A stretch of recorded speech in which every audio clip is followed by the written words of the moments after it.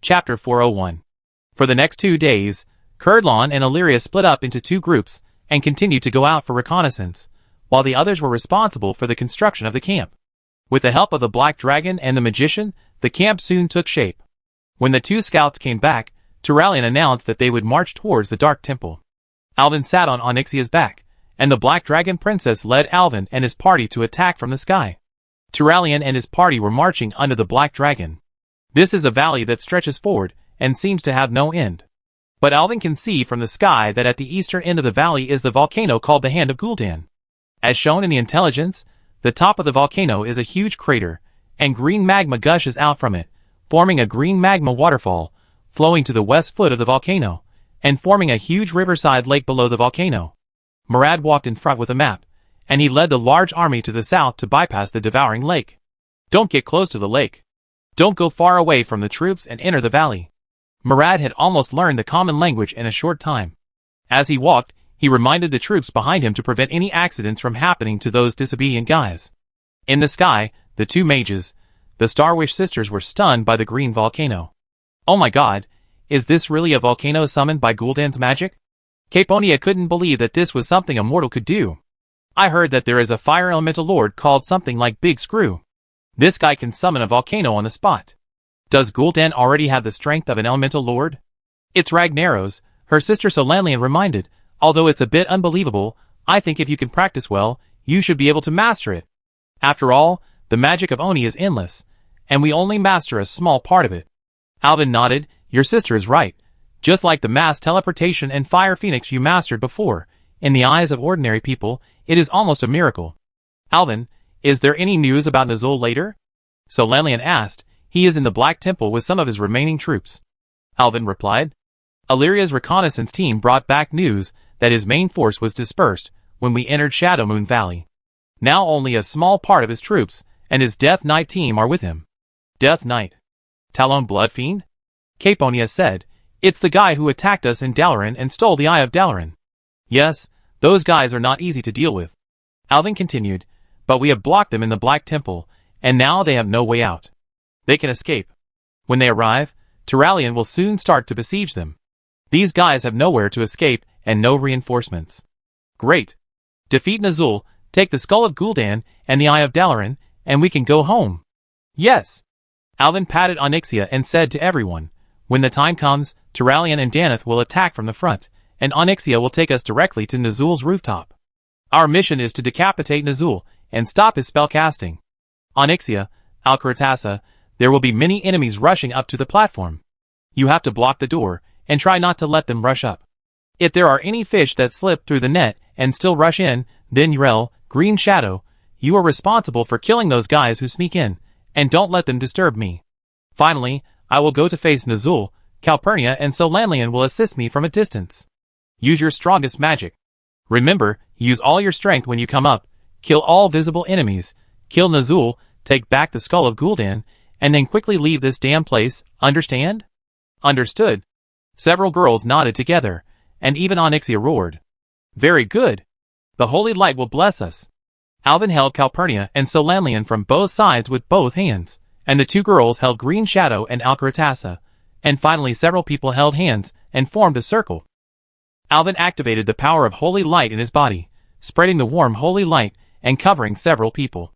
The light circle gradually expanded, and finally even covered the Black Dragon. Everyone on the march looked up and noticed that Alvin's Black Dragon was like a small sun, emitting warm light, sweeping away the uncomfortable purple light of Shadowmoon Valley. With a map and a Griffin Knight leading the way in the sky, the large army crossed the valley in just 1 day. Turallion chose to set up camp in Shadowmoon Valley for another purpose, which was to wait for support from Hellfire Citadel and Illyria Fortress. No one wanted to miss this final battle. Finally, in the early morning of the next day, the Alliance troops finally bypassed the volcano from the valley. When everyone walked out of the valley east of the volcano, everyone was stunned. Dark Temple. It was a huge existence, dark and dirty, like a huge iron mountain located in the far east. Even the volcano behind it could not compare with its grandeur. Alvin looked from a high place, and saw that there were still some traces of Draenei architecture in the whole temple. The huge dome and stone pillars were obviously the same as the temples he had seen before, and even some stone slabs in the Achanai crypts. They were originally stone materials that could emit bright luster, but now they were like black magnets wrapped in a layer of dirty iron sand. The whole building was like a black hole that absorbed light, ruthlessly tearing apart the light scattered on it. Dark clouds shrouded the dark temple, and thunder struck from time to time, hitting the roof of the dark temple, emitting colorful sparks and huge noises. The war horses and griffins of the Alliance soldiers cried out in grief and stopped, and some even began to tremble. The animals' instincts told them that the temple was an ominous place. If they were not controlled by their masters, many animals would probably run away. This is really fucking weird. Kurdran gently soothed his griffin and slowly landed. Alvin shared the view with Onyxia and carefully observed the layout of the dark temple. From the top, you can see a straight corridor. At the end of the corridor, turn right and go up the steps to enter a tower-like structure. Coming out of the tower is the largest platform. The orcs are already ready. Huge crossbows and catapults are deployed on the walls and high places of the dark temple. Wolf cavalry patrols the city, and warlocks hide in dark corners. It seems that they are ready for battle. Alvin looked around carefully and finally found a circular platform similar to the one used to fight the final boss in the previous game. An altar was placed in the center, with many orc soldiers guarding it. An orc with a face painted with white powder to look like a skull was raising his hands and muttering something. "What's going on?" Turalian shouted from below. "What's the matter with the thunder?" "Damn it!" Alvin paused the casting of mind vision and shouted to Turalian and others below. "I saw Nazul. He has started casting. Can you stop him?" "We must stop him." Turalian looked around, and almost all the Alliance soldiers were looking at him. "It's time." Turalian drew out the broken sword. "This is the sword of Anduin Lothar, the Lion of Azeroth. Everything will end today," Turalian thought in his heart, and roared at the loudest volume in his life, "Alliance! Attack!" Chapter 402. Accompanied by Turalian's roar, the Alliance warriors charged towards the main gate of the Dark Temple, like a landslide and tsunami. Alvin stood on the dragon's back, and selected the Halo's skill icon in his mind. A circle of dazzling light emerged from Alvin's body, fell from the sky, and spread to the surroundings as it landed on the ground. The halo became brighter and brighter, until it became as dazzling as daylight, illuminating the entire Shadow Moon Valley. Wherever the halo passed, all darkness was dispelled, and all shadows were illuminated. The Alliance warriors covered by the halo all surged with strength from deep in their bodies, as if they had courage from their hearts, and roared towards the orcs' positions. The orcs covered by the halo were miserable. Their bodies seemed to be burned by high heat, and their eyes were so dizzy that they couldn't open them. They avoided the light one after another, and those evil Shadow Council warlocks were trembling constantly under the glare of the light. When the halo spread to its maximum range, the orcs who thought that this terrible magic had ended despaired and found that the halo actually shrank back to its original shape, until the range shrunk to the feet of the hateful human, the halo that shrank to a point spread out again. The orcs cried for their parents, covered their eyes, and fled in all directions. The wolf cavalry supervisors in the rear angrily beheaded several orcs, who abandoned their positions and retreated without authorization, and only then did they hold the position. The halo spread 3 times in a row before it finally ended. At this time, Turalian had led the Alliance warriors to rush into the gate of the temple under the protection of the halo, rushed into the orcs' line, and cut down rows of orcs like cutting melons and vegetables, until a tall figure jumped down from a height, slashing the battle axe more than one person high to the left and right, and several Alliance warriors who rushed the fastest had no room to resist under his hands, and their heads and bodies were separated in an instant. The figure of the person who came looked like a human, but the pale face and stiff skin, as well as the coldness and dark red armor without any human aura, all showed that this guy was not a normal person at all. Then a group of guys dressed similarly also jumped into the gate, blocking Turalian in front of him, completely blocking the road. Tyrone Bloodfiend. It's the Death Knight who attacked Dalaran. Calpurnia saw it on the back of the dragon and immediately recognized this guy. It was he who attacked Dalaran. You and your humble holy light are useless here. Alliance. The Bloodfiend stood his big axe beside him, and everyone saw clearly that it was not an axe, but a spherical weapon with several layers of sharp blades, more like a sledgehammer. But everyone could see that Death was actually a little strong on the outside. Although he used his cloak to cover most of his body, the rotten flesh on his face, which had long been stiff, was twisted in pain because of the burning of the holy light, and several places on his body were burned by the flames of the holy light. Monster, you are a filthy and evil person who deserves to die here. Come up, and let me see how strong you are, Turiang said, as he put away the broken sword and drew out the war hammer. The blood demon laughed, and his dirty cloak shook with his laughter. Suddenly, the blood demon pulled out the strange hammer with both hands, leaped towards Turiang, and chopped off Turiang's head with one hammer. Turiang dodged backwards, and raised the war hammer forward. Duang! The collision of metals made an earth-shaking sound and sparks. The two men started wrestling with their weapons, and for a while they were evenly matched. Go to hell, Paladin! The Death Knight didn't expect that Turalian's strength could withstand his attack. In shock and anger, he quickly chanted a spell and pointed his finger. A ball of black magic stabbed Turalian at 0 distance. Turalian immediately activated the holy light to protect his body, but the evil magic was like a big hand, which bounced his holy light away and twisted his neck with a slap. Ah! Turalian's face turned livid due to suffocation. The evil power suppressed him and made him unable to breathe.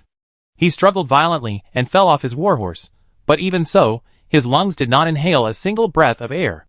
The entire battlefield became silent, and only the hoarse laughter of the Death Knight reached Turalian's ears. Am I going to die? Turalian was in unbearable pain at this time. The dark magic completely dispelled the holy light on his body, squeezing his body like a huge sandbag, and then entering his body, turning into small needles to stimulate his internal organs, causing severe pain all over his body. Alvin watched carefully in midair.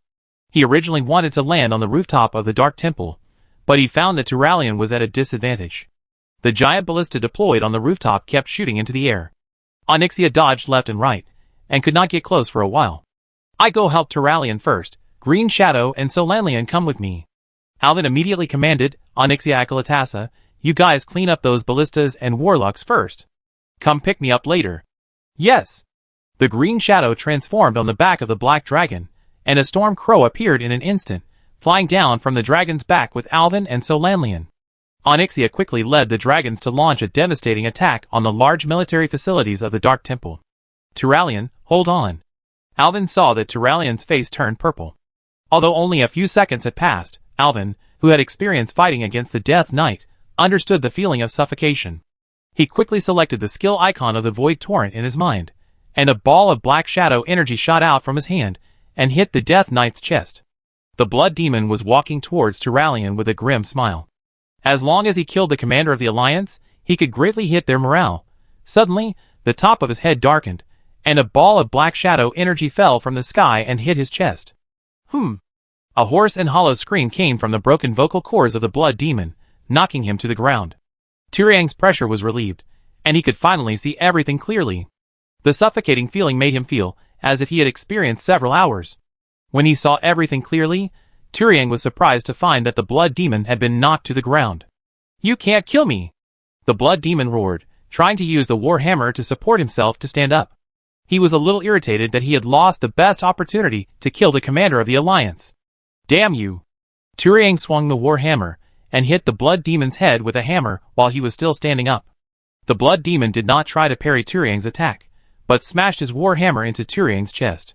Two loud noises broke out. Turiang spurted out a mouthful of blood and took a few steps back to stabilize his body. The Blood Demon was not very good either. Turiang was sure that he had smashed the helmet of the Death Knight and felt the feeling of the other skull breaking. I'm already dead? How can you kill a dead person? The Blood Demon looked horrible at this time. His helmet was broken, revealing a half-smashed rotten head with pale hair mixed with rotten flesh, and an eyeball hanging in the eye socket. Monster, I will send you back to where you belong. Chapter 403. Alvin had jumped off the Storm Crow. He could see clearly that Turalian should not need help. He believed that the Paladin was fully capable of defeating the Blood Demon. But the Blood Demon's subordinates, the other 5 Death Knights, had already launched an attack on the others. Donna's and Aurelia were both entangled. They had never fought against the Death Knight before, and they were suppressed for a while. Alvin, Green Shadow, and Solanlian quickly joined the battle. The Blood Demon roared. He had no energy to care about others now. He had only one goal in front of him, which was to kill Turalian. The Death Knight did not need to breathe, nor did he know pain. Turalian's killing of him just now was far from fatal. Turalian's chest was hit, and he felt a sharp pain. Fortunately, he was protected by armor, otherwise he would have broken several ribs. He only felt a sweetness in his throat, and almost spit out a mouthful of blood. But despite the unbearable pain, Turiang did not dare to bend down to check the injury. He gritted his teeth and swallowed the blood that had already flowed into his mouth, urged the power of the holy light in his body, and shouted loudly, "In the name of the holy light, die! Monster!" Turiang raised his war hammer with both hands, facing the staggering blood demon, and pushed the weapon forward.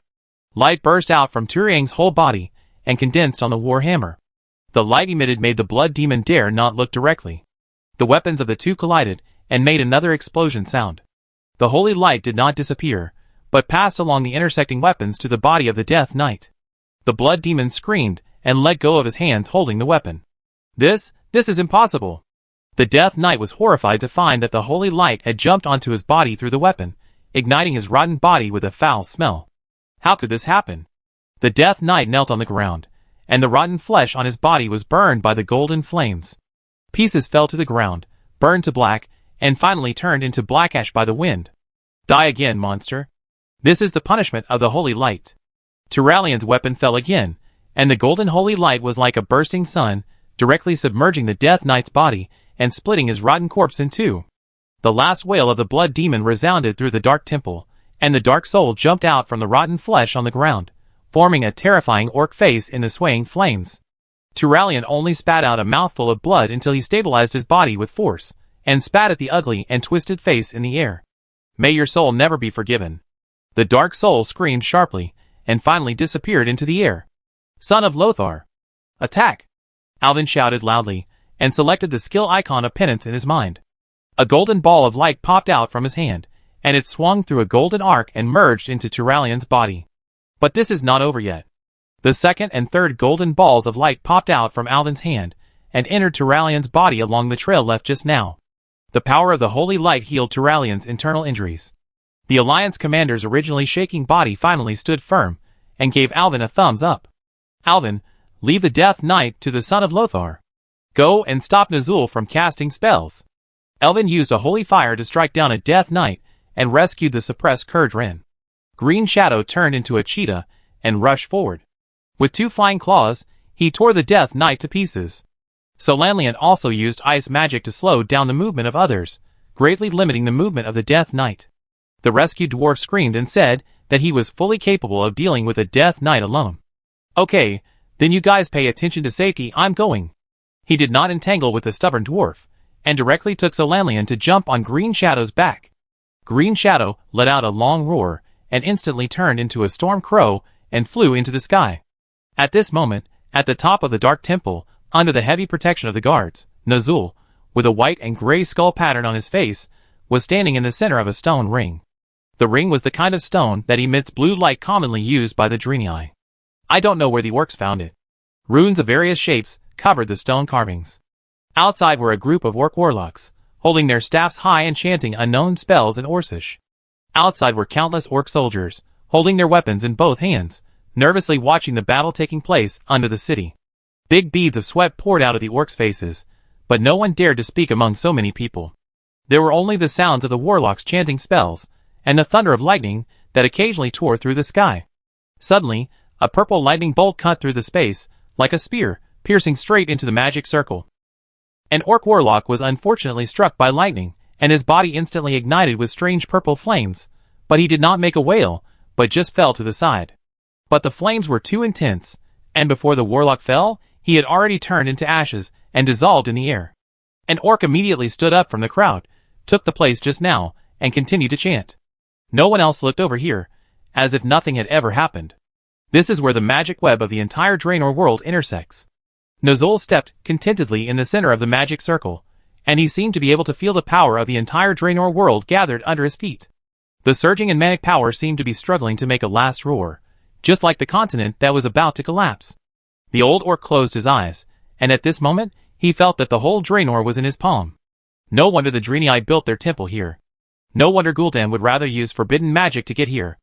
Nazul laughed, and the blue energy flowing under his feet was constantly gathering, and the powerful power gave him full confidence. Here, the energy of the entire Draenor world will obey me. With such energy supply, no magic ritual will fail. He muttered, turning a deaf ear to the sounds of fighting coming from the city, as if those orcs who were trying to stop the Alliance from advancing were not his people at all. Orc warlocks around him were constantly hit by lightning that fell randomly from the sky, and all those who were hit were reduced to ashes, but immediately others stepped forward silently to fill the position. Just like useless batteries, they were quickly thrown away and replaced with new batteries. Nazul didn't bother to pay attention to these guys. Everyone was consumable in his eyes. In order to complete his great plan, nothing was not discarded. He abandoned the Thunder King, War Song, Blood Ring, Broken Hand. The adjutants who had fought beside him were almost wiped out, and the tribe that was regrouped in his hands was almost annihilated now. But he had no regrets, and a cruel smile appeared on his lips. What are their names? Well, let me think. Fenris, Kilrog, and Grom, and Bloodseeker, you are all brave orcs. Unfortunately, you are too difficult to discipline. Now, you have disappeared from my side, ha ha ha. Only those who obey me are left. From now on, the tribe belongs to me, and it belongs to me alone. Nazul's Tribe. Chapter 404. The frequency of thunder in the sky is getting faster and faster. Alvin stood on Onyxia's back and felt the wind and clouds change color. He had never seen such a terrifying scene in his life. The continuous lightning seemed to tear the sky apart at any time, and the volcano called Gul'dan's hand behind him began to erupt violently. The orcs on the top of the temple were like crazy, and huge crossbows kept shooting out of the crossbows. The various magics guided by the orc warlocks seemed to have no mana, and they shot at the dragons with all their strength. Alvin looked at the magic circle located on the top of the dark temple, and clearly saw the energy of the magic network running in it. That place was like a ready-made mana bomb. If you are not careful, it may trigger a chain explosion of the magic network in this Draenor world. Alvin shouted loudly, Nazul's magic is almost finished. Dragon Legion, attack! With an order, the majestic figure of the Dragon Legion broke through the silent sky like a meteor in the sky. The black dragons roared like thunder, shaking the earth. Their target was the large crossbows located on the top of the dark temple. For a moment, the flames of the red dragon and the shadow flames of the black dragon were fired at the same time, and Alvin, Solanlian, and Calpurnia also used their strongest spells directly. The powerful magic and dragon flames instantly turned the crossbow position into a scorched earth. The orcs hiding behind the crossbows were devoured by the flames, and turned into ashes before they had time to escape. The warlocks chanted magic, forming a purple shield above the magic circle, wrapping the magic circle. The dragon's flames and Alvin's magic disappeared when they touched the shield, and the remaining orcs hid in the shield one after another. Solanlian shouted loudly, the shield is right above the node of the magic network. It uses the inexhaustible magic power of this planet. Our magic can't break it. Look at me! A dazzling golden light flashed in Calpurnia's hand, and a golden egg emerged in her palm. With a light shout, she threw the egg into the air. The eggshell broke instantly, and a burning phoenix flapped its wings out of it. Its feathers were as hot and shining as molten gold, and its eyes were as blazing as rubies. Ayo! Please help us open that magic shield. Chew! With a sharp and high-pitched cry, Phoenix Ao flapped its wings and flew high, then hovered in the air, spread its wings, and golden flames fell from its wings, like a golden waterfall falling from the sky. The flames flowed in the air, like a golden river, magnificent and shocking. Under the guidance of the phoenix, it rushed straight to the magic shield below. The moment the flames came into contact with the shield, it was as if a golden meteor hit the calm lake, making a violent impact. The golden flames jumped, twisted, and burned on the shield, emitting dazzling light, illuminating the entire space. Each collision was accompanied by a low roar, as if the breath of the earth and the echo of the sky were intertwined. Come on! Oh! Calpurnia shouted loudly. The magic shield began to tremble under the impact of the flames. The golden flames were like wild waterfalls, constantly impacting the boundaries of magic, and every collision made the shield shine more brilliantly. The figures of the orcs were looming in the magic shield, and their eyes were flashing with fiery fighting spirit and fierce light. They held huge axes and war hammers, and wore heavy armor, ready to meet the upcoming challenge. Chirp! The crisp and long chirping broke the silence of the sky, and the phoenix was instantly surrounded by blazing golden flames, turning into a huge fireball. This fireball was like a meteor, with unparalleled power and heat, rushing straight to the seemingly indestructible magic shield below. The shield began to tremble under the impact of the phoenix, shining brightly, and the collision of flames and magic produced a violent explosion, and finally a huge hole was broken in the shield. You hold the line and stop the orcs outside for support. Green Shadow Irol, follow me. At this critical moment, Alvin pulled out the Xalatath dagger, with a resolute light flashing in his eyes. He did not hesitate at all, and took advantage of the moment when the shield broke, and jumped from the dragon's back into the hole opened by the phoenix. Green Shadow and Iroh also jumped off the dragon's back with Alvin. The figures of the three people quickly disappeared in the blazing fire, and the whole of the shield merged again. The old orc Nazul was very proud. His magic was almost complete, holding the Eye of Dalaran in his left hand, and the skull of Gul'dan in his right hand. The magic of the Earth Vein Network flowed through Nazul's body, and condensed on the two artifacts. The empty eye sockets of the skull of Gul'dan emitted a blue light, and the Eye of Dalaran also emitted a dazzling blue light. The magic power continued to fill the two artifacts, and the energy returned to Nazul's body, lifting the old orc's body up and floating in the air. But at this moment, a violent explosion broke out around the magic circle, and the dragon's attack began. You idiots! Open the magic shield. Protect the magic circle, protect your chief. Nazul shouted loudly, holding two artifacts high in the air and chanting spells. The warlocks also recovered from the initial attack and began to raise their hands to continue casting spells. The magic power of the entire Draenor is at my disposal. I am invincible. Nazul shouted loudly.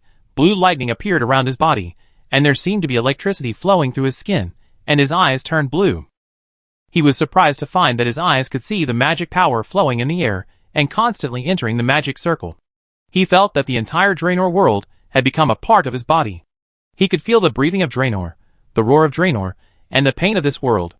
I can do everything. Nazul roared. He saw the world collapse, the sky shattered, and heard the friction sound coming from the depths of the earth. Draenor, obey me. Follow my orders. Let me open the portal. Nazul raised the skull of Gul'dan and the Eye of Dalaran in his hands, and the energy of the two merged together. The powerful force almost tore the entire space apart.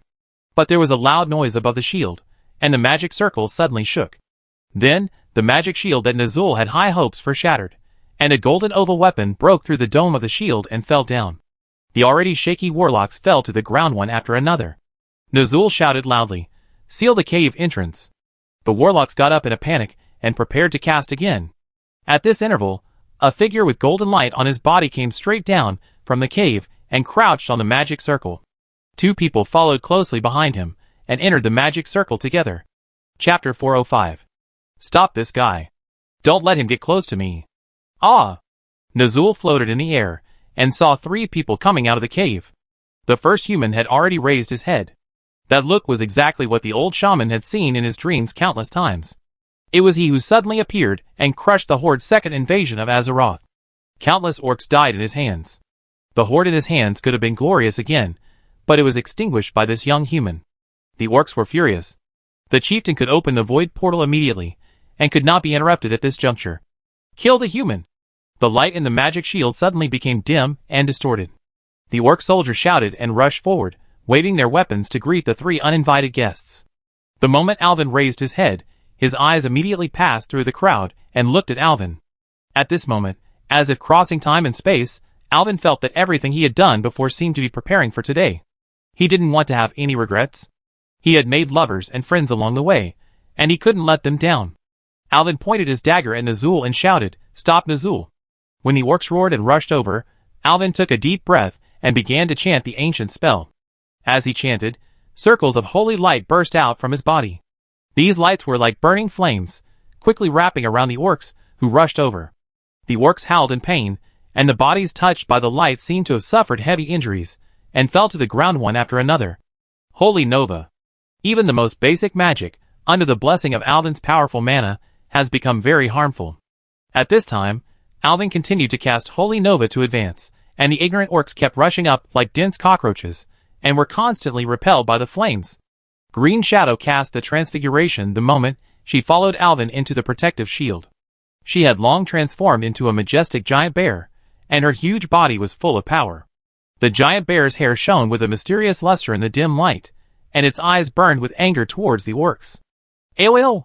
The giant bear howled to the sky, and then rushed forward, and the ground trembled slightly with every step he took. The attacks of the orcs rained down on him, but Green Shadow was not afraid. She waved her huge bare paw and swept and hit hard, slapping the approaching orcs away. "Hold him!" The orcs shouted loudly, and the warriors picked up axes and chopped at the weaker hind legs of the giant bear. "Broken tendons! Hurry up and break tendons! We can't let this guy rush up!" The orcs quickly formulated a strategy, trying to limit the giant bear's movements and then drown her with human waves. But suddenly, a red circular magic circle appeared at the feet of Green Shadow. The magic circle kept rotating, and the magic emitted from the runes knocked all the approaching orcs away. It turned out that Hyrule, who was standing behind Green Shadow, raised his war hammer and gave Green Shadow the blessing of freedom. Hyrule's war hammer shone with holy light, and he also exuded an awe-inspiring sacred breath. I saw a soft light shrouding the giant bear Green Shadow, and Green Shadow suddenly felt that her body was lighter and more powerful. She shuttled through the orcs like a whirlwind, and nothing could stop her. The orcs didn't expect the three people who came in to be so powerful. Their powerful melee combat ability, which they were always proud of, was completely useless. In the fierce battle, an orc shouted, "Throw the spear! Throw the flying axe! Kill the humans first!" The orcs were born warriors, and they quickly changed their tactics after being reminded. If melee combat didn't work, they would switch to long-range combat. They threw their weapons one after another, and threw them at Alvin, who looked the weakest. These weapons flashed coldly in the sun, with the sound of breaking wind, and flew towards Alvin densely like raindrops.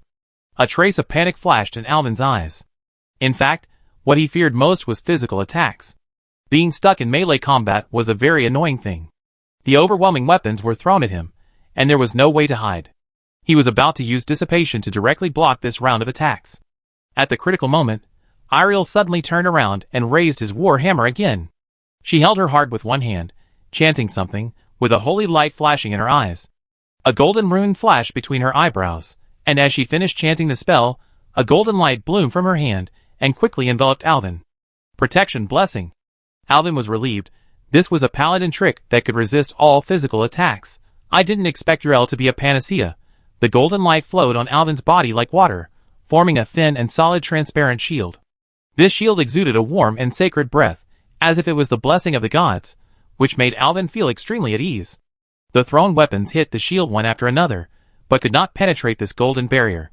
They seemed to be blocked by an invisible force, falling to the ground one after another, making a crisp sound. Alvin stood there, like an insurmountable mountain, standing firm despite the wind and rain. The orcs looked at this scene, their eyes full of confusion. They didn't understand why this seemingly weak human could withstand their attacks. In the last war, the orcs didn't give much information about the paladins. Alvin took a deep breath, feeling the surging power in his body and the increasingly strong shock of Xal'atath. He knew that the blessing of protection only lasted for a short time, and he had to inflict heavy casualties on the orcs at this time. Alvin stood in the center of the battlefield, his body blurred by the baptism of shadow energy. He raised his hands high, as if embracing the darkness of the entire universe. "Xal'atath, I want more shadows this time. More!" His voice echoed on the battlefield, and he quickly selected the skill icon of Void Burst in his mind. Xal'atath's response was almost immediate. Alvin remembered the voice of Xal'atath in his mind. Pure shadow form. Originally, each transformation only gave Alvin limited shadow energy to prevent him from being devoured by this power. But now, the blessing of the three dragon bloods has made his ability a qualitative leap. Xal'atath released more shadow energy than before, and these energies ran wild in his body, becoming more concentrated and powerful. Blue stripes began to appear on Alvin's dark body, as if the stars in the void were flashing on his skin. His eyes became as dark as the abyss, without a trace of white, but he could clearly see the magic elements flowing in the air.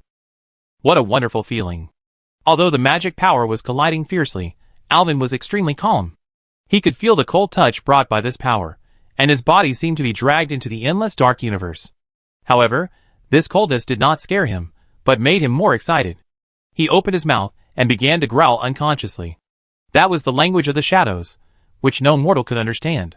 Then, Alvin activated his shadow halo. Chapter 406.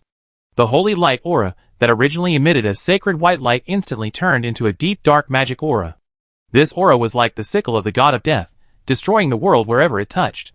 The weapons scattered on the ground, and the bodies of the orcs were corroded by the darkness, the moment they were touched by the dark aura, turning into black unknown substances, and then fell to the ground and became powder. Some blind orcs still wanted to resist, but unfortunately these poor creatures turned into black ash like their weapons, the moment they were covered by the dark aura, and their vitality quickly dissipated. "Quick! Run!" The orc shouted and ran away in fear, all wanting to stay away from the invasion of the dark aura. Many people even ran out of the protective shield directly, but as soon as they got out of the shield, they found the giant dragon guarding outside the shield. At this moment, The black dragons had burned everything outside the shield and were waiting anxiously outside the shield. When they saw an orc escaping from the shield, they quickly smashed it with one claw. There was a giant dragon outside, and terrifying darkness inside. The orcs knelt on the ground in despair, and cried for their parents. But even worse than them were the warlocks, who supported the magic circle. They had to stick to their positions, maintain the magic circle and the shield, and could only watch the dark halo pass by their feet in despair, and then experience the fear that spread from their feet to their heads, and finally turn their whole bodies into black powder. The dark halo continued to expand and shrink on the battlefield, and each cycle was accompanied by the fall of orcs. The halo cycled 4 times, and after dissipating in the aftermath of the dark halo, only Alvin and the other two and Nazul floating in the air were left on the battlefield. The 3 of them stood on the devastated land, with broken weapons and armor scattered around, and the air was filled with the smell of gunpowder and blood. Above their heads, Nazul was suspended in midair. His figure looked particularly lonely and helpless in the dim light. Nazul's eyes were full of shock and confusion. His mouth twitched slightly, as if he was whispering to himself, "This is impossible. My tribe?" There was a tremor in his voice, and he was obviously unbelievable about the scene in front of him. Alvin stood on the ground and sneered at Nazul. "This is the end of the tribe after committing those atrocities. Now is the time to end everything. Stop your spellcasting, Nazul, surrender." His voice revealed unquestionable determination and strength. At this moment, because the warlocks who maintained the magic circle had been annihilated, the purple shield gradually dissipated in the air. When the mysterious power shrouding the magic circle gradually revealed the truth, like a torn curtain, the purple light that was once like a sky gradually became thinner until it disappeared completely, as if it had never existed. However, the remaining magical fluctuations in the air were like heavy breathing, reminding everyone that what had just happened was not an illusion. Nazul floated in the center of the magic circle, and the scene around him made his heart sink. The surrounding dragons quickly gathered around him, their scales flashing cold light in the sun, and their eyes revealed their desire for prey. Nazul looked around and saw dragons everywhere he could see. These behemoths stood between heaven and earth like mountains, and every breath they took was accompanied by the low hum of the wind. The shouting and killing under the city gradually weakened, as if foreshadowing that the fate of the tribe was coming to an end. I don't understand why it has become like this. The tribe, the once powerful tribe, why is it so vulnerable? Nazul was silent in the air for a while, and suddenly took a deep breath. After a short silence, the whole world began to shake violently. The great force also made a cracking sound from the depths, and the roaring sound came from the center of the earth. The dark clouds in the sky also gathered strangely. The volcano Gul'dan's hand in the distance behind everyone suddenly made an explosion sound, and countless green magma sprayed from the crater to the sky. The continent of Draenor was like a dying person, wailing in pain. The sudden accident caused a panic in the Alliance and the remaining tribes. The dragons looked around and were stunned by this doomsday scene. Nazul's eyes gradually changed from shock to ecstasy. He gently waved his hand holding the skull of Gul'dan, and the air around him was quickly cut open. The space was like being cut open by a sharp blade, and a gap appeared. My magic is complete. I opened the space portal. Ha ha ha. Nazul laughed loudly. The old shaman grinned, closed his eyes, and continued to draw in the air with his hands, and then more than one space rift was opened. Countless small cracks appeared, causing a strong wind, and the space portal sucked away the things in the Draenor world like a huge vacuum cleaner. Kill Nazul. Alvin knew what would happen if Nazul escaped. He would enter the twisting void and be transformed into the Frostlich King by the Burning Legion and thrown back to the continent of Azeroth, thus triggering the Third War. By then, the whole of Lordaeron would be destroyed by the plague developed by the curse cult summoned by Nazul. Nazul knew that there were countless worlds behind countless portals. He should have sent some scouts to see which world was more suitable for orcs to survive, and then decide which world to go to. But now, he didn't have the time. The human priest Alvin and his companions would not give him so much time. Alvin really wouldn't give him time. At this time, his holy fire had already been used and instantly struck down on Nazul's head. Nazul was controlling all the energy of the Draenor magic network at this time. He could even see the flow of magic elements with his naked eyes. The old shaman cast a spell quickly, and a stone wall suddenly grew on the ground to cover his head, resisting the attack of Alvin's holy fire, and then turned around and rushed towards the nearest portal like crazy. The portal floated in the air. He raised the skull of Gul'dan, and the energy shot out from the skull toward the entrance of the portal larger. He could already see the dark nothingness on the other side of the portal. As long as he could escape, no matter where he was, He could always make a comeback. As long as I can get through. But Nazul suddenly found that the light on the side was dimming, and he subconsciously stopped. In the next moment, a warhammer came down and blocked the road ahead. Nazul was shocked and looked back. He saw a young Draenei woman jumping high. It was she who threw the warhammer. At this moment, the Draenei woman was clenching her fist and was about to hit him. Nazul roared, and lightning quickly gathered on his palm. The old shaman did not dodge or evade, and blasted the Draenei's chest with his electrified palm.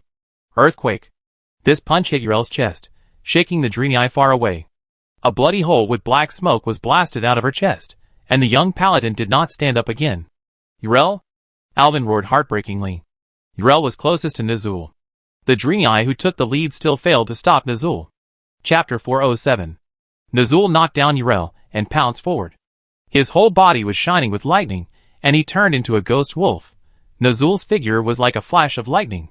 His body drew a graceful arc in the air and rushed towards the portal. Solanlian and Calpurnia stood on the heads of two dragons respectively. Their figures were particularly eye-catching in the moonlight. The scepter of Sargeras in Solanlian's hand flashed with cold blue light, and Calpurnia's staff burned with blazing flames. They waved their staffs at the same time, and two magics were formed instantly. One was ice magic, and the other was fire magic.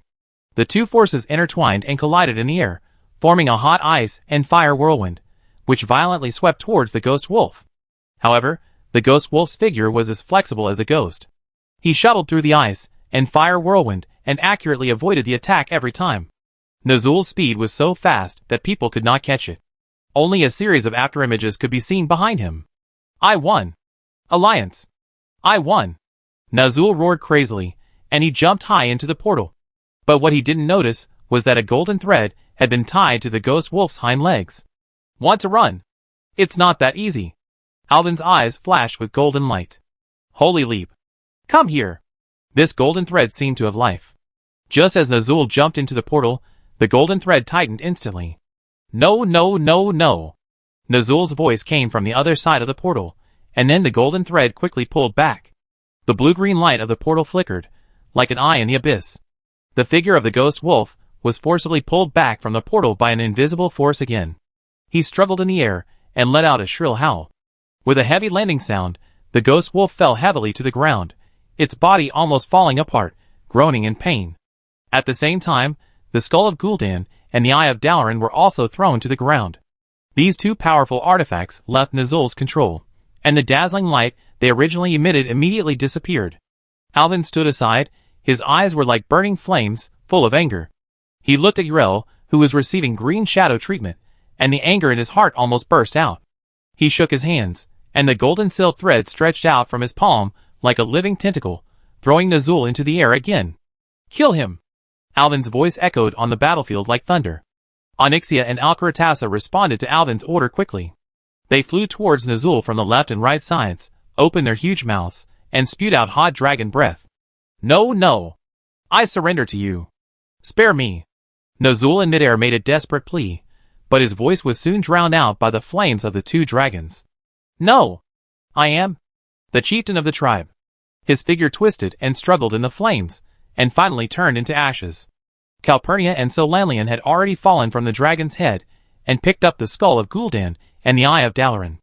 Alvin asked, Calpurnia, what's the situation now? Can you close those portals? Alvin was worried that if there was a portal leading to the twisting nether, it would be bad if the Burning Legion was attracted here. Calpurnia nodded, quickly stood in the center of the magic network, raised two artifacts, and tried to establish a connection with Draenor, but the girl showed a painful look on her face, as if she felt the pain of the planet Draenor. The skull of Gul'dan and the eye of Dalaran in her hands flickered with a faint light, as if telling that their power was gradually fading. I feel the wailing of the planet Draenor. It's terrible. We are too late. I need time to analyze, but this planet is going to die. What should we do? Is there any other way? Open the portal to Azeroth? Alvin specializes in the holy light, and knows little about arcane magic. He clenched his fists, and was full of anxiety. No, I need a huge supply of magic. It was originally possible here, but this place is going to collapse. Solanlian gently patted Calpurnia's shoulder to comfort her. It seems that Nazul's magic ritual just now accelerated the collapse of Draenor. This planet is on the verge of destruction, she whispered, Perhaps we can try to find other solutions? Maybe there are other forces that can help us.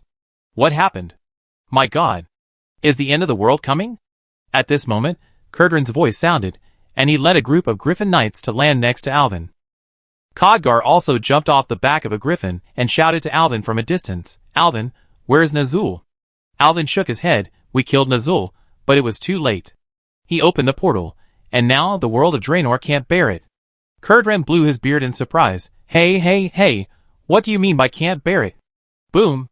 A loud noise interrupted Curdran's words. The volcano behind them made a loud noise, and the hot magma gushed out of the crater like an angry dragon, dyeing the sky red. The smell of volcanic ash and sulfur quickly filled the air, suffocating people. The ground at the foot of the mountain also cracked deep cracks in the violent vibration, as if it was the scar of Mother Earth. These terrible cracks were like the bloody mouth of a giant beast, devouring all life close to them. The dark temple under their feet also began to shake. The cracks on the wall gradually widened, and stones fell one after another, making a dull sound. Every loud noise seemed to announce the fate of this ancient temple. At the same time, the sea east of the temple also became extremely violent at this moment. The originally calm sea suddenly churned up huge waves, as if it was forcibly torn apart by some invisible force. Alvin took a deep breath. He knew that the world of Draenor would definitely usher in the end. He thought he could turn the tide, but he didn't expect that what was going to happen would still happen. "Quick, let Turalyon and the others get up to the high ground. The Dark Temple is going to collapse," Alvin shouted loudly. Seeing that the situation was not good, Curdran knew that something big was going to happen, so he immediately called out and climbed onto his griffin. But his big griffin was so scared at this moment that it refused to take off. It was beaten several times by the dwarf before it came to its senses, screamed and took off, and flew to the bottom of the temple with its master. Alvin's mind was spinning quickly. What should I do now? While thinking, he ran to Urel's side and cast a holy light spell to heal the Draenei girl's injuries.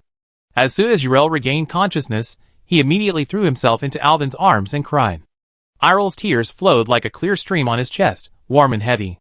He looked up and saw Green Shadow, Calpurnia and Solanian all surrounded him and hugged him together. He couldn't help but feel an inexplicable emotion in his heart. "Everyone, what are you doing?" There was a tremor in Alvin's voice. His eyes swept across the familiar faces. Did everyone think that they were going to die here? Calpurnia raised her head, tears flashing in her eyes. Although her voice was choked, she was firm. "We don't regret it." This sentence hit Alvin's heart like a heavy hammer. He felt as if his heart was torn apart by something, and a piece was missing. Chapter 408. Alvin clenched his fist so tightly that his nails scratched his palms. Blood dripped from his fingers onto the floor beneath his feet, dyeing the dark green geometric patterns dark red. The dragons surrounded Alvin and his companions, waiting for Alvin's instructions. Even Nefarian and Sabrian, the noisy brothers, fell silent. "We're here. Alvin! The orcs below have been cleared." While Turalyon was speaking, he had already rushed up under the leadership of Curdran, followed by Daneth, Illyria and their troops. His broken sword and warhammer were already stained with the dark red blood of the orcs. "Alvin!" Turalyon patted Alvin on the shoulder. "Curdran told me. It's okay. Everyone was ready when we left Azeroth. I heard that you destroyed Nazul. That's enough. At least our world is safe. This is not enough, everyone. Because of me." Alvin's eyes were dim, and his expression was full of self-blame. "This is all my fault. I brought everyone into such a desperate situation." "Alvin, don't blame yourself like this." Turalyon's voice was steady and powerful. "The Alliance decided to go on an expedition, not because of you. We came for the safety of Azeroth, to protect this land we love deeply. This is our common mission." Alvin raised his head, his eyes a little sour. "But, if it weren't for me..." Turalyon interrupted him. "Alvin, each of us was ready when we set out on the journey. For justice, for Azeroth, we are willing to sacrifice our lives. This is our choice, it is our honor. But the price is too high." Alvin's voice trembled. "Alvin, don't forget our beliefs. Even if the road ahead is full of thorns and darkness, we will never retreat. Our sacrifice will bring tranquility and peace to Azeroth." Turalyon patted Alvin on the shoulder again, and he looked at the people behind him. Alvin found that Curdran, Daneth, Khadgar, and other Alliance warriors all had calm faces and no panic. Calpurnia raised his staff and smashed the falling rocks in midair. The breath of the Quel'Dorii female mage was as hot as fire. "It's a pity that we can't go to Mulgore. You once promised to take me to Mulgore to see the most beautiful moon in the world. These words were like a ray of morning light shining into Alvin's chaotic thoughts. He suddenly remembered the words of the female orc, Grandmother Guyan, in the fur tent in the forest north of Kurdran Fortress at dusk a few days ago. The wind told me that Ned Grand will survive the apocalypse. The old woman's voice was hoarse but kind. Like the crackling of Mars, they say that the mountains of Ned Grand will stand like the backbones of our ancestors. At that time, Alvin only thought it was a tribal proverb of the orcs, but now the memory is extremely clear. The emerald grassland in the game has indeed never been touched by the evil energy. Even during the Burning Crusade, when Draenor collapsed into Outland, the sacred mountain of Oshigun still maintained its blue sky. Nag Grand is safe. Alvin suddenly jumped up like crazy. His movements were swift and abrupt, as if driven by an invisible force. He grasped Calpurnia's thin shoulders tightly, his fingertips almost digging into her skin. The elf's long ears trembled slightly, and a faint violet halo appeared, as if the moonlight was shining on her ear tips. There is a place where the moon is more beautiful than Mulgore. Alvin's voice trembled, and his eyes flashed with fanaticism. It's to the west of here. Nag Grand. What? Several girls exclaimed in unison, looking at each other. They couldn't understand why Alvin suddenly mentioned the moon and grassland at this critical moment of life and death. Alvin ignored their doubts, and quickly spread out the tattered map. The edge of the parchment was worn out. He ran his trembling fingers across the left side of the map, and his fingertips outlined the outline of the Nag Grand grassland, as if the land was awakening under his fingertips. Right here. In the direction of Nag Grand, just west of Terakir Forest. Everyone listen to my command. Alvin's voice suddenly rose, exploding in everyone's ears like thunder. With unquestionable majesty, climb on the dragon's back. Let the Black Dragon army take us and break through to the northwest. His roar was mixed with the roar of thunder and tsunamis. The wind came from all directions, rolling up his robes and making a rustling sound. There was a blazing flame burning in his eyes, as if he had seen the distant grassland and the moon that was brighter than Mulgore. Follow the direction of the wind and go to Nag Grand. Alvin's voice echoed in the wind, with an almost crazy excitement. His fingers tightly grasped the map, and his knuckles turned white due to the force, and there is the elemental throne over there. It is also a place full of energy. As long as we get there, we may be able to go home. His words were like a flash of lightning, instantly striking everyone's heart. Everyone was surprised, but soon calmed down. They had witnessed countless miracles caused by Alvin. Maybe this time, a miracle could happen too. The light of hope gradually ignited in the girls' eyes, as if they saw a ray of light in the darkness. They no longer hesitated, and quickly moved, climbing onto the dragon's back.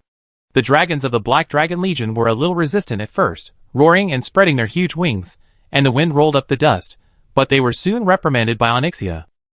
All black dragons. If you want to live, listen to my master. Under the threat of Onyxia, the black dragons had to cooperate, and even Nefarian was not spared. Looking at Turalian climbing onto Nefarian's head, Alvin felt a burst of laughter in his heart, and felt like Guan Gong fighting Qin Qiong. Let's go! When the last soldier stood firmly on the dragon's back, the black dragons roared in a deep and powerful way, and waved their huge wings vigorously, bringing up a gust of wind. At the moment when the black dragons took off, the dark temple began to collapse. Huge stones fell from a height, raising dust all over the sky. The entire temple seemed to be kneaded and torn by an invisible giant hand, making a terrifying roar. The surrounding scene was like the end of the world. Darkness enveloped everything, flames raged in the ruins, and the wind swept through with a whistle. And Alvin led the black dragons ridden by the Alliance soldiers, and flew firmly to the northwest in this doomsday scene. Their figures gradually moved away in the billowing smoke and flying flames, as if they were the only light of hope in the darkness, bravely moving forward towards the unknown front. Chapter 409. Alvin and several girls sat on the back of the little red dragon, and the doomsday scene around them shocked everyone. The air was not safe either. The rolling clouds in the sky might bring down lightning at any time. A black dragon carrying many Alliance soldiers was struck by lightning and fell screaming. Those poor guys fell into the cracked earth, and were then drowned by the flowing lava. Several girls were scared to death. Alvin shouted, "Don't take it lightly, shoot down the flying stones and flames." The mages and dragons had to cheer up again and attack the dangerous splashes flying around, always keeping an eye on the dark clouds above their heads and flying away from lightning. The black dragons used all their strength this time, flying at a very fast speed, and soon arrived at the junction of Shadow Moon Valley and Terakir Forest. Alvin's knuckles were almost broken by himself. Although the girls were sitting on the back of the little red dragon, the doomsday-like collapse around them still made everyone pale. The scales of the little red dragon Akalatasa under her became hot because she overused her power. The thunderstorm clouds rolling over Shadow Moon Valley were like a clenched giant fist, and blue-purple arcs wandered between the folds of the clouds, as if the gods were hitting the sky with silver hammers. There are 3 molten rocks on the left. So Lanlian, shoot them down. Alvin's roar was wrapped in the golden light of the sacred fire, which made the elf mage curled up behind him tremble all over. Got it! The elf pointed the tip of her Sargera's scepter at the red boulder flying towards Ekalatas's dragon wings, and sprayed a strong thrust. The ice arrow quickly exploded the stray bullet, and the flames and ice collided, erupting a huge amount of rising steam. This is the end of the world, isn't it? Everyone, keep your heads down. Akaratasa suddenly folded her wings, and dived to avoid the lightning falling from the thunderstorm cloud. But Alvin heard Calpurnia scream behind him. He turned around and found that Calpurnia was holding her staff with trembling fingers and pointing to the distance. They were hit by lightning, Calpurnia said in a trembling voice. Alvin looked into the distance. His eyesight was not as good as the elves, but he could still see the outline clearly. A black dragon that had been parallel to them was falling at this moment, and the Alliance soldiers on him were also falling from the sky like dumplings with screams, and fell directly into the surging lava river on the surface. Alvin saw that the fallen black dragon only twitched a few times, and his hard obsidian scales melted like a candy bar, revealing the boiling organs in the black dragon's body. Avoid the lightning. Smash the stray bullets. Onyxia roared loudly, and her voice was still clear and loud even in the roaring world. Akaratasa also suddenly flipped violently, and Alvin bit his tongue due to the sudden shaking. This blood really tastes like rust. Then, a lightning bolt struck the original trajectory, and the ozone smell in the air reminded him of the smell of hydrogen peroxide he had smelled in the hospital in his previous life. Keep the arc formation. Be careful to avoid. Alvin held the dragon scales with one hand to stabilize his body, and used a spell with the other hand to smash the flying stones. The thunder just now made his scalp numb. He looked forward, and saw the ranger Captain Illyria, who was flying in front with Turalian, showing her power. The light-footed elf ranger did not use her hands at all, and stood firmly behind Nefarian with her feet one in front of the other, shooting arrows, like a string of arrows from the longbow in her hand, detonating sulfur fireballs flying in the air. Her fair skin had long been blackened by the flames, and every time the arrows penetrated the burning gravel, a string of emerald-like evil fire would bloom under the dark sky. When Akalatrasa carried everyone spiraling up between 2 conflicting air currents, Alvin finally looked back and saw the whole picture of the scarred Shadow Moon Valley. The dark temple that once stood there now looked like broken pottery, and the lava gushing out of countless abyssal cracks was like the blood vessels of the god of creation. In the front, the withered treetops of Terraker Forest were flickering in the morning mist, like a string of phosphorescent fire at the junction of reality and nightmare. Hold on.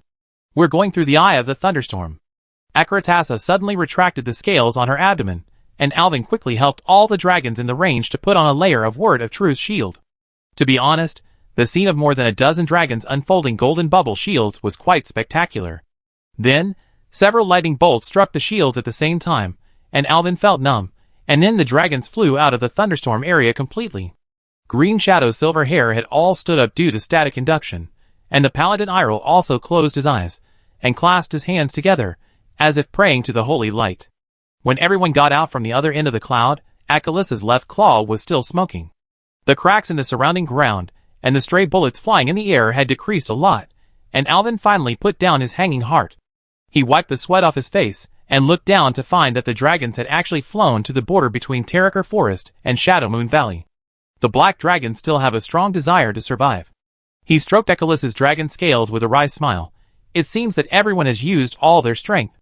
Akalissa immediately blew out a breath with sparks, and the muscles of the little red dragon undulated like steel cables under her palm, and the left claw that was burned when it broke through the thunderstorm just now curled up.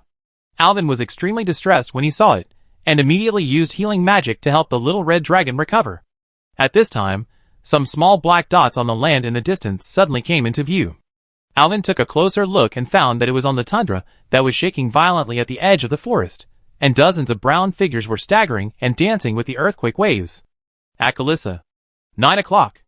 Alvin quickly used the skill of mind vision to obtain Akalissa's vision. Through the red dragon's farsightedness, he saw an orc woman carrying a baby being swallowed by the crack, and a white-haired orc grandmother was trying in vain to push away the boulder that was pressing down on an orc wounded. The green shadow of the Kaldori elf curled up behind Alvin, and his pointed ears twitched slightly, Alun. It's the exiles of the Maghar. Wait, that totem. It's the clan of Grandmother Guyan. The heat of their life is dissipating. Alvin also discovered that it was the Maghar orcs led by Grandmother Guyan. She said before that she was going to Nagrand, but they had too many wounded and walked too slowly, and they had only just reached Terrakar. Akratas's voice came with the whistling of the wind. Brother Alvin, do you want to go back to save them? With the current load, it shouldn't be a big problem. Alvin didn't think for long. His eyes burst with dazzling golden light. Go down. We have to take these guys with us. That Grandmother Guyan may be the key to whether we can go home. When the hurricane caused by the 60-foot dragon wings crushed the entire fern forest, Alvin witnessed the most cruel survival scene. 8 orc wounded were killed by boulders, and the orc warrior with a broken arm was still chopping the earthquake cracks with his teeth biting the stone axe. Grandmother Guyan held up her oak staff and was fighting a visible magic tug-of-war with the boiling magma, protecting the children and patients among them. In the name of the holy light, Alvin turned over and jumped off the dragon's neck. It seemed that there was lava flowing under this scorched earth, burning his soles. The priest waved the dagger, and the true word barrier drawn in the air temporarily solidified the collapse of 100 feet in radius. Everyone get on the dragon's back. Now! The defense circle formed by the Maghar warriors suddenly stagnated. Grandmother Guyan raised her oak staff and pointed it at Alvin. The Alliance? What are you going to do? Chapter 410. I'm Alvin. Alvin shouted. We met a few days ago. Let your people climb onto my dragon. We don't have time to explain. You? Ancestors? Does that mean Nazul succeeded? Grandmother Guyan's voice trembled, but she recovered quickly. The old woman's hand covered with war tattoos pointed at Akali Tasha. Oh my god, what a beautiful creature. Living Maghar. Follow me. When the last lame old orc was carried onto the dragon's back, Akali Tasha roared again. Hold on, it's time to take off. The little red dragon flapped its wings violently and took off with 23 new passengers, but she had never carried so many people before, and it was too heavy, so she staggered and fell down again. Alvin looked at the temporary camp below that was instantly engulfed by the lava, and suddenly found that the lame old orc was sneaking towards the edge of the dragon's wing. What are you doing? Alvin grabbed the orc, who was about to slide down. The dragon's back is overweight. The old orc grinned with his broken teeth. Maghar orcs, there are no cowards. The old orc laughed. Elvin, let my warriors go. Grandma Guyan stood up and said with gritted teeth. The old orc nodded and jumped off the dragon's back without looking back. Then, several orcs who were already seriously injured jumped off the dragon's back spontaneously. The crowd was shocked and speechless, and could only watch those free-falling figures being engulfed by the sea of fire on the ground. This is the way orcs survive. Grandma Guyan sighed. Our planet has limited crop yields, and the old orcs will give the opportunity to survive to the young, so you don't have to feel sorry for us. Did Nazul finally tear open that door? The old woman's dry branch-like fingers gently stroked Ekalatras's scales. It's not just one door, but countless ones. Nazul did succeed. Countless portals tore Draenor apart. Elwyn said, but Nazul has been killed by us. We destroyed him. The wind of Terrakar suddenly brought a chill, and the wolfskin cloak of the orc old woman fluttered like a battle flag in the airflow. Then why don't you go home? What are you doing staying in this collapsed world? You can't go back. It takes a huge amount of energy to open the portal, but the Black Temple has collapsed, and we can't use the magic network anymore. Grandmother Guyan nodded. So you remembered what I said before, and knew that Nagrand was safe, so you planned to fly to Nagrand first? That's right. You are very smart, and it is because of your intelligence that you saved my life. The old woman took out an oak branch from her arms, and handed it to Elwyn. There is a place called Elemental Highlands in the northeast of Nagrand. It is the place where we orcs communicate with the spirits of nature. Take this and someone will help you. This? Grandma Guyan smiled kindly. My hometown is in Nagrand. After you go there, you can stay in my village first, and then go to Elemental Highlands after resting. Don't worry, I won't harm my benefactor. Akratas's dragon wings tore a red afterimage in the storm, and the lava-like scales burst into sparks in the turbulence of the astral world. The young dragon let out a deafening roar, and the dragon roar wrapped in sulfur breath penetrated the clouds, and finally caught up with the black dragon army in the sky near the border of Nagrand. Those dark scales covered half of the sky like a plague, but fortunately they were far away from the most severely collapsed areas. Alvin! You reckless fellow! Turalian swung his holy light warhammer, and the blue cloak of the paladin was almost torn into pieces by the strong wind. He was almost scared to death when he saw Alvin leaving the team just now. But when he saw Alvin's figure standing up from the red dragon's neck, his rebuke suddenly stuck in his throat. Holy light! Those brown-skinned orcs were holding the dragon's scales tightly, and their fangs were shining coldly under the starlight. Where did Alvin go to save such a group of orcs? They are Maghar. They are orcs who have not been corrupted. Alvin's roar mixed with magical resonance trembled in the wind. So Lanlian's robe fluttered in the wind, and the scepter of Sargeras she was holding was condensing a blue sound transmission talisman in her hand. This magic can be used to shout at a distance. But the roar from below still drowned out all the other sounds. The last violet tree canopy of Terrakir forest behind him was falling apart, and the earth's crust was undulating like parchment crumpled by an invisible giant hand. Countless tons of rocks were thrown into the sky, but they stopped the moment they touched the astral membrane and turned into a floating archipelago. But fortunately, the emerald grassland of Nagrand had appeared in front of him at this moment, but the sky began to change again. The originally bright sky gradually showed a strange translucent texture. What was flowing in the sky was no longer the air layer, but the dark blue stardust from the twisted void. The edge of the earth is collapsing. The dragon suddenly pulled vertically, and a crack across the sky exploded in the distance. The burning ocean poured into the abyss of the universe like a waterfall, and the salty mist was drawn into a spiral of ice crystals before it fell. Alvin even saw the entire snow-covered continent in the north hanging upside down in the sky. Oh my god! That's Frostfire Ridge. It's gone just like that, Grandma Guyan said in shock. Is this the Void Storm?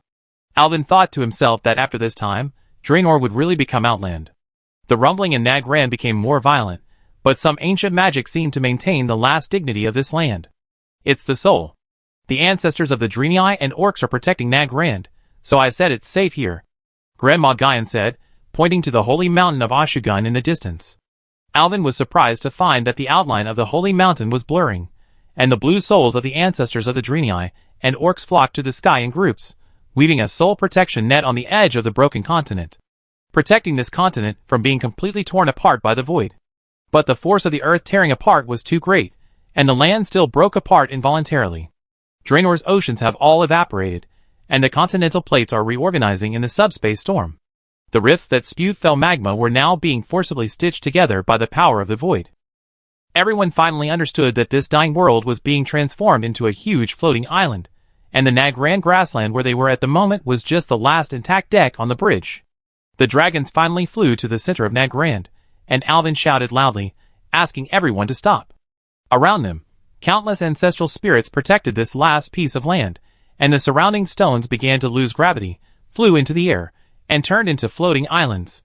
There is no place for everyone to go. This is the final destination. Holy light, please help us protect this broken continent. When Alvin understood this, he stood on the dragon head of the little red dragon, gathered all the energy in his body, and a sacred beam of light came out from his body, helping those spirits to protect this precarious land. Outland. Alvin trembled and uttered this word that appeared countless times in his previous life.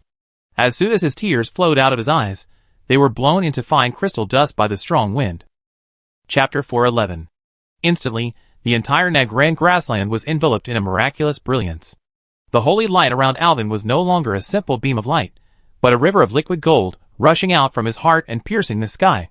The sky was torn into a spiral nebula vortex by this force, and even the void cracks that had been lingering for thousands of years screamed in the light.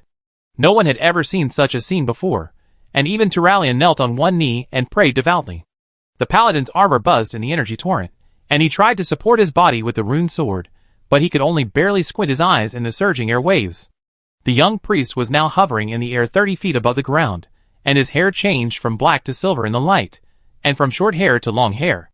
The long hair rolled back like a waterfall, and countless light runes were emerging and reorganizing from under his skin, as if the creator god was recarving this body. Holy light. Kurdram was knocked to the ground by the air wave, and even his weapon slipped from his trembling fingers. Druid Green Shadow's perception has always been very sensitive, and she was the first to feel Alvin's changes. Green Shadow seemed to see that at the junction of the outer side of the earth and the void, the edge of the grassland that was originally swallowed by the void was wrapped in a light golden light film, and countless tiny vines of light wove in a three-dimensional magic circle on the surface of the barrier.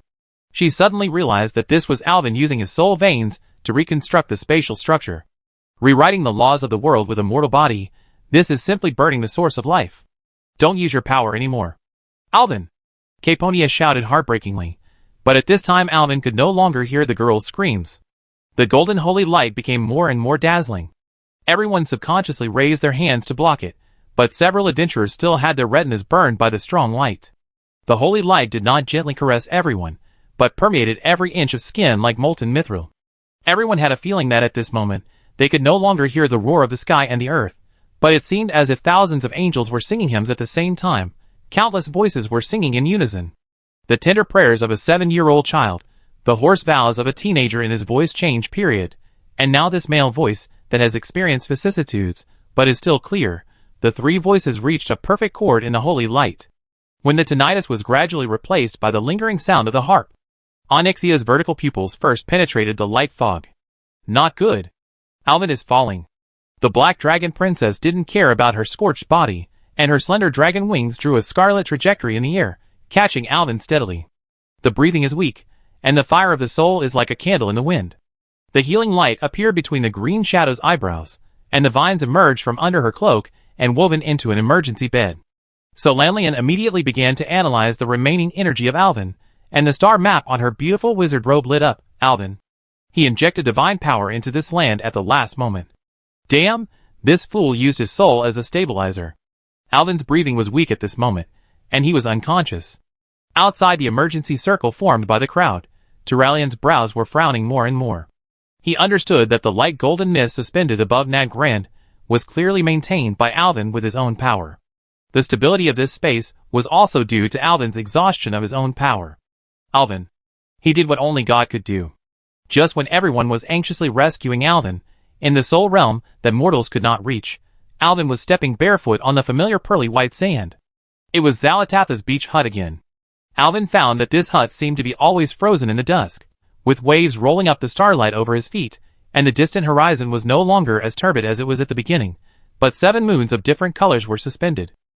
He didn't understand what was going on, so he just thought it was a decoration made by Zalatath. Zalatath? Are you home? Alvin pushed open the oak door, and the smell of sea salt mixed with sandalwood hit him in the face. The house was still the same, but there were some new things that Alvin had never seen before. On the table in the living room, there was a crystal ball, which was showing the real-time picture of the outside world. He saw Onyxia drawing a life-extending magic circle with dragon blood, and the essence of the emerald dream was flowing in the green shadow vine infusion tube. So Lanlian and Calpurnia were also using magic to transmit it to their lying bodies. There were some basic books on the desk, and Alvin curiously flipped through them to read them. 100 Taboos of Soul Grafting, on the feasibility of reincarnation. What does this guy Saladas want to do? Are you worried that you didn't find me? A lazy female voice floated down the spiral staircase. When Alvin looked up, he saw Saladas leaning against the railing on the second floor, shaking a goblet, and her ankles covered with stardust were exposed under her dark purple silk nightgown. The former evil ancient god now looked like a girl on vacation, if you ignore the boiling shadow material in the cup in her hand. Alvin, in the soul state, collapsed into the velvet sofa without hesitation. How much of my memory did you steal as decoration material this time? That's all. I also made a hot spring in the back. You really know how to enjoy yourself. Really. I'm fighting for my life outside, and you actually stole my precious memories in my mind. The word steal is so ugly.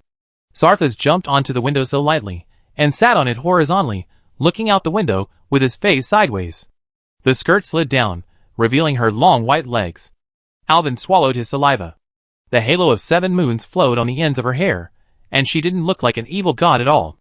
Some desperate guy almost burned his soul, but I'm using my own ancient god essence to mend it for you. She suddenly leaned over and pushed Alvin down and pressed him under her body, her pupils shrinking into 2 scarlet vertical lines. Do you know what your body looks like now? It's like a rag doll that was played with by a naughty child. If I hadn't planted my essence in advance, you would have been completely finished this time. Alvin stretched out his hand to poke through the phantom in front of him. The real Sarthas was still sitting on the windowsill with his legs crossed and drinking a drink. Honestly, he looked at the anxious faces of his companions in the crystal ball. Thank you, Zalatath. I thought I was doomed this time, and I was prepared to die. I didn't expect to be alive. I don't even know how to repay you. Zalatath suddenly fell silent. She flicked her fingers to extinguish all the light sources, and the entire ocean was instantly covered with a beating star map. Did you see those 7 moons? Each one is the causal bond between you and the present world, and each one is one of your little lovers. 6 of the moons flickered. indicating that there was a violent emotional fluctuation in the outside world. Your little lovers are going crazy. Xal'atath raised his mouth and pointed to the crystal ball. In the picture, Leonyxia and others had already started crying loudly on his body. Alvin's heart was broken. He wanted to go out and comfort everyone right now, but he found something strange. You said that the 7 moons were my lovers. But the strange thing is, Solanlian, Calpurnia, Alcaratassa, Onyxia, Green Shadow, and Urel, no matter how I counted, there were only 6 people. Elvin smiled and scratched his head. You can't say that there are still heroines who haven't appeared yet, right? A burst of coldness suddenly hit him, and the cold fingers condensed by the shadow suddenly pressed on the back of his neck. Xal'atath sneered and popped his head out from behind him, swiped his cold hands across his chest, and whispered in his ear, I have been with you for so long, now it's time for you to repay me. You can be with the ancient gods. You are also the first person in the world. But I don't know if you can withstand it. If your soul dies here. Xal'atath's voice rarely fluctuated, your body belongs to me. Chapter 412. Morning mist brushed Alvin's face, like flowing silver yarn. When he was awakened by the burning thirst in his throat, his first breath was still entangled with the aroma of violets and stardust. That was the smell of Xal'atath. Although his chaotic consciousness had not yet fully awakened, his fingertips unconsciously touched the corners of his lips. Ancestors! This child has awakened. The old orc language, wrapped in thunderous cheers, hit the eardrums, and Alvin slowly opened his eyes. After the initial glare, the dome that came into view was a flowing emerald sky, woven by countless overlapping oak leaves, and the sunlight refracted a honey-like halo when it passed through the leaf veins. He then realized that he was lying on a half-man-high lapis lazuli altar. The coolness of the moss penetrated into the bone marrow through his naked back, and the skin all over his body was slightly hot to some ancient rhythm. The runes painted with ochre and indigo seemed like tadpoles that came to life, swimming along the lines of muscles in the morning light. Don't move, child, you are still very weak. The hunched figure of Grandmother Gyne emerged from the steaming herbal mist. The owl's skull on the top of her bone staff was emitting emerald light. The elemental spirit is recasting your body. Only then did Alvin notice the surroundings. 12 brown-skinned orc shamans formed a star formation. Their rough chanting sounded in harmony with the stream, and every time the spell condensed into a rune in the air, the stream would jump up like silver fish waves, and sprinkle dewdrops wrapped in fireflies on him. I had heard that the shaman's healing spell used the power of water, but it was really strange after experiencing it in person.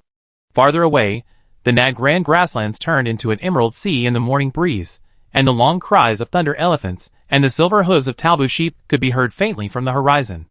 Elvin! The crying call pierced the solemn ceremony. The Starwish sisters had already rushed into the barrier, with their skirts lifted. The elegant astrologer Solanlian had her hair in disarray, and her moon-white robe was stained with mud. Behind her, the black gauze skirt transformed from Onyxia's dragon scales was torn by thorns. And the always calm Turalian even wore his shoulder armor in the wrong direction. Calpurnia was the first to rush to the edge of the altar, and the elf's slender fingers almost pinched into the lapis lazuli.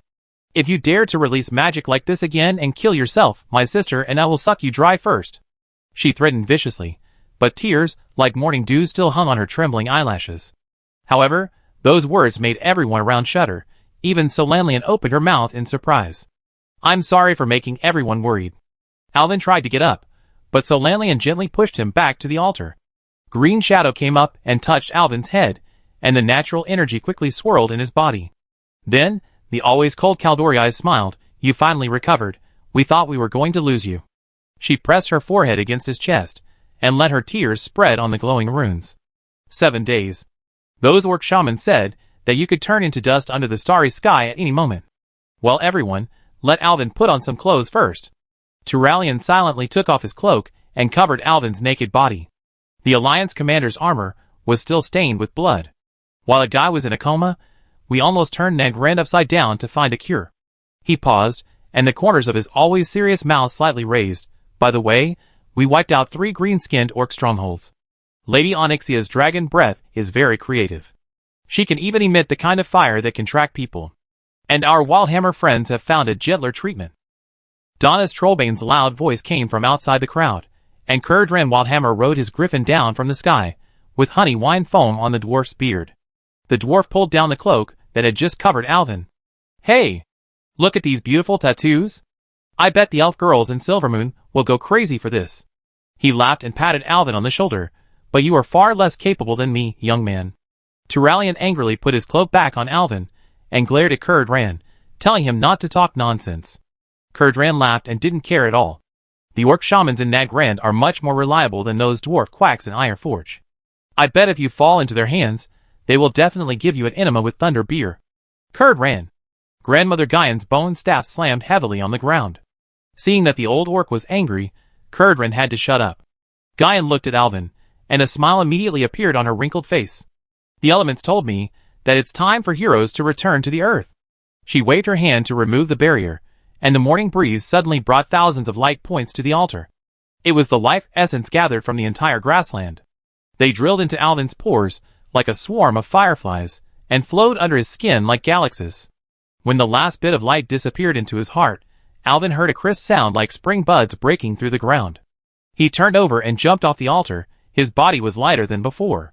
It seemed that his body was recast as his grandmother said. Of course, it was also possible that it was because he had obtained the essence of the ancient god Zalatas. The girls suddenly turned their heads away. Only Onyxia and Akalissa watched with relish. The unique vertical pupils of the little red dragon could not hide the ripples at all. Brother Alvin has recovered so quickly, it seems that he will be even stronger in the future. Several girls blushed. Although they knew that the little red dragon was definitely not talking about that. But now that he was naked, it was really impossible not to think about that. In fact, Alvin pulled his cloak tightly, and the tip of his ears turned suspiciously red. Maybe my power is indeed stronger.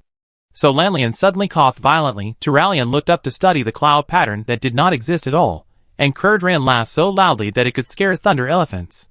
Grandmother Guyan knocked the altar with her oak stick at the right time, shaking off countless glowing pollens. Young man, showing off your affection will make you die quickly. Now it's time to thank the elements. This old man is so trendy, I really didn't realize it before. Is this the wisdom of the elderly? Alvin nodded, and his steps towards Grandmother Guyan were still a little shaky, and he felt that his body was much lighter than before. But when he bowed, the irises on the entire grassland suddenly bloomed at the same time, and a rough voice rang out in the wild. We are the ones who should thank you. When the orcs around heard this voice, they all knelt on the ground, and even Grandmother Guyan was stunned. It's the spirit of the element. The spirit of the element is talking to you. Ah, Alvin looked around confusedly. There was no one. There was just a small circular green lawn surrounded by a stream. I remembered. This is the elemental highlands. When the evil energy polluted the earth, it was the outsiders who brought the starlight. The elements will always remember that there was a human named Alvin who gambled his life for a world he had never met. Chapter 413. Elemental Spirit, where are you? Alvin asked around. He knew that the elemental spirit was here, and he wanted to ask the elemental spirit how to return to Azeroth. A voice sounded from behind them. I'm right next to you.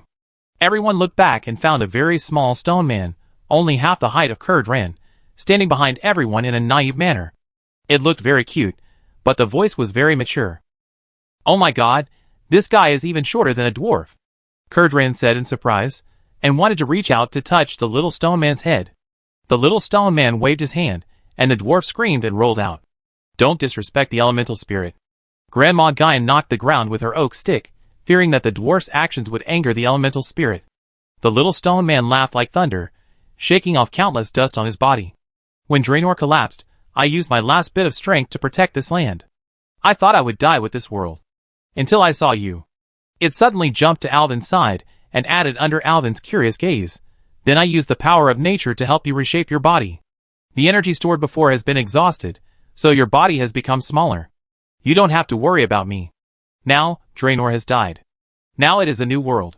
This world needs time to recover, and I will slowly return to my original appearance. Everyone nodded.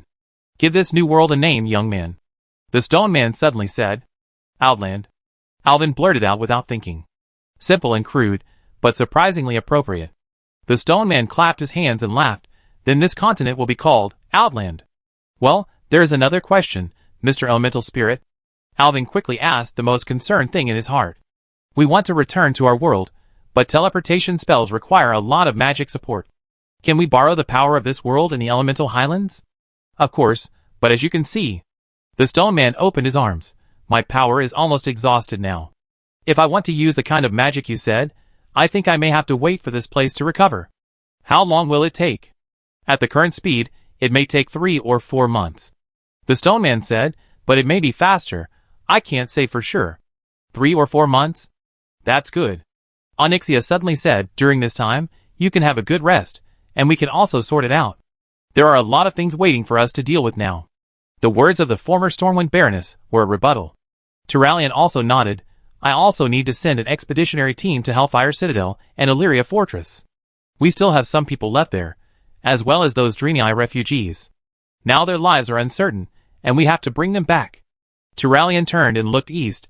The Sons of Lothar need to be split into 3 scout teams, respectively heading to Hellfire Peninsula, Shadowmoon Valley, and Terraker Forest. This will take time. I think more than 3 months is enough time. Grandmother Gaian has learned the common language these days. After hearing what the Alliance commander said, she agreed. Magar will send a guide to accompany you. This world has just been born. We also need to see the changes in various parts of the world. If there are still people alive, we will provide help. That's great. Thank you for your help. Turalyon said gratefully, and stretched out his hand to shake hands with Grandmother Gaian. Grandmother Gaian responded with a smile. And my Wildhammer guys. Kurdran jumped on the griffin and raised the meat bag. We are going to Terraker Forest. Find the strongest Arakoa beer. I don't believe those Arakoa can brew better than our Thunder beer. Quack. Arakoa beer, the best in the world. The Arakoa Grezik shouted on Donna's shoulder. Arakoa people, they are all alive. I can feel it. Although I don't know why Grezik is so sure, I have the impression that there are indeed a lot of these guys later, and I believe they have survived this catastrophe. Yrel's sky-blue eyes reflected the sunset. There may be some refugees in Shotrath. The Draenei girl's horseshoe gently stepped on the grass. Leave these to me. I will bring those refugees back with my people. Murad smiled. He saw that Yrel was reluctant. The girl obviously didn't want to leave Elwyn, so let him do it. I think tonight. Please allow us to put aside our mission for the time being. You're right. It's a good ending now. What we need is not trouble, but a banquet. Khadgar stroked his white beard and smiled. I almost forgot the taste of good wine. Everyone laughed. That's right. We need to rest today. Everything will be discussed tomorrow. When 2 moons climbed up the sky, Nagran turned into flowing mercury. The war drums of the Magar clan woke up the whole grassland. On the giant grill built with 30 Gorgon ribs, Nagran's famous delicacy, Talbuk sheep was sizzling, and the fat dripped on the burning flames below, exploding red fireworks. Drink. Drink all the beer. Kurdran danced on the barrel, and the dwarf's fiery red beard was covered with honey wine foam. His griffin was also outside, competing with the orc wolf riders to bite the roasted whole rhino, and people's clinking glasses caused beer foam to splash all over the sky. Alvin's robe was also stained with Talbuk sheep milk wine. He had just avoided the enthusiastic wrestling imitation of 3 orc girls, and was taken back to the campfire by the leopard transformed by the green shadow. Try this. Solanlian smiled and picked up a cup. It is said that the orcs use the bile of thunder lizards to flavor the honey wine, and the taste is surprisingly good. Suddenly, the moss carpet of the entire banquet venue trembled violently. 12 cleft-hoofed cows with colorful flags dragged a stone mortar, as big as a house, and the surging liquid inside steamed up rainbow-colored mist. It was the wrath of the elements brewed by the orcs with Nagran sunset fruit. Cheers to the outland, peace, and new life. Grandmother Gaian's oak stick struck a melody of sparks on the edge of the stone mortar, and the old woman's wrinkled face was reflected in the light and darkness, and she scooped a cup of wrath of the elements with a cup. Oh, oh, oh, oh. Everyone present held a wine glass, imitated Grandmother Gaian to scoop wine, and then cheered and drank it all. The orc-style banquet is known for its wildness. Alvin looked around, and even the usually serious Turalyon had half of his shoulder armor torn off. The paladin's wheat-colored chest was instantly covered with blessing runes painted with volcanic ash by the female orcs. Then the female orcs were dispersed by Illyria. I bet 5 gold coins that guy will not dare to look in the mirror tomorrow. Onyxia transformed into a dragon tail, and poked Alvin's lower back with the tip of the tail. The vertical pupils were dancing with a light that was hotter than a campfire. She suddenly leaned over and bit Alvin's earlobe. Or, let you not get up tomorrow? Chapter 414. Onyxia was about to kiss him when she heard a loud noise. The climax of the banquet came with the war song of the Thunder Shamans. When 30 drums exploded at the same time, the orcs of the whole grassland began to stand up and line up in a square formation, stepping out the syncopated rhythm. Even Kurdran followed suit and jumped on the back of a cleft-hoofed bull to perform the dwarf version of the 3-hammer dance, but was thrown into the fermenting thunder beer pool by the rotting bull. The most amazing thing was Grandmother Gaian. The old woman's emotions suddenly soared after drinking the 7th cup of elemental fury. She also danced to the drum beats, and it was hard to tell that she was nearly 70 years old. This is much more exciting than the noble dinner in Silvermoon City, Calpurnia shouted while pulling Alvin to dance in the crowd. But the orc girls were too enthusiastic, and soon Alvin was surrounded by countless beautiful orc girls. Even Calpurnia was pushed aside. Akaratasa, come and help me. The little red dragon was eating voraciously. He had been fighting almost all the time since entering the Outlands, and he had never eaten as happily as today. But when he heard Calpurnia's voice and saw Alvin's embarrassing state, he immediately dropped the food in his hand, transformed into dragon wings, and pounced into the crowd. When the moon was past the zenith, the empty wine barrel became the best bed. Alvin felt in a trance that someone seemed to cover him with a thick fur blanket. When he woke up, he found himself lying on the cheetah that Green Shadow had transformed into, with Onyxia and Akaratasa, Solanlian and Calpurnia sitting next to him, and Iriel was also sleeping in a daze like him. Green Shadow ran straight to the center of the grassland, which was illuminated by 2 round moons. The Nightblade Leopard gently put everyone down and turned back into a Caldorii. Onyxia suddenly hooked Alvin's chin with the tip of her tail. I heard that someone kept calling Zalatatha's name when he was unconscious. Her golden pupil shrank like a snake in the moonlight. Do you need me to use dragon language magic to help you remember the correct name? Alvin was sweating coldly. Solanlian had already woken up at this time, chuckling softly, and the star earrings collided with a crisp sound. You should listen to Grandma Gaia's retelling. The mumblings of some people during treatment are enough to write a collection of love poems. So you are in a dream. And Zalatath? Green Shadow asked in disbelief. That's because Zalatath saved me with her fragments of the ancient god. So we... Alvin nodded with a red face, but bumped into the gentle arms of Caponia. The tip of the girl's ponytail fell on his nose. We all know that she must have done something, otherwise you might. We are also very grateful to her. Onyxia suddenly emerged from behind Alvin's shadow and licked her lips. Honestly, are you sure you don't want to taste the honey heated by the old gods? Alvin stood up and covered the Black Dragon Princess's honeyed little. Looking at the gleaming eyes of the 6 people around him, he knew that this night would definitely be a sleepless night. The sun was high in the sky. The midday sun penetrated the crown of the tree and left amber spots on Alvin's eyelids. The dull pain like a hangover spread from the lumbar spine to the shoulder blades. The sequelae of learning melee skills with everyone last night were far more tiring than facing the burning legion directly. The aroma of pine resin and rock salt floated among the embers of the bonfire. Green Shadow was slicing the roasted deer spine into thin slices with an elven silver dagger. The morning dew condensed into fine diamonds on the ends of her hair. When the Black Dragon Princess swooped down with the smell of sulfur, the breakfast that the Caldorii had just prepared was almost blown away by the strong wind. Pay attention to the angle of the tail wing. Onyxia's roar startled the hidden Talbuk sheep in the grassland. Do you think air combat is a young eagle catching a field mouse?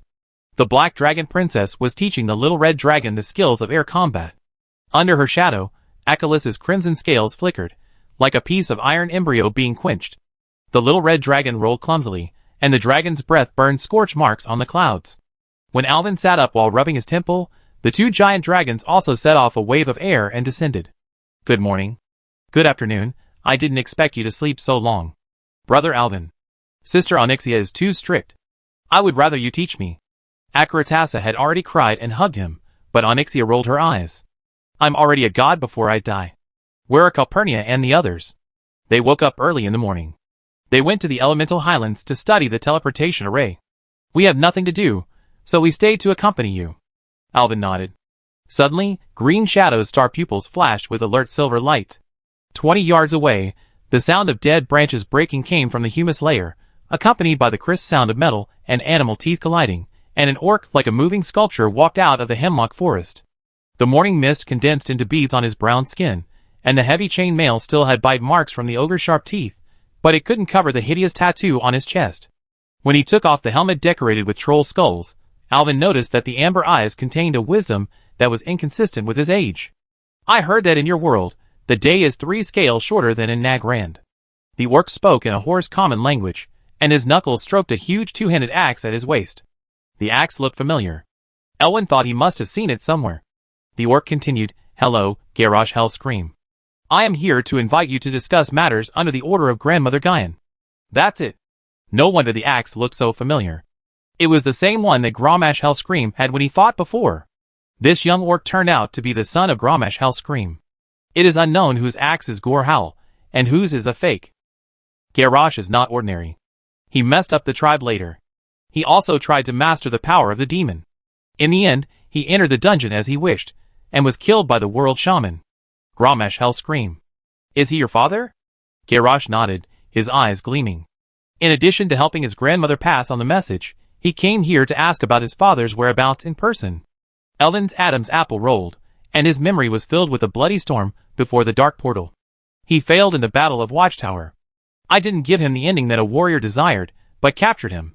Now he should be serving his sentence in a prison in Azeroth. The forest suddenly became terribly silent. Garrosh's fangs pierced his lower lip, and blood flowed down along the clan tattoo, blooming dark red flowers on the mail. The young orc's body trembled slightly.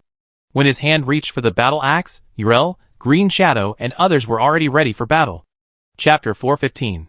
However, the young orc just knelt on one knee and grabbed a handful of wet soil. The rules of Mak'gora, honorable duel, must not be defiled. He let the humus fall from his fingers. This land was originally a land of glory, but when my father drank the blood of the demon, the glory of the war song was buried. I thought you came to avenge your father. Alvin didn't want to hide anything. It's better to be open about such things. The soul of the orcs is always longing for a glorious battle.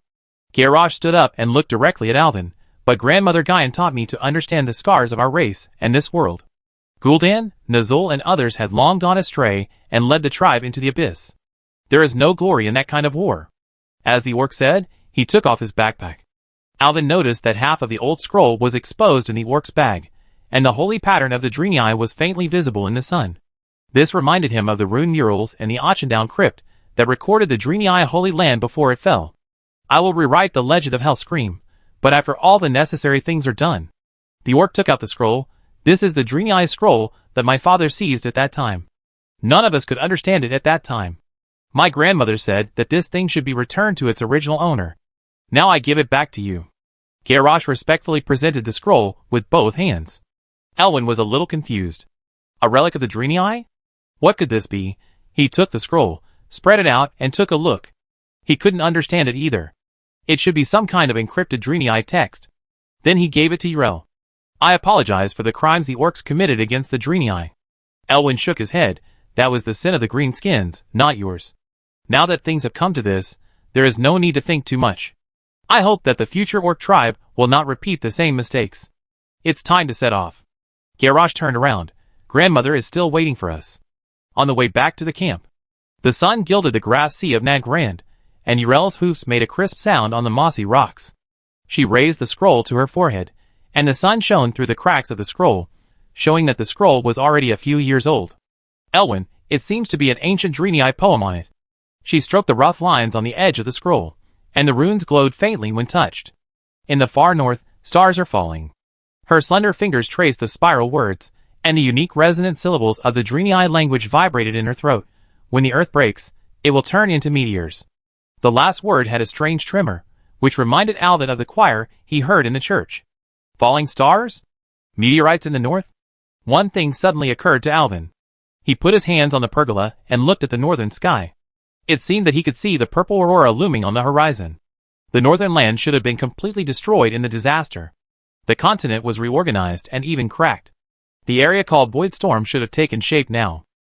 And I remember there were several spaceships on the edge of the torn continent. In this world line, Kael'thas could not occupy Storm Fortress, so those spaceships should be empty now. Elwyn asked, are there any legends about the Draenei? Are there any stories related to what is written in this scroll? I haven't heard of it. I will ask Murad when I see him. Apart from the Prophet Velen, he is the most knowledgeable among the tribe. Speaking of the Prophet Velen, where did he go? I don't know. When the Prophet Velen was mentioned, Yrel's expression suddenly dimmed, and she shook her head. The last time I saw him was in the temple of Karaber. In order to cover our evacuation, the Prophet isolated the entire sanctuary with a holy light barrier. We try not to think of the worst, but the Prophet may indeed be in danger. Either he died, or he escaped on a spaceship, Elwyn thought. Suddenly, he had a bold idea. If he found those spaceships first, could he fly back to Azeroth directly? But before he could think clearly, they had arrived at the camp of the Mag'har orcs. The orc camp is not far south of the Elemental Highlands, at the foot of the mountains in the east of Nagrand. The fluorescent graffiti of the ancestral spirits still remains on the red rock walls. Unlike the orc fortress that Alvin saw before, this camp is extremely simple. There are only a few stone houses in the entire camp, and most of them are tents sewn with tarbu cashmere and void ray wing membrane. What surprised Alvin the most was the totem pole in the center of the camp. It was not the skulls and blades that the orcs often placed, but a relief of the elemental spirit. And Grandmother Guyan did not live in the largest and most imposing house in the camp. Her tent was hidden behind the wooden rack for drying herbs, with a door curtain made of burlap, and various herbs were drying behind the tent. When Alvin bowed and entered, the orc elder was tearing the bandage with his teeth and gently applying medicine to the wounded. When she saw the visitor, the bronze bell on her earlobe made a pleasant sound, and she cast a friendly look at Alvin. Grandmother Guyan took them outside and found a stone to sit down by the herb field. The orcs next to them were still working on their own. In Alvin's opinion, Grandmother Guyan did not have the style of a tribal leader at all. Grandmother Guyan was polite for a while, and then started to talk about business. The frost wolves are trapped in the snowy mountains of Frostfire Ridge. Grandmother Guyan frowned and said worriedly, those children would rather stay with their wolves than obey Gul'dan Shadow Council's orders, but now, I am really worried about them. I don't know if they are still alive. But it is really difficult for our people to go up to that plateau, so I think. Grandmother glanced at the red-haired girl behind Alvin. I hope you can do us a favor and go and see if those first wolves are still alive. I understand. With the help of dragons, it is very convenient to cross those mountains. Alvin nodded, and he noticed that Yrel suddenly grabbed the scroll. Obviously, this description reminded her of the poem on the scroll. However, Grandmother Guyan didn't know that Frostfire Ridge and Gorgrond had merged into Blade's Edge Mountains in the Crustal movement, and the northern part of Gorgrond was destroyed by the Void and split into pieces of floating islands, which was the Red Barren Land, Void Storm. Alvin was thinking about going to the Void Storm in the north to find those ships. He could also find the Frostwolf clan on the way. He had a good chat with G and AR from the Frostwolf clan in Hellfire Citadel last time. I wonder if he is still alive. 3 months is enough to make several trips back and forth. If those ships really exist, then everyone may really have another way to return to Azeroth. Thinking of this, Alvin smiled and nodded to Grandma Guyan. Leave it to me. I will go to the north to take a look. Chapter 416. The temporary camp of the Alliance was built at the foot of the mountain in the north of Guyan's grandmother's village. Alvin led a few girls on the broken bluestone road to the high ground outside the town. He had made up his mind to go north, but he still had to apply to Turalian, the commander of the Alliance Expeditionary Force. The breeze with wild flowers lifted Green Shadow's cloak, revealing a sexy leather armor underneath. Kaldori saw Alvin looking at him, smiled elegantly, and then lifted his silver hair. I remember that every time you transformed, your clothes would be torn, but it doesn't seem to have happened recently. Alvin ignored Green Shadow's flirtation with him, and asked the question he had always had. Green Shadow pouted speechlessly, so this is where you focus. It's the magic of Calpurnia and Solanlian. They cast a magical spell on my leather armor. Every time I transform, the leather armor will automatically disappear and won't burst. I can wear some beautiful clothes in the future. Recently, Green Shadow's image as an intellectual big sister seems to be collapsing more and more. When Alvin saw the Alliance flag fluttering on the edge of the cliff, he couldn't help but feel strange about the desertedness of the Alliance headquarters. Did Turiang send everyone out so quickly? Isn't this too fast? Alvin lifted the curtain. Turiang looked up and saw Alvin and smiled. The Alliance commander, who was originally serious, was looking at Alvin jokingly at this moment, and even pretended to look at the sun outside. Holy light, you can still stand up? You are worthy of being a miracle priest.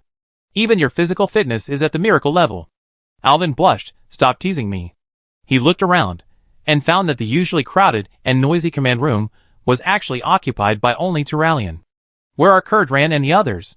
The blonde commander smiled, and returned to his trapped appearance like a beast nailed to a sand table, pointing to the map in front of him. Illyria took the rangers to Illyria Fortress.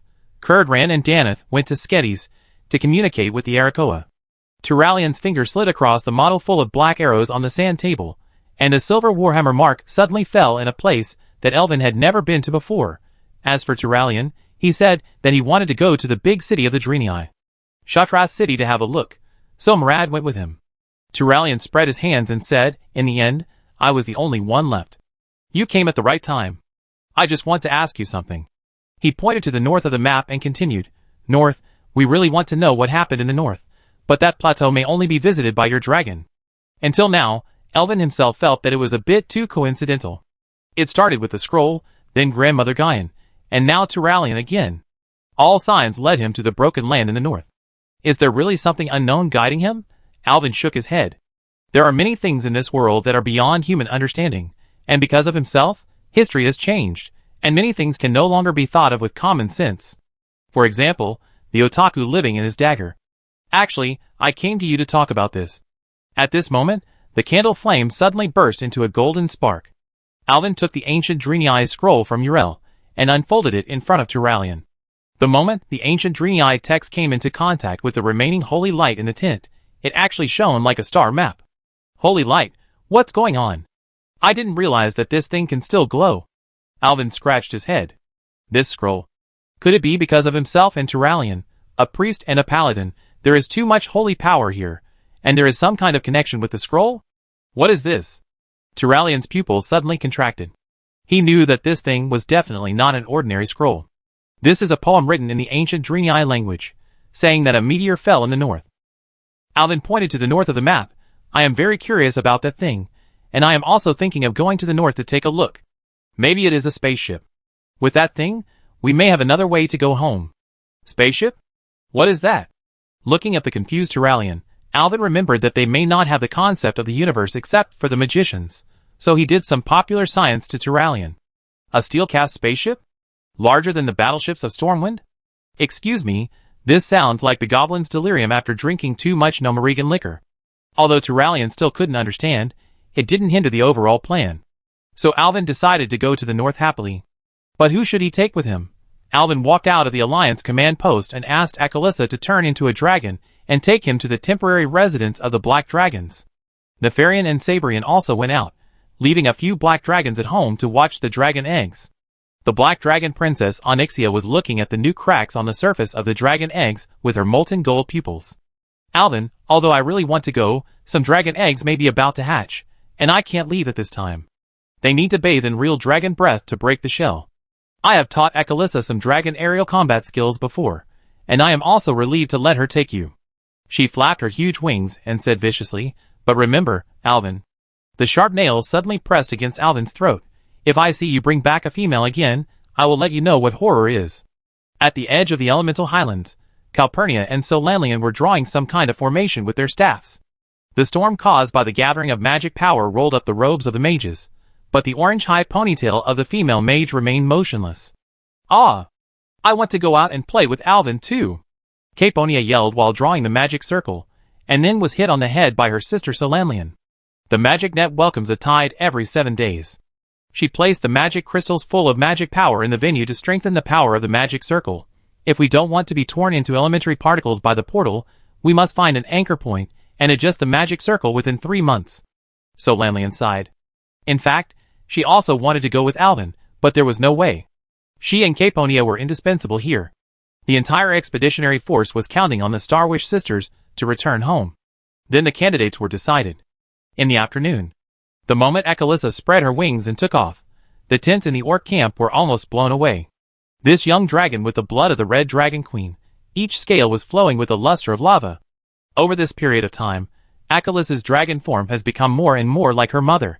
When she raised her head and roared, the clouds in the blue sky were pierced by the sound waves and a round hole was made. When Green Shadow and Uriel jumped onto the dragon's spine, Alvin looked back at the camp behind him for the last time. I hope this journey will be fruitful. He turned around, and his eyes were already reflecting the bloody area in the north called Void Storm. Let's go! Hold on. Akaratas's dragon wings set off a hurricane. When the feeling of overweight gripped Alvin's internal organs, he saw a faint blue light on the teleportation array of the elemental highlands where Caponia was, and the dark red Void Storm in the northern sky slowly opened like the mouth of a giant beast. Chapter 417. Alvin tightly grasped the protruding scales on the back of the little red dragon. The atmosphere of the new outland in the disaster was weaker than that of the Draenor period. He could even feel the strong wind from the void tearing his sacred robe of light. Suddenly, Akalissa lowered the left wing and carried Alvin and others out of the purple-black thunderclouds in the north of Nagrand. A quiet new world appeared in front of everyone. The originally complete Draenor continent was now like parchment torn by children. The floating islands with jagged edges were connected by dark purple cosmic energy, floating in the air, and could collapse at any time. The Tanan jungle in the east seemed to have experienced a huge fire, raising the entire jungle to the ground, and the land turned into a charcoal-like red. It has almost become a real fiery hell, and it is no longer suitable for plant growth. The land under his feet has become a large swamp, and in the center of the ground in the distance, there is a huge lake. Just like in history, Outland has become like this. To the east is the later Hellfire Peninsula, and under the feet should be Zangarmarsh. We just flew over a mountain, and the ecological situation is completely different from Nagrand. I seem to hear the cries of plants. Green Shadow frowned and looked down. As a druid, she always has a close connection with nature, especially an innate sense of mission to repair the ecological environment of a region. When I return to Azeroth, I will report what happened here to my mentor, Archdruid Stormrage. The Cenarian Circle should be able to repair the ecological environment here. Look at those crystals. Alvin suddenly pointed to the front left. Hundreds of purple mushrooms were emerging from the ground. That's right. There were many waterways on the ground here, and the sky was covered with dark clouds all day long. It was humid and shady, which was perfect for mushroom growth. Then, the mushrooms began to spray hot spore clouds into the air. The spore clouds condensed in the air, distorting the dim light even more dimly. Iroh leaned over the edge of the dragon's back and looked around. Her blue skin glowed with a metallic luster in the light of the other world. Those are mushrooms planted by the Fungus Lord. That thing will make people lose their minds. Don't let the spores touch them. The mushroom forest suddenly shook violently, as if it felt the little red dragon and his group, and sprayed spore clouds into the sky more arrogantly, which looked both ridiculous and scary. Akaratasa heard that the spore cloud was poisonous, and quickly adjusted the direction. The red dragon wings brushed past a boiling spore cloud. Alvin also quickly selected the skill True Word, barrier in his mind, and propped up a spherical golden shield around the little red dragon's body to isolate the deadly poisonous fog. Oh my god, it's a good thing no one came to the north, otherwise if they encountered these poisonous mushrooms, I'm afraid the Alliance would suffer a great loss. Alvin said in fear, it was a blessing in disguise. This is the later Zangarmarsh, and there are many mushroom people in the swamp. Alvin recalled his previous memories again. Fungus Lord. Where did these guys come from? I don't know, those are like giant mushroom people, native species of Draenor, but those things are low in intelligence. I think not only Draenei, but even orcs rarely communicate with them. Iroh took out a small notebook and began to record it. Alvin came over to take a look. It turned out to be a small notebook with a map drawn on it. I was originally responsible for hunting in the village. I have to remember the terrain and mark it so that people can avoid it next time they come here. Later it was called Zangarmarsh. Alvin thought, but he thought that the naming should be left to others. The little red dragon continued to fly forward, and the swamp was steaming with lavender mist. There were even fluorescent mushrooms as high as 100 meters, which were like an open umbrella to block the sun. There were glowing barnacles clinging to the stems. Could it be that this place was the bottom of the sea before? How could there be such a thing? In the center of countless umbrellas, the lake was glowing with a strange blue light, and some strangely shaped buildings were floating on the surface of the lake, and strange statues were wrapped around the obsidian spires. These buildings don't look like orcs. Are there other intelligent races on Draenor besides orcs and Draenei?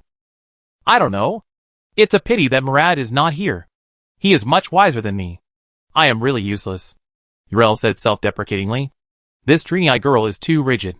No one can be omniscient. Even your prophet Velan must have things he can't see and understand. Alvin touched Yrel's long horn and continued, otherwise, you Draenei wouldn't be wandering in the universe, right? Yrel laughed dumbly. Don't say that about the prophet. He has worked hard for the Draenei people. As the two talked, the little red dragon had crossed the entire swamp. The last time Alvin went to Gorgrond, he flew directly over the plateau. It was the same now, and it was also a huge plateau. With the experience of the last time, Alvin quickly asked everyone to sit firmly and hold on, and then the little red dragon rushed to the plateau full of earth spikes in one breath. Alvin asked the little red dragon to fly as high as possible, and looked down, and found that there had been huge changes here. Unlike the last time, the once snow-capped Frostfire Ridge has merged with the lava landforms of Gorgrond. Or it can be said that Frostfire Ridge has completely collapsed in the universe in the disaster. The terrain of Gorgrond has also changed, with the jagged black rock peaks piercing the sky more toweringly, and the lava river winding through the canyon like a molten iron chain. Alvin saw a half-relief of a frost wolf on a cliff somewhere, but the volcanic crystal cluster covering it proved that a part of the land of Frostfire Ridge had indeed merged with this place. It seems that the Frostwolf clan is in danger. Alvin sighed. He thought of the Frostwolf Orc Janner, who was happy to take revenge. He didn't expect that the last time they met would be a farewell forever. "Brother Alvin, where are we going next?"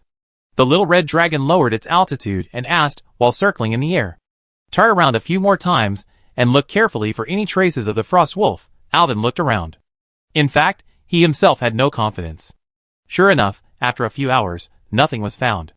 Several people decided to continue to move northeast. When Akali Tasha landed on the edge of Blade's Edge Mountain, everyone was shocked again. No one had imagined that there was such a spectacular scene in the world. The air here was so thin that it seemed like the edge of the star realm. The dark red gravel was suspended in a ring in the cosmic storm. The entire land had been broken into huge fragments, floating in the air. Purple lightning kept falling from the sky and hitting this dark red barren land. Alvin bent down and grabbed a handful of sand, which was free of impurities. These gravels should be the fragments of Draenor that were torn apart. They were eventually torn apart by the void and finally recondensed here to form this magical area. He threw away the sand on his hand and pointed to the east. "Let's go and see the place where the meteor fell mentioned in the scroll." Chapter 418. The scarlet clouds rolled and surged and the airflow stirred by the dragon's wings.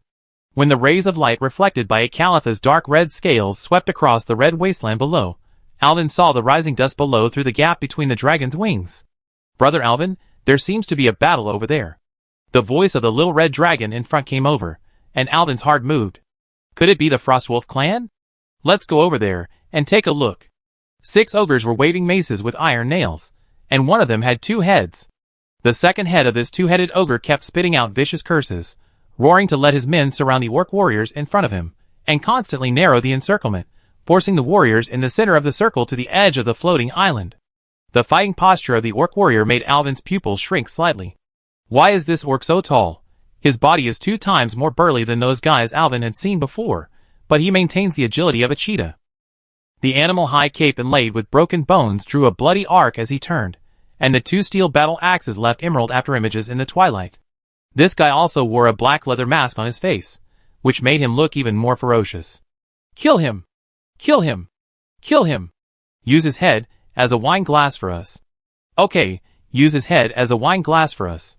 The 2-headed ogre yelled at his brother's head, raising his heavy hammer high.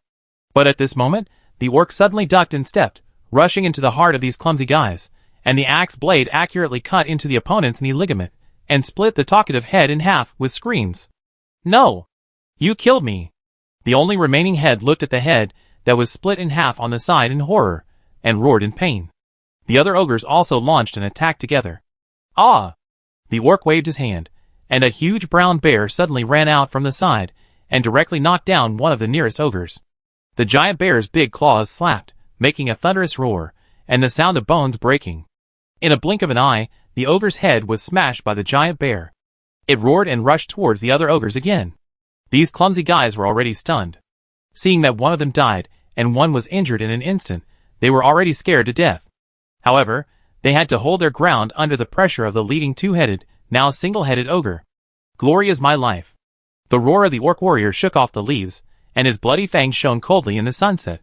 When the 2-headed ogre approached with a rough hammer, the brown bear suddenly stood up, and the orc warrior took advantage of the momentum to jump on the bear's back and rush towards the enemy. The bear rider knocked the ogre over with his huge weight and momentum. Amid the ogre's screams, the orc warrior crossed his axes and slashed out a cross of light blades, splitting the enemy and his hammer into 4 pieces. "The boss is dead. We don't need to fight anymore, run away." The ogre shouted and no longer had the heart to fight. They threw their weapons away, turned around and ran away. "This orc is very strong." Irel said so, and Alvin completely agreed. "This guy is also brown-skinned. Is he also a Frostwolf orc?" Alvin decided to go down and ask. The hurricane caused by Akali Tassa's landing rolled up the broken armor on the ground, and even the weapons dropped by the ogres when they fled were blown away by the turbulent airflow. But the orc and his bears stood with their axes. In the hurricane, the brown bear's hair was blown to one side. The orc wiped off the blood stains on the axe, revealing a face covered by half of bone armor. Only the lower half of the orc's face could be seen. The tall body was covered with tattoos that Alvin couldn't understand, which made the orc look even more sturdy. The brown bear stood beside its master, grumbling and growling in its throat, glaring at the people who jumped off the red dragon. But when the brown bear saw Green Shadow, it stayed on her for a few more glances. Green Shadow smiled and stretched out her hand, snapped her slender fingers, and the faint light of moonlight instantly bloomed between her fingers. For some reason, the brown bear suddenly became happy, leaving its master behind and coming to Green Shadow's side. Green Shadow gently touched the brown bear's big head, and it whimpered instantly, then lay on the ground like a cub, revealing its belly covered with fur. Several people were stunned. However, Alvin recovered quickly. After all, Green Shadow was a druid, and was very good at communicating with animals. The orc in front of him also recovered quickly. "Isn't this the dragon rider of the Alliance? Are you here to hunt me down?" Alvin asked curiously. "Hunting you down? Why?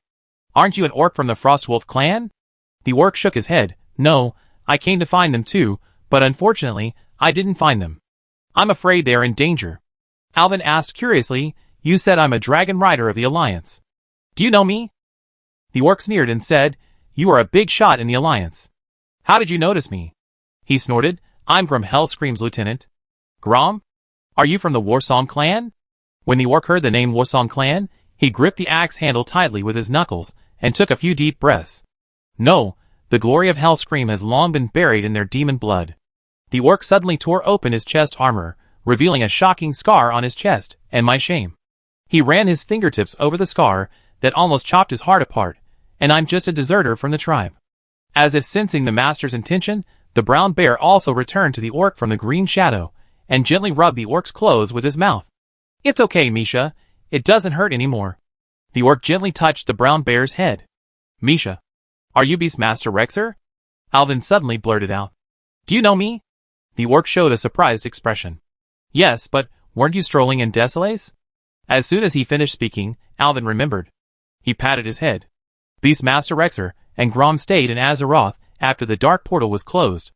Later, he left the tribe for Kalimdor for some unknown reason. But in this world, Grom was captured by Alvin, so the Beastmaster did not follow Grom early, but returned to his hometown in Blade's Edge Mountains first. Looking at Alvin's joy, Rexer was a little puzzled. "Then what are you doing here?" "Grandmother Guyan asked me to find the Frostwolf clan." "Grandmother Guyan? Why would your alliance be with the orcs?" "Because the only targets we want to avenge are Nazul and his tribe.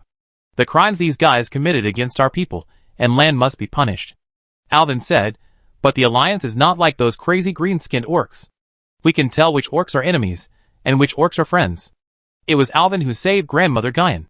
Those Maghar should have died in the collapse of Draenor," Yrel next to him said. Rexer still couldn't believe it, but he knew that the Draenei were traditional and rigid people.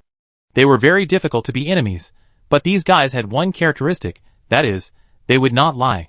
He looked at the human in front of him again and finally nodded. "Okay, I believe you. Like I said just now, the first wolves are probably finished. You came here for nothing. I will bring this news to Grandma Guyan." Alvin sighed. "What about you? Are you going to find Grandma Guyan and the others to join them?" "Not yet." Rexer shook his head. "The changes here are too great. The land under my feet is simply incredible. I want to walk around here first and see what the situation is." Alvin suddenly smiled and said, "Are you interested in joining us?" Chapter 419. "You actually invited an orc to go with you. I don't know if you are crazy or I am crazy. It is this world that is crazy. Look at the world. If we don't unite, how can we survive?"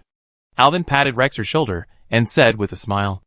The Beast King Rexer and his brown bear Misha were very different from their usual appearance when they were on the back of the dragon. When Akalatras's dragon wings tore through the void storm, Rexer was holding Misha's thick fur tightly, and his bronze skin was stained with a sickly blue in the energy turbulence. The Beast King's face, covered with scars, had lost all its blood color.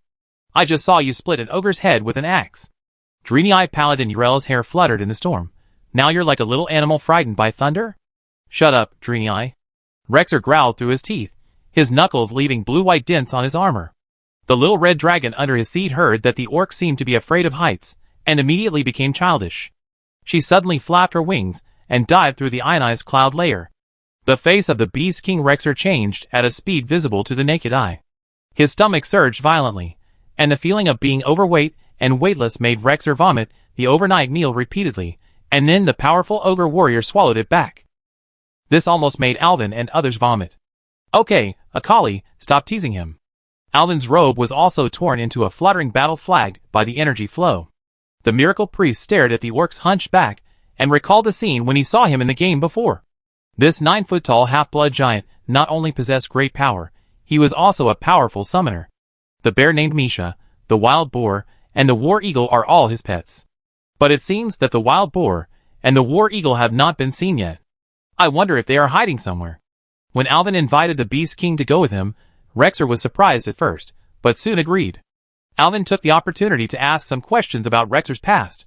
Since there was nothing to do on the road, Rexer opened up and told his own story. Grom, if our goal is just to find a piece of land to survive, why don't we find a place in this world where no one is and start over? What is the purpose of our battle? The bonfire in front of the Warsong clan's tent tore the projections of Rexer, and Grom Hellscream into two twisted monsters. Hearing his lieutenant asking this question, Hellscream's breath was filled with thick blood foam. Honor must be demonstrated with the skulls of the enemy. We want land, but we have to get it through war. I don't understand, Grom. I thought we just wanted a piece of land to live on.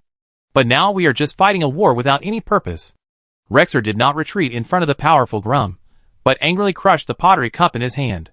When the pottery shard pierced his palm, he suddenly realized that his blood might not be the same as those of these nominal compatriots. What we need is land, not a mountain of corpses and a sea of blood. Rexer looked into Grom's eyes and said solemnly. The roar of the orcs had been heard around, and these Grom's men were basically monsters controlled by demons. So what do you want to do? Be a deserter? Then go farming? Or go hunting? Grom laughed and mocked Rexer, and the orcs around him also laughed. Maybe this is a good idea. Maybe we are not the same kind of people. Rexer said lightly, but the voice was surprisingly clear to every orc's ears. He is an ogre bastard. Ha ha ha. An orc around suddenly shouted, he is not a pure orc at all. I knew long ago that this guy is not on the same side as us. Rexer, I hope you know what you are talking about. This is not a joke. Grom's face fell, and his mouth, which was stretched open by his fangs, jumped wildly, as if he was on the verge of rage. You know me, I never joke. Rexer smiled and raised his double axes. When dawn pierced the morning mist, the blood of more than a dozen former comrades was condensed on Rexer's fangs. Hellscream looked at the warriors he had knocked down, and Rexer, who was kneeling on the ground half dead. He knew that even in desperate situation, this guy did not kill the orcs who besieged him, but just knocked them down. Grom was furious, with angry sparks dancing in his eyes, and roared, Go and be your farmer, bastard. But remember, he slammed his battle axe into the bloody soil. When the world burns, no one can stay out of it. So this is the truth about your leaving the tribe? Alvin's voice was a little trembling. He didn't expect Rexer's story to be so thrilling. Just like they said, I am indeed not a pure-blooded orc. Rexer suddenly tore off the animal leather shoulder guard, and the gray-brown cuticle unique to the ogre was knotted into a hideous bulge on his left shoulder. Misha let out an uneasy low moan, and her rough tongue repeatedly licked her master's trembling wrist. When Grom said real orcs, his battle axe reflected the shadow of my left face in the moonlight. At that time, I finally understood that no matter how brave I was in the tribe, in their eyes, I was never one of them. Alvin also touched Misha's fur. You did the right thing, Mr. Rexer. At this moment, Akali Tasha, who was struggling to move forward under the sky raging in the void storm, suddenly said, Brother Alvin, there is a strange thing ahead. Everyone immediately looked forward. Under the dragon's wings, the broken continental plates of Draenor were like parchment torn by children, and purple lightning wove a web of death in the cracks of space. And in the center of the eye of the storm, on the central floating island that violated the laws of physics, there was a light pink translucent energy barrier. Compared to the red barren sand outside, the interior of this barrier is covered with shady green trees, flowers, roads, and even tall houses. Everything is out of tune with the appearance of this continent, just like a crystal scab formed on the wound of the continent. That's the trade post of the Star Consortium. Rexer suddenly said, these strange-looking guys suddenly appeared here a few days ago. They are covered with bandages. I don't know where they came from. Star Consortium? Bandage people? Could they be the Void? How did they come so quickly? Alvin thought, even the town has been built, these guys won't also target those spaceships. What are these guys doing here? Who knows? They went to Goldrund a few days ago. Oh, it should be called Blades Edge Mountains now. They do business with the local ogres and buy everything, livestock, animal skins, food, and people. I don't think these guys are good people. As Rexer spoke, Akalissa had begun to fold her wing membranes and began to spiral down. What are you doing? Are you going to find them? Alvin said, since I'm here, of course I have to visit them. Chapter 420. Akratasa's claws suddenly sank into the quicksand-like ground, and the roar of the little red dragon shook the dome of the fan. The hemispherical energy membrane unfolded in front of everyone, and the void spirit wrapped in stardust bandages appeared stepping on quantum ripples, and the void gem on his chest refracted a colorful spectrum. The language protocol is adapting. The gaps in the void spirit's bandages burst out with flesh and mechanical synthesized sounds, and the whole space suddenly resounded with dragon language, demon language, and even titan runes. Finally, the void spirit uttered words that several people could understand. The racial composition of the visitor is confirmed to be 63% humanoids, 22% dragons, and 15% unknown energy bodies. Alvin frowned. Location energy body. Are they talking about Xalatath? Rexer's battle axe was already glowing with blood. The void spirit's statement was undoubtedly an offense to the orcs, but Alvin held down the armor. Alvin raised his hand, and a little holy light shone in his hand. With the holy light of the silver hand as a witness, we are just lost travelers. We are exploring this newly formed continent. The stardust on the bandages of the void spirits suddenly accelerated, and a resonance beyond hearing vibrated in everyone's skull. The stars under the bandages of the other party did not even have facial features, and it was unknown what organs they used to pronounce, but their common language was not bad. Welcome to the Void Spire, the Starfield post of the Node Prince Harriman. Everyone who wants to do business is welcome here. You happen to be the first guests to visit this place on this planet. The Void Spirit said, and entered the energy shield backwards, without saying anything, and the quantum door did not close. Everyone looked at each other. This should be a sign for us to catch up, right? The moment they passed through the quantum folding door, everyone's eyes suddenly blurred. What appeared in front of them was a beautiful starry sky city. Several virtual spirits stepped on anti-gravity discs and shuttled back and forth under the glass dome. The giant holographic projection was playing the image of a virtual spirit. That is Prince Harriman of the Node, the overlord of the Star Consortium and the master here. Seeing that several people were attracted by the huge projection, the virtual spirit introduced. The soil and plants here are all brought by us. To be honest, the local soil is not suitable for greening. In the mechanically synthesized words, Alvin saw 4 floating coffins passing over his head, and something that was crystallizing was sealed inside. These are the remains of Naru, so I said, you can buy anything here. The remains of Naru? Where did these virtual spirits find a dead Naru? Alvin had a question mark on his head, but the others were enjoying the visit. Especially Green Shadow, who likes green and nature. She was indescribably happy to be back in the plant-filled environment here. But soon, Caldoria's face darkened. Erwin felt strange and just wanted to talk to her, but the Void Spirit said, we have arrived at Harrimad's mansion. The throne room of the Node Prince Harrimad is on the top of the largest conical spire in the center of the storm spire. Going into the door below the spire, there is a huge furnace, like a battery, and the blue energy is rolling in the central furnace in a state visible to the naked eye. From the sidewalk, you can walk to the top of the furnace, and then, there is an elevator that uses something as energy. The elevator is a translucent crystal plate. After everyone stepped on the elevator, the plate quickly floated up. The translucent floor showed that the ground was getting farther and farther away. Rexer suddenly felt a little uncomfortable, his face changed a little, and his throat murmured. Alvin saw it, and swallowed his saliva secretly. I almost forgot that this strong guy was afraid of heights. The door behind the elevator opened, and it was the office of the Node Prince Harriman.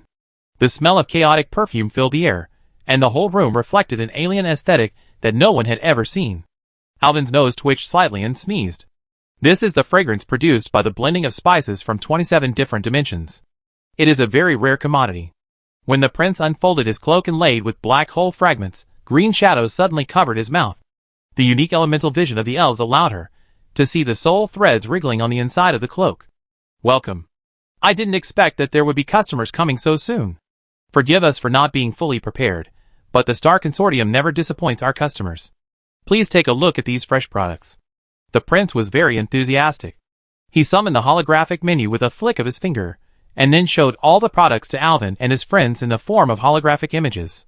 However, one option made Rexer's fangs creak. The product was a green-skinned orc warrior, and the label on the side said, high-quality gladiator material, with fell blood. Look at the beauty next to you. I know you will be interested in the next product. Harriman looked at Alvin, then laughed unpleasantly and clapped his hands. 4 alien women in shackles were pulled out from behind the dark matter curtain. A woman with a bird's head and a human body, her feathers were falling off, and there was a ghost maid. The most uncomfortable thing was the shapeshifter who kept reorganizing his facial organs. Alvin was really surprised, and quickly waved his hand, asking him to drive these people away. It seems that our guests are very traditional, and lack the desire for novelty. These products are in great demand in other places. Harand laughed. So what kind of products are the guests looking for? We want an ark that can cross the twisted void. Alvin suppressed his disgust. For example, a spaceship or something. The stardust between the prince's bandages suddenly stagnated, and the ethereal followers behind him consciously closed the door. So you want a spaceship? Then I want to ask, what do you want this thing for? The universe is full of dangers, and traveling in it is not a good choice. Harand asked. Alvin said, to go home. Go home. Forgive me. Even though I have never seen a creature like you. Where is your home? Azeroth, the orc warlocks in this world once opened a portal to our world, but that portal has disappeared now. Well, I understand now. Our team also found the portal a few days ago, but that portal was quickly closed. Fortunately, we set the coordinates, so we rushed over. The Node Prince nodded, and Alvin understood that these void spirits discovered Outland in this way. But Alvin became worried again.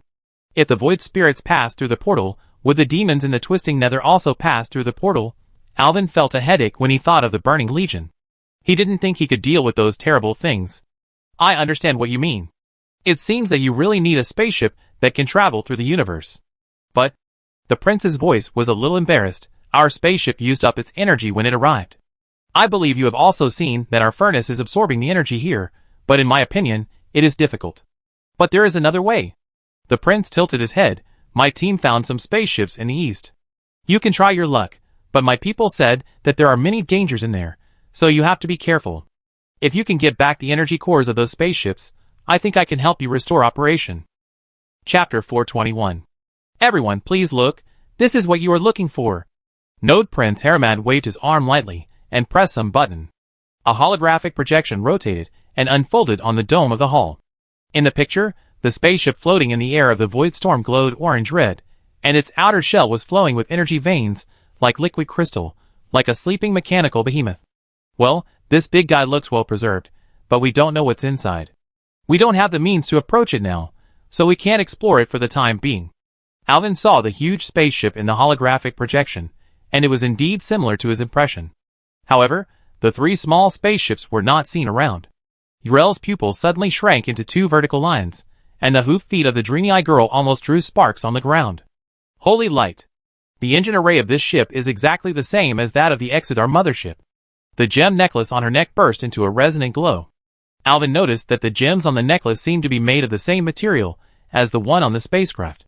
But why is the energy core strangely purple? Yrel muttered to himself in confusion. Maybe there is some kind of mutation or pollution inside. Alvin said, "Thank you very much for your help, Mr. Prince. If you need anything, I will come often in the future." Welcome, welcome, but we have to wait for us to prepare more goods. As you can see, there is really nothing to show for the current situation. Then, Alvin politely said goodbye to the Node Prince and left his spire. As the elevator descended, green shadows suddenly held Alvin's hand. "Alvin, I always feel that these spirits are not good people." Green Shadow whispered in Alvin's ear, "Although there are dense forests here, these plants are not happy." "How do you know whether plants are happy or not? Do plants have emotions?" Rexer could not understand the delicate feelings of Caldoria at all. Green Shadow looked at the Beast King and nodded. "Although I can't put it into words, I can generally feel that these trees are struggling. They are enduring some kind of torture from underground." Underground? Alvin stepped on the solid ground. The floor was paved here, which was completely different from the red sand exposed to the air outside. "Is there anything under here?" Green Shadow's face turned bad. "There are people under here, a lot of people." Her long pointed ears trembled in the mental fluctuations, and green magic energy surged from her body and entered the earth. "These lands are wailing. They should be part of the natural cycle in the land, I feel. There are people." Rexer squatted down with his battle axe, and the orc's rough fingers touched the floor on the ground. "I think this floor is beautiful, more magnificent than the floor of Dota Fortress." Misha snored in agreement, and the bear paw also patted the ground like its master, and actually broke the floor directly. Alvin held down the ethereal guard, who was about to go berserk. Sorry, our companions are heavier." When everyone stepped out of the spire, Green Shadow suddenly knelt on the ground. Her silver long hair moved without wind, and her brows were tightly furrowed. "I'm not wrong. The ground is twitching. The druid inserted his hands into the ground, and the magic network spread along the cracks in the concrete. Under this land, many hearts are beating synchronously. What is going on? Alvin was also confused. Is there life under the storm spire? Could the void spirits be doing some experiments? The void spirit guide's eyes exposed outside the bandages rippled. You are worthy of being a druid known as the son of nature. A synthesized laugh came from his body.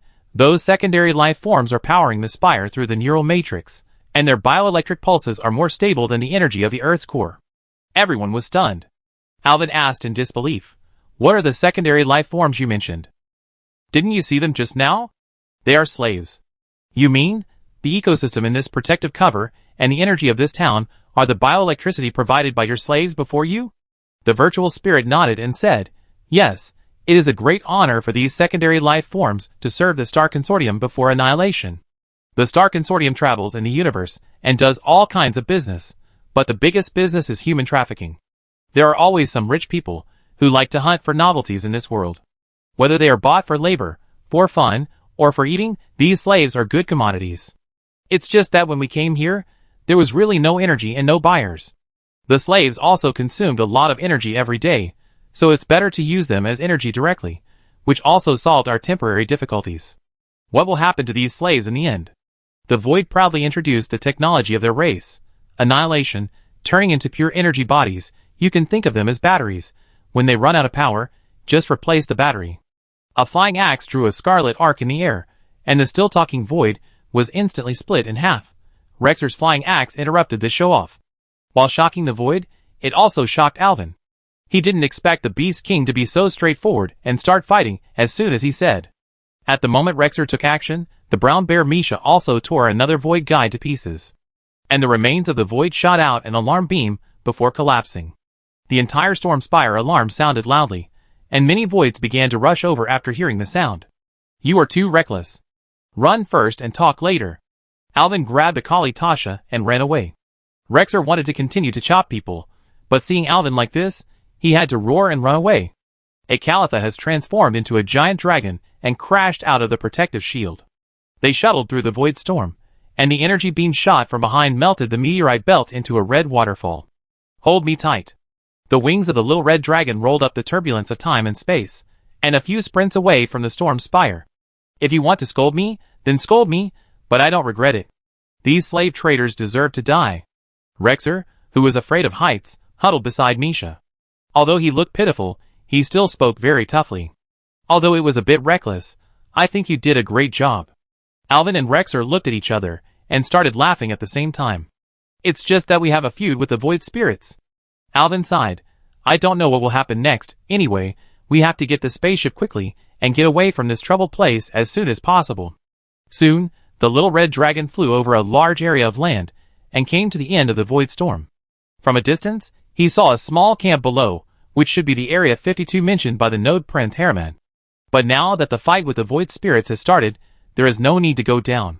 Then, everyone saw a wonder that they had never seen in their lives. Above the end of the land, the floating giant ship was emitting a faint orange halo. The armor layer of the storm fortress is made up of hundreds of hexagonal energy matrices, and the bridge gate above the hull is even wider than the storm gate. "This is not a spaceship at all." Uriel's voice was broken in the wind. "It's a mobile interstellar fortress." Chapter 422. Akaratasa spread her wings and circled the spaceship in the void. Purple lightning constantly bounced off her golden red scales. When the red dragon landed on the landing platform, the platform composed of pink and white tiles was quite solid, holding up Echalis's huge body steadily. At this moment, the legendary dragon, which was 40 meters long, was just like a butterfly resting on a candlestick in front of this spaceship. There is a layer of energy net in front of the door. It seems to be a door access system. Yrel touched the arcane runes on the edge of the platform. This is a protective barrier that prevents outsiders from entering. Alvin looked at it with a complicated expression and said, "It may also be that they don't want the things inside to come out. The concentration of void pollution here is enough to make a living person mutate instantly." Rexer was shocked. "My god, do we still have to go in? I refused to drink the demon blood before. I don't want to become a monster like the green skin." Rexer knocked the metal plate on the wall with the axe handle, making a dull sound. "It seems that the bottom is solid. I really don't know what material this thing is made of." Since landing, Misha has been roaring at the closed alloy giant door. The dark red energy barrier appears in front of everyone, and unknown words are etched on the door frame. Alvin said, "My holy light should be able to protect everyone from being affected by the shadow energy. Now I can only pray that there is nothing strange inside." He walked to the wall on the right side of the gate. There is an authentication device made of void crystal embedded here. Alvin secretly groaned in his heart. Does this also require a key task to enter here? Where can I do this? But since I'm here, I have to give it a try. Alvin casually pressed his palm on the fingerprint lock at the door. The blue light of the fingerprint lock swept across Alvin's palm, and something magical happened.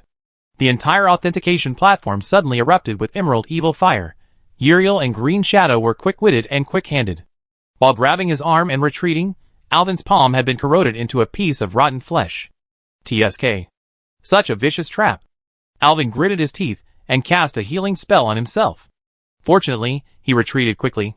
According to the speed of corrosion, if he had been slower, he might not have been able to save his palm. He quickly nodded to Green Shadow and Uriel. "There's something wrong with this thing." Green Shadow raised his staff with both hands and poked the fingerprint lock, and suddenly his face changed. "This is not a combination lock, but a living sacrifice device. 10,000 years ago, I saw it in the lost palace of Queen Azhara. In the name of Elun, this is the technology of the Burning Legion." When he heard the word Burning Legion, Alvin frowned. "No way? Is it impossible to escape? Brother Alvin, what should we do now?" Akratasa and others looked at Alvin, waiting for him to make a decision. Alvin said, "Keep going. If they are really demons, we must understand how they came and what their purpose is. In short, we should try to collect clues on the premise of protecting ourselves. But now, we can't even get in the door." "Ah! Hey!" With a loud bang, Rexer's axe blade had split the console shell, revealing the mechanical components with nerve bundles entangled in them. "You just think too much about everything, young masters and young ladies. At this time, you should just rush forward like orcs." Rexer laughed loudly, swinging his two axes in turn, chopping the fingerprint lock that was like a trap into a pile of parts. Miraculously, the energy network in front of the door actually flashed twice as the fingerprint lock was destroyed, and completely disappeared. Then, Misha roared and rushed towards the door. He stood up, and slapped the door with his two bare paws dozens of times. The nearly 5-meter-high gate slowly opened like the throat of a dying beast, and the fishy void torrent came with a scream. Oh my god, the powerful flying bricks really work. Before everyone had time to be surprised, the scene inside the fortress had suffocated everyone. The corridor that originally flowed with liquid holy light was now covered with dark shadow veins, like blood vessels. The filth inside and the bright appearance are really in sharp contrast. There was no light inside, and one could only see about 5 or 6 meters into the door. The deeper part was like an abyss that swallowed up the light, and nothing could be seen. At this time, Zalatas was also trembling with hunger in Alvin's arms. Alvin held the hilt of the knife, knowing that there must be some shadow magic inside. "Let's go. Since we are here, we should make the best of it. I want to see what kind of medicine is sold in this gourd." After saying that, Alvin raised the dagger, lit the holy light as a source of illumination, and walked into the door of the spaceship first. Everyone followed slowly, and when the last person stepped into the darkness, the gate closed with a loud bang, and everything returned to darkness. Only Alvin and his group could vaguely see something about 2 meters around them. Several people walked silently, with only the sound of footsteps and breathing. In the darkness, it seemed that countless scarlet eyes were watching them in the corridor. Holy light! What the hell is this? Iryll raised the warhammer above her head. Through the walls illuminated by the holy light, she saw thousands of void pupae pulsating regularly, and some pupae had broken, oozing disgusting mucus. I don't know what kind of creatures crawled out of them. Gah! Rexer crushed something under his feet. The orc looked down, and saw that it was a fist-sized black flesh worm that was crushed by him. The black mucus spurted out, emitting a fishy smell. "This is disgusting. Don't move. Everyone, don't move." The green shadow druid trembled and pointed to the ground. "Don't step on the slime. This is..." Before the warning fell, the soles of Rexer's boots, which first touched the black slime, began to grow granulation. What the hell is this? The Beast King was shocked. In just a moment, his soles had lost consciousness, and the granulation had spread to his legs at a speed visible to the naked eye. Rexer was clear in his mind, and he always raised his axe to his feet. The cold light of the battle axe flashed, and the half-orc used the knife to cut his feet without hesitation. Dang! Alvin pushed Rexer hard, and his axe hit the ground, knocking out sparks. What are you doing? Alvin was shocked. He was just studying the slime on the ground carefully, but he never thought that Rexer was so fierce that he wanted to cut off his feet without saying a word. This is a bit like the corruption of your orc warlocks. It's magic, so it's easy to say. Alvin chose the skill of dispelling magic from his heart. Holy light flashed, and the granulation on the Beast King's feet quickly disappeared. Thank you, brother, Rexer shouted in surprise. He originally wanted to yell at Alvin and despise his indecision, but he didn't expect that the thorny problem was solved by Alvin with a wave of his hand. Green Shadow shouted, Alvin, let's fly. These are living shadow fungus blankets on the ground. Chapter 423. Alvin didn't ask what the shadow fungus blanket was, but he could probably understand it just by hearing the name. He quickly cast a spell and gave everyone a levitation spell, so that everyone could float in the air and no longer touch this disgusting thing. Is it also a trick of the devil? Alvin asked, and Green Shadow nodded with a bitter face. Don't worry, our team can handle it. He touched Caldoria's smooth hair. Then he chose the skill of Holy Nova in his mind.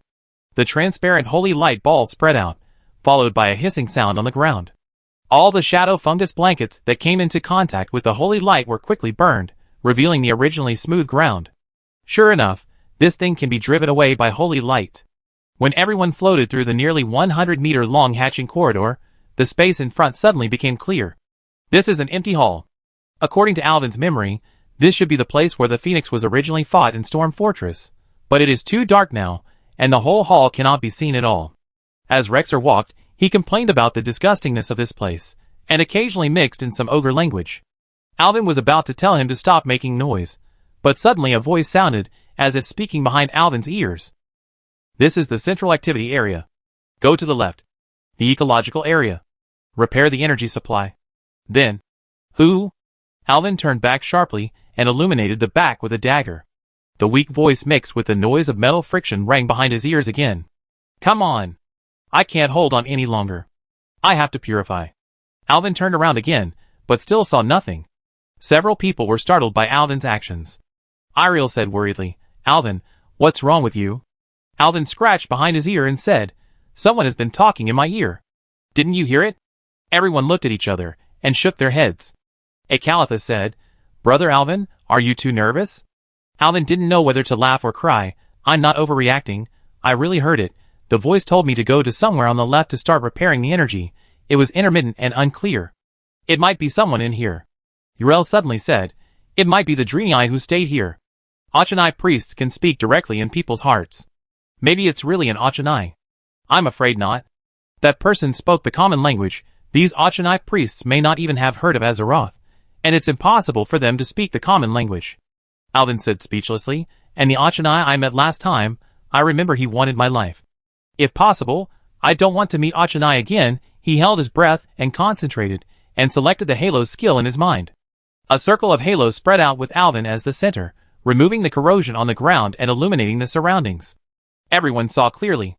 It turned out that they were standing on the edge of the circular hall with a diameter of nearly 100 meters. There were stairs on both sides behind him that led up to a circle on the second floor.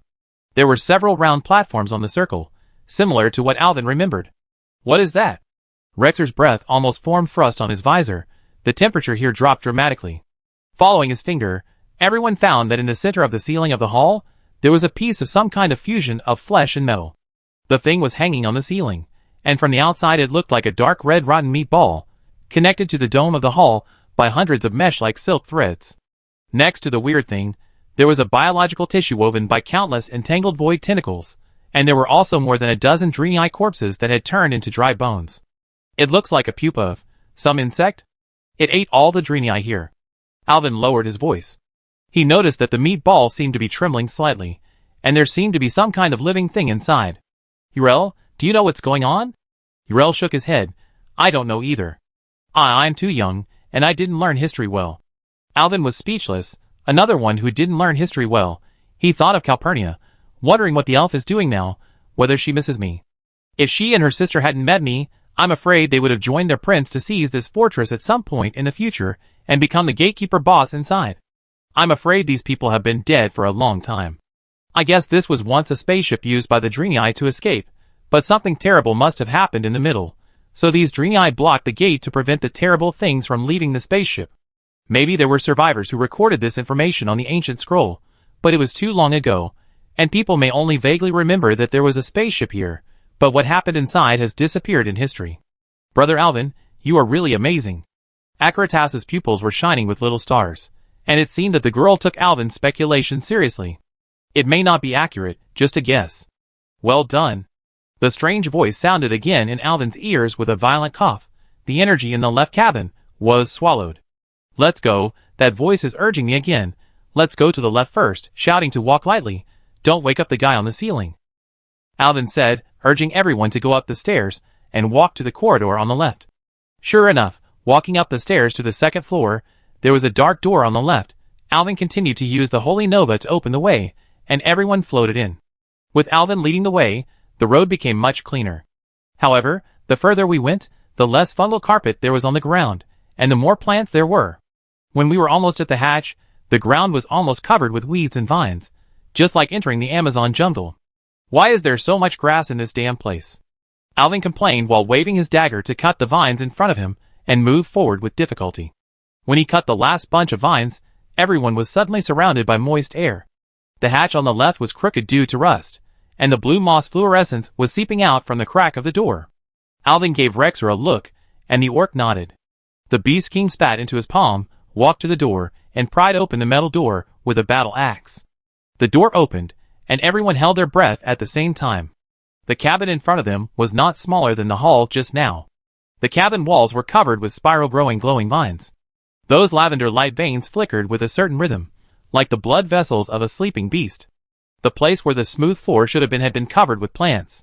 Some tiny creatures similar to fireflies swam in the ferns, reflecting stars on Irel's chain mail.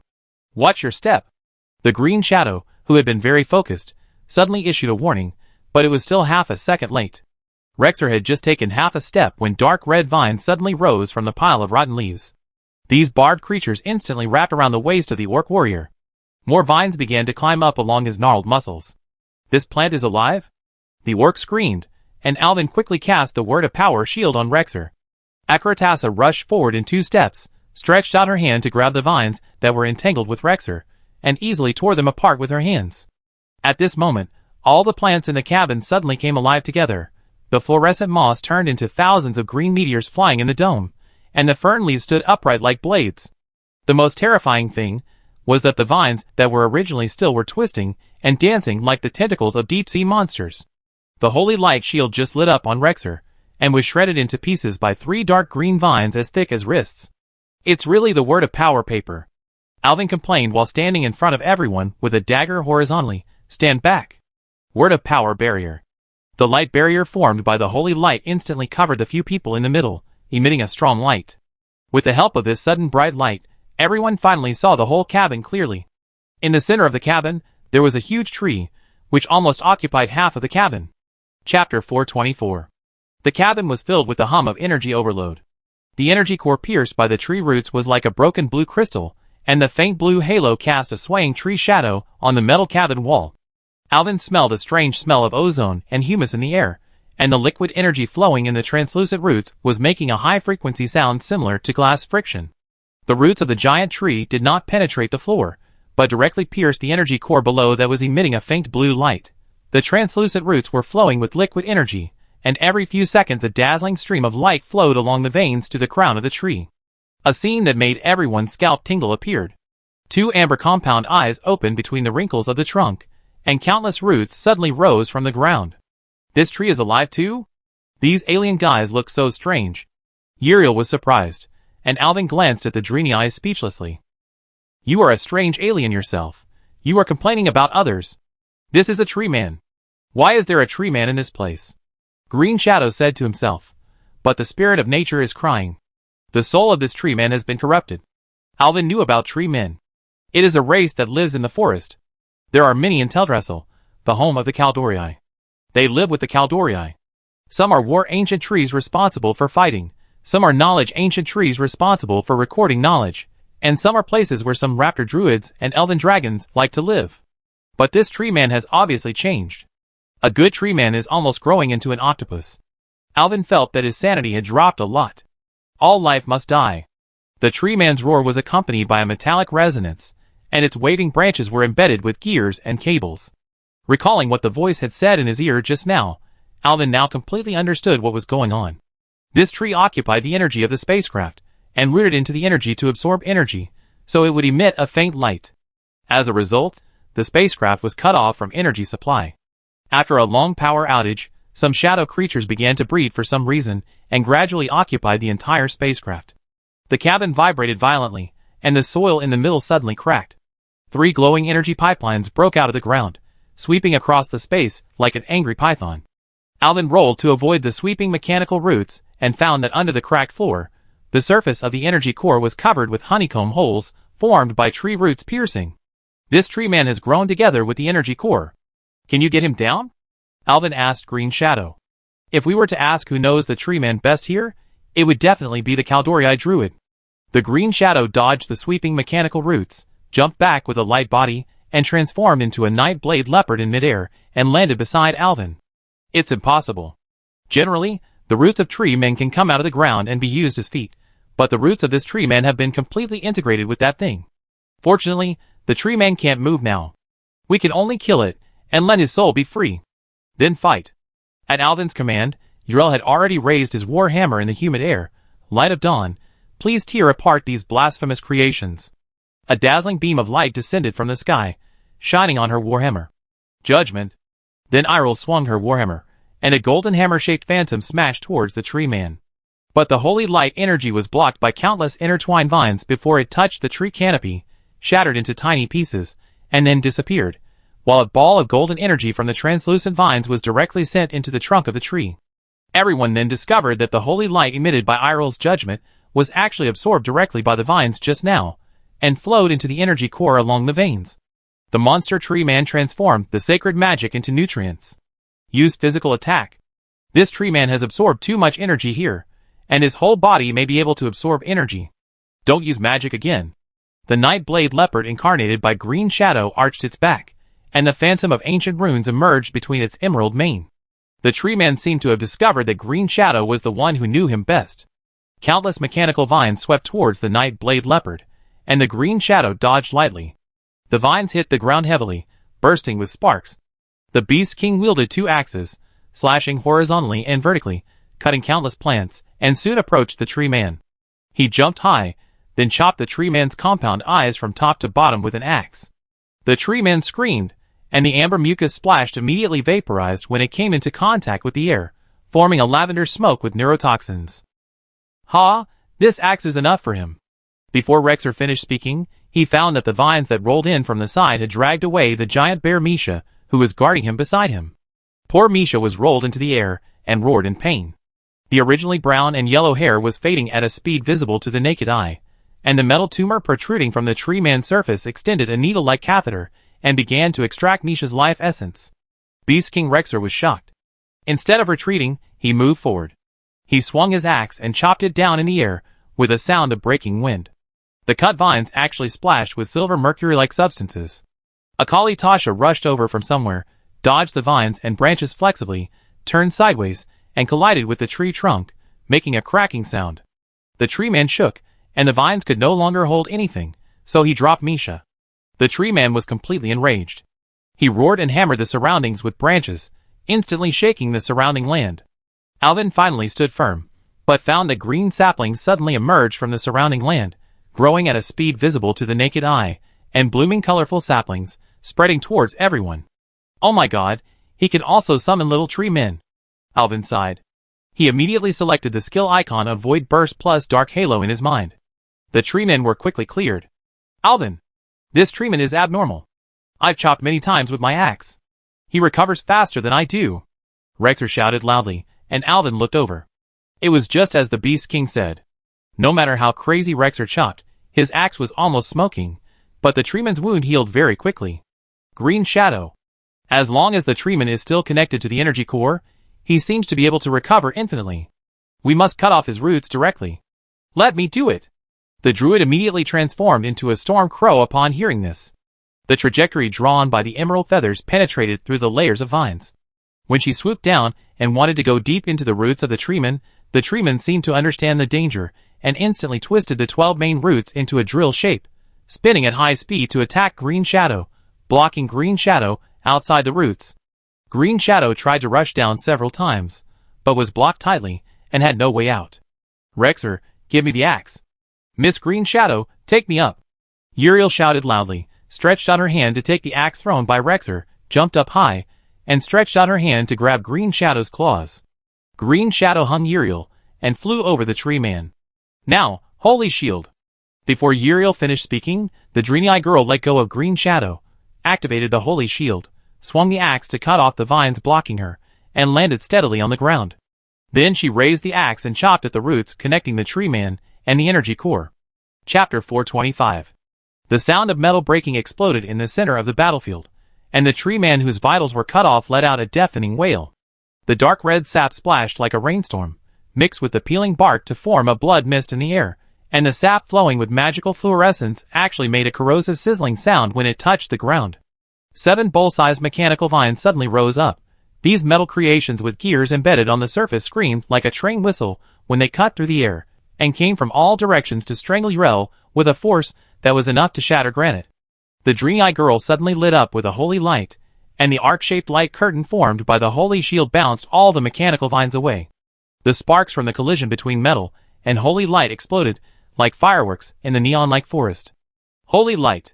Uriel jumped high, and the holy energy overflowing from the paladin's armor dragged a meteor-like trail behind him. The Dreamy-Eye girl held the bone handle of the Beast King's axe tightly with both hands, and the light flowing on the axe blade was as bright as lava as she chopped it down.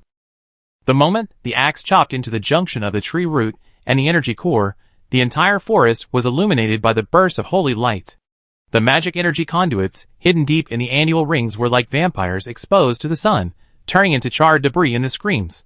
The towering trees began to twitch spasmodically, and the trunks of hundreds of years old made a tooth-grinding sound of wood fiber tearing. In the rainstorm formed by fallen leaves and mechanical parts, the huge tree was like a trapped beast with its spine pulled out, and it overturned with the force of a landslide. Uriel gasped, and her hooves plowed 2 deep grooves in the soil.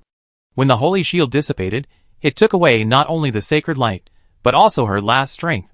The invincibility time ended, and Uriel helplessly looked at the trunk of the tree man falling towards her.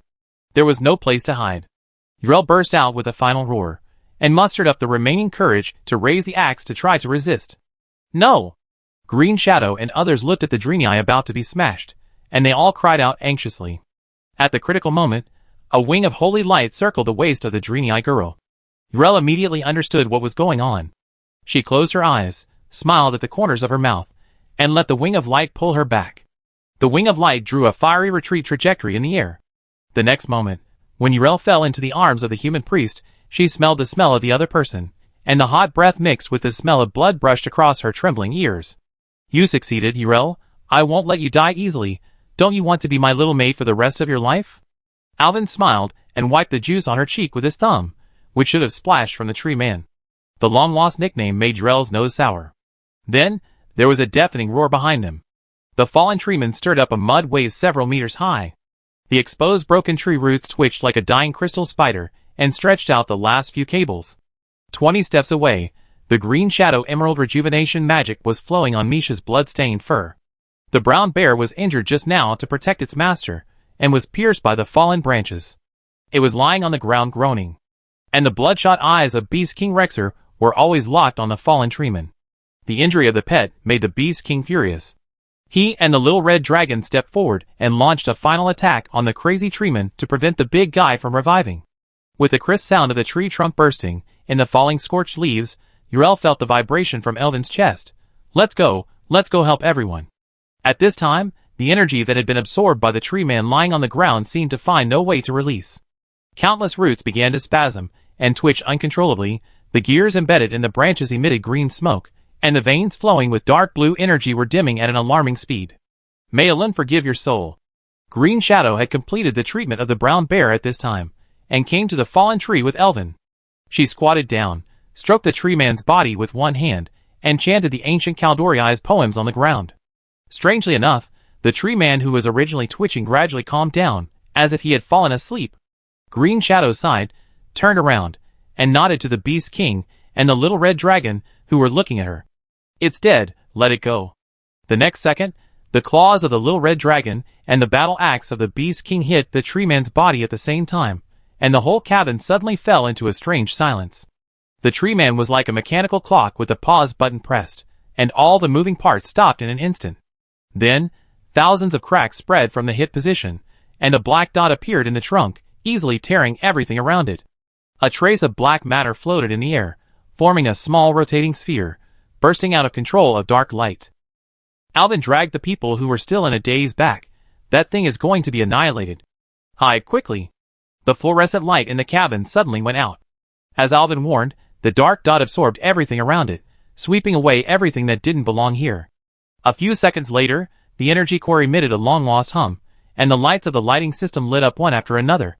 The silver-white floor under Alvin's feet also lit up layer by layer, and millions of hexagonal light grids climbed up along the cabin wall, revealing the true appearance of being covered by vines for 100 years. The whole room turned out to be the core energy supply area of the spacecraft. 12 gilded energy conduits hung from the dome, and the liquid photons rushing inside illuminated the cabin like daylight. The fusion furnace that was originally crawling with parasitic plants now took off its disguise, connected to the energy conduit, and stood in the center of the entire room, and the light was pulsating at the frequency of a human heartbeat. He suddenly noticed that there were several Draenei remains curled up in the corner of the wall.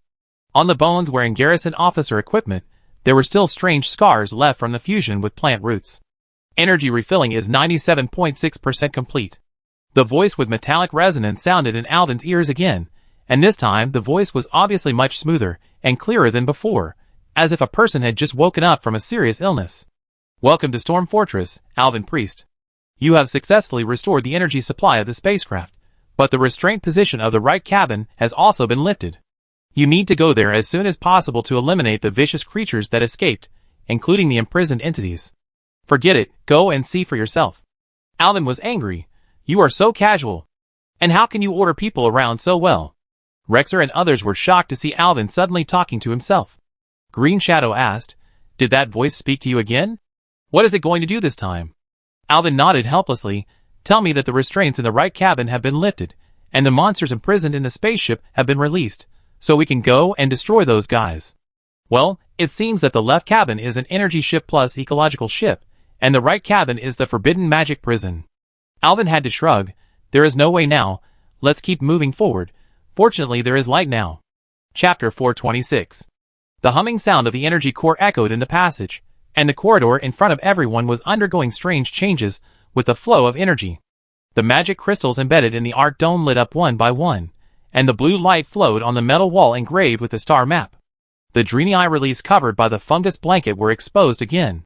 The warriors holding the war hammer, and the priests holding the crystals were looming in the light and shadow. Yrel touched one of the reliefs and exclaimed in surprise, "These relics! They are more exquisite than those in Auchendown. Maybe my ancestors rode them when they came to this world. Look at these corrosion marks." The green shadow gently stepped on the residue left on the ground, and the purple-black fungus blanket that had previously covered the passage was disappearing at a speed visible to the naked eye. Where there is light, these demons' tricks are not easy to perform. When they returned to the central hall, they found that the lights here were also on. But Alvin made a discovery that made everyone uneasy. The giant insect egg hanging in the dome has split into 3 pieces. It's empty inside. Alvin took a deep breath. The things inside have hatched. Everyone, keep your voice down. Everyone looked at the ceiling in his direction, and found that the translucent egg membrane was hanging down like a torn fishing net, and the sticky amber liquid was flowing along the grooves of the floor. And the Draenei corpses that were hanging in the air before also fell to the ground like puppets with broken strings. Holy light. Beast King Rexer used the axe handle to pry open the chest armor of a corpse, and saw the fatal wound on the Draenei.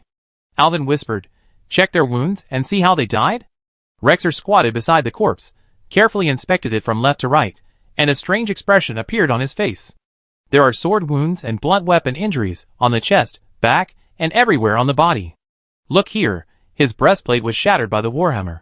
Look at this, the way this man died is just like he met the most brutal enemy. But the weapons that caused the wounds are the ones in their hands. Hearing Rexer's words, Yrel also felt very strange.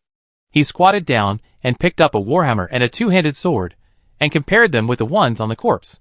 As Rexer said, these people died under the weapons in their own hands. Could it be that these Draenei killed themselves? Irel's face turned pale. She couldn't understand why the Draenei, who had always been kind and upright, would kill each other. Alvin held Irel's cold hand and comforted the Draenei girl. Maybe it's what hatched from the pupa.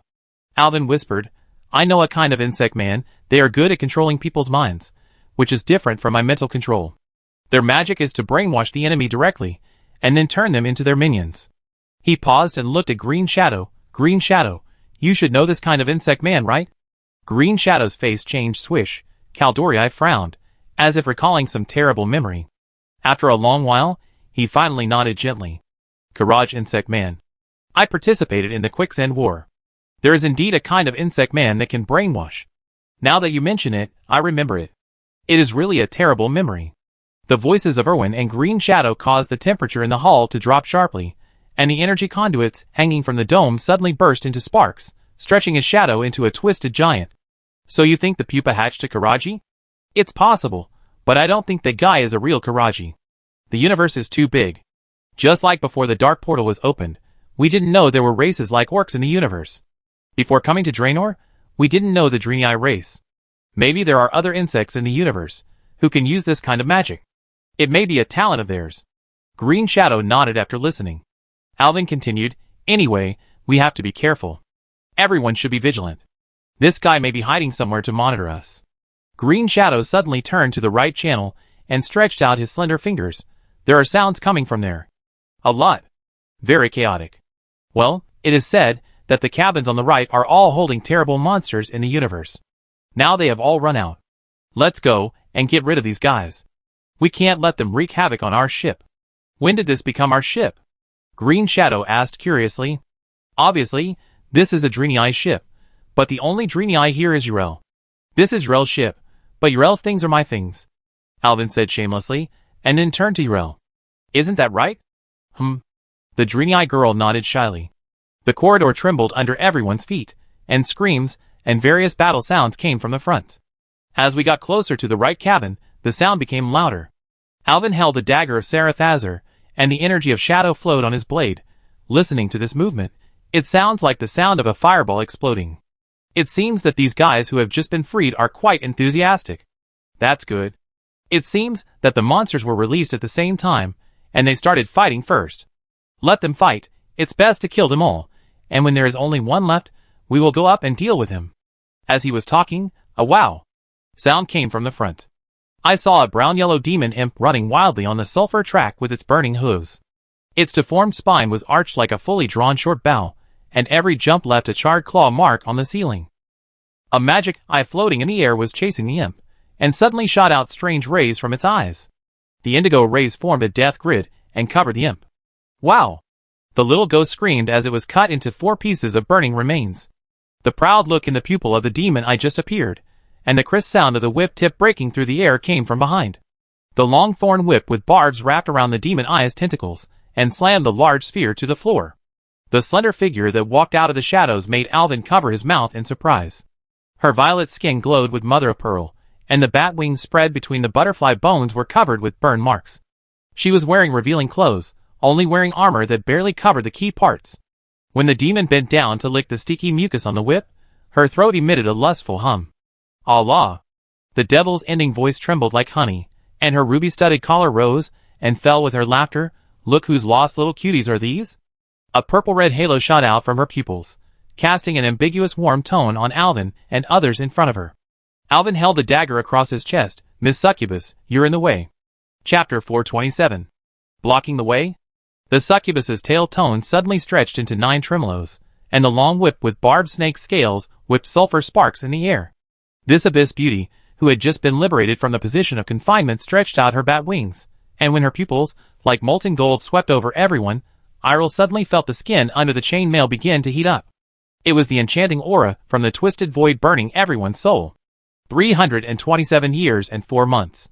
The demon curled up her hair with the end of her metal-decorated tail, and gently stroked it, and the purple lips actually made a whisper-like moan between lovers. Just regained freedom? There is such crazy killing, and such a strong man.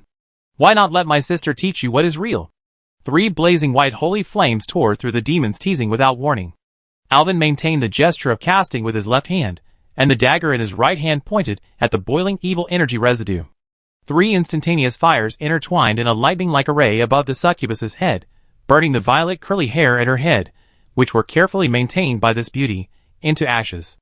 The smell of burning was actually filled with a strange fragrance of mandragora.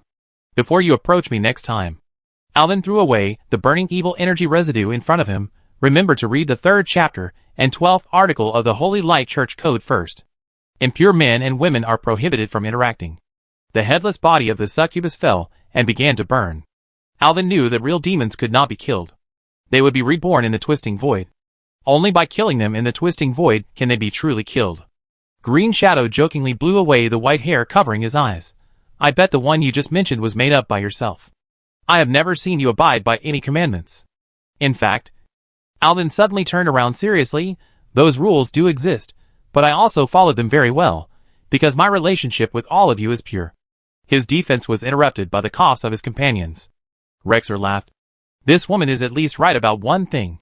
The Beast King's axe split the remains of the demon that was still spewing fell energy, and his scarlet pupils reflected the sudden explosion at the end of the corridor. There is indeed a wonderful battle waiting for us. The sticky dark red energy formed a countercurrent vortex in the right cabin, and an Eridar, who was tearing the jaw of the Tyrannosaurus, suddenly paused. Under the red skin covered with magic spots, the blood vessels flowing with magma lines suddenly burst into light. This is a Draenei variant that is much taller than Yrel. The crystal horns on the forehead pierce the skin, the spinal spurs penetrate the robe to form natural bone armor, and the hooves that should have shone with holy light are now burning with emerald evil fire. At this moment, Alvin and his companions were hiding behind the corpse of the monster not far from the entrance, watching this terrible guy slaughtering other opponents. Velan! The demon's roar shook the entire cabin. When she frantically pulled out the spine of the Tyrannosaurus, the splashing juice formed a bloody crown around her body. As soon as the dying demons raised their claws, they were minced into mincemeat by the evil energy waves bursting from her hooves. This is not a battle, but a one-sided art of slaughter. Compatriots! She must be a survivor, Yrel said, and wanted to run over to recognize her. But Alvin immediately crossed the dagger across the girl's chest. Look at her, the red skin and the magic spots on her body. Isn't it recorded in your Draenei books? That guy is not a Draenei, but an Eridar who betrayed the light 30,000 years ago. Although young Yrel didn't know the details, she had heard the legends of the past more than once. Now seeing it with her own eyes, she still couldn't believe her eyes. The commotion here immediately attracted the Eridar, and she saw the Draenei girl in the crowd at a glance. The Eridar demon's mouth, which was split to the ears, suddenly dripped with jealous poison. What a beautiful blue pearl. Tell me, where is Velan? Otherwise, I will dye your blue skin blood red. The demon's bone claws suddenly penetrated the space, and Yrel raised his hammer to block it, only to find that it was an afterimage. The real killer move came from the top of her head. A green energy ball had touched the tip of her hair. In the name of holy light. Alvin quickly selected the skilled guardian angel in his mind, and the holy light that suddenly burst out from Yrel's back actually showed angel wings behind her. When the demon's evil magic fell from the sky and hit Yrel, Yrel's body suddenly burst into light. At that moment, everyone seemed to see an angel appear above Yrel's head, helping her to hold up a layer of protection, offsetting the terrifying magic that should have killed the girl. A curious expression appeared on the face of the Eridar female demon. What kind of magic is this? Interesting, it can actually block my magic. The demon sneered and quickly locked onto the instigator just now, Alvin. I hate the holy light the most. I didn't expect that Velan is not dead yet, and another one will appear. I won't let you leave alive today. The demon roared, and the evil energy it emitted instantly shattered the floor under his feet. Alvin stared at the waves of evil energy emanating from the front, and finally stood firm, but found that his companions beside him had begun to retreat involuntarily. Poor holy light. It can only be extinguished in front of me. The nails of the Eridar man suddenly grew into sharp blades. You have no idea what kind of power we gained 30,000 years ago. Before he finished speaking, the Eridar demon had flashed and appeared in front of the tip of Alvin's nose, and his neck was also pinched by the demon's hands. I got you, little cutie. But the next second, the situation suddenly changed. Just as the Eridar demon's bone claws were still in the posture of trying to tear Alvin apart, the human priest, who had been caught in her hand, disappeared. Her lava-lined skin suddenly faded to pale white. This Legion pioneer who had slaughtered 12 worlds was now trembling like a frog stared at by a snake. Impossible. What kind of magic is this? Shoo. Alvin's index finger stood up in front of his lips, And this action, that should have been sacred, was full of blasphemous charm. He appeared from behind the demon, tapping his boot heels, and the floor beneath everyone's feet suddenly stretched out countless black tentacles to entangle the hoof of the Eridar demon. This is impossible. Who are you? When the demon quickly turned around and stabbed the human priest's heart with his fell blade, Alvin's figure once again sank into the creeping void portal behind him. When he drilled out of the portal behind the demon again, his fingertips flowing with void energy had already grasped her two horns. 30,000 years ago, you got the power of the Dark Titan Sardras, and I have tasted the blood of the Dark Titan myself. I am an existence that he cannot destroy, and those titans can only seal me up. And I am just taking a small revenge. Game time is over. Alvin gently broke his hands, and the demon's horns and skull were lifted up. The splashing blood flooded the floor, and the beam of light that shot up into the sky nailed the demon in midair, but the corners of Alvin's bloody mouth were rising. Green Shadow understood that Alvin at this time was no longer himself, but the ancient god Zalatas. Chapter 428. Rexer tightly grasped his axe handle, and the restless Misha, coupled with the hunter's keenness, made the Beast King understand that something was definitely wrong with Alvin in front of him. Brother, who are you? His rough fingertips pointed at Alvin, and the terrifying shadow energy was pouring out of his body uncontrollably. The energy visible to the naked eye looked like tiny tentacles. Zaratha's sneer caused a violent shock in everyone's mind. Rude guy. Ah, I've had enough fun this time, let's go home. As the whispers of the ancient gods faded away, Alvin opened his eyes again, and his pupils had changed from the dark and deep void back to normal. The priest staggered and held onto the cage railing. Don't worry, Mr. Rexer, it's me. The guy just now came to help. There are many things that are not convenient to talk about now. I will tell you when I come back. This guy is really powerful. Alvin used holy light to heal his burned hands from holding the burning Eridar demon. Sartharion is indeed very powerful, but his body is indeed a little weak. I really don't know what kind of body she really has to fully exert her strength. Looking at the Beast King's puzzled expression, Alvin continued, If you want to hear a bedtime story, wait until I drive this damn spaceship back. Akaratasa and Green Shadow are no longer surprised that Sartharion occupies Alvin's body. It's just that Green Shadow has participated in the Beetle War and understands the horror of those ancient gods, so she always keeps an eye on them. After the storm ended, everyone's eyes turned to the cage area in the cabin. This cabin is symmetrical with the cabin on the left and the same size. But the internal structure is completely different. Hundreds of hexagonal cells are embedded in the wall like a honeycomb, and each cage is wrapped with an energy fence made of nerve bundles. Almost all the cells have been opened. In some cages, you can still see strange creatures frozen in amber solution. It seems that some have died in the long imprisonment, and the remaining living ones were killed by the Eridar demons as soon as they came out and started fighting. Warning, I can't hold on any longer. Come to the central control room. The voice suddenly appeared again with electromagnetic interference. The defense is being broken. Kara Kara. The voice was intermittent and finally disappeared. Alvin looked up at everyone and found that just like before, he was the only one who heard it. We have to leave here and go to the central control room quickly. The guy who has been talking to me seems to be in danger. Brother Alvin, there is a cell that has not been opened yet. Akaratasa's dragon claws touched the frosted door of a cell, and the ice crystals melted at her fingertips. What's in this cage? Don't open it. Alvin stopped loudly. He didn't want to cause trouble now. If a chatterbox dwarf popped out, it would be troublesome. But his size was still too late. When the little red dragon's hand touched the hatch, it seemed to activate some kind of access control system, and the hatch opened swish. Alvin's heart was directly raised to his throat, and everyone stared at the open hatch. I saw a thick white mist gushing out, and frost rolled from the cabin to the ground. When the cold fog dissipated, everyone saw a dead alien in the inner wall of the cell, who had long been frozen into a mummy. Irvin was relieved, and thought about it. The dwarf millhouse should have been captured when the Alliance came to the Outland through the dark portal many years in the future. Of course, he couldn't be here now. Fortunately, nothing happened. Before opening the door next time, Irvin reached out and flicked the little red dragon's forehead. Remember to ask me, the captain, first. Even if it's just temporary. Suddenly, a metallic wailing sounded in Irvin's mind. I can't hold on any longer. The voice roared and hit Irvin's eardrums. Irvin hurriedly urged everyone to get on the road quickly. He told everyone that the person who had been guiding him must have been in danger. But he was also worried. The thing that hatched from the pupa had not appeared yet. Did it go directly to the central control room? This shows that this guy is probably not a beast that only knows how to kill, but an intelligent creature. He knows to go directly to the most critical position in this ship. Alvin and his friends returned along the original route, and came to the fork in the road leading to the central control room. The central control room is right in front of the hall where they first entered, in the middle of the left and right cabins. Alvin looked at the terrain and determined that the place was basically the place where Karsus was fought in the original Storm Fortress. But I don't know who is there now. This person can telepathize. Could it be the dreamy-eyed prophet Velan? Velan in this world is missing. Did he run here? But it doesn't make sense no matter how you think about it, so let's just take it one step at a time. Everyone rushed through the main corridor quickly, and the originally bright lights began to change, flickering. The dark energy in the holy light energy tube that should have been pure.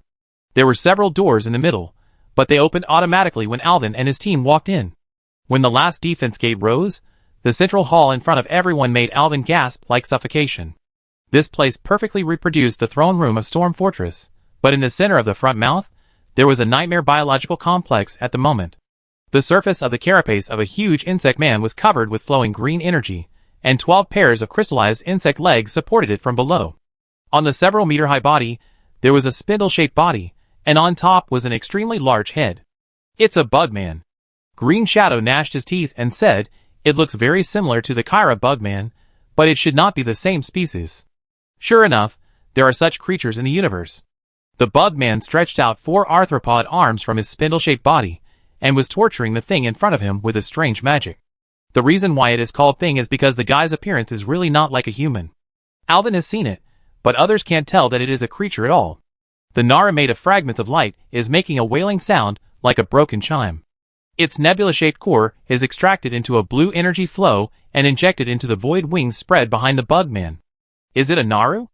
Alvin suddenly remembered that in his previous memory, the Dark Muru in the Sunwell Plateau was the Naru that Kelsus captured from the Storm Fortress, and was transformed into the Dark Muru by them, who continuously extracted the holy light. Could it be that the person who has been guiding me is this Muru, who has not yet fallen into the dark side? Give up your struggle. Give me your energy. Countless small cracks appeared on the insect man's body, and he made a sound at the same time, turned his head, and opened his densely packed compound eyes. Is this your rescuer? Humph, they will all become my nourishment. Chapter 429. Under the crystal dome, Muru's holy light fragments were like candles in the wind, and those diamond-shaped crystals floating in the air were extinguished one by one. When the insect man raised his sickle-shaped appendage, the broken holy light suddenly exploded in everyone's mind. Holy light. Please save me. Muru's mental fluctuations made everyone's heart tremble violently. Since entering the central command room, everyone in the group could hear that voice. Irel's hoof plowed marks on the ground. Alvin. What should we do now? What is going on? Now is not a good time to explain everything. Alvin drew out a dagger and crossed it across his chest. Let's kill the insect man first. He is going to turn us into nutrients. You don't need to see that this guy is a bad guy. At this time, the insect man moved more than a dozen feet and turned his body to face everyone. His shell revealed its true appearance in the light. Its trunk was like melted green amber, with 12 pairs of appendages with whiskers made of nerve bundles at the end to form its feet, and unknown runes flowing in the compound eye array. The most terrifying thing was the dark purple energy body on its chest, which was constantly radiating ripples outwards. It seemed that it had also drawn Muru's energy from here just now. Obey. Or annihilate. The insect man's jaws rubbed against each other, and made a metallic tremor, and he said to everyone. Rexer roared, raised his double axes, and attacked with Misha from the left and right. The insect man did not dodge, and let the Beast King's axe blade explode sparks on the insect man's shell. The Beast King's pupils suddenly contracted. The Fong battle axe forged from fine steel was actually shaken out with a jagged gap. Misha's sharp teeth scraped the surface of the green carapace with a sharp sound, and blood foam oozed from the corners of the brown bear's mouth, but it was unable to bite off even a single crumb. Let me do it! The dragon scales at the corners of Akali Tasha's eyes glowed dark red as she charged. The dragon girl's right fist, wrapped in the power of lava, slammed into the insect man's waist and abdomen. Amid the twisted scream of metal, the insect man's body shook violently, but Akali Tasha also screamed. It turned out that the girl's fist had cracked, and dark red blood dripped from her trembling fingers onto the ground. Alvin was shocked. He knew the power of the little red dragon clearly, but he didn't expect that such a powerful attack could not break the insect man's carapace. No wonder so many dragons died in the quicksand battle that year. These insect men really have some strange abilities. Hee. Your attack is very powerful, but it can't break my amber matrix. The insect man laughed triumphantly. Physical attacks are ineffective. Alvin's dagger drew a sacred sigil in the air, then used magic. Akalissa, Green Shadow, let's use magic. The insect man sneered, and a colorful glare suddenly refracted from his compound eyes. When the dragon flame, moonfire, and sacred fire were about to hit the insect man, its shell split the light like a prism. The space in front of everyone produced a strange refraction, and two identical insect men appeared on both sides in front of him. The body on the left that was bombarded by magic actually melted like a wax figure, revealing the wriggling void tentacles inside. It's a mirror puppet. Alvin cursed, but saw the black energy ball on the chest armor of the insect man on the right surging violently. Focus on the real body. Aim at its chest. But the situation changed rapidly. When the third round of magic volleys was fired, the insect man sneered like metal friction. Yes, your magic attack is also very strong, but what if this happens? Before the insect man finished speaking, 3 insect man mirror images appeared in front of everyone. They raised their sickle appendages at the same time and swept towards Alvin and others. Rexer, Misha, and Irel immediately went to meet him. They couldn't let him be easily deactivated as a mage. The 3 fought back, and with the magic support of Alvin and others, they really stopped the 3 insect man mirror images. But the insect man failed in one plan, and came up with another one. The 3 mirror images retreated and posed in the same prayer posture. The energy ball on their chests began to burst out with intense light. The dark blue energy began to gather. They are guiding magic. Don't let him succeed. Everyone activate the left one, I silence the middle one. Alvin shouted, and the sacred fire in his hand, and the skills of everyone also shot at the same time, activating the mirror image on the left. Alvin cast a silent spell on the one in the middle, interrupting his spell. But the Zergman's spell was guided too fast. The magic of the Zergman on the far right had already taken shape, and the azure light wheel spread out on the dome, and dense blue energy arrows pierced the back of everyone's neck like a rainstorm. Alvin secretly cried out in his heart that it was not good, and he thought of the ancient Drenii corpses that died in the hall in front. They died of cannibalism after being brainwashed. Hurry up and turn on self-protection. He wants to brainwash us. Alvin reminded loudly, and then turned on the dissipation. Yrel turned on the invincibility. But the others had no choice but to bear the next attack. Then, the world seemed to be quiet. All that could be heard was the insect man's sneer. Priest, what are you going to do now? Facing your companion's blade, let me see a good show, ha ha ha. Rexer's beast pupils were instantly covered with white film, and Misha's hair stood up like steel needles. Green Shadow's starfire suddenly changed direction, and the blue-white beam of light directly brushed Alvin's ear and shot at his feet. Akaratas's dragon claws came with shadow flames, and Alvin's word of truth shield on his chest shattered. Alvin was shocked and angry. If he hadn't activated the word of truth shield immediately, he would have vomited 3 liters of blood. Holy light! They are all brainwashed. Uriel roared in despair. Seeing Alvin being besieged by several people, she immediately rushed up. Alvin, hold on. Uriel relied on the fact that her invincibility had not ended, and took several attacks from the Beast King. Then he hit Misha's head with a hammer. Just take a nap. Hammer of Justice. With a bang, the huge brown bear fell asleep, and the quality of sleep was so good. She turned around. But she saw that Alvin scared the little red dragon and Green Shadow with a mental scream, then put on a shield for himself, and threw a golden feather under his feet. Yrel, help me stop Green Shadow and Akali. Now we can only kill the insect man to save them. The shadow-shaped priest finally got out, turned over and rushed towards the insect man. The golden feather was burning on the sole of his boots, which was the angel's feather that could increase his movement speed. At this time, the eyes of the Beast King, Green Shadow, and Akali had become like the compound eyes of the insect man. Misha was knocked down, but the Beast King didn't care at all, just slashed. After blocking a few times, Irel felt numb in his palms, and even the war hammer almost fell out of his hand. He hurriedly shouted to Alvin, "Go! I stopped them!" Very cool, the fear state of Green Shadow and Little Red Dragon ended. "Stop him!" the insect man shouted, and the two screamed in pain. The Kaldorii druid quickly cast a spell on Alvin, and green vines grew out of the ground, trapping Alvin. Blessing of freedom. Irel had been paying attention to the battle on the other side. Seeing Alvin tied up, he immediately gave him freedom, and a red magic circle appeared under Alvin's feet.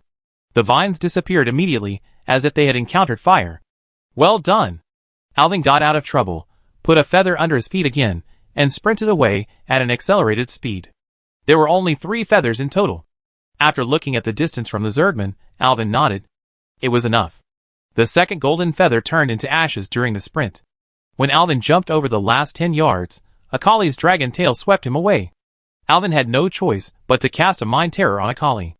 Akali, who was hit, was immediately fixed in place, with a look of horror on her face, as if she had seen the most terrifying thing. Alvin passed the little red dragon and finally faced the 2 Zerg mirror images. He raised the Xal'atath dagger.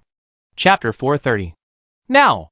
Alvin's back teeth were almost bleeding, and his nails holding the dagger dug deep into his palm. The pungent decayed smell of the insect man had begun to burn his nose, and he could even clearly feel the disordered breathing of his controlled companions behind him. Those relatives who were most familiar to him in the past were now like puppets controlled by strings, which made Alvin furious. Now was not the time to consider whether he would be injured. He suppressed his pain and concentrated on himself. If the brainwashed companions behind him resumed their actions and came up to interfere with him, it would be a real dilemma.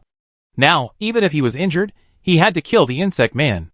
The skill took effect, and golden ripples wandered on the robe of eternal light. The insect man roared, swung his sickle to cut through the air, and slashed at Alvin. The young priest dodged left and right, and blocked the insect man's attacks several times with his dagger. But the serrated limbs covered with mucus still attacked from a blind spot, and severe pain exploded from Alvin's right shoulder.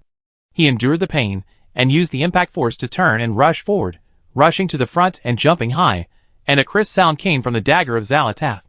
In the name of holy light and shadow. Alvin cast shadow magic with his right hand, and infused Xal'atath with it, and cast holy fire with his left hand, and chopped it out instantly. The holy nova opened a halo on his chest, and the 7-pointed star embroidered on the robe of eternal light suddenly came to life, and the flowing light spots appeared more dazzling in the gorgeous cabin. The holy fire and the dagger hit one of the insect man mirrors at the same time. The blood beads that had not dried in the gap of the insect man's shell vaporized in the holy flame, and in the rising scarlet mist, the last scene reflected in the compound eye array was thousands of figures jumping with daggers. Then, the mirror image disappeared. Kill one, it seems that you are the real one. Alvin shook off the dirty blood on the dagger, and looked at the last real insect man. No! I was wrong. I am willing to be your servant. Please forgive me. The real body of the insect man staggered back, and his limbs scraped a dent with sparks on the ground. Please! Forgive me. I can give you the most valuable thing in the universe. Boom! The violent airflow burst out from Alvin, and the pressure made Green Shadow and others behind him unable to stand up. It turned out that Alvin activated the Shadow Burst skill. Now his body has been tempered by dragon blood and ancient gods. He is no longer the weak chicken who is exhausted after casting 1 or 2 magics. He burst out with amazing shadow energy, and all this energy was concentrated on the Xal'ata's dagger, so that Alvin's body and dagger were wrapped in shadow energy together, forming a black spear. The magic eye on the dagger suddenly opened, and the void energy poured in reverse along the scripture lines, transforming the remaining light particles of the holy nova into dark purple crystals. The time of judgment has come. Please! I can take you to become the awe in the universe. The begging for mercy was interrupted by the crisp sound of the shell breaking. When the dagger pierced into the energy ball on his chest, black cracks appeared on the surface of the entire insect man's shell. The holy light energy that he had just absorbed emerged from the gap and turned into a ray of light. The polluted holy light formed a counterclockwise vortex of light and darkness around Xal'atath. Alvin was shocked to find that his shadow was twisting into the shape of an octopus monster on the ground, and the released energy was madly pouring into the magic eye of the dagger.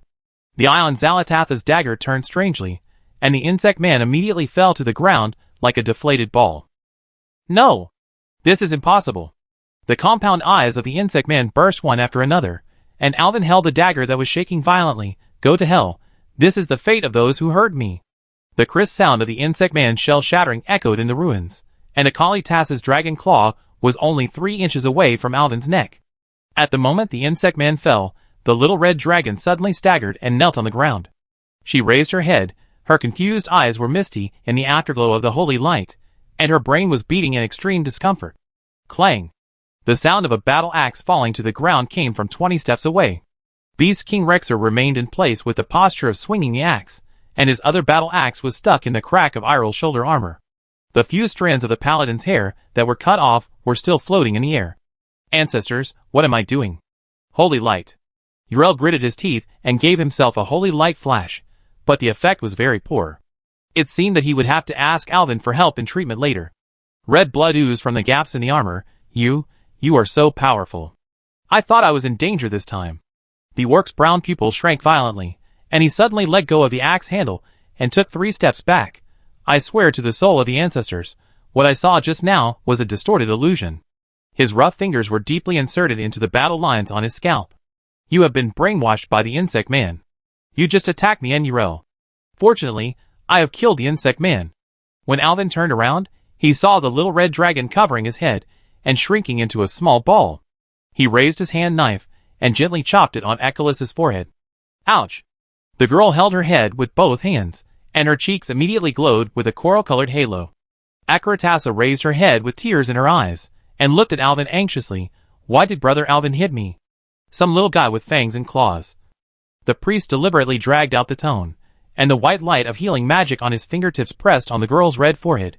Just now, he was going to stab me with his dragon claws. Oh, don't say it. I'm scared to death. The green shadow rubbed his temple, and swayed from behind. The vines in the druid's hair drooped by his ears. It's like countless spiders are weaving webs in the brain. Wait! She suddenly widened her eyes and pointed at Alvin. Alvin, you are still bleeding. Acheratassa also stood up in panic and supported Alvin.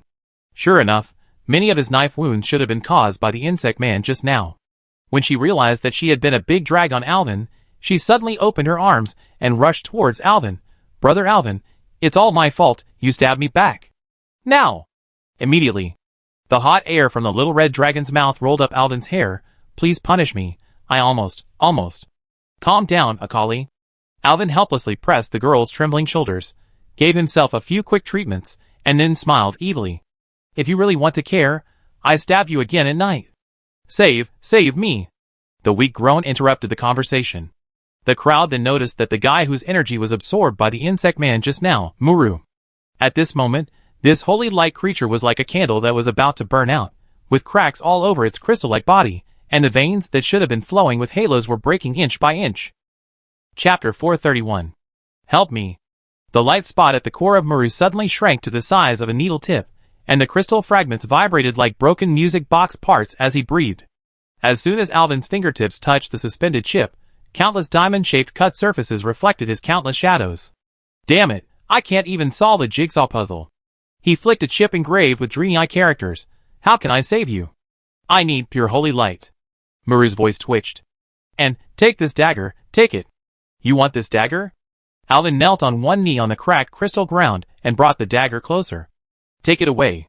Muru was so excited that he almost couldn't breathe, and his voice was full of disgust. The Xalatath dagger also suddenly made a sharp buzzing sound, and the shadow energy climbed up the chip along the priest's fingers like a spider web. Muru's scream suddenly rose 8 octaves, and even his speech became much smoother. Take it away. Take that corrupt thing away. You actually let the void creature touch me. You should have said it clearly earlier. Alvin hurriedly took 3 steps back, and Xalata's also made an angry hum. He could feel that the balance of light and darkness in his body was subtly tilted. It seems that these two can't be together. He hurriedly cast a healing spell, and when the holy light came on, Muru's 18 floating chips suddenly spliced automatically and gathered together again. The rotating rainbow light wheel at the core illuminated the entire hall with brilliant light. Soon, Muru's recondensed body floated in front of everyone. When this holy light creature stretched out the halo composed of light bands, the dust in the air condensed into tiny holy emblem patterns. I am Muru, born in the first generation of light incarnation of creation. His voice was reverberating like an organ, and a floating chip suddenly reflected a giant warship floating in the universe. Storm Fortress should have run as precisely as a clock, until that despicable insect man escaped the seal by shedding his shell and reborn. Yrel suddenly stepped forward and knelt on one knee to perform a night salute. Holy light incarnation, please tell me, what is going on? Why are there the bones of our Drini here? Muru has no face, so people can't see his expression, and can only judge his emotions from his voice. Storm Fortress originally had a sacred force field flowing through it. The confinement matrix built by Drini craftsmen with star core crystals was enough to trap the beasts in these universes.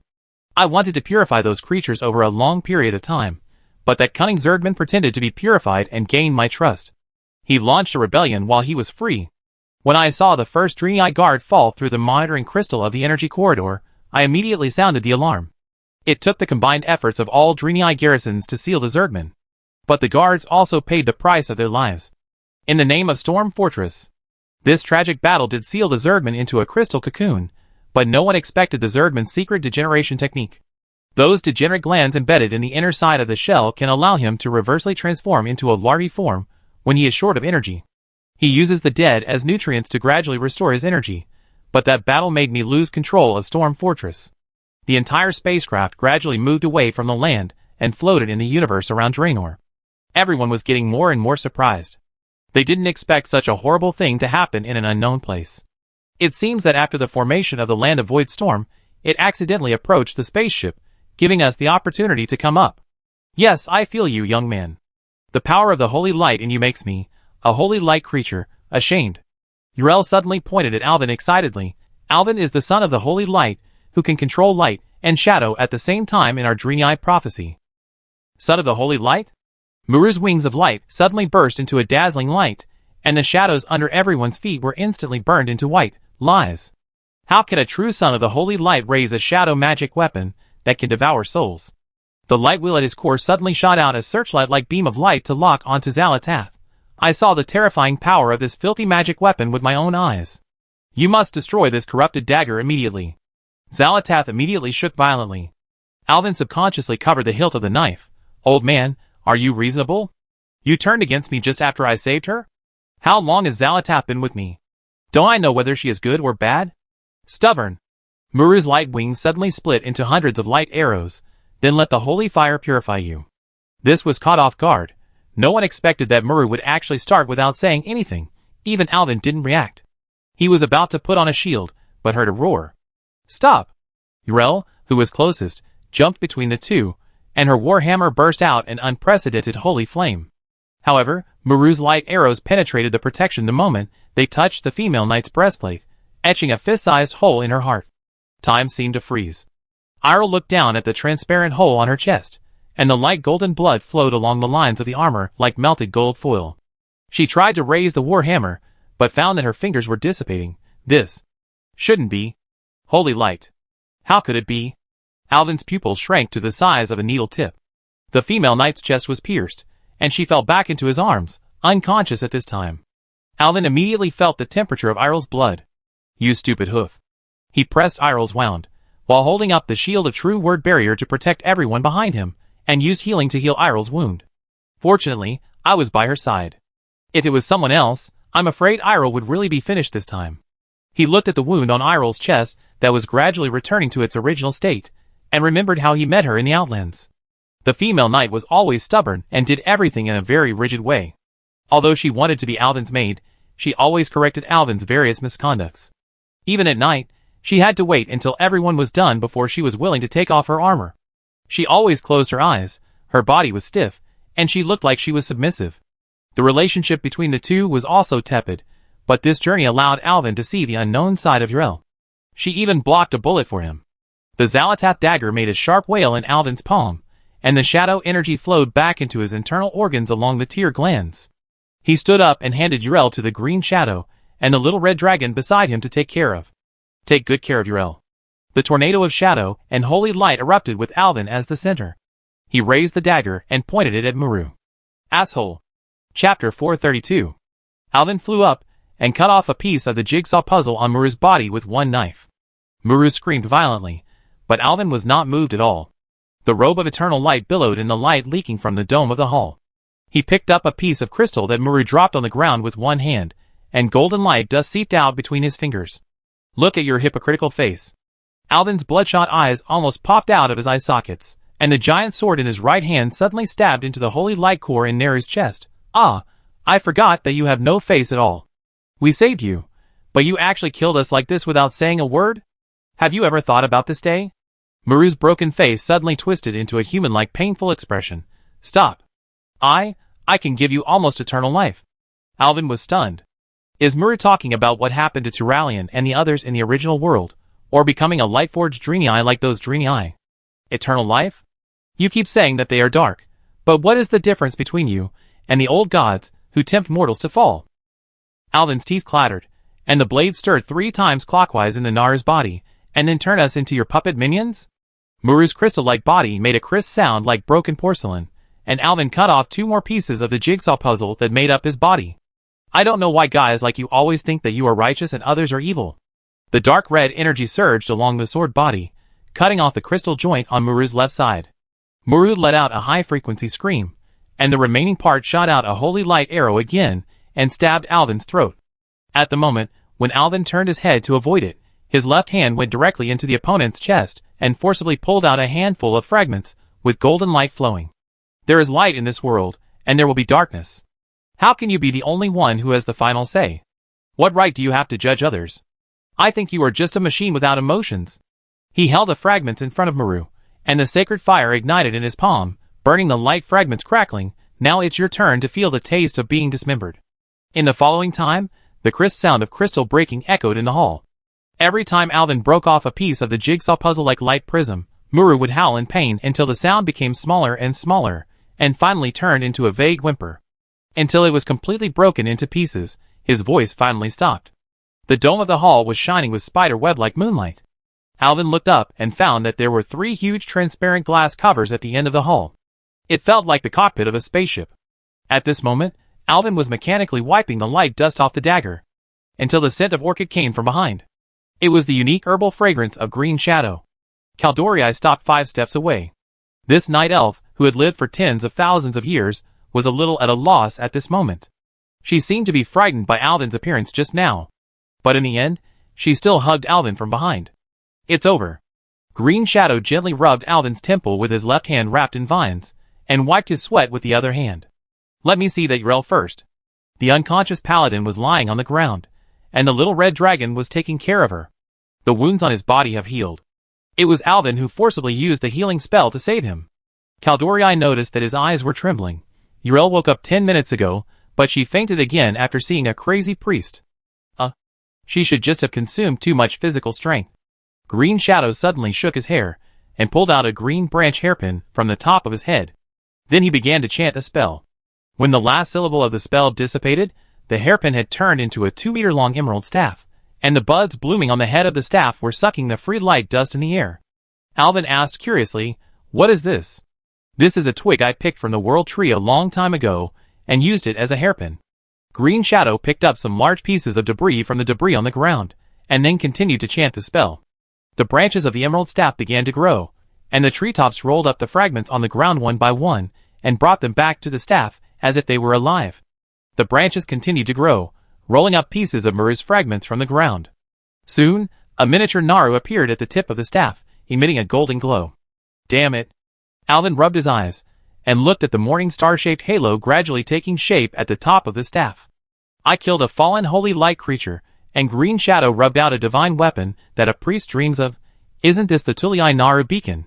Green Shadow looked at Alvin's silly look with his mouth wide open, and stuffed the staff into his arms with a smile. Now it is tempered with your anger, and reconstructed with my natural power. You have never had a handy staff, and now it is yours. Give it a name. Alvin took the staff in his hand, and pointed at the holy light inscription that appeared automatically. Look at this. It's like a small Naru.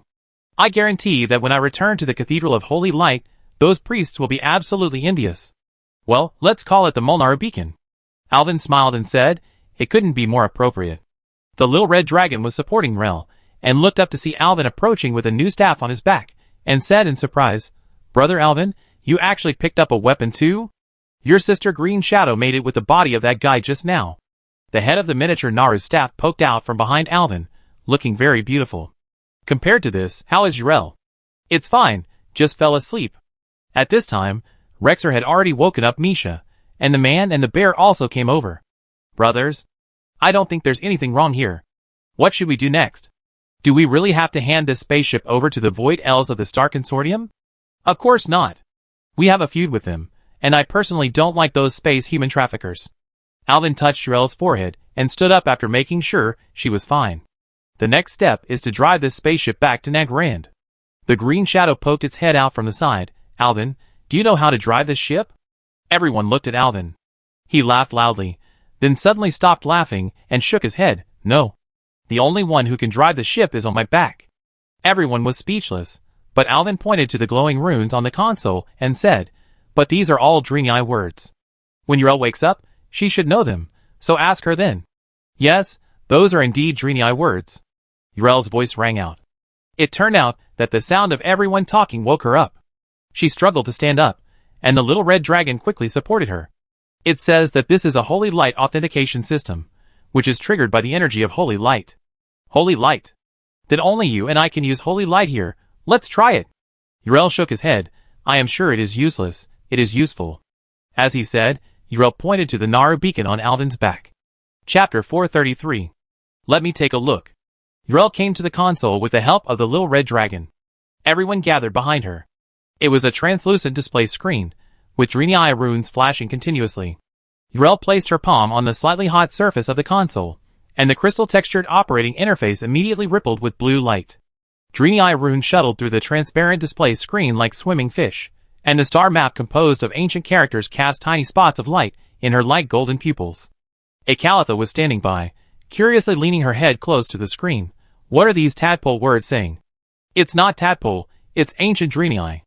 I once learned it from Teacher Velan, but I didn't expect it to come in handy here. Uriel's fingers passed over a series of rotating triangle symbols, and her fingers lit up a soft moon-white color when resonating with the runes. Look at this energy matrix.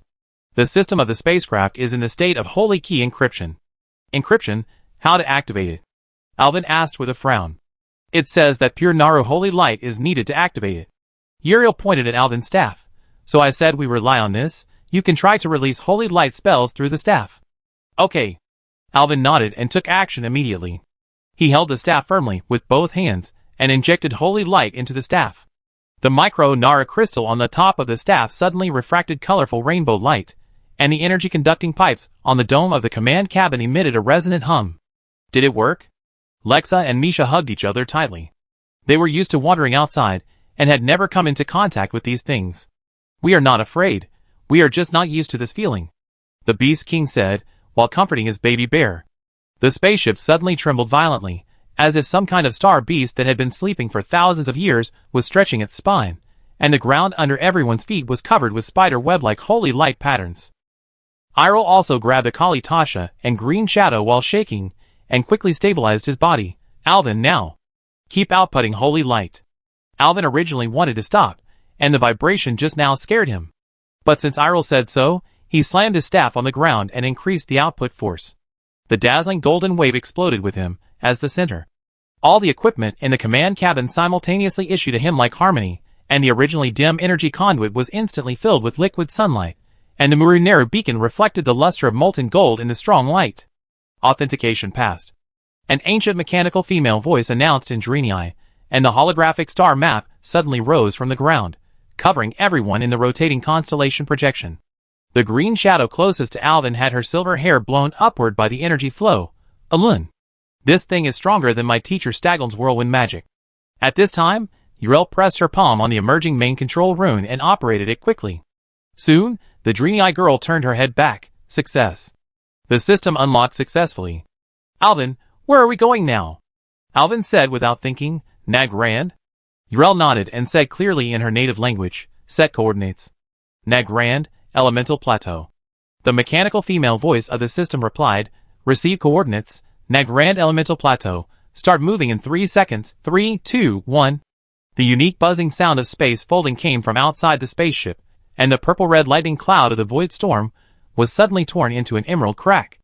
Through the curved observation window, everyone saw countless star tracks passing by the sides of the ship like a meteor shower. This scene lasted for about 2 or 3 seconds and then stopped. Everything just now disappeared in an instant like a dream. When the aftermath of the space vibration subsided, the fragrance of green grass had penetrated into the air circulation system of the bridge. Brown Bears Misha and Akali Tasha even put their noses on the slightly warm portholes and looked out the window with their mouths wide open. Misha's heavy bare paws printed fog spots on the portholes, and Akali Tasha's dragon-like vertical pupils shrank into 2 golden lines, reflecting the floating islands cruising among the clouds. Those rock peaks lifted by strange buoyancy were casting moving shadows on the spaceship, and the runestone pillars on the top of the elemental throne were flowing with the indigo glow unique to primitive energy in the twilight. Everyone, including Alvin, had an expression of disbelief on their faces. "We're here. Already?" Crack. The green shadow suddenly pinched Alvin's ear, and the druid's nails left a crescent-shaped red mark on his skin. "It hurts, it hurts." Alvin slapped the other's hand away, and the coolness of the elf's fingertips remained on his earlobe. The pain told Alvin that this was not a dream, and this spaceship could really be used. The coordinate anchoring error value is 0.03%, which is equivalent to. She glanced at Ecolatras's blank expression, chuckled and converted, smaller than the ogre's fingernail. Yrel checked the automatically generated space jump log, and her pretty face reflected the bright light of the screen showed an excited expression.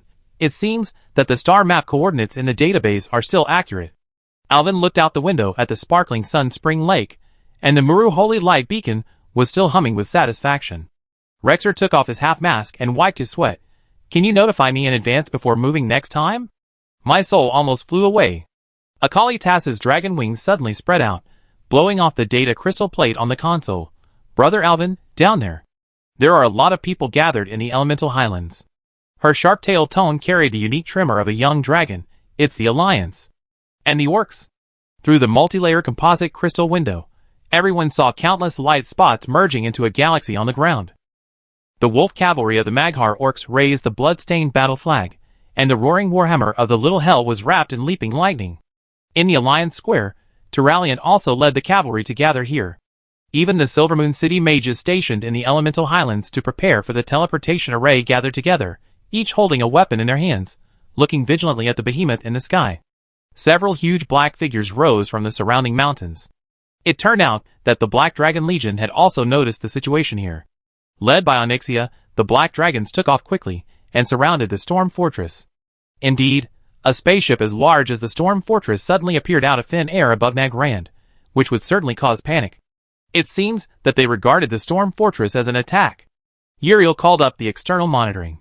In the picture, the scales of the Black Dragon Princess Onyxia were rubbing sulfur sparks in the sky. The Black Dragons have no patience. Alvin grabbed the Nara beacon and rushed to the cabin door. "Akali, turn into a dragon and take us down." "Yes." Everyone hurriedly ran out of the cabin. The spine of the red dragon girl made a crisp sound like crystal shattering, and the scarlet dragon wings instantly spread out, and the horns on the forehead still had a pearly luster. "Onyxia." "It's me." "Don't spray." Alvin waved his hands at the Black Dragon Princess on the back of the little red dragon. The moment he saw the little red dragon, the Black Dragon was obviously stunned, and then shouted back, "Stop attacking. Alvin is back. We brought back the lost Drenii spaceship." The voice of the little red dragon shook the surrounding area through magic, and the ground camp suddenly broke out into a chaotic noise. Although Alvin is known as a miracle priest, this time he played too big. He came back with a spaceship as big as a fortress, which was too shocking. When Alvin landed on the Elemental Highlands on his dragon under the astonished gaze of countless people, the Alliance and the tribe spontaneously separated a passage. Caponia and Solanlian, who had been stationed here for several days and nights and were busy preparing the teleportation array, had already thrown themselves into the arms of the miracle priest. Chapter 434. The silver-white energy flowed in the air. Alvin's fingers gently brushed the hair on Solanlian and Calpurnia's ears. From their ears, he could smell the unique body fragrance of Blood Elf sisters. Calpurnia buried her face in Alvin's chest, and the exquisite embroidery of the eternal light robe left a light red mark on her cheek. "You've only been gone for a few days, but I feel like I've spent 10,000 years. Calpurnia stood on tiptoe and whispered in Alvin's ear, her sharp teeth biting out fine teeth marks on Alvin's ear. "Why have you been gone for so long?" Solanlian suddenly grabbed Alvin's hand and pressed it on her chest. Ripples appeared on her dark face. "If you don't come back, my heart will stop beating." Her pointed ears trembled in the magic glow, and she turned her head to see the staff on Alvin's back. "What are those crystal fragments? They look very beautiful." In front of everyone, the two sisters just pestered Alvin and refused to let go, which made Alvin blush. The crisp sound of metal boots stepping on the ground interrupted the girl's confession. Turalian's broken sword swayed at his waist, and the little hell scream followed behind him. It can be seen that the two are already familiar with each other. Ahem. The awkward cough of the paladin called the Starwish sisters back from the world of three people. The two blushed and jumped lightly behind Alvin, pulling the green shadow and the little red dragon to chat. "It seems that you have successfully tamed it." Turalian looked up at the prismatic ship floating in the air. That thing was too big. The paladin thought it was another enemy attack. Can you tell us about your adventure this time? Alvin smiled and nodded. There are indeed some adventures this time, but overall it has achieved the goal. In short, we should be able to rely on this spaceship to go home. Turalian's blue eyes suddenly lit up. You mean, we can do without the teleportation array? Yes, we have one more choice. At this time, little Hellscream came over with Grandmother Guyan, who was leaning on an oak stick, and the old clan ornaments jingled on the ends of her gray braids. The old orc also looked at the behemoth in the sky with a look of shock, muttering something in her mouth. When she looked at Alvin and the others, her eyes suddenly froze on the edge of the crowd. The tall figure wearing tundra wolf skin, and his brown bear companion. Misha's claws are still so sharp, Rexer. Guyan's voice was like a frosted flute. The Beast King turned around, smiled awkwardly, and then knelt on one knee to greet the orc in front of him. Long time no see, Grandmother Guyan. Rexer took off the mask and revealed his original face. I thought you didn't recognize me.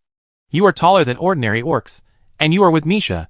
It is hard for me not to recognize you. Grandmother Guyan said with a smile, reaching out to touch Misha's head, and Misha closed her eyes comfortably. How did you get together with Alvin? Guyan tapped the ground with her totem stick. I thought you were finished with Nazul's tribe. I remember I once advised you not to follow them, but you will use your own eyes to see the world clearly. Do you see it clearly now? What the Horde needs is a war machine.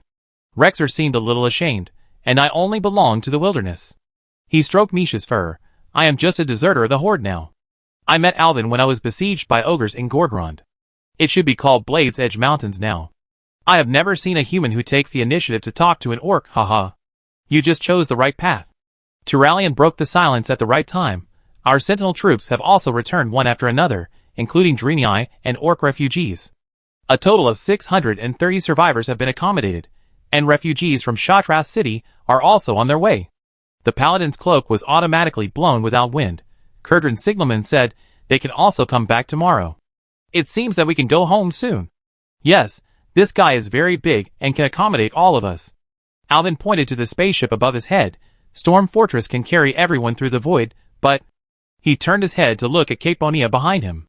I would like to ask Caponia to continue to help us complete the portal. As the saying goes, don't put all your eggs in one basket. It's best for half of us to go through the portal, and the other half to make the ship. What do you think? Very good suggestion. Turalian nodded in agreement. I also think the portal should be completed. During this period, we have established a good relationship with the orc tribe of Grandmother Guyan. I think we can often communicate with each other in the future. Leaving a portal is not a bad thing. What's more, some of our Drenii friends have already stated that they still want to stay in Outland. Khadgar went to Shatrath. According to him, the city there is well preserved and has been well built. As dusk gilded the Nagran grasslands with a coppery halo, an amber bonfire lit up in Grandmother Guyan's village. To celebrate Alvin's triumphant return and the legendary hero Beastmaster Rexer, the orcs insisted on holding another dinner. In fact, Alvin suspected that the orcs just wanted to drink. In the circular square surrounded by 15 totem poles, roasted whole cleft-hoof cattle sizzled on the flames, orc children chased the Talbu lamb cubs, and the noisy cheers were mixed with not-so-pleasant orc music. It seems that orcs are much more enthusiastic than you humans. Onyxia shook the bone wine cup, and the lava-like liquor flowed on her lips. When she leaned over to reach the barbecue, the evening dress split open a dangerous gap at the waist, which made Alvin stunned. Onyxia gave Alvin an ambiguous look at the right time. This woman definitely has ulterior motives. So Lanlian took out a silk scarf from her bosom and gently wiped the wine from the corner of Alvin's mouth. The Blood Elves' taste buds can distinguish 360 flavors, but this drop of wine on the corner of your lips. Her pointed ears suddenly turned pearly and gently brushed across Alvin's mouth. It's the most distracting one. Ah! Sister! How could you sneak away? Ha. The Starwish sisters wrestled together under the influence of alcohol. Crazy. These women are crazy. At the climax of the banquet, 36 orc shamans beat the elemental war drums at the same time. Caponia dragged Alvin into a wild dance circle, and the female orc's riveted waist armor stirred up a strong storm in the rotation, and even Turalian stood up and beat the rhythm with the music. This senior brother, who has always been serious, actually has such a side. Alvin was really enlightened today. The moon was at its zenith, and Onyxia suddenly stepped on the hem of Alvin's cloak with her high heels. Will our miracle priest disappoint the ladies? The Black Dragon Princess exhaled a sweet breath of sulfur, My dear technical consultant has prepared a special surprise for your storm fortress. Onyxia pulled Alvin up. You come. She turned into a giant dragon and took Alvin and others out of the banquet hall and flew to Storm Fortress. Chapter 435. When Onyxia landed on the platform of Storm Fortress, Alvin was shocked by the scene in front of him and took a step back. This Draenei ancestral spaceship was like the boiling central furnace of Iron Forge at this moment. The clanging of hammers by dwarven craftsmen and gnome technicians, and the low hum of dragon language spells intertwined in the air, and the arcane light of the Quel'Dorii wizard illuminated the gate as bright as day. Welcome to the first aerial city-state in Azeroth, Storm Fortress. Onyxia has turned into a human form, her black skirt swept across the deck, and the shadow energy condensed into a fan at her fingertips. I will take you to visit your fortress. Alvin was completely confused. He didn't know what these people were doing. Onyxia smiled and hugged Alvin's arm, pulling Alvin into the spaceship. We retained 80% of the Draenei technology of the spaceship, and then made some modifications to it. Is this the central hall? Alvin couldn't believe his eyes. In just half a day, the originally empty hall had been transformed into a large scale. The fountain carved by the Quel'Dorii with arcane crystals stood in the center of the hall, and the fountain water drew a beautiful arc in the air. The ceiling was a Draenei-style dome pattern, and the clock on it rotated automatically with the time. The hall was full of lush golden magical plants. It seemed to be made by Green Shadow. The environmental simulation array is ready. So Lanlian smiled and activated the control crystal, and the entire space suddenly spread out the golden autumn scenery of Eversong Forest. Alvin reached out to catch the falling magic maple leaf, but the leaf turned into fine starlight when it touched his palm. We combined the Draenei technology to make a holographic projection. Caponia proudly tiptoed in the fallen leaves and turned around. Even the humidity of the morning dew can be perfectly restored. So you are in the same group. You came to modify the spacecraft when we didn't know. Alvin covered his forehead. No wonder I didn't see you in the afternoon. At this time, the left hatch opened with a bang. The Black Dragon Prince Nefarian walked out of the smoke holding a wrench, and arcs were still jumping on his dragon claw gloves. Ha! Alvin! Come and see the energy core that I modified. The Black Dragon Prince jumped down from the second floor and pulled Alvin upstairs. What are you doing? Alvin said speechlessly. Onyxia has appointed me as the chief technician of the fortress. Thanks to Miss Irel, I now fully understand the structure of the spacecraft and have made appropriate modifications. Alvin knew that Nefarian was actually a technology geek. He had been hiding to study dragon heads and various weird technologies before. Sure enough, now that the war is over, he has found his best job again. In the left cabin, which originally had only a lonely energy core, 12 magnificent furnaces have been erected. The furnace was suspended in the air, and the golden light waterfall poured into the boiling arcane crucible below. Nefarian's men were guiding the refined liquid magic essence into the void conduit. After my modification, the overall energy output power of the spacecraft is 3 times greater than before. Ha ha! The Black Dragon Prince said proudly. Brother, it's okay to look at these things later. Now I'm going to take Alvin to see another thing. Onyxia smiled and gently took Alvin out of her brother's hands, then took Alvin to the right cabin amid Nefarian's unwilling shouting. I tell you one more thing. The left cabin area that Nefarian is in charge of is now called the industrial area. The central hall is the living area, and the right cabin is the magic area. My sister and I's magic laboratory is also in the hall on the right. Caponia said excitedly. Sure enough, before entering the right cabin, the magic elements inside floated over from afar. When everyone walked in, Alvin found that the original hall had become a compartment, and the mages could work in their own rooms without disturbing each other at all. And in the center of the hall is a platform. Several mages were painting on the floor there. I plan to open several portals to various places in Azeroth in the future, so that it will be much more convenient for us to travel around. Alvin looked at Calpurnia with stars in his eyes, thinking that the girl's ideas are far beyond the current version. How do you know that the main cities in the future will be connected by portals? But our spaceship can go anywhere. Why do we need to set up a portal here? Alvin asked, puzzled. When we return to Azeroth in the future, this spaceship will be our main city, parked in your territory. With these portals, people's travel will eventually pass through your spaceship. Are you afraid that your territory's business will be difficult? Solanian said with a smile. Alvin was stunned. This woman is quite business-minded. Does she want to make this a transportation hub? Look at this again. Solanian pulled Alvin into one of the laboratories. This is my magic laboratory, look at this. Solanian stuffed a long-barreled shotgun into Alvin's hand. Alvin asked curiously. You and I are not hunters. Why do you have a shotgun? This is also combined with the alien technology of the Draenei. I tried to infuse the bullets condensed by my ice magic into this shotgun, and made this ice shadow fusion cannon. If this thing can be mass-produced, and used to arm the guards of the territory, then the military strength of our territory will definitely be far stronger than other forces. For example, that annoying Windrunner family. This is just the tip of the iceberg in the magic zone. Caponia suddenly pushed Alvin into a circular cabin, and the surrounding walls suddenly lit up thousands of one rune. This is my laboratory. Similar to my sister's experiment, I can store the power of my Fire Phoenix, and use this magic directly in the weapon system of Storm Fortress. In this way, the weapon system of this fortress can be used. If anyone disobeys, he will be given a rain of fire from the sky. Alvin opened his mouth wide. Wait, you said, the weapon system of Storm Fortress?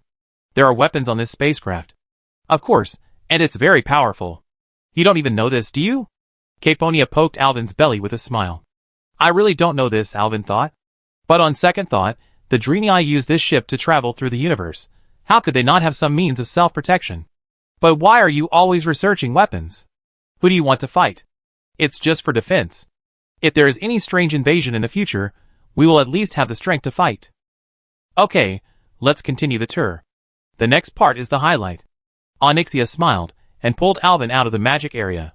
And the next part is the command hall. I want to call it Alvin District. Naming the area after me is really... Alvin's voice was stuck in his throat. The command center in front of him was transformed into a hybrid of Stormwind Fortress and Silvermoon City. The long oak table in Lordaeron style was covered with a tablecloth embroidered with gold thread from Quel'Thalas, and a holographic projector was embedded on the Draenei crystal base. Your bedroom is also here.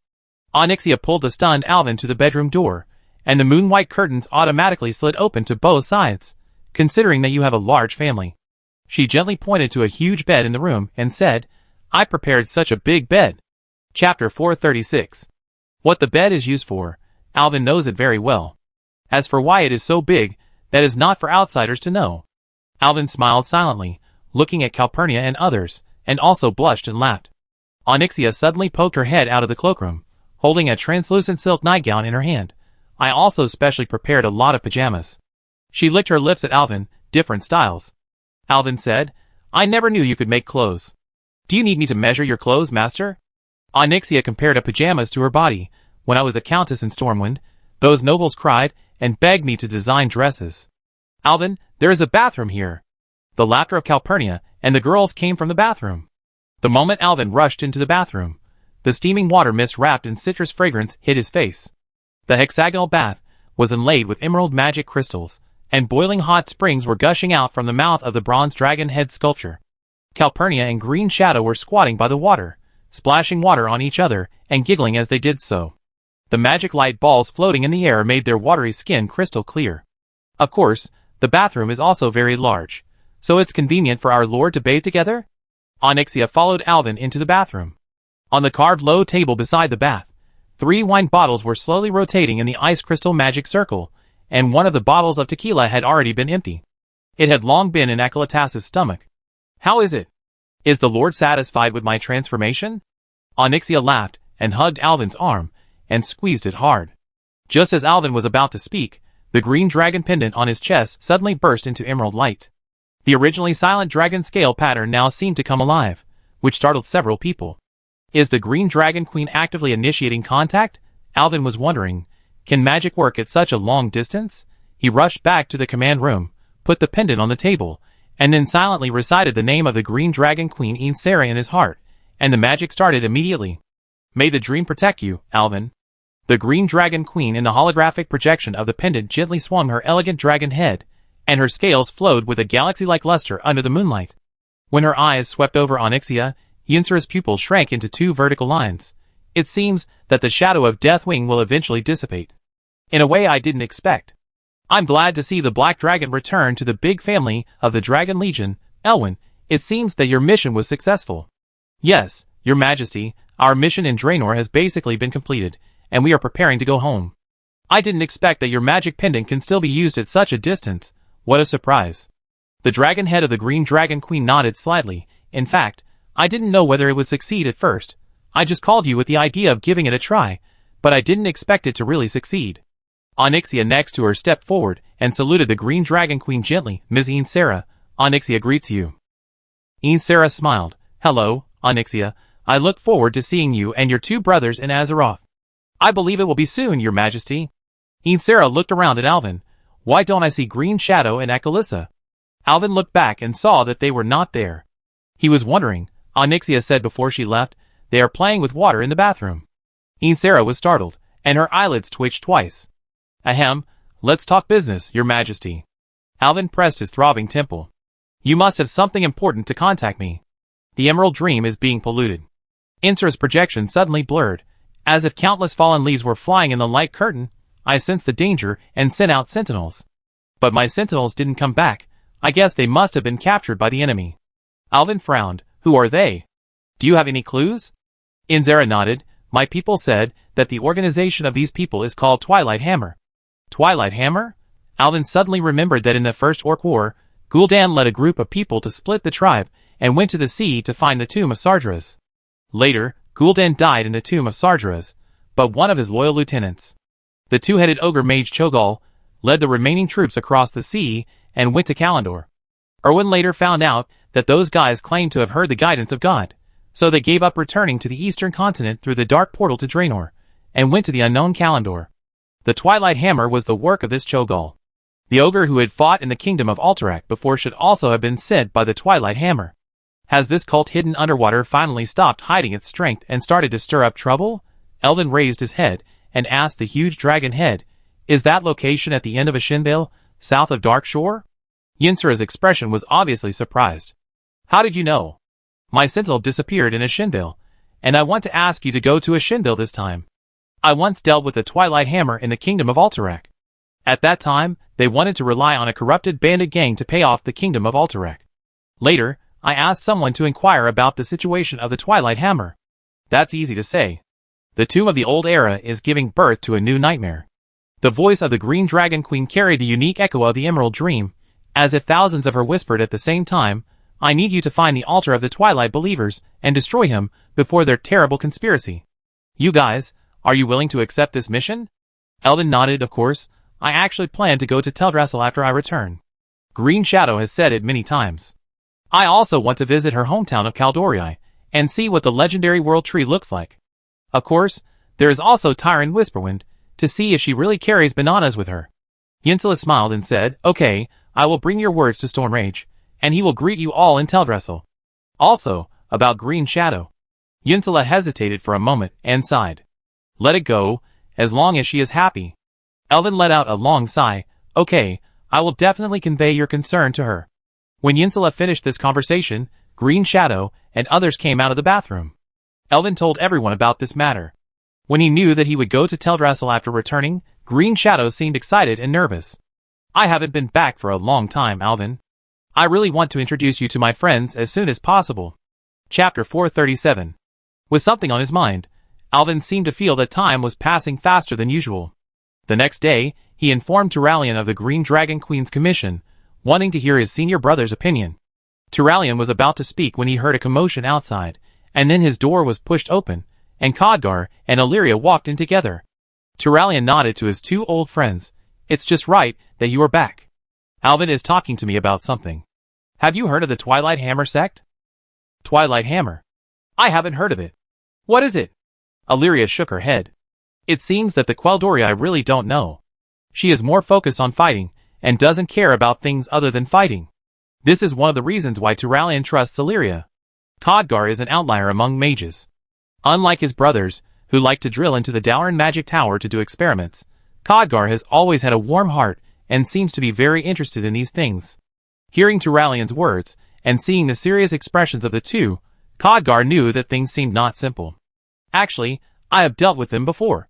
Khadgar put his staff against the wall, and picked up the water cup in the room to pour a glass of water. But when he lifted the kettle, he found that there was not a drop of water, so he had to put down the cup and cast a spell to make a cup of magic spring water.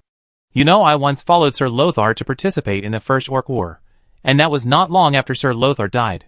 When Khadgar mentioned Sir Lothar, the three people all showed a nostalgic expression on their faces. Alvin also sighed. Actually, he had one biggest regret after traveling through time. He came to the timeline a little late, and did not save the legend among humans, the knight among knights. Sir Anduin Lothar. Looking at the expressions of Khadgar and others, you can know how high his prestige is in the minds of everyone. After we arrested Orgrim Doomhammer, we interrogated him. I admit that although I hate this orc, I have to admit the power and glory of this orc. He once said that the reason for the failure was that the traitor Gul'dan took away half of the Horde army, and most of them were their warlock troops. The troops left in Blackrock Mountain were already extremely weak. At this time, Illyria interrupted and said, "It's a pity that this prisoner escaped later. I said at the time that he should be executed when he was caught." The elf punched the table, shaking Khadgar's table down. That's right, in the original history, Orgrim also escaped from prison. Elwyn thought. Later he met Thrall under the introduction of Drekthar, the old shaman of the Frostwolf orcs, and traveled with him, and later died in the northeast corner of Arthy Highlands. That place is called Hammerfall Town. But these can't be told to them now, Elwyn said. Then what? Khadgar glanced at Illyria helplessly, and seemed very dissatisfied with the elf's rude interruption. He continued, the problem lies here. Gul'dan died in the sea after escaping, but his troops did not all die. Instead, they went to Kalimdor under the leadership of Gul'dan's lieutenant, an ogre named Cho'Gall, and this Twilight Hammer sect is his masterpiece. Khadgar took a deep breath. It was the teachers in Dalaran who discovered the abnormal fluctuations in magic power and sent people to investigate. They found out about these things. They also sent people to investigate, but without exception, all the people sent later never came back. Turalyon was surprised. How come I don't know these things? It was the Second Orc War, and our attention was attracted by Nazul. I think Dalaran didn't want us to be distracted. Khadgar patted Turalyon on the shoulder to calm his commander down. The last intelligence Dalaran got was that these guys seemed to gather in the north of Kalimdor, and their purpose seemed to be related to the old gods. Alvin was a little surprised. He didn't expect Khadgar to know so much information. He deserved to be the plot promoter of this era. What do we know about the old gods? Alvin asked. He covered Xalatath in his arms, knowing that this guy must be listening, and he had to be careful not to reveal the truth. There are some records in the books of Dalaran, but they are not detailed. I only know that there are some monsters living in prehistoric times. I originally thought that those things were too far away from us, so I never paid attention to them. Let me tell you the rest. Alvin stood up and took out his green dragon pendant. This is the pendant given to me by the Green Dragon Queen, which allows me to communicate with her at any time. As Mr. Khadgar said, the Green Dragon Queen's commission to me is to ask me to go to the north of Kalimdor, the Kaldorii Elves, that is, Teldrassil, the territory of the Night Elves, to start an investigation. Several people took a deep breath. Dragons were originally creatures living in legends, especially the Dragon Queen. Few people have seen them. Miracle Priest can actually contact the Green Dragon Queen directly, which shows that he has a close relationship with the Dragon Legion. That's right, he is now a double Dragon Knight. I heard before that the Red Dragon is the daughter of the Red Dragon Queen, and the Black Dragon Lady is even the leader of the current Black Dragon Legion. Even their eggs are placed with Alvin. The three people suddenly understood one thing. I didn't pay attention to it before, because Alvin is very approachable and has no airs. He looks quite dull at ordinary times. It turns out that this kid is really a living legend, and I heard that he is less than 20 years old. This battle in Draenor was also a complete success because of him. These people have unknowingly regarded him as their greatest support. It seems that as long as Alvin is there, the Alliance will always be invincible. Have you witnessed many historical events unintentionally? Night Elves, those people only exist in legends. It is said that those elves have eternal life and never contact with outsiders, and Alvin is going to their city? Thinking of this, the three looked at each other and nodded, and stood up at the same time. Turalyon smiled and said, "No matter what you do, the Alliance and the Church of the Holy Light will always support you, just do it. Dalaran is also your ally. I will explain the situation to Teacher Antonidas when I go back." Khadgar smiled. Aurelia just nodded.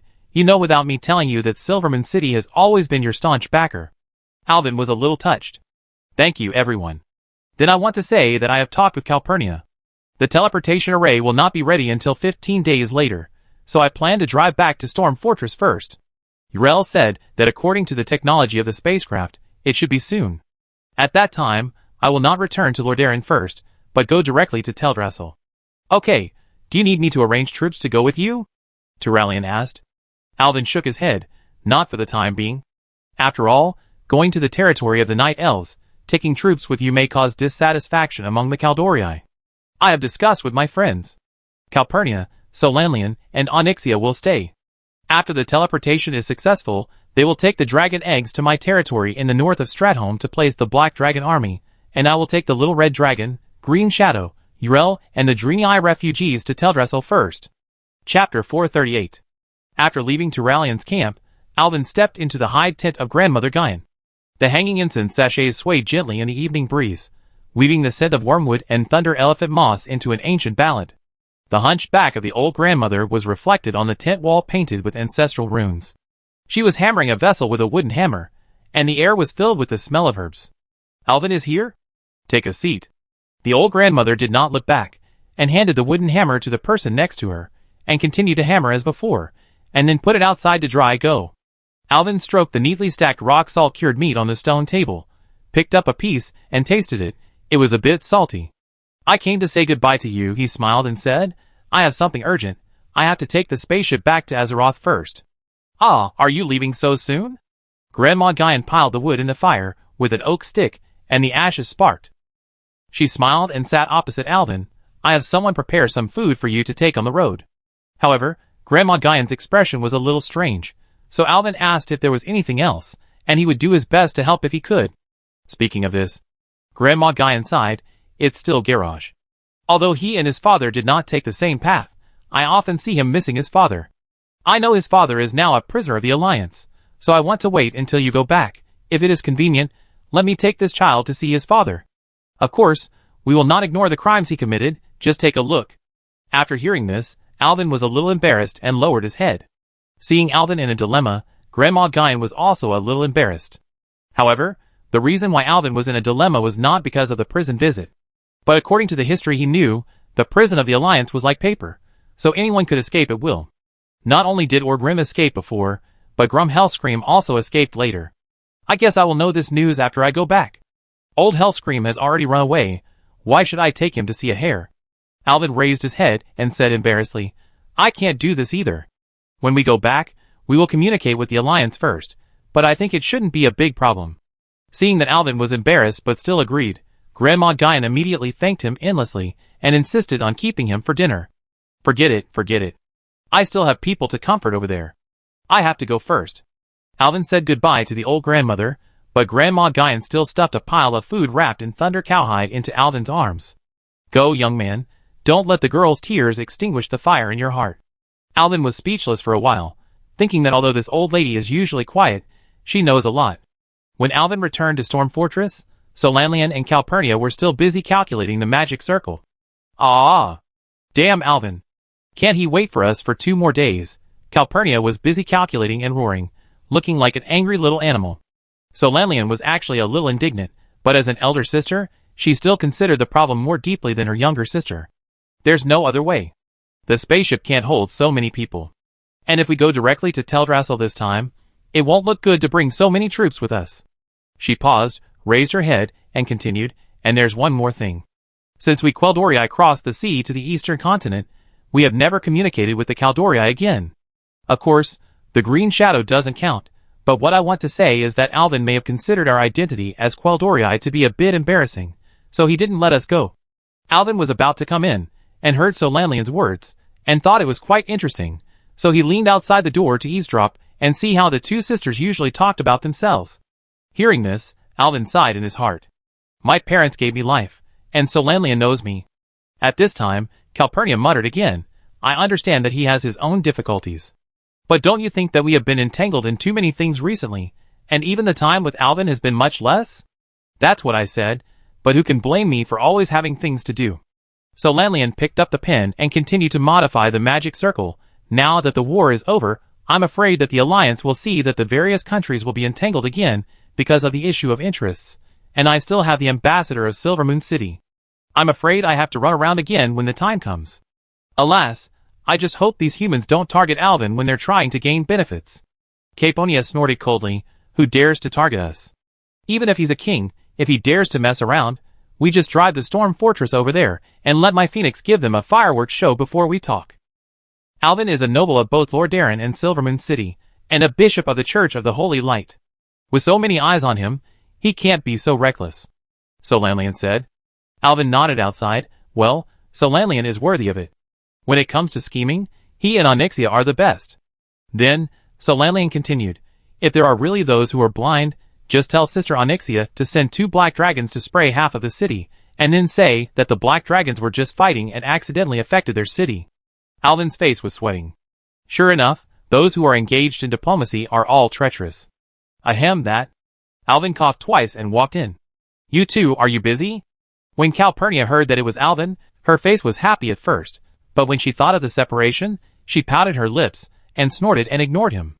Solanlian stood up, smiled and snuggled up to Alvin. Don't worry, Alvin. According to the current progress, we will only be back 10 days later than you. Then you can complete the Green Dragon's commission with peace of mind. The Black Dragon egg and the territory will be handed over to us. We promise to take care of it for you. Humph. Sister, don't pay attention to him. I actually knew that he must be thinking about the Caldorii beauties all the time, so he didn't take us with him, because he was afraid that we would affect him in finding Caldorii beauties. See, I was right? I knew that he liked long and pointed ears.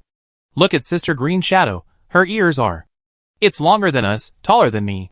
The more he talked, the more outrageous he became. Alvin grabbed Calpurnia, pressed her on his legs as the girl screamed, and then began to spank her. What a Caldorii beauty! How dare you talk nonsense? I teach you a lesson. Paw. Ouch. Sister, help me. Calpurnia, you too. I asked her to keep Green Shadow at that time. Alvin, don't teach her a lesson, she knows she's wrong. Solanlian said, while pulling Alvin. Alvin whipped a few times, the feel was good, a little addictive. Looking at Calpurnia's eyes, that were about to drip with water, and her red face, his heart was also moved. Do you know you're wrong? Yes, I know, Alvin said shyly. Alvin then let go of his hand with satisfaction, but who knew that Calpurnia would rush up and get into Alvin's arms. She was so strong that she pushed him down. The elf poked its head out from his arms, its face red as an apple. We are all leaving. Do you know how to compensate me? Alvin's smile froze, and a hand stretched out from the side to hold his hand. It turned out to be Solanlian. I want to compensate too. Chapter 439. The silver moon shrouds Teldrassil like a veil. The world canopy with a diameter of more than 40 kilometers is swallowing up starlight. The peaceful Caldorii have lived here for tens of thousands of years, and only a few Caldorii will leave this city built on the tree. Because their skin is as dark as the night shadows in the dense forest, they are also called night elves. Malfurion Stormrage placed his palm on the flowing water with emerald light veins, and the dew slid down his antler-shaped crown, reflecting colorful rainbow light in the moonlight. This is the residence of his lover, Lady Tyrande, the Moon Priestess, the Temple of Elun. And the legendary Tyrande was standing in front of him in a white priest's robe. The miracle priest that Queen Inzera mentioned, who said he would come back from a place called Draenor. Tyrande Whisperwind walked towards the terrace in her moon-cloth robe, with the silver-embroidered holy emblem of Elun rippling on her chest. What exactly is that place? How long will it take to get there? When the moonlight simultaneously passed through the diamond-shaped skylight on the dome of the temple, the high-ranking priest, who had watched over the night elves for thousands of years, was breathtakingly beautiful. Her silver hair was condensed moonlight, and the blood and fire of the ancient war were precipitated in her emerald eyes. A low laugh came from Malfurion's beard. To be honest, I don't understand the place names that Queen Inzera mentioned, so I don't know when they will arrive in Teldrassil, but don't worry, my apprentice. Green Shadow has been following him on adventures, and I have never thought that the confused girl could follow someone for so long, so I think that Elwyn must have many extraordinary qualities. Tyrande did not comment. I'm not saying I don't believe you, my love, it's just... Tyrande sighed. What can't we Caldorii solve alone? Why did you have to summon such a young human? What is the Green Dragon Queen worried about? Malfurion Stormrage stood up, walked behind Tyrande and hugged his lover. It's the pollution of the Emerald Dream. We druids are very easy to be confused in the Emerald Dream, so maybe Her Majesty thinks it's better to let him go back and forth. And before, Alwyn and Green Shadow rescued a large number of Green Dragon troops in a temple on the eastern continent. The Green Dragons are very trusting of him. The Queen even gave her scale pendant to Alvin. I have seen other followers of Alvin before, and there is one that will definitely surprise you. What do you mean? You should have heard that he is a dragon rider, but those noble dragons have never admitted to having any dragon riders in the tens of thousands of years of history we know. But the miracle priest actually has a dragon follower, the dragon girl, who looks exactly like the Red Dragon Queen. You mean? Tyrant took a deep breath and looked at Malfurion with an inquiring look. The male elf nodded. My guess is that the dragon girl should be the youngest daughter of Queen Alexstrasza. At this time, Malfurion Stormrage did not know that Alvin had actually become a double dragon rider in the Second Orc War on the Eastern Continent. But just this point alone was enough to shock Tyrant. I believe in the judgment of the two dragon queens. Stubborn Tyrant nodded, but I will also use my own eyes to observe that, miracle priest. As the two were talking, suddenly, the world tree suddenly roared like a dragon's spine shaking. The owls living in the treetops were startled and flew into the sky, and the night-blade leopards in the woods also came out of their nests in groups. For a time, the whole Teldrassil entered a state of chaos. Tyrant instantly changed from a quiet female priest to a vigorous female warrior. She quickly took her moon blade from the weapon rack and hung it around her waist, and shouted outside, "Come on! Activate the Teldrassil defense rune and quickly find out what's going on." Instantly, defense runes that had not appeared for thousands of years appeared on the ground of the Temple of Elun. The last time these ancient inscriptions lit up was when this world tree was just planted. Burning Legion? The Archdruid Malfurion Stormrage asked. I go check it out right away. Please stay here. I bring back the news as soon as possible. After saying that, he jumped out and his body turned into a nimble white tiger in midair. I never let you face danger alone, you know. After Tyrant finished speaking, her body had already floated lightly on the back of the white tiger. Even though thousands of years had passed, riding on their lovers, the two still felt that there was no difficulty that they could not solve. As soon as the two rushed out of the temple, other night elf sentinels gathered around their leader. They looked up and found a magical scene in the sky. The pale blue night sky was suddenly torn apart by some strange force, and a torrent of holy light split the clouds like a sword of creation. The air was raging, and then a strangely shaped UFO suddenly appeared in the sky with lightning. That was the storm fortress that landed in Teldrassil. The huge spaceship covered the sky and the sun, violently flattening the folds of the entire spacetime, like a giant hand of a god playing with the stars, pulling the holy light arc made of orange gold directly from the void into the material plane. Everyone was stunned. No one had ever seen such a strange scene. Even the old warriors, who had witnessed the terrifying scene of countless demons pouring out when Queen Azhara opened the portal formed by the Well of Eternity, felt that all this was a bit too shocking. They clenched their weapons, but the sentinels looked at the bows and arrows in their hands, and couldn't help but fall into deep thought. Can you really hit that behemoth with such a bow and arrow? The storm fortress slowly descended, and the huge sense of oppression made everyone hold their breath. When they got closer, they could see clearly that it seemed to be a spaceship floating in the sky. It had 16 engine arrays at the bottom, but what was gushing out was not flames, but liquid sacred inscriptions. Moon Goddess. What is this? When the sentinel captain looked up, her helmet rolled to the ground, and her pupils were filled with the infinitely expanding metal sky. The shadow of the storm fortress devoured the sky in a way that violated the principle of perspective. It seemed that it was still hanging in the clouds the moment before, and the next second it was about to crush the entire Teldrassil. Kaldorii warriors, prepare for battle. Tyrant roared, waving the moon blade in her hand. The sentinels had already launched the crossbow, with the muzzle raised high and aimed at the storm fortress. At this time, the command tower on the top of the fortress suddenly shot up a dazzling holy light column. Then, a storm crow penetrated the holy light column and dived to the ground. Then, a red dragon also landed below following the storm crow. Lady Tyrant, do you want to open fire? The captain of the sentinels turned around nervously and asked. Wait a moment. The white tiger that Malfurion Stormrage turned into said, that is a familiar breath. Who is it? When the blue storm crow descended low enough, Tyrant finally saw clearly that there was a human riding on the bird's back. Alvin's white robe was billowing with the pale blue before dawn, but his young face was full of fatigue. Behind him, the flames spewed by the red dragon turned into feathers of light in the moment of contact with the holy light. In the name of dreams, that is Green Shadow? As Malfurion said this, he had already turned back into human form. Tyrant held Malfurion's arm, and the moon blade hummed in its sheath. What? Which one is Green Shadow? While speaking, the storm crow had already landed. The moment it touched the ground, the crow had already turned into a silver-haired female druid. Myra Green Shadow looked at her fully armed compatriots in confusion, but her sight went through the crowd, and immediately saw her mentor Malfurion Stormrage and Tyrant. Teacher Stormrage. Lady Tyrant. I'm taking Elwyn home with me. Chapter 440. Green Shadow was like a chick returning to its nest at this moment. Her beautiful face, which was always calm and composed, showed a rare childlike smile. She placed her right hand on her left chest and saluted Malfurion and Tyrant, then pulled Alwyn behind her to her side. Teacher, please allow me to introduce you to. The female druid's voice was filled with the joy of bringing her boyfriend to meet her parents.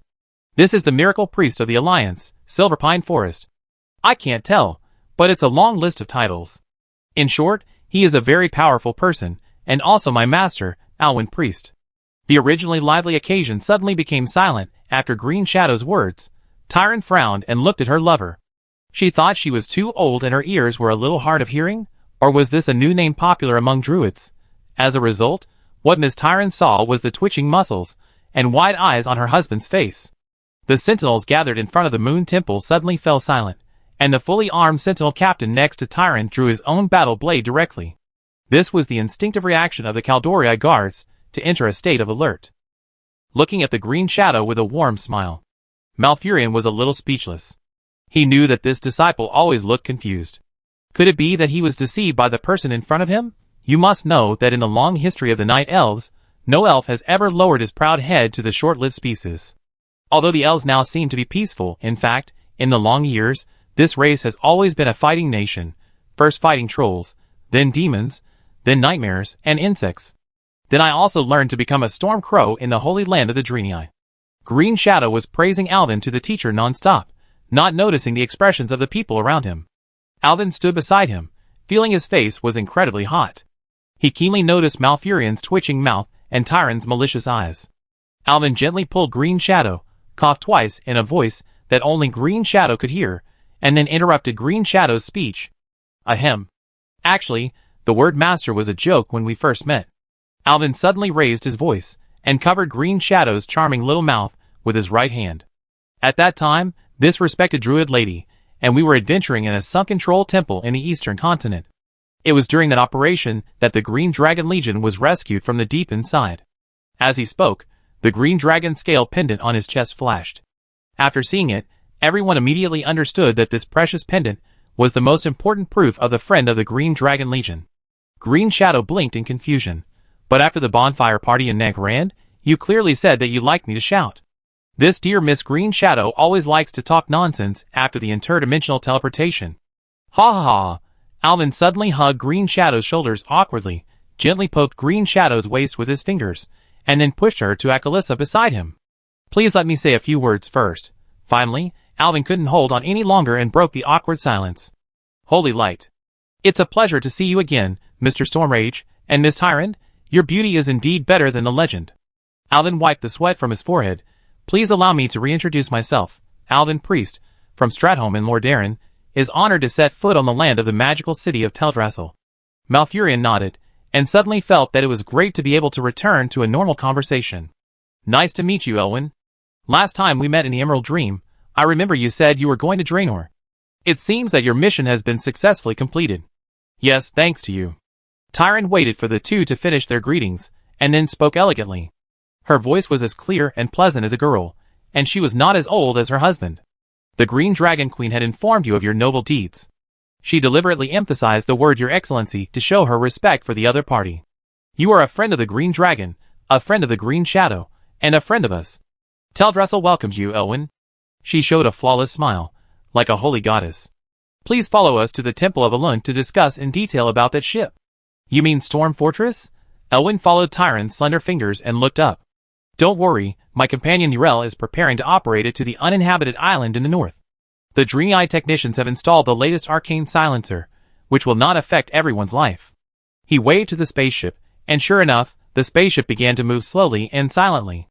If you allow, my ship will rest there later. Are you talking about Azure Mist Island? Tyrant nodded. No problem, it's an uninhabited island. When your ship docks, I will let my fleet send some supplies over. Thank you for your generosity. May the holy light bless you.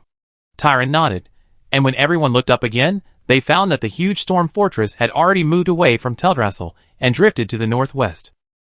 Then, I would like to introduce my companions to you. This one is Akali Tassa from the Red Dragon Legion. My other companion is on the storm fortress. His name is Yrel. He is a Draenei garrison officer. He will come to join me after he settles down. It's an honor to meet you all, Lady Tyrant, Mr. Stormrage. Akratassa heard Alvin introduce himself, stepped forward generously, and smiled and performed a Quel'Dorii etiquette to the two. Malfurion and his wife showed surprised expressions on their faces. They didn't expect that this little red dragon would know such ancient etiquette. Alvin looked a little surprised. When did his little sister grow up to be so polite? Akaratasa looked at Alvin's surprised eyes, and whispered in Alvin's ear, "Hee, Sister Solanlian taught me Quel'Dorii etiquette, and said I should use it." Alvin suddenly realized and exclaimed in his heart, "Solanlian, what a god!" "Hello, Miss Ekalissa, the Quel'Dorii sends greetings to you, and the Red Dragon Legion. How is your mother recently?" "Well, it should be fine." Akaratasa stretched out a finger, and placed it on her bright red lips, as if she remembered her parents. "But I haven't seen them for a while. I came here directly this time. But I'm not worried about my parents at all. They are busy laying eggs every day, and have no time to care about me." Elvin was about to cry, one green shadow, and one Ecolatrasa. How could he never have thought that these two people were the most innocent in his team? He covered the mouth of the little red dragon with his hand at a speed that a priest shouldn't have, and whispered, "Stop talking." Then he looked at the Quel'Dorii in front of him awkwardly. Tyron's expression was okay, but Malfurion's mouth was already wide open, and a chocobo egg could be stuffed in. Malfurion completely understood that his disciple Green Shadow was already a very strange person. Let alone other races, she was out of tune with her compatriots. No wonder Green Shadow got along so well with them. It turned out that these people were all the same weird. Chapter 441. The dome of the Temple of Elun is made of 70,000 pieces of moonlight crystals, majestic and gorgeous. After the awkwardness of the first meeting, when Elwyn was led by Tyrant and Malfurion Stormrage into the main hall, the statue of Elun standing in the pool in the center of the temple actually emitted a soft light. Elwyn was a little overwhelmed by this strange scene, but the female priests, who followed him, all stopped and began to pray. "Don't panic, young Elwyn. This is a sign that you are recognized by the goddess Elun." Tyrant stepped barefoot on the obsidian tiles in the pool. She turned around, but there was also a look of surprise on her face. "This kind of miracle has only appeared 3 times in my memory. The first time was when I first saw the Temple of Elun, the second time was when Green Shadow came to me, and you are the third time. Thank you for the favor of Goddess Elun." Alvin didn't know what to say, but Green Shadow beside him happily hugged one of Alvin's arms. "It doesn't matter, Alvin just needs to be proud. Coming here is like going home. You relax, your shoulders are stiff, I'm here." The female priests who were praying on the side all smiled secretly on their pious faces until Tyrant coughed softly. The couple has become accustomed to it. It can be seen that Alvin is actually a polite young man, and he does have some real skills. Now it's probably not that their cabbage is being pushed by the pig, but that their cabbage is rubbing against others' bodies. But Alvin is just a human, and he seems to be less than 20 years old. In their eyes, he is not even a baby of a baby. Can Green Shadow really be happy with him? Several people walked across the pool in silence, passing under the holy statue of Elun. Elwyn bowed and prayed devoutly to the holy statue. After coming to this world, he saw many things beyond his imagination, and Elwyn gradually began to approach the role of a charlatan. However, his actions were seen by Tyrant, and the lady nodded silently in her heart. "Please sit down." Malfurion's automatic spell is magical. The vines generated out of thin air curl together to form several vine chairs. The white jade round table in front of him is an ancient relic salvaged from the Emerald Dream. The naturally formed silver lines on the table formed a map of the territory of the Quel'Dorii Empire. Elwyn looked down, and could actually see the location of Sir Mar. After everyone sat down, Tyrant took the silver pot handed over by the maid. The body of the pot is engraved with a round moon, which is a gift from Teldrassil. When Tyrant tilted the mouth of the pot, the light blue liquid condensed into a small waterfall at the neck of the pot, and fell into the emerald cup. Malfurion waved his hand, and the vines rolled up the crystal cup, and sent it to everyone's table. "Please taste it, distinguished guests." "Ha, my throat is smoking." Alvin grabbed the cup and drank it all. The moment the liquid slid through his throat, he was stunned. He seemed to explode thousands of stardust from the depths of his pupils. How to describe it?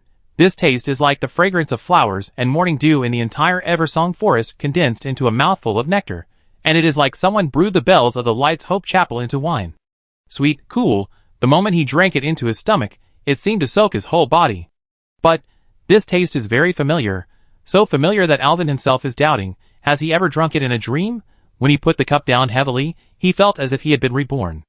All the fatigue in his body was cleared, all the toxins were expelled, and even his eyesight was much better than before. He raised his hand to look, and even his skin was exposed like a baby's new skin. What kind of magical drink is this? Alvin asked in surprise. Malfurion's beard trembled slightly.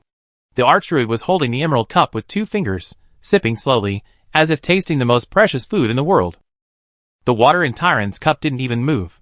The noble lady just held it in her hand elegantly and smelled the smell, and then a peaceful expression appeared on her face. Ha ha ha! Green Shadow laughed so hard that he sank into the rattan chair. This is a gift from Teldrassil. You just drank up the Caldoriai's 3,000 years of reserves. The female druid's fingertips gently touched the emerald cup.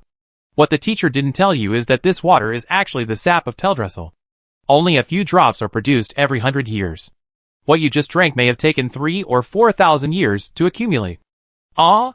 Alvin opened his mouth in surprise, but when he looked back, the little red dragon Akalatrasa also drank it in one gulp. Brother, this is really delicious. I want more. Okay, we are both Jubaji eating ginseng fruit. It's okay, you can drink mine. I've drunk it twice before. Green Shadow said, and was about to push his cup to Alvin, but was stopped by Alvin. Sorry, I was so abrupt. I thought it was water. Tyrant shook her head. It doesn't matter. You are a distinguished guest of Caldorii, and a good friend of Green Shadow. We should treat you with the best things. To be precise, the sap secreted by the world tree over the years can only fill this silver pot. Tyrant gently stroked the moon pattern that appeared on the pot, and then let the maid take it away. Malfurion said, Don't mind, Miracle Priest. We have heard about everything you did in the Eastern Continent. You also stopped the spread of plague, and even the curse of werewolves. In fact, everything you did is also a kind of healing for the earth and nature, which is consistent with the goal of our Cenarian Circle. The Archdruid suddenly showed a sly smile. But next time you taste the gift of Teldrassil, I suggest you taste it slowly, haha. Alvin touched the back of his neck with a burning ear. Just as he was trying to say something to cover up his embarrassment, Green Shadow's breath, with the scent of morning dew, brushed his earlobe and whispered to him softly, Don't panic, you can still drink it, didn't you notice? You should be very familiar with that taste. After being reminded by Green Shadow, Alvin finally remembered. His heart was beating violently. Yes, the feeling of gift of Teldrassil was very similar to his first kiss with Green Shadow under the starry sky of Draenor 2 months ago. At that time, when Alvin, who had just experienced a fierce battle and was seriously injured, was treated by Green Shadow with natural magic, although he was confused and did not feel it deeply, he completely remembered the sweet taste several times later. It was the sweetness between Green Shadow's lips, or the deep taste buds of the night elf female druid. With the breath of the origin of life. Queen Yinser's words suddenly awakened in Alvin's memory. Green Shadow and the seeds of the world tree were bred together. Could it be that Green Shadow and the world tree are one and the same, so the taste is so consistent? This, after being with Green Shadow, there is such a benefit? Alvin was stunned on the spot. Chapter 442. Mr. Alvin? Mr. Alvin. Malfurion's beard trembled as he spoke, until the old druid raised his voice, finally pulling Alvin, who was stunned into a daze, back to reality. What are you thinking about so intently? I thought you were in a dream like the druid. Seeing that Alvin finally came to his senses, Green Shadow asked with a smile beside him. Nothing, I was just thinking about you. I'm right beside you. Green Shadow smiled and took Alvin's hand, interlocking their fingers. Hearing Alvin's confession-like conversation, even Tyrant's face was a little hot. Then she secretly glanced at her husband and suddenly thought. 10,000 years ago, when she and Malfurion were young, weren't they affectionate every day? Alvin came to his senses, but found that a sand table model made of vines had appeared on the round table in front of him. Tyrant just smiled at Alvin. Let's get back to the official topic, Alvin. Tyrant whispered, Before you start the investigation, I need to synchronize the intelligence we have with you. The moonlight flowing from the fingertips of the Moon Priestess is marking a trajectory on the sand table. It is a winding route from the northern coast of Kalandor along the coast all the way west. This is Oberdeen, one of the strongholds of the Caldorii in Kalandor. Since Teldrassil is isolated overseas, we established this stronghold across the sea from us. After receiving the news from the Green Dragon Legion, we also sent out sentinels to meet the Green Dragons, but like the missing Green Dragons, the people I sent also disappeared without a trace. You know, they are all experienced female hunters. They must have encountered some unknown danger. Malfurion's moss-lined palm slammed heavily on the jade round table, shaking the table pot slightly. Alvin, the current situation is very passive. His voice seemed to come from deep in the tree roots. I can feel the whisper of nature. It is a kind of corrosion, just like the spores of silver fern growing in the rotten root system. The moonlight shines through the glazed dome of the Temple of Elun, casting mottled shadows of trees on his pale face. Green Shadow suddenly found that the teacher's fingers holding the edge of the table were cramping. This discovery made her back cold.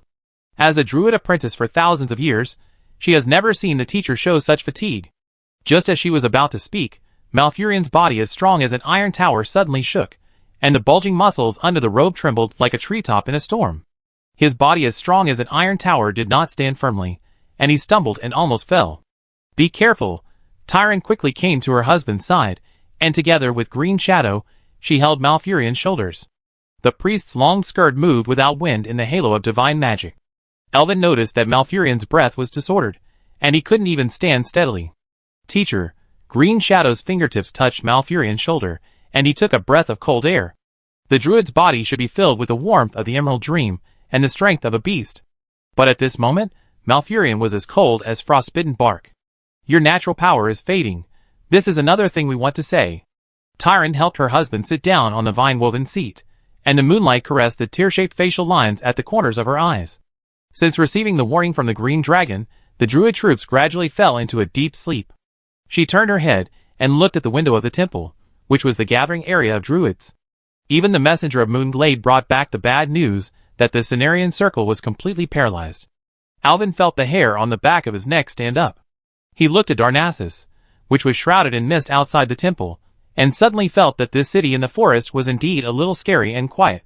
The cries of the owl beasts that had been heard one after another on weekdays had completely disappeared. Sleeping? Green Shadow stood up. "This is impossible. The sleep of druids. This is the most terrifying part."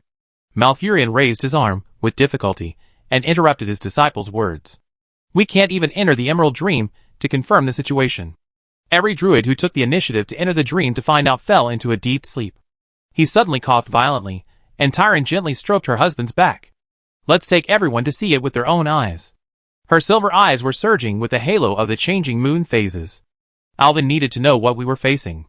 "He is Green Shadow's good friend, equivalent to one of our own." Malfurion nodded. When crossing Teldrassil, Elwyn noticed that the plants on the street seemed to have wilted a lot. This elven capital built on the crown of the world tree was like a giant with a fever at this moment, and even the firefly's spores floating in the air seemed dim. Every tree house they passed was inlaid with moonlight crystals, but the window frames, that should have been flowing with silver light, were now glowing with a strange green. "May Elun bless you, High Priest." The sentinel captain, who was grooming the Night Blade leopard, knelt on one knee, and the moon blade emblem on her breastplate made a slight sound with her movements. The priestesses on both sides of the street stopped their stardust spindles, and touched their foreheads to Tyrant. When Alvin counted the 17th elf, who saluted, he saw the first male. He was a young man who was watering the saplings with an oak staff. The color of the facial lines on his face was still very light. By the way, this is what Green Shadow told him, how to judge the age of a night elf. Generally speaking, the darker the facial lines on the face, the longer they live. What about people without facial lines on their faces?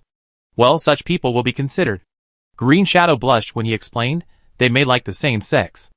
Alvin was still thinking about it, and everyone had come to the ancient tree facing the temple. He finally understood why Tyrant insisted on coming in person. The surface of this giant tree, which should have shone with emerald light, was covered with spiderweb-like black veins, and sticky dark red resin continued to seep out of the cracks in the bark. The most disturbing thing is the hanging vines. They twisted into strange spirals, like strangled snakes, and there were some black spikes at the end that looked like insect mouthparts. The tree hole of this tree, called the Great Beast Cave, is where the druids usually sleep. The tree suddenly began to rot. Green Shadow's voice was a little trembling. Elwyn held her hand, and felt cold as ice. Then the druids fell into a deep sleep. Tyron sighed helplessly. "To be honest, our current situation is very dangerous. We know that the enemy is there, but we can't find their traces, and we don't know what their purpose is." Malfurion Stormrage emphasized his tone, and added on the side. "Elwyn, the current situation is very passive. I can feel the whisper of nature. It is a kind of corrosion, a poison of the forest, but I can't be sure." Chapter 443. The smell of damp moss mixed with the smell of humus hit me in the face. When Green Shadow pushed open the oak fence, Alvin saw dozens of giant bears with shiny fur curled up in the nest covered with moonlight grass, and their snoring sounded like thunder muffled in a pottery jar. The group of night-blade leopards was like black satin with bones pulled out, lying softly on the ground, and the stripes that should have been shining with moonlight were now covered with a layer of gray. Lunas. Morning Claw. Green Shadow rushed in quickly. She knelt in front of a night-blade leopard with fading fur, and stroked her companion's hot nose with trembling fingers. 1,000 years ago, we competed to see who had the stronger ability to change. When she opened the eyelids of the night-blade leopard, she was horrified to find that the other party's iris was full of spider-web-like blood threads. Malfurion leaned against the stone pillar and panted. It started from the warning from Isra. He seemed to use a lot of strength to say every word. First, the new druid fainted during the transformation ceremony, and then even the druid who could travel through the Emerald Dream for 30 days and nights. At dawn the day before yesterday, our sentinels patrolling in a Shinville discovered that there was a crack in the statue of Cenarius. They disappeared when they continued to investigate in the north. This is the news sent back by our owl messenger. Everyone is trapped in a nightmare. Green Shadow suddenly said that she was using natural magic to detect the pulse of a comatose druid. Teacher, the dream echoes of Astero are full of screams. Malfurion's palm covered with bark lines slammed heavily on the stone wall, shaking off some dust. I later sent my most proud disciple to call back everyone's consciousness. He suddenly coughed violently, but now even his soul is lost. Now their souls are trapped in layers of nightmares. Malfurion said angrily, I can feel the children screaming, but now even I. Tyrant gently comforted Malfurion. We wanted to tell the green dragon the news of the dream. The priestess's silver-white long hair moved without wind, but the druids who entered the dream could not come back, and we didn't know whether the news was delivered. The Emerald Dream is a reflection of the real world. The problems in the dream can only mean that we have been seriously attacked in reality. The archdruid said distressfully, but we have no way now. Tyron stopped her husband, who was a little emotional. That's right. Our situation is very passive. The druids are asleep, the green dragons and our sentinels are missing, but we have no way to deal with it. So Green Shadow, I am also afraid that you will be in danger. Now you and I are the only two druids who are still awake in Teldrassil. Green Shadow bit his lower lip with silver teeth. Elvin could see the elf's nervousness. He held Green Shadow's hand and whispered, Don't worry, I'm with you. Several people left the big beast cave and came to a stone table outside. Tyrant helped Malfurion sit down. Although it's presumptuous, Elvin, we can only rely on you now. Tyrant looked into Elvin's eyes and said, I was a little worried at first, but when I saw the miracles that Elin showed you, I completely believed in the judgment of the Green Dragon Queen. Elvin was a little flattered and replied modestly. So there is no clue about the situation of the druids? It's a nightmare that invaded the druids' dreams. Their souls are trapped in the dream and are still struggling. But we don't know where the nightmare came from or where it started. I have to stay here and use my power to keep them alive, but now, Malfurion said painfully, I could fall asleep at any time, and then it will be all over. Tyrant and Malfurion showed painful expressions. Alvin was helpless. He didn't expect things to be so serious. The green dragon and the sentinel were missing, and even a great druid like Malfurion was in danger. But Alvin didn't understand the druid's dreams at all. How could he help them? Let me do it. Green Shadow stood up. The teacher just said that I am still the druid who is still awake. Don't worry, I will protect everyone with the teacher. No. Tyrant immediately refused. The priestess held up Green Shadow's face, and the moonlight flowed through her fingertips into the red eyes of the druid girl. When I took your swaddling clothes from Queen Inzera 10,000 years ago, you were not as heavy as a night-blade leopard cub. She wiped away the ice crystal tears condensed on the girl's eyelashes. Now do you want me to watch you walk into the nightmare? But you should believe in your teacher. Malfurion coughed and forced a smile. You should know that your teacher is the famous Malfurion Stormrage, the first druid in the world. Green Shadow showed an embarrassed expression on her face and looked at Alvin. Alvin saw the entanglement on her face and felt that Green Shadow's body was trembling slightly. Do what you want to do, Myra Green Shadow, and you should also believe in your master. Alvin did not care about the elves present, but said it firmly. He gently stroked Green Shadow's silver hair with his hand. Green Shadow looked into Alvin's eyes and was greatly encouraged. She nodded. Turn around and turned to the two Caldorii leaders. When the teacher taught me the way of balance, he said. She held the crow's statue pendant hanging on her chest tightly with her hand. True protection sometimes requires jumping into the abyss. Of course I believe in the teacher, but I also want the teachers to believe me. Green Shadow will let you see that after the experience, Green Shadow has become mature and is a druid who can stand on his own. The teacher and other compatriots will be protected by me. Seeing that Malfurion wanted to speak, Green Shadow interrupted him. I also believe in my master. Even if I am not by his side, he can quickly solve the dilemma of the Caldorii and save us from the unknown fear. She suddenly took Tyrant and Malfurion's hands in a gentle tone. Teachers are equivalent to my adoptive parents. I know your love and care for me, but now is not the time to act on impulse. I am your daughter, but I am also a proud Caldorii. To this day, I still remember that I followed you and fought against the insects in Silithus. Now it's time for me to stand up and protect you. The two Caldorii leaders did not speak. Their eyes were full of tears, and they embraced Green Shadow together. Malfurion's eyes appeared in a illusory picture. Green Shadow in broken armor was opening a barrier in front of the Nightmare Rift, and behind her were hundreds of awakened druids. Our little Skylark. The Moon Priestess choked up and hugged Green Shadow in her arms. When did she grow taller than the World Tree? Our Green Shadow is already a big girl. Malfurion burst into tears as he spoke. Tyrant looked at her husband speechlessly. She showed a peaceful expression on her face and stroked Green Shadow's long hair. I'm sorry. It's my fault.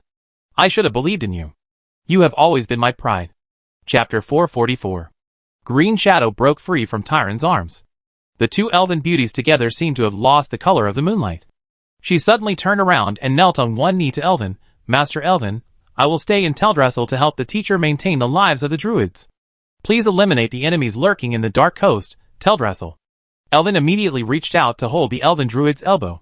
When he pulled Green Shadow into his arms, the flower fragrance in the druid's hair lingered between the two. You know, I will solve the problem soon. He patted Green Shadow's back gently, and turned to the two mentors standing aside. Elven directly stated his plan. I will cut in from the cliff on the south side of Oberdeen and search all the caves. His face showed a resolute expression. Based on my understanding of these Twilight Hammer pagans, Teldrassil's current predicament must be related to the corrupted magic circle they set up. Their movements may be related to the old gods. Green Shadow suddenly grabbed his wrist. The druid's nails hurt Elven a little. The elf's face was full of serious expression. Promise me, never go deep into danger alone. If there is any situation, please send a message back as soon as possible. The silver moon pendant on her ear tip shook violently due to excitement. Don't repeat the mistake of Hellfire Citadel. Don't worry, I know what's going on. Elven rubbed the back of her hand with his thumb. You haven't been home for a long time. Lady Tyrant and Teacher Stormrage. He looked at Tyrant and Malfurion. They must miss you very much, so you should spend more time with them. Elven suddenly lowered his voice and leaned close to the druid's sharp ear. But when this crisis is over, you must compensate me well. Green Shadow's ear tip turned red, and Tyrant interrupted their whispering at the right time. Alvin, in order to track down the missing people, I have actually formed a team. Since you are here, I will hand over my team to you. The Moon Priestess turned around and whispered a few words to the attendant priestess, who nodded and hurried away. Soon, when the oak door hinges creaked slightly, moonlight suddenly poured into the room from the open door. A fully armed elven female knight stood on the porch. She raised her hand to take off her visor. This simple action made the air stagnate. Her long blue hair cascaded down like a waterfall, and her shoulder armor was shining like mother of pearl. Her face was perfect and almost unreal. She had the lavender skin unique to the night elves, and an owl face pattern on her face, which looked resolute and sexy. Mother, are you looking for me? Her voice was as cold as the stream in Winterspring Valley. She clamped the helmet with the owl emblem on her waist, and the silver-blue breastplate wrapped her curves full of vitality. The huntress's unique light armor was covered with vine-like runes, and the moot-cloth cloaks on both sides of the shoulder armor billowed with her steps, as if she was covering the entire starry sky behind her. When her eyes swept over Alvin, her emerald pupils shrank slightly. At this time, Alvin had an illusion that this look seemed a bit hostile. Did he offend her somewhere? This shouldn't be the case. The only night elf he knew should be Green Shadow. Tyrant didn't notice these, but smiled happily and waved gently to let the female knight come closer. Let our guests see the majesty of the Sentinel General. You should have met just now. Mr. Alvin will work with us to track down the conspiracy of the Twilight Believers. She turned to Alvin and introduced him. This is my other adopted daughter, Chandri's Feather Moon. She will cooperate with your investigation. From today on, you will be directly under the command of Mr. Alvin. Alvin noticed that the female knight's eyes suddenly lit up, and the corners of her mouth slightly turned to the side. But in just a moment, when his eyes moved up along the other's slender neck, he suddenly found that Chandri's cheetah-like eyes were staring at him. It looked like the instinctive reaction of a cheetah when it was threatened. Yes, mother, I will cooperate with Mr. Alvin's actions. But on the surface, Chandris still agreed honestly. The miracle priest of the Eastern Kingdom is indeed dazzling. Chandris used her hand with metal finger guards to pin a strand of hair behind her pointed ears. This action made the faintly visible abdominal muscle lines under the chainmail more obvious, but the mist of the Black Coast has always bowed only to the moon blade. I hope you will not let me down. Miss Chandris Feather Moon, right? Please take care of me. I will try not to fall behind. Alvin was a little confused. What happened to Miss Feather Moon? Why is her attitude so bad? Chandris is the general of the Sentinel Corps. Although she is still young, she is already a very powerful hunter. She was originally the commander of this operation. Now I hand her over to you. Tyron said solemnly. Please find our missing compatriots. Please. I see. It seems that I was parachuted in and became the immediate superior of this Feather Moon commander, and he is a human, so she is unwilling, right? Alvin nodded quickly. I will do my best. Humph, if you don't have the strength, then just say you don't have the strength. I think it's just bluffing if you do your best. A small murmur came into Alvin's ears, but no one else heard it. Alvin didn't need to guess. He knew that it must be Commander Yua who was complaining about him. Green shadows suddenly flashed from Alvin's side. Chandris. The last time I saw you was at the celebration banquet after the Battle of the Beetle Wall. She touched a string of beads hanging around Chandris' waist intimately. This trophy seized from the insect people is still there? The female knight's glacial face melted instantly. She held the druid's wrist and shook it lightly. Sister Green Shadow is the one who has followed humans to adventure in the eastern continent for so many years. And she didn't even come back to see me. Suddenly realizing that he had said something wrong, he stopped talking and turned to stare at Alvin. Since my mother has ordered, I will send 2 teams of sentinels to cooperate with the action. Of course, I will follow you closely, but please remember. She drew out the 2 swords hanging on her waist with both hands and pulled them. The sword flower was slashed, and then sheathed gracefully. We have lived on the land of Dark Coast for tens of thousands of years. It is impossible for the Twilight Hammer to stir up trouble under our noses. If you encounter danger, please avoid it as soon as possible. I don't want to hurt you by mistake in the battle. Chandris, Elwyn is very powerful. In our previous adventure, this Chandris Feathermoon is Green Shadow's sister and also Tyron's adopted daughter. When she was young, she often played behind Green Shadow's buttocks. The two have a very good relationship, just like real sisters. But hearing her sister say this about Elwyn, Green Shadow felt a little uncomfortable and came up to speak for Elwyn. That's all a blind cat meeting a dead mouse. Chandris' words almost choked Green Shadow to death. Don't say good things to him. I don't believe that a human can have such great abilities. Green Shadow was about to continue arguing, and Tyrant interrupted the gradually heated atmosphere at the right time. She placed a purple crystal carved into the shape of an owl on the table. Elwyn, Chandris will take you to the outpost of Oberdeen. This task force is equipped with 6 blade cars and 2 hippogriffs, and then... She paused suddenly, because the moonlight outside the window was suddenly blocked by some huge creature. With the sound of wings breaking through the air, the snow-white mooning landed on the terrace. This is my owl Dorothyl.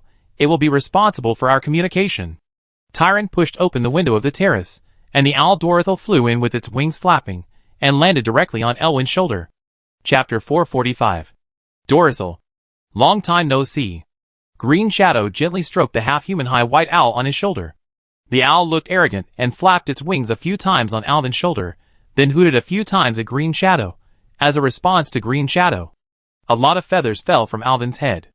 Although Dorothyl looked big, his body was very light, and did not seem to cause too much burden to Alvin. It seems that it likes you very much. It actually landed on you directly. Tyrant smiled and waved her hand, and the owl jumped from Alvin's shoulder to the table. This is Dorothyl. We usually call it the Eye of Night. The owl turned its head covered with frost-colored fur, and its dark pupils were full of energy. It spread its wings and hooted a long string of calls. The elves around heard the owl's hooting, and their expressions immediately became serious. Elwyn looked around blankly and found that every night elf was nodding in tacit agreement. Only then did he realize that the rhythmic chirping was a complete long sentence in owl language. There is news. The priestess brushed the owl's ear feathers with her fingertips and explained. Dorothyl is relaying Oberdeen's patrol report just now. There is good news. One of our sentinels has been found. The dock of Rutharen village is anchored with the Night Elves' unique Night Blade warship. The U-hull is engraved with the Prayer of Elun, and the moon blade emblem suspended on the top of the mast reflects the sea surface into broken silver. When Chandris stepped onto the deck, the 12 huntresses put their fists to their chests at the same time. The saber panther totems on their battle robes echoed the crescent emblem on the commander's silver armor. Alvin noticed that there was almost no need for commands between these hunters, and every tactical gesture was a tacit understanding of thousands of years of grinding. It seems that, as Tyron said, this is a battle-hardened sentinel unit.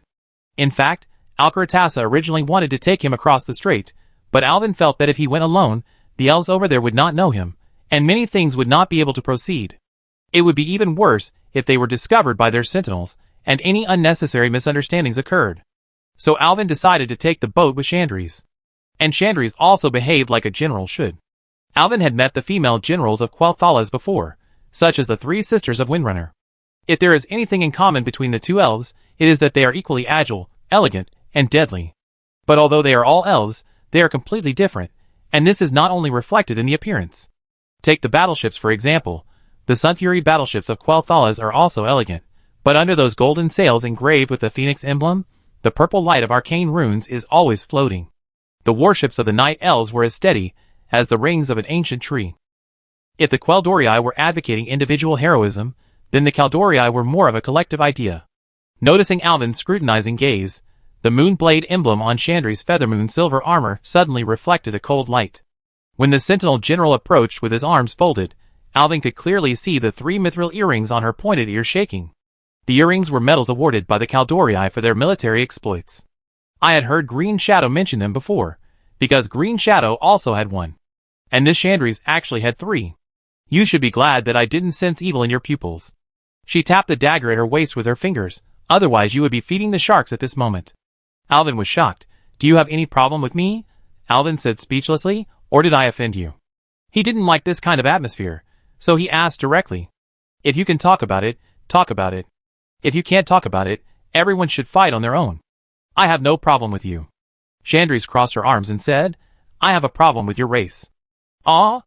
I have seen many of your compatriots in Kalimdor, either poaching, logging, or tomb robbing.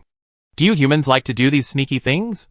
Chandrese said, pointing at her body, from the time we met until now, you have stared at the seams of my armor 17 times.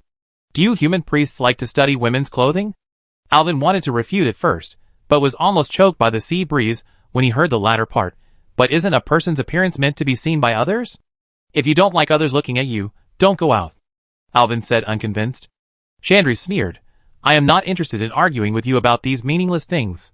Anyway, since Lady Tyrant ordered me to follow your command, I will naturally obey the order, but I want to tell you that your every move is in my eyes.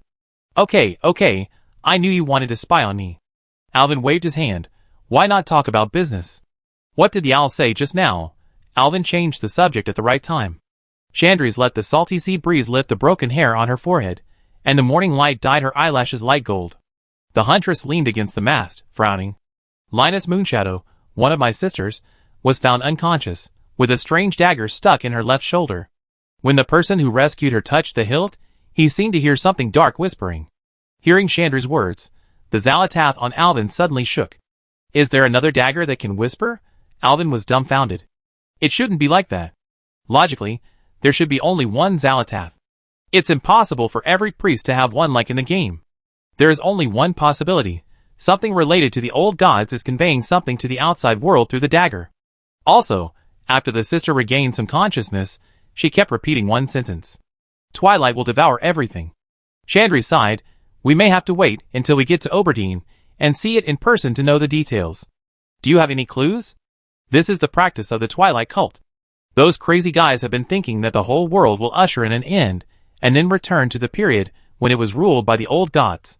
I guess this poor female hunter was probably used as a sacrifice by them. She must have suffered a lot before. Alvin sighed. Everything will be known after we get to Oberdeen. By the way, how long will it take to get there?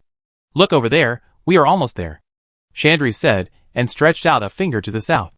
At this time, the morning light just pierced the sea level. Alvin saw a tall lighthouse standing in the distance, and not far from the lighthouse was a crescent-shaped harbor. The night elf guards at the dock seemed to be on full alert, waiting for the people on the ship to land. Chapter 446. The salty sea breeze blew in with a rotten smell.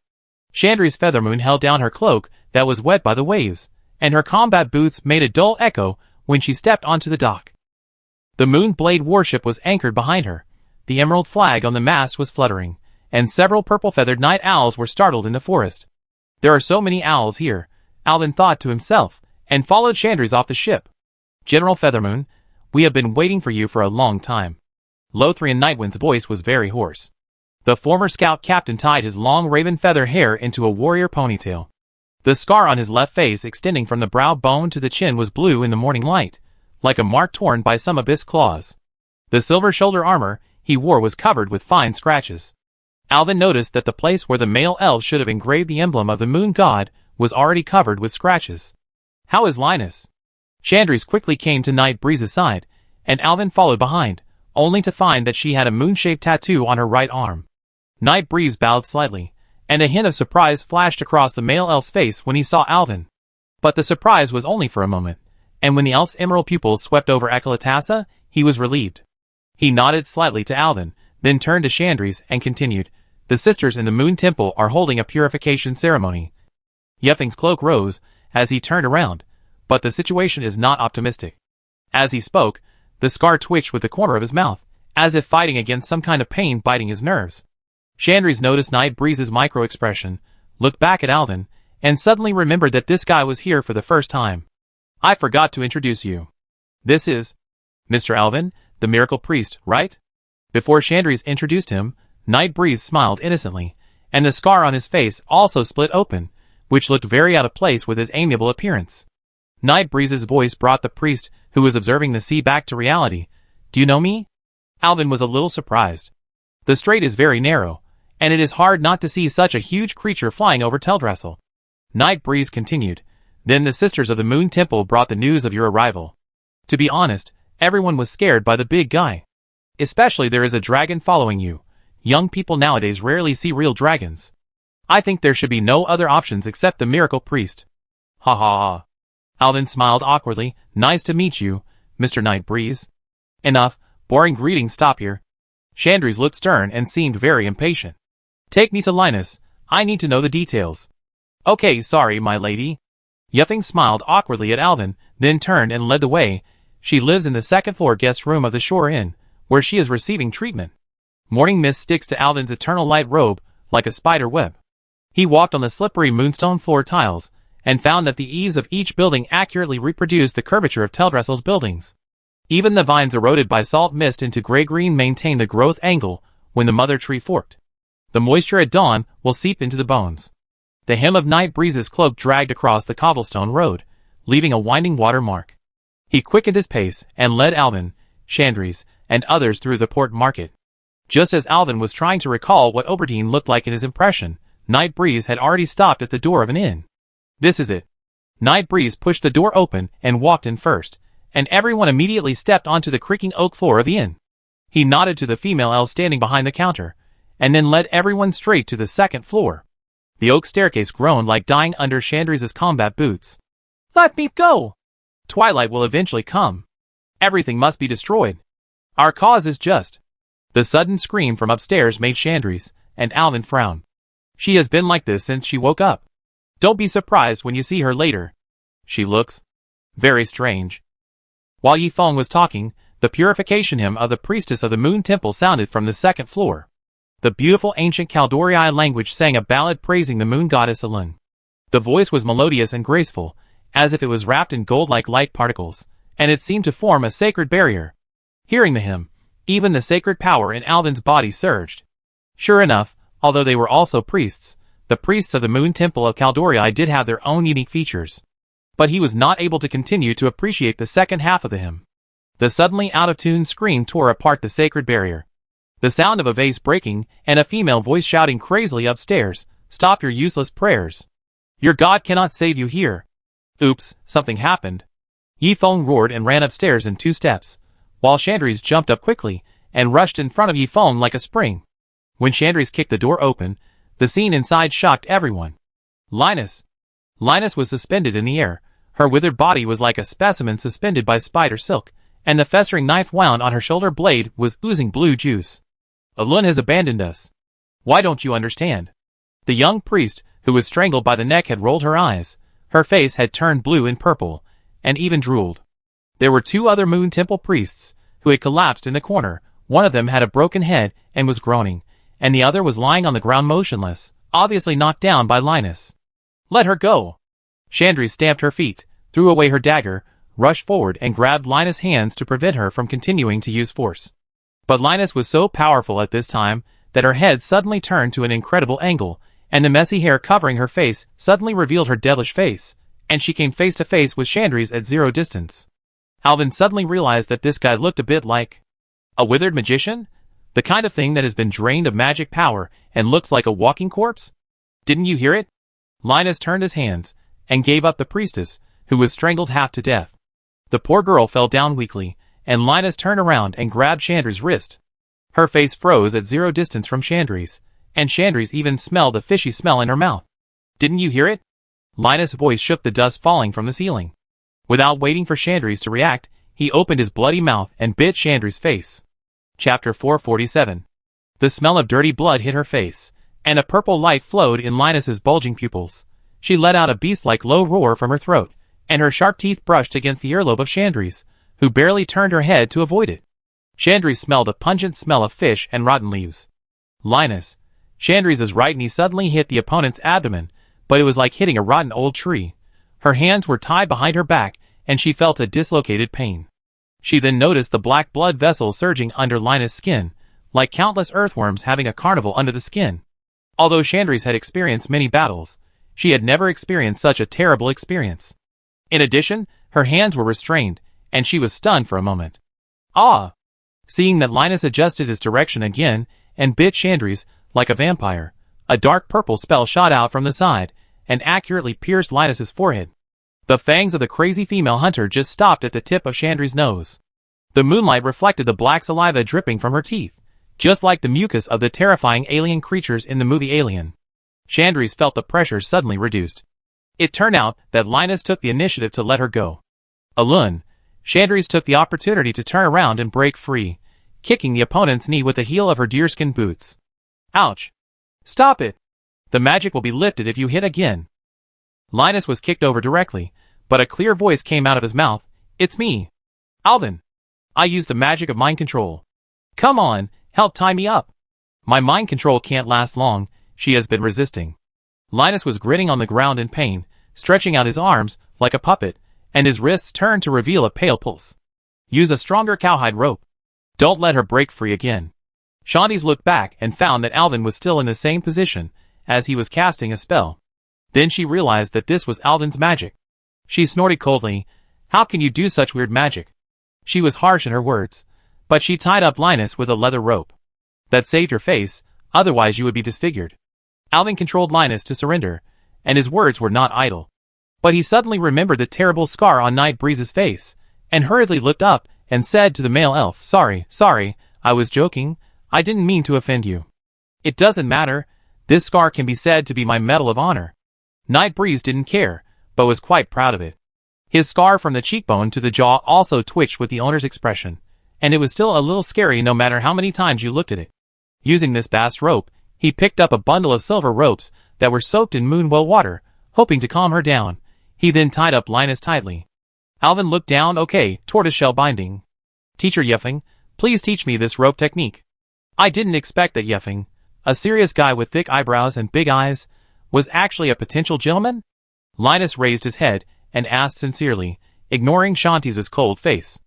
Okay, I'm going to remove the mind control. After saying that, Linus suddenly wilted like a robot that had lost power. Although it was fierce, this way of tying was not only sexy, but also very strong. Linus could only roar in impotence and rage. What kind of weird magic is this? Chandri's looked at Alvin with hostility. I have never seen this kind of magic. This is definitely not the magic of a priest. Who are you? Alvin, priest, the real one. I just know some magic that your priests don't know yet.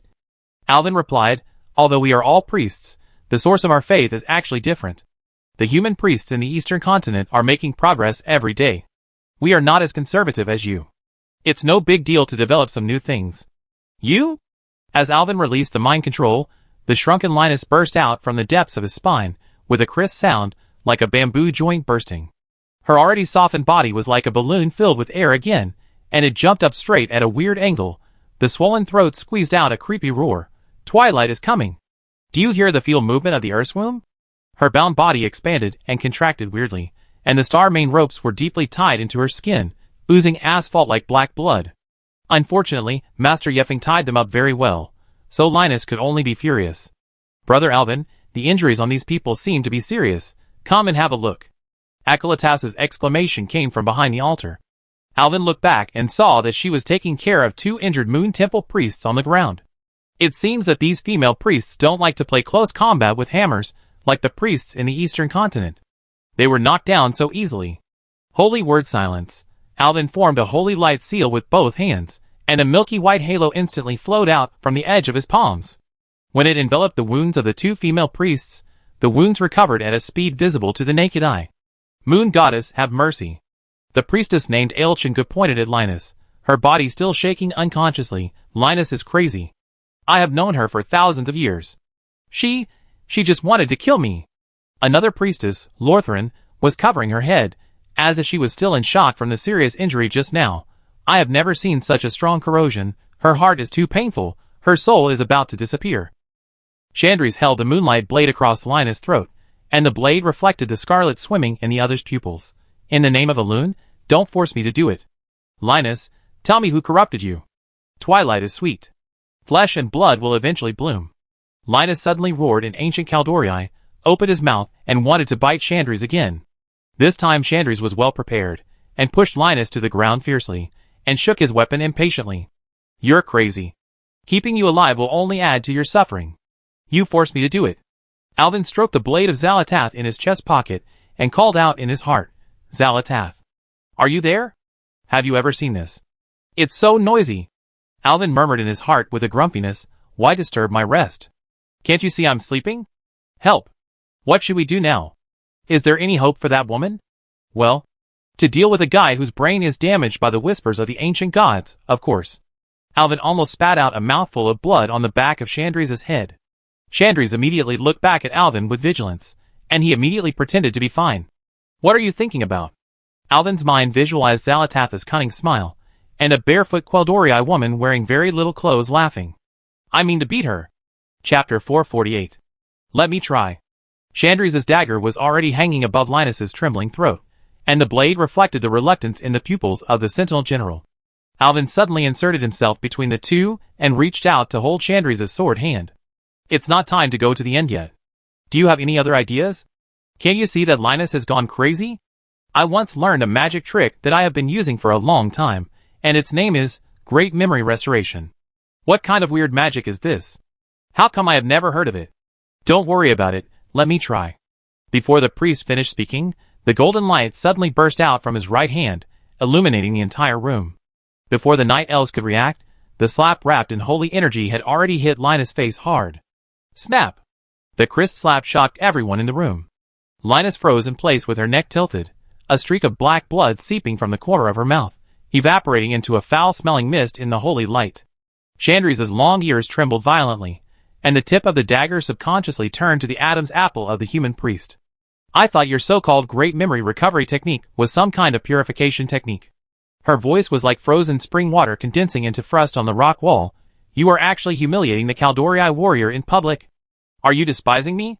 Alvin's right hand suddenly raised high, and a blazing sun-like light burst out, and even the Nara beacon on his back seemed to be induced and emitted light.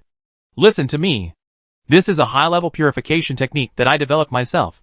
He suddenly lifted Linus' silver hair soaked in cold sweat, revealing his face covered with purple bloodshot. If you don't believe me, look at it. The night elf's distorted facial features suddenly froze, and a drowning cough sounded in his throat. Chandris and the two priestesses gasped at the same time. The black veins wriggling under Linus' skin shrank back behind his ears, like the tide receding. This healing effect requires continuous casting. The golden light dancing in the priest's palm illuminated the sweat on the tip of his nose. Get out of the way, I do it a few more times. Paw paw paw paw.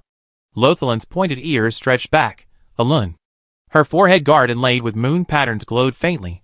Such a fierce healing method. Reminds me of the scene of a towering warrior delivering a Kodo beast.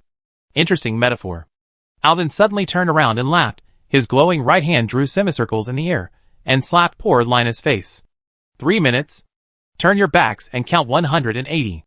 Losaline wanted to reach out to grab Alvin, but when she thought of how she was almost killed by Linus, her hand stopped in midair. Since there was no other way, why not give Alvin a chance? Stop! Lo Celine! Shandy shouted in a low voice. Let him try.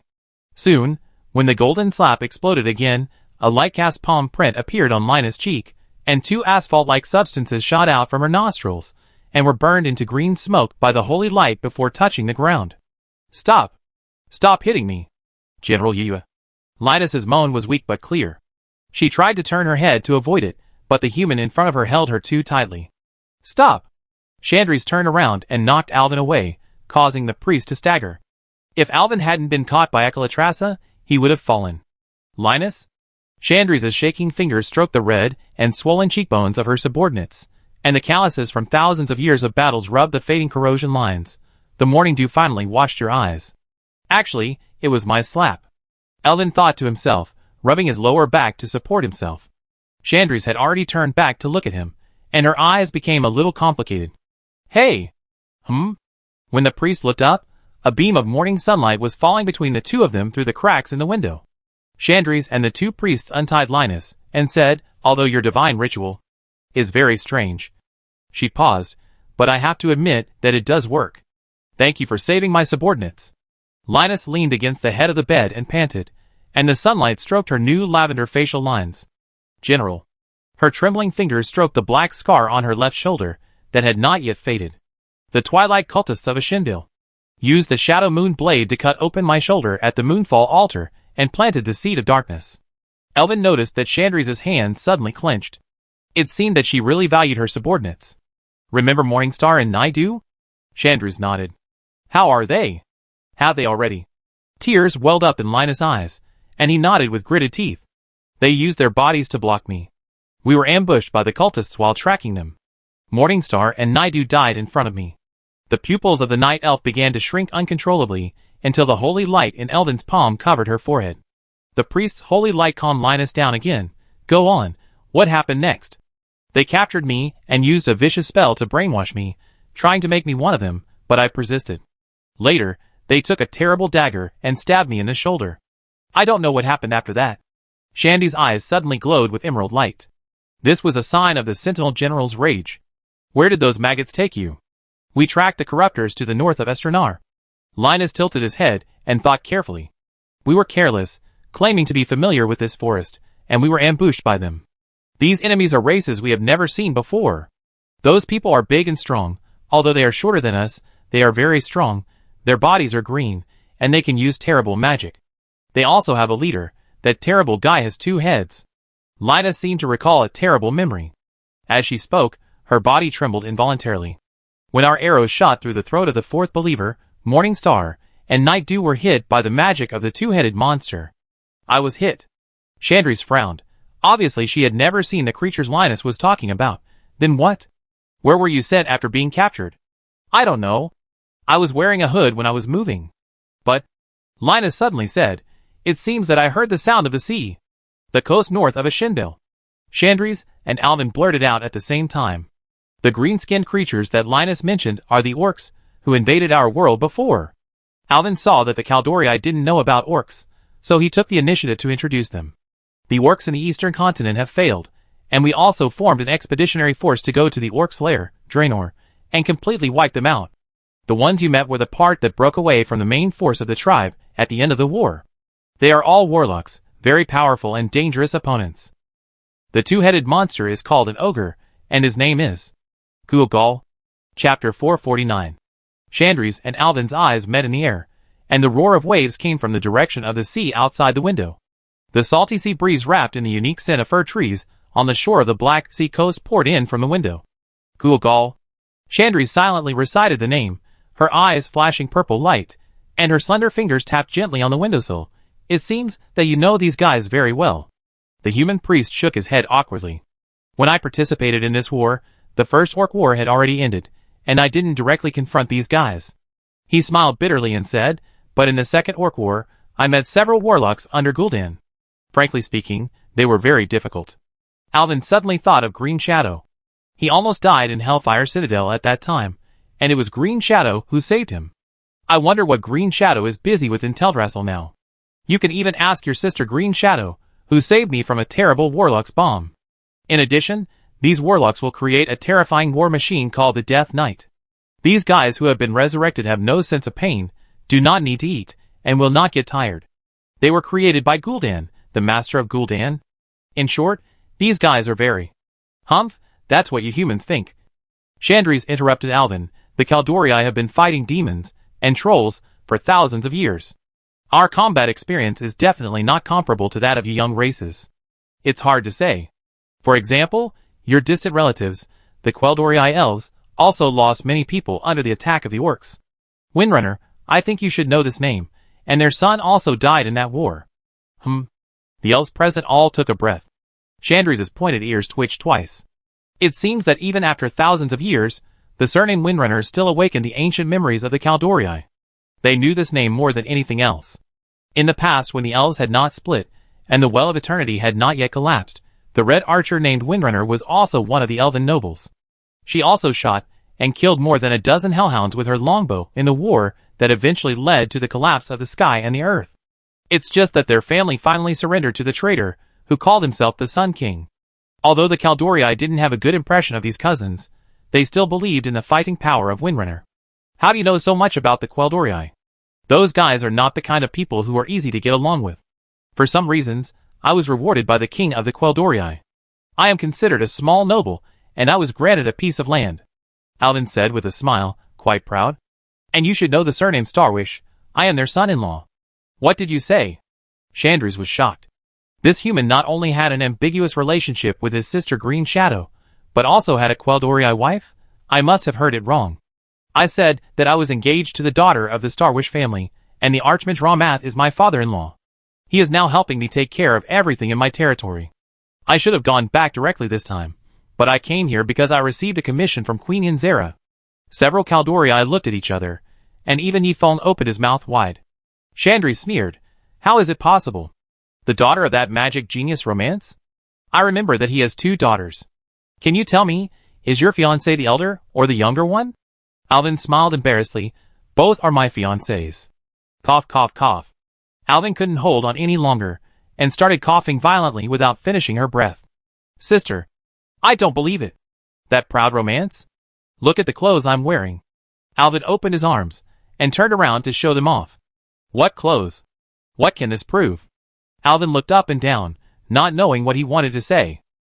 Ah! The priestess Lortharin screamed in a low voice, instinctively took a few steps forward, stretched out her hand to touch, but finally stepped back, and covered her mouth with both hands. General Yue, that robe is the robe of eternal light. It is the robe of teacher Arya. Arya? That is. Loseline lowered her voice, and whispered something in Chandrese's ear. Chandrese nodded while listening, and looked at Alvin from time to time, but her expression became more and more solemn. Ahem. Chandrese coughed lightly after hearing what Loseline whispered. It seems that I have wronged you. Alvin, you are indeed an unexpected guy. Alvin had a question mark on his forehead, and he didn't know what they were whispering about. But seeing that Chandrese's expression was a little less cold, he was still grateful to his mother-in-law whom he had never met. It seems that although these elves don't have a good relationship, they still recognize each other, so I am lucky enough to have benefited from it. Haha, when my territory is built, I will open up a forest for the Kaldorei to live in. Of course, this is Green Shadow's request. If there are Kaldorei willing to come, I will also welcome them very much. You want to open up a forest for the Kaldorei to live in on the land granted to you by Kaldorei? Chandrese shook her head. I don't know if you are too naive or really crazy. I don't know why you say that, but Green Shadow and I have been to Silverman City and were warmly welcomed there. In fact, we can put aside the grudges that have lasted for thousands of years. Humph, let's talk about that later, and it's not a problem I want to think about. Chandrese pointed at the weak Linus. What I have to consider now is the next action. She paused and continued, I will get ready immediately and clean up along the coast of Ashenvale. These stink bugs will not hide under our noses for too long. I want to meet these disgusting guys in person. Chandrese's mouth is really hard, Alvin thought. I'm afraid I suffer if I continue like this, but it's okay, at least I know the approximate location. If I go alone, I'm afraid I won't make any progress for a while, so I might as well rely on Chandrese's power. Okay, I want to go to Ashenvale with your sentinels. Chandrese squinted at him, as if she didn't expect this human to take the initiative to ask to go to the front line. To be honest, she thought this guy was just here to recuperate. He still rode the Night Blade Leopard to Ashenville. Alvin had only ridden the Night Blade Leopard transformed by Green Shadow, so he was familiar with the route. The Sentinels assigned a leopard to him and Ekalissa. Maybe because of Ekalissa's existence, the Night Blade Leopard was as obedient as a kitten. It went wherever Alvin told it to go, and it cooperated extremely well. The Sentinels were all amazed. Only Chandrise stared at Alvin with anger. He was so good at riding a Night Blade Leopard, it was obvious that it was not his first time. He must have ridden Sister Green Shadow before. Chapter 450. The sharp claws of the Night Blade Leopard crushed the wet dead leaves, and the air wrapped in the salty sea breeze rushed into Alvin's nostrils. The dense forests of the Black Coast showed a dark green color in the morning sunlight, with twisted firs and hemlocks entangled with each other, and glowing blue mosses crawling on the trunks. Occasionally, fluorescent butterflies were startled from the hanging vines, and the phosphorus powder shaken off their wings drew a fleeting galaxy in the dark. The journey was not boring. In addition to the scenery, there were a few small animals that jumped out from the roadside from time to time. The Night Blade Leopards were very light. Before those small animals could react, they had already jumped up nimbly, and jumped over their heads. In the jungle by the roadside, a strange coo-coo-coo whistle came from time to time. It was an owl beast. The cloak under Shanti's silver armor swept across the wet ferns. She slowed down and pointed to the side of the road to look at the tree hole of the ancient oak. Alvin looked around and saw an owl-like round face poking out of the tree hole, and a body covered with brown bear fur that was as big as a warhorse. This legendary magical creature was looking at the uninvited guests with amber pupils, and its wing-like forelimbs were grabbing some kind of glowing berries. "Eat yours." Alvin laughed. "It seems that we have disturbed its feeding." At this time, the bushes on the right side of the team suddenly shook violently, and 4 hunched black shadows stood up and broke through the thorns, waving wooden sticks on the roadside. Alvin subconsciously grabbed Sartha's. Those guys on the roadside were all black hair and had bear-like heads. They were bear monsters. These bear monsters were about the height of an adult man, with rotten resin sticking to dark brown hair, and their chests with broken bone necklaces were covered with hideous scars. The leader was about to raise the stick with flint, but when he saw the Sentinels and their Night Blade Leopards, he grumbled in fear and disappeared into the lacquer bushes. "It seems that you get along well with the bear monsters." Alvin was amazed and said to Chandrise, "Those violent plants retreated when they saw you. I thought we were going to fight. There are some bear monster tribes on the coast, and the totem poles they worship are nearby." Chandrise said softly, "In fact, the bear monsters are the native creatures here. They may have lived here longer than the Kaldorii. Some bear monster sages also master the natural power similar to that of druids. We are all just the people of nature. General, we are almost there." The captain of the Sentinel in front turned around and said, and gave Alvin a sweet smile. Alvin remembered that she seemed to be Chandrise's adjutant, and her name seemed to be Arya Starwind. Chandrise nodded. "Let's slow down and stop in front of the woods. Alvin and I will go into the woods." Alvin was shocked. "What's going on?" "Chandrise wants to go into the woods with me." Before he could think about it, the troops had slowed down and stopped. Chandrise got off the horse and handed the Night Blade Panther to Arya Starwind. After giving a few instructions, she said to Alvin, "Follow me and turn around to go into the woods."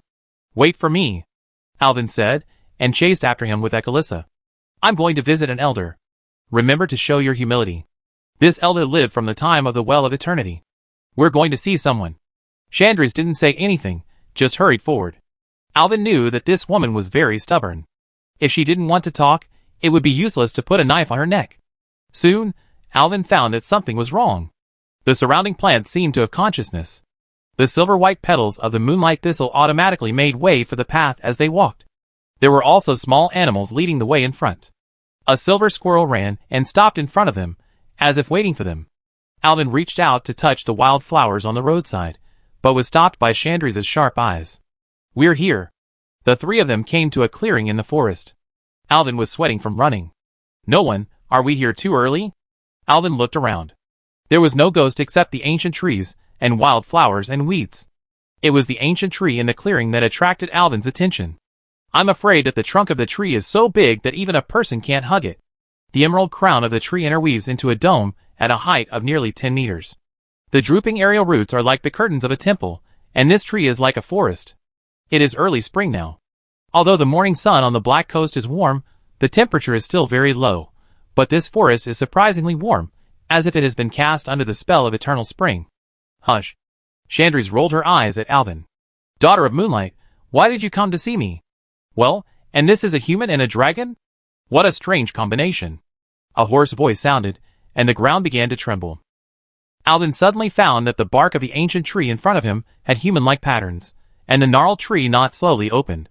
Those were two pupils flowing with liquid emeralds, and the drooping vines were woven into a beard in a low hum. May the veil of Elun smooth your rings, Anu the great sage. Chandri's voice was filled with rare awe. Anu's trunk made a deep sound like a rolling oak barrel, and when the ancient tree sage leaned over, thousands of emerald leaves played wind chimes on his crown. Elwyn looked up at the wooden face emerging from the trunk. It was a natural facial feature formed by the interlaced rings, and moss-formed eyelashes in the eye sockets. Unlike the corrupted tree man with pus in Storm Fortress, Anu's bark shone with the luster of morning dew, looking like a stabbing old grandfather. Many years ago, I saw your mother flying in the sky, but the subsequent great split divided your nest on the other side of the sea. Is your mother okay? Anu turned to Akali Tasha, as if looking at his younger generation. Ah! Dad and Mom are fine, nice to meet you, Mr. Ancient Tree. Akaratasa laughed, so you know my mom. Ha ha, more than knowing her, I was also favored by your mother in the past. Ancient Tree laughed, and this human kid, why do I feel familiar with you? He is Sister Green Shadow's friend. Shandy's whispered aside. Oh! So that's why. No wonder you feel familiar, you are Green Shadow's friend. Hello, Mr. Ancient Tree, my name is Alvin Priest. Shandy's took off the longbow, with the owl beast totem, and bowed slightly. Respected Anu, I came here this time to ask you something. A group of terrible cultists came to this land, they attacked the green dragon and our sentinels. The female general paused. I know that nothing that happens in this land will escape your eyes. Please tell me, where are these guys now? I see. The squirrels in the forest told me that those strange guys came from the sea. They used pickaxes to dig up the moon temple in Aimsalon in the north, and I don't know what they were looking for there, and then went south, and should be in Asheville now. Alvin suddenly felt very strange. He turned his head to look at the north from where he came, and asked Chandris, but we obviously came from the north, which means we passed by Aimsalon. Why didn't we investigate on the way? Chandris was speechless. Anu nodded. It's not her fault, because Aimsalon was once one of the glorious cities of the Kaldori Empire, but it was also destroyed in the explosion, and the souls of the High Elves are still wandering in it. Chandris continued, Respected Ancient Tree, let me tell you. The new Kaldori decided to abandon the extravagant life of the original Queen Azhara, decided not to rebuild those destroyed cities, and start a new life again. So now Aimsalon is a forbidden place for the Night Elves. Chapter 451. The silver armor of the Sentinel shone coldly in the mottled sunlight in the forest. After bidding farewell to the ancient tree of knowledge, Anu, Chandris did not stay for long and turned around with her troops to run north. When she pulled the reins to turn the Night Saber Leopard, even the human-like Night Saber Leopard under her seat tilted its head and confirmed the final destination with its master again. Commander, are you sure you want to go to the Cursed Ruins? Arya Starwind asked. As Chandris' adjutant, she felt it necessary to remind Chandris of the recklessness of this action. We have to go. I go in alone. We leave when we find traces of the pagans. But, no buts. Follow the orders. Chandris forced a smile and gently patted Arya Starwind on the shoulder. Trust me, sister. Alvin couldn't understand it at all. It was just a ruin. Why did it seem like a farewell to life and death? But Chandris ignored him and immediately rode on the Nightblade Panther. Alvin had no choice but to get on the horse and follow closely behind. He found that along the way, the faces of the Night Elf Sentinels were very serious, as if they were about to face something terrible. Alvin slowed down and gradually fell behind the team, riding with Arya Starwind, who was responsible for the support. Miss Starwind? Alvin tried to lower his voice as much as possible, making his vocal cords produce a mosquito-like sound, and said to Arya Starwind, Why are you all so serious? Is that ruin a very serious place? As soon as he asked, Alvin shuddered, and he felt several eyes staring at him. Looking up, Chandris and other sentinels, who were running on the other side of the team, turned around and looked at him and Arya Starwind. Damn, how could I forget that you were all guys with good hearing? Alvin patted his head and spoke casually.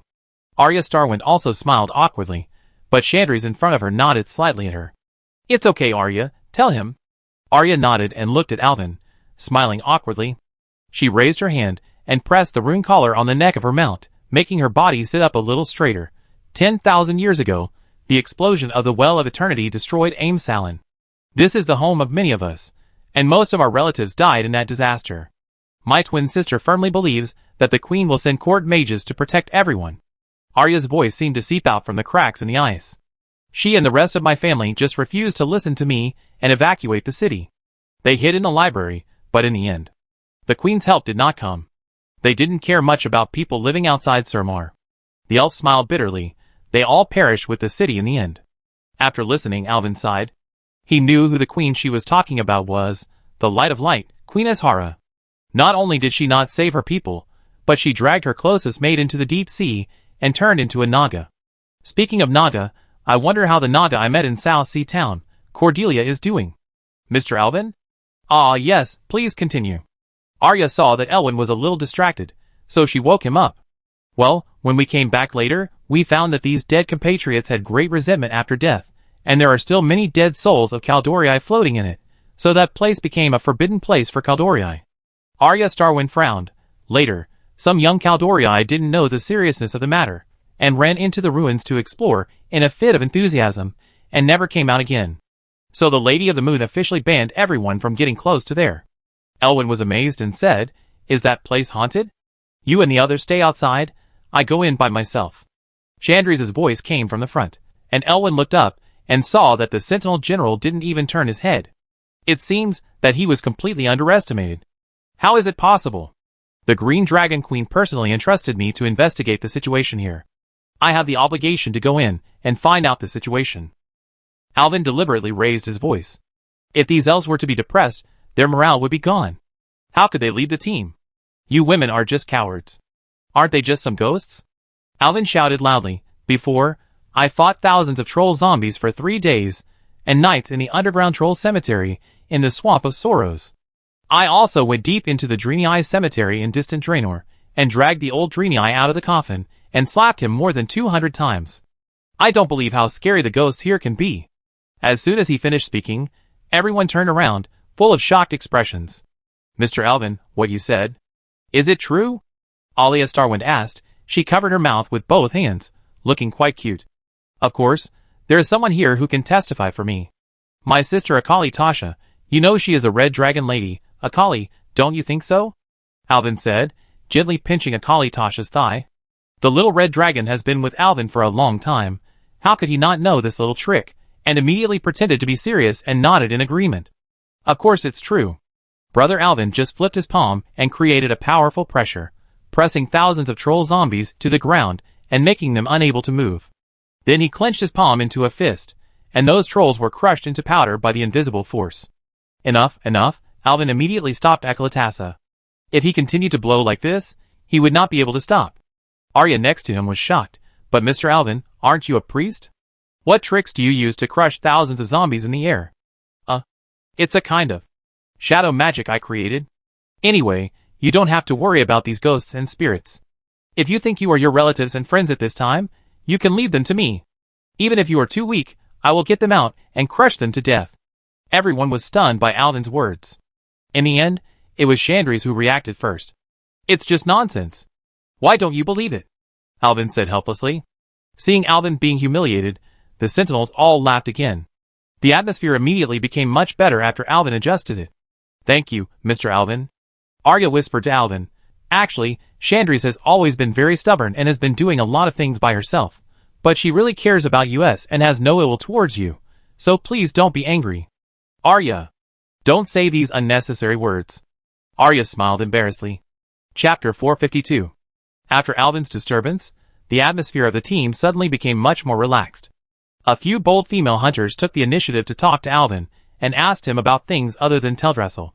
Alvin was surprised to find that these night elves were completely different from their Quel'Dorii cousins. They knew almost nothing about the human kingdom in the eastern continent. They could be called babies, who had lived for thousands of years. Alvin also knew everything and told some interesting things, making the female hunters riding on the night blade leopards laugh. Shut up. Alvin! Concentrate on marching. Chandri's angry voice came from the front, still without even turning her head. The female hunters immediately fell silent, and Alvin smiled awkwardly and stopped talking. The morning mist at this time had gradually dissipated under the sun, and the sound of the night blade leopard's charge startled countless birds in the forest. But soon, the atmosphere began to become strange. There always seems to be a thin layer of fog in the sky here, as if there is a layer of gauze between people, and the sunlight cannot shine in, making the whole environment even more gloomy. Gusts of cold wind invaded, and everyone even exhaled white breath from their mouths. It was just like going from the tropics to the cold zone. It's coming. As Shanti's voice fell, the shadow of the ruins of Amasalan swallowed up the last light of the sky. The moon-white city walls that had long collapsed were like ribs gnawed by a giant beast, and the weathered flags hanging on the curtain-like vines were already tattered. A dilapidated ancient city appeared in the mist. Shanti's raised a fist and clenched it, and the troops immediately stopped advancing. Everyone's faces were no longer relaxed just now, and they were already in a state of full readiness. Chandri's rolled off the horse, and there was no sound when she landed. She handed the reins to Arya. I will go in alone according to the plan. But, Commander, this way I can act more easily. There are evil spirits lurking in here, and our troops can't be deployed here. Too many people will only cause chaos. Chandri's interrupted Arya. Don't you still believe me? Don't worry, Miss Arya, we are still here. As Alvin said this, he had already jumped off the Nightblade Panther, followed by Akali Tasha. I will definitely give you a complete Chandri's Feathermoon. Humph you, don't be scared away later. Chandri's was not forgiving. But Alvin didn't care. He was still confident in dealing with the evil spirits. Holy light is the biggest enemy of the wraiths, and even if it is a wraith, it is a wraith of the night elves. Can it be more terrible than the wraith of the trolls? Alvin's boots sank into the dust 1 inch thick, and every step he took would raise dust and mist wrapped with broken porcelain pieces. This is really a ruin, like a construction site. Alvin complained, while stepping deep and shallow, stepping on the broken archway with difficulty. The dust that has been deposited for tens of thousands of years seems to be glowing with phosphorescence. The marble statues that were shattered by the shock wave of the Well of Eternity's explosion are like the fangs of a dying beast, glowing with a sickly green in the shadows. The light emitted by Elvin's Nara beacon staff is a little dim at this time. Like a candle in the wind, the light swept across the wall, reflecting the distorted face on the relief in a flickering manner. I can't tell why, but Alvin has a feeling. Since he stepped into the ruins, he has been stared at by something, but he can't tell what it is. It feels like there is always someone staring at the back of your head in a dark corner, which makes people feel cold. It is a sculpture of the upper elf nobles. It's a pity that their celebration posture is forever frozen at the moment of the explosion. Chandri stroked the relief and whispered, Brother Alvin, look there. The little red dragon suddenly grabbed the corner of his clothes and pointed at a huge monster. Alvin looked in the direction of Ekalatras's fingertips, and saw a broken statue of Queen Azhara falling in the central square like a giant snake cut in half.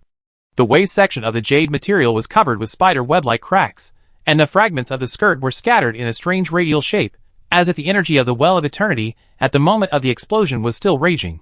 The most eye-catching thing was the intact face. It was a beautiful face. The mist coated the queen's pupils with liquid silver, making the mocking smile more vivid. How ironic. The lower body is indeed useless. Alvin poked the snake scale decoration that fell off the statue's buttocks with his staff. After all, it has a tail now. Chandri suddenly pressed the rubble with one hand, jumped up, and stood on the 3-meter-high broken wall in an instant. Then 2 or 3 leaps, she came to the top of the ruins. When her dark purple cloak was raised, Alvin seemed to smell some kind of rosin. The sentinel commander bent over like a cat to check the ground. Alvin noticed the mithril crescent earrings hanging on her earlobes. Every time she turned her head, the crescent moon would cast a trembling light spot on the side of her neck. Suddenly, she jumped down from a height as if she had discovered something. Fuck, a leap of faith? When Alvin exclaimed, Chandri's had already jumped down from the top of the 15-meter-high pillar. Unfortunately, there was no haystack below. Alvin was about to give the huntress a levitation spell, but saw Chandri's flip over in the air. Her waist wrapped in tight leather pants burst out with amazing flexibility. Then she bit her left leg, and kicked her right leg, then lowered her body, and supported herself with her hands, and landed steadily on the ground horizontally. There were some boot prints there. The serious huntress did not notice Alvin's surprised expression, and ran directly to the footprints. These were definitely not the footprints of the Caldorii. She kicked away the gravel blocking the road, and sure enough, there were several clear footprints on the dusty ground. It's the feet of orcs. Alvin followed and squatted beside the footprints to observe carefully. This footprint is so big and so deep, it can't be human. Only orcs have such a rough body and big feet. But what are these guys doing in the ruins of the elves?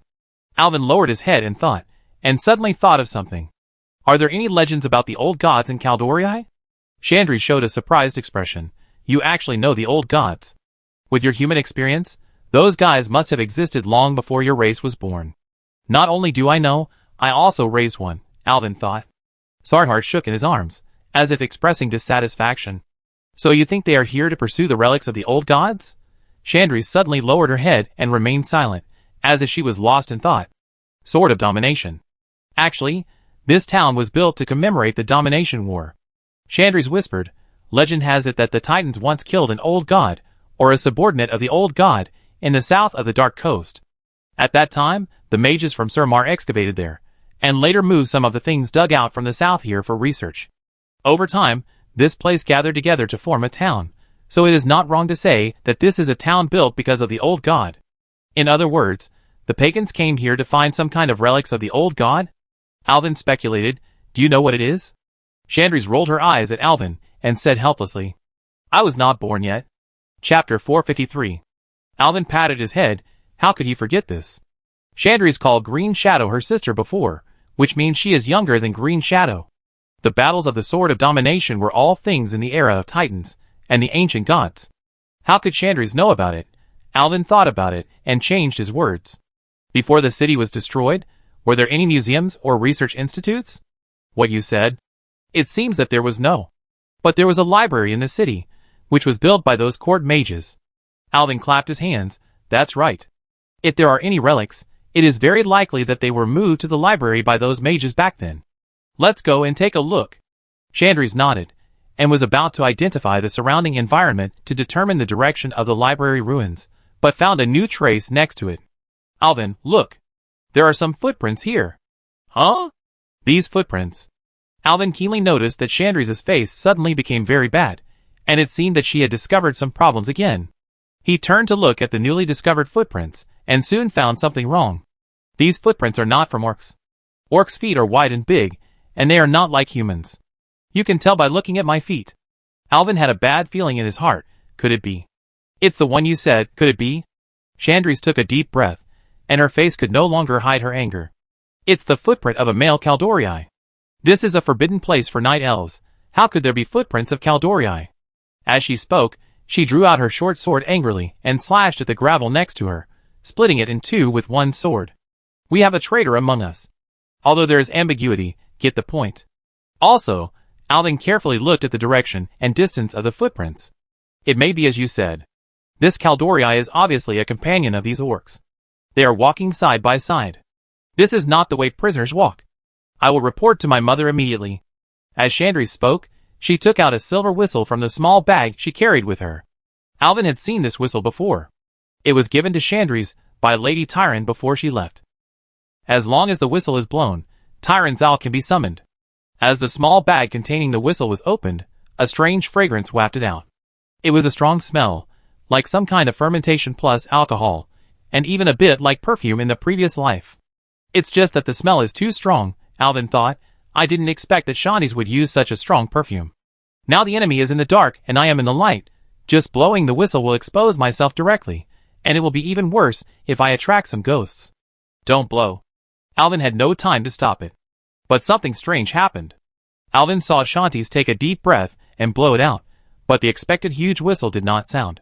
Just when Alvin was wondering, Chandris disappeared with the whistle. Just like that, a living person disappeared in front of Alvin. Alvin couldn't believe his eyes. He immediately looked around vigilantly. He never believed that a person could disappear under his nose. Chandris! Where are you? Alvin didn't care about that anymore and shouted. He turned around immediately, but found that Akali Tasha was gone too. Akali! Chandris! Where are you? Stop it! This game is not fun. Just when Alvin was at a loss, he suddenly saw a figure flashing in the corner of the corridor. Who is it? Alvin didn't know if he saw it clearly, but now it was obvious that he encountered some unimaginable attacks. If he couldn't find the enemy quickly, he would be in danger. At this time, he didn't care whether the road was easy to walk, and Alvin ran to the corridor with big strides. Looking up, he found that at the end of the corridor, the vague figure just now flashed again and disappeared at the corner. This time Alvin saw clearly that the figure was wearing red clothes, and it seemed to be Akali Tasha. Akali! What are you doing? If I catch you, I beat your ass. Alvin cursed to give himself courage, and ran to the end of the corridor. When he ran to the end of the corridor, he looked to the right, and saw another corridor. The red figure seemed to be waiting to see him laugh at the corner in front of him, and it flashed by and disappeared from sight. Alvin was really angry now. You think I'm a sick cat if I don't show my power. Sacred feather. Shield and speed up. Alvin kept throwing feathers that could make him faster at his feet, and shielded himself when the CD was stuck, not for anything else, but for that pitiful acceleration time. But the result still disappointed Alvin, no matter how he applied the acceleration skill to himself. The red figure in front was always a little faster than him, and he was just like a follower, always about a corridor away from the figure. Ha ha ha. Alvin ran a little fiercely just now, rushing through 6 or 7 corridors in a row, and each corridor was at least nearly 50 meters long. After such a series of sprints, even Alvin was a little out of breath. He held the wall of the corridor, bent over and took a few breaths, and finally straightened his breath, then looked around the corridor. There was a wall on the right, and a long mural was painted on the wall. There was a fence on the left, and outside the fence was actually in the sky. It turned out that he had been rushing with his head down just now, and he didn't realize that he had unknowingly climbed up a high tower in the ruins. Alvin's attention was quickly attracted by the mural on the right wall. Surprisingly, this wall was not damaged and remained relatively intact. The content depicted above is a female elf from ancient times. This elf looks the same as the modern Kaldorii, but the clothes she wears are not as simple as the current Kaldorii. Instead, they are more complicated. Whether from the material, design, or gorgeousness of the clothes, she doesn't look like an ordinary person at first glance. Although she looks beautiful, her expression can only show arrogance, which makes people feel not close to her. Now is not the time to look at these things. What kind of magic has befallen me? Alvin gathered his mind and decided to move forward. I was a little excited just now and was led here. Now I think about it and feel a little regretful, but the first priority at the moment is to solve the mystery of Shandi's and Achilles' sudden disappearance as soon as possible. Anyway, there is only one way in the corridor now, so I might as well go to the end to see the situation. Although I don't know what kind of magic I was befallen, it is obvious that the guy is leading me here. After that, Alvin walked forward a few more corridors, each time the same length, and then turned right and entered a new corridor. How high can we climb if we keep going this way? Alvin thought, looking outside the fence on the left. It didn't matter that he looked outside, but suddenly he realized that the scenery looked so familiar. Isn't this the same scenery as the first time he looked outside? How could it be the same scenery after running for so long? Alvin had a bad feeling in his heart. He looked at the mural on the right wall again, and the picture made him take a deep breath. It was still the painting depicting the female high elf. Is this the infinite corridor? Chapter 454. Alvin felt a chill soaking into the mixture of ice and water. He had been running at full speed just now, but now that he stopped, he realized that the temperature around him had dropped to the point where water could freeze. The hot breath from his mouth turned into white mist as soon as it touched the air. Even the flower held by the proud high elf lady in the painting was visibly covered by ice crystals, emitting a familiar fragrance. When was he hit? How are Chandris and Akalitha? Alvin didn't react much on the surface, but he was actually panicking. If the enemy on the opposite side attacked openly, at most everyone would fight, and win or lose. The most feared thing is the enemy in the dark now, but don't let yourself not know who the enemy is in the end. That would be a real injustice, and you wouldn't even be able to explain why you died when you get to Shadow Street. Although I don't know who you are, I don't think this kind of magic is from those Twilight cultists. Although the magic of those orc remnants is also very strange, most of them are still based on the summoning or shadow spells of the warlock. Alvin said loudly, as if he had seen where the enemy was. But what I want to say is that I have no intention of being your enemy.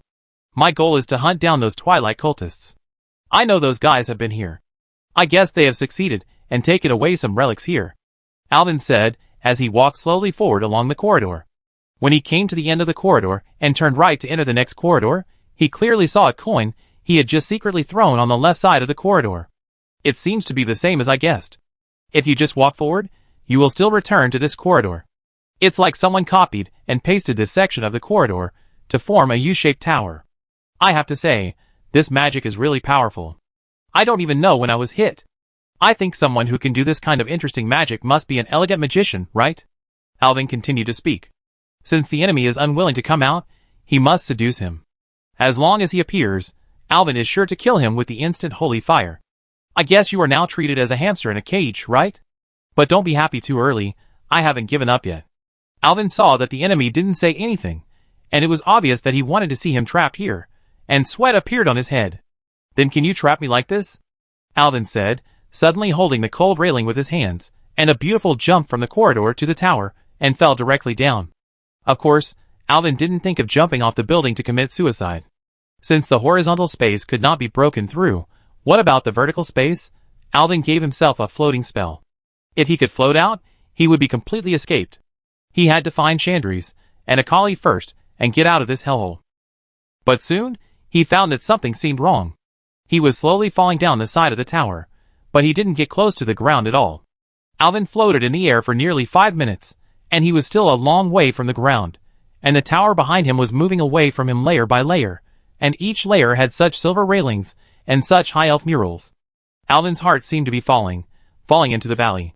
He controlled his direction and slowly floated back to a certain floor of the tower. According to the speed of the descent just now, he had landed at least more than 100 floors. Alvin had just stood still, and everything in front of him made him feel even worse.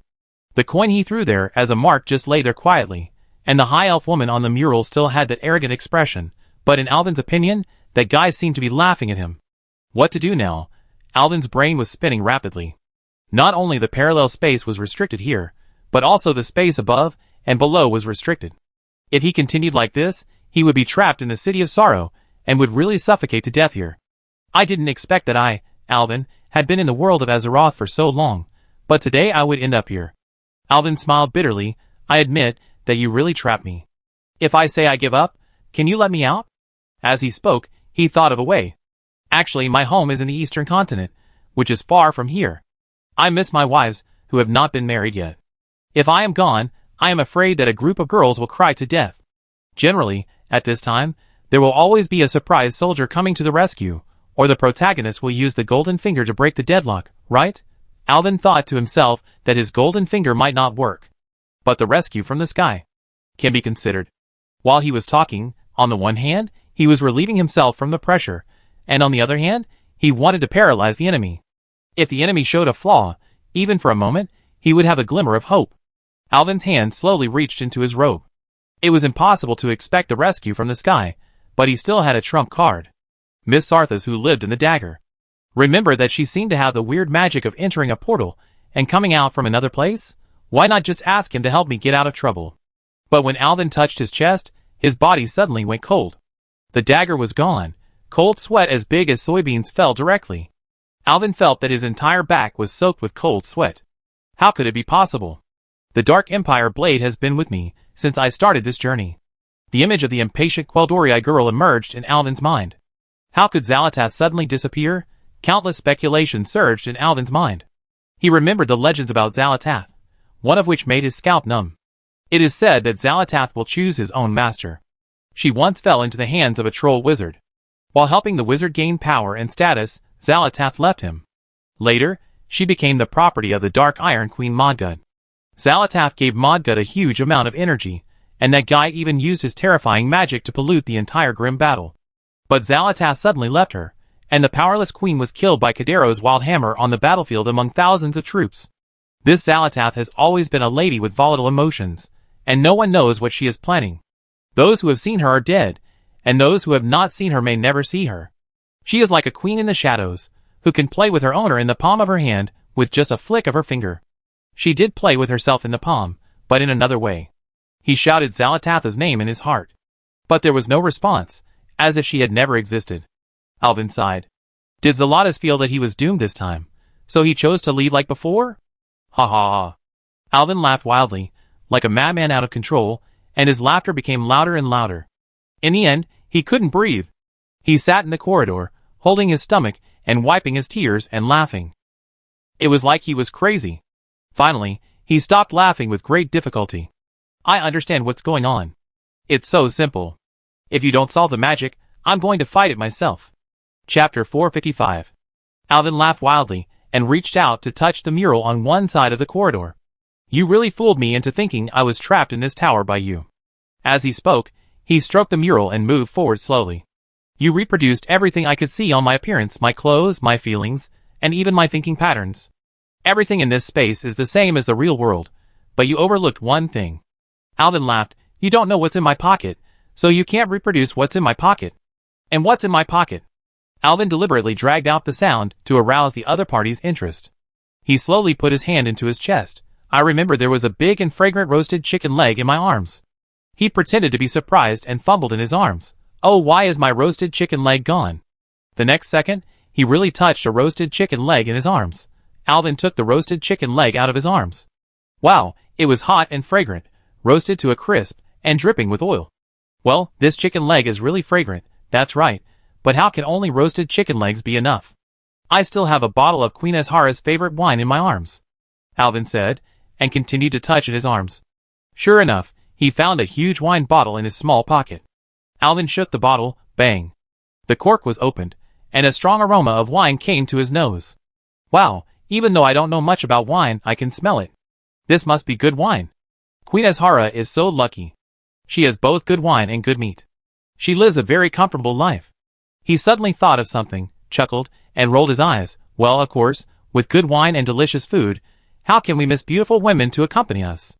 As if making a wish, Alvin raised the roasted chicken leg and the wine bottle to the sky, and shouted loudly, Dragon, I still have a super realistic life-size detachable figure of Queen Azhara in my pocket. Then he reached into his pocket with his excited little hand. The expected super realistic life-size detachable figure of Queen Azhara did not appear. Huh? Why doesn't it work? Alvin seemed very surprised. This is not right. Everything that should be in my pocket is gone. What does it mean? He pretended to be enlightened. Oh. It turns out that this space is fake. It's all illusions. He shook the chicken leg in his hand and took a bite. Well, this taste is not right. Mine is Orland's roasted chicken leg. This is not right. What does it mean? You can only reproduce what you know. Alvin laughed. You are an old girl who lived 10,000 years ago, so naturally you don't know the most popular roasted chicken leg flavor now. Amid Alvin's laughter, the chicken leg and wine bottle in his hand suddenly disappeared out of thin air in an instant. Ouch! Are you angry? Did you take away all my wine and food? He smiled and wiped his hands, but found that his hands were clean, without even a trace of oil, as if he had never taken the chicken leg just now. In this case, it seems that my guest is not very welcome by the host, so why not let me go? Let's take a step back, you let me go, and I will find my two friends and leave on my own. Alvin waited for a moment, but nothing happened. Alas, the host is too perverted. He insisted on keeping the guest even though he wanted to leave. Then don't blame me for being such a bad guest, Alvin said, and began to gather shadow energy in his hands. But soon, the shadow magic that had not yet gathered dissipated again. It seems that in your space, I have to depend on your mood to use magic. He waved his hand. But if you think that the priest has no way out without magic, you are wrong. Cough, cough, cough. Alvin cleared his throat, posed in a horse-riding crouching posture in front of the mural, took a deep breath, and then gathered his strength in his dantian. He felt a force rising from the ground. He raised his neck and face, and used his tongue to push hard. Ugh! A mouthful of saliva spurted out of Alvin's mouth, and flew onto the beautiful face of the proud high elf in the mural. The whole world was quiet. Even in a fictional world, this kind of silence was too scary. Alvin remained in his crouching position. The only thing that changed was the spit that slowly flowed down from the high elf's face. Ah! A piercing scream sounded, like a cat whose tail was stepped on. The scream resounded throughout the tower, but it didn't sound empty, but like it was right next to Alvin's ears, shocking him so much that he quickly covered his ears with both hands. Then, the entire tower began to melt at a speed visible to the naked eye. That's right, it melted, not collapsed. Everything around Alvin twisted and softened like a candle melting under heat, and finally flowed all over the floor like sticky pus. After a moment, the entire space had become blank. The tower, railings, murals, and the scenery inside the ruins outside the tower had all disappeared, and Alvin was completely surrounded by the empty pure white. The wax-like substances flowing on the ground, however, gathered in front of Alvin after a twist. The wax oil seemed to be attracted by some force, gradually gathering, and then continued to flow upward in a way that violated gravity, and was actually higher than Alvin. Then, the wax oil swayed like a flower vine in the wind, and the style of the painting was quite similar to the Mercury robot in Terminator 2, and gradually turned into the appearance of a high elf. Ah! The wax opened its bloody mouth, which had not yet taken shape, and made a sound that sounded like bubbles coming out of corrupt mucus. Damn priest! How dare you step into my territory? and spit on my noble face. Such an insult! I will make you regret being born into this world. The voice gradually became clear from being indistinguishable, because the high elf formed by the wax figure had gradually taken shape and turned into a real elf beauty. The woman had gray hair, and the same long ears that were raised high. Compared with the current night elves, her face was obviously much whiter, especially around the edges of her eyes. With a deep red eyeshadow, she looked full of charm and domineering feeling, and her body was also fragrant. Alvin sniffed it with his nose, and then pretended to pinch the wings of his nose with his hands. "Well, the perfume and makeup are so vulgar," he said, while waving his hand to drive away the air around him. "It seems that I was fooled when I smelled the smell just now." I said, "How could Chandris, a Sentinel General, wear such vulgar perfume?" Alvin didn't care about the angry expression on the face of the high elf ghost in front of him, and mocked her mercilessly. "Don't you see how old you are? You must have lived for thousands of years when you were alive, and you must have lived for thousands of years after you die. It's been so long, and you still pretend to be young. Aren't you embarrassed?" Chapter 456. I will cut open your chest, and offer your still beating heart to Queen Azhara. The evil thoughts gradually gathered together, and formed a high elf banshee. Her screams were mixed with the harsh sound of metal scraping against crystals. Her lifeless eyes suddenly opened, and stared at Alvin viciously. Alvin discovered that each of those eyes had 2 pupils, born with double pupils. It is said that such people have very strong magical talents. I guess this woman must have been one of the most prestigious court mages around Queen Azhara. Alvin, who was frightened by those eyes, noticed that the edge of her erratic spirit was wrapped in cold air, which continued to lower the temperature around her. Alvin even felt that in just a short while, the temperature had dropped by nearly 20 degrees. It's a bit tricky. Alvin instinctively retreated half a step. Now the magic power could not be gathered, and there was no Zalata's dagger in his hand. Akali Tasha, the strongest bodyguard, was trapped somewhere. Although the enemy was finally forced to show up, there was no good way to deal with her now, which was really embarrassing. Alvin's brain was spinning rapidly, and he was unwilling to give up, and decided to try again. He selected the icon of the Holy Fire skill in his mind, and chanted the spell. The magic power was gradually awakened from his body, but just when it was condensed between his body, it instantly turned into nothingness. This was a sign that the power of holy light was suppressed by the high-level undead domain. Still unwilling? Don't you want to see me? I thought you had other tricks, but it turned out to be just like this. The high elf banshee sneered, stretched out her right index finger, and a half-foot-long soul spike suddenly swelled up on the fingertip. Is it my turn next?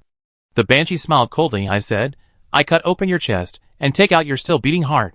Wait! Let's talk first. Alvin's shouting stopped abruptly. He was shocked to find that his body couldn't move. He glanced down, and found that the cold air emitted by the banshee had touched his shadow on the ground without knowing when. The cold air actually froze his shadow completely, and Alvin's whole body was also stiff because of the shadow. At this time, except for his eyes and mouth, he could move, and the rest of his body was completely out of control. What kind of magic is this? How come I have never seen it before? Alvin continued to talk non-stop, hoping to divert the attention of the high elf banshee, and give himself more time to think about how to break the deadlock. Hee, are mages so stupid now? They can't even do the most basic Ice Nova? Is this Ice Nova? Stop lying. I have 2 elven mage fiancés. How could I not know this magic? It's nothing like yours. The high elf was stunned, as if quite surprised. You, a stupid human, actually have 2 elven mages as fiancés? How is that possible? The banshee laughed, her mouth split open, and it even split directly to the roots of her ears. Why would I lie to you? Look at what language I'm speaking. Ancient Kaldori. It's what my elven fiancé taught me. The elf was stunned again, and then he realized that the reason why the 2 of them communicated so smoothly before was because Alvin spoke a low-standard ancient Kaldori. Hee, you did arouse my interest. But my patience has run out, and now I just want to cut your heart out.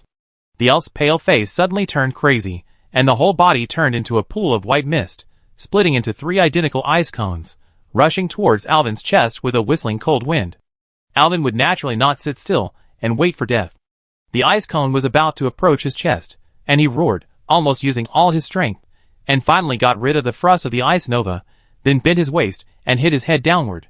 In this way, he stuck the staff behind him in front, and the glowing little Nara directly hit the ice cone, bursting out with amazing energy impact and sound. Ah! What is this? The ice cone transformed by the high elf instantly shattered into ice crystal powder, and then condensed into a human shape again, but this time the human shape was swaying and seemed very unstable, obviously injured. Why? Why is there holy light? This place should be covered by my king's domain. The female elf screamed angrily, and her voice was unusually harsh. Alvin looked back and saw his staff. The little Nara's jigsaw puzzle on the tip of the Nara beacon was emitting brilliant golden holy light, like a victorious general showing off his power. Ha ha ha. Alvin was amused by this sudden surprise. You are really not smart if you say you are stupid. Your one-to-one replica of magic is really amazing. You dare to copy it perfectly without even knowing what I am carrying on my back? He took the staff off his back, held it in his hand like a red tassel spear, and finally pointed the tip of the staff at the high elf lying on the ground. Hey fairy, I will roast the banshee with holy light. As he said that, he thrust his staff at the high elf's face. Ah! Take it away. Take it away. It's so hot. It's so hot. The female elf was so frightened that her face turned pale, her mouth even split to the back of her head, tears flowed from her eyes, and her whole spirit retreated backwards. At this moment, the Nara beacon seemed to have become the most terrifying torture device in the world. Hee hee, do you know how powerful it is? Alvin took back his staff in a show of strength. Now he still had questions to ask her, and he couldn't kill this guy for the time being. Are you convinced? I am convinced, I am convinced. The banshee said, her eyes suddenly stern, and the ice cone on her finger wanted to attack again. But the next second, Alvin's staff directly hit her stomach. Do you think I'm stupid? Can I trust you? Can I trust you? Alvin was well prepared and thrust several more times. The banshee was really hurt this time. She screamed and cried, her whole body became translucent, and she lay on the ground trembling. TSK, you dare to do this under my nose. Now you know how powerful your grandfather Alvin is, right? Alvin said, holding his staff on the ground with a proud look. He asked condescendingly, now I want to ask you a question, you better answer it truthfully, otherwise don't blame me for beating you to death, and making you unable to report to the Shadow Realm. Seeing the banshee nodding like pounding garlic while crying, Alvin continued, where are my two companions? They were all confused by me in a similar space. They are still struggling in it. You didn't do anything to them? If they get hurt, be careful of me, he said, gathering the staff again, pretending to fight. No, no, no, no, I didn't touch them. The red dragon girl is eating in my world, and the other Caldoria is crying inside. How dare you talk nonsense again? My little red dragon can't find a way to escape and eat here? And that Chandrese, that female general can cry like a little girl? As he said that, Alvin retorted her again. I'm telling the truth. Alvin didn't know whether Chandrese cried or not, but the banshee was really beaten and cried. She rushed over and hugged Alvin's legs. Don't hit me, don't hit me. If you hit me again, I will really disappear. I take you to see them, now. Chapter 457. Take me there now. Alvin's Nara beacon once again emitted a dazzling holy light, and the banshee's translucent body trembled violently under the holy light. She could even see the tight capillaries under her white neck, and her tears fell on the ground like pearls that had broken off the string, causing strange echoes in the dead and blank world. Alvin didn't know why a ghost like Banshee could still cry, but now he was more concerned about Akali, Tasha, and Chandrese. He raised his staff and pretended to hit. Immediately, the Banshee let out a sharp cry, and dark blue tears slid down her smooth cheeks. Her fingers drew dark purple runes in the air, and Alvin felt a tremor in his brain in an instant. This was a magical fluctuation that was more dizzying than teleportation. When Alvin thought that the Banshee had deceived him again, the space was distorted like a crumpled parchment, and he found that the scene around him had completely changed. A strong smell of food suddenly rushed into his nose. When Alvin staggered to his feet, he found himself standing in front of a high curved wall made of bowls. The bowls and plates were stacked to the ceiling with incredible balance, and the topmost bowl was filled with half-solidified pork bone soup. Slurp! Deafening eating sounds came from behind the wall. Alvin walked around this fortress of food with a soy aroma, and saw a red dragon throwing a whole honey-roasted suckling pig into its huge mouth. She happily tasted the delicacy, and her tail swung happily behind her, slapping spider-web cracks on the bluestone floor. Every time Akali swallowed, the sound was like the tremor of the earth before a volcanic eruption. Akali, Tasha, Alvin kicked away the shrimp shells beside him. What are you doing in this damn place? Don't eat. The red dragon raised its head from the pile of food, and its amber vertical pupils reflected the human in front of it. A happy smile appeared on her face, and then she grasped half of the big bone with her claws covered with sauce, and growled happily in her throat. Brother Alvin. Come quickly. There are many delicious foods here.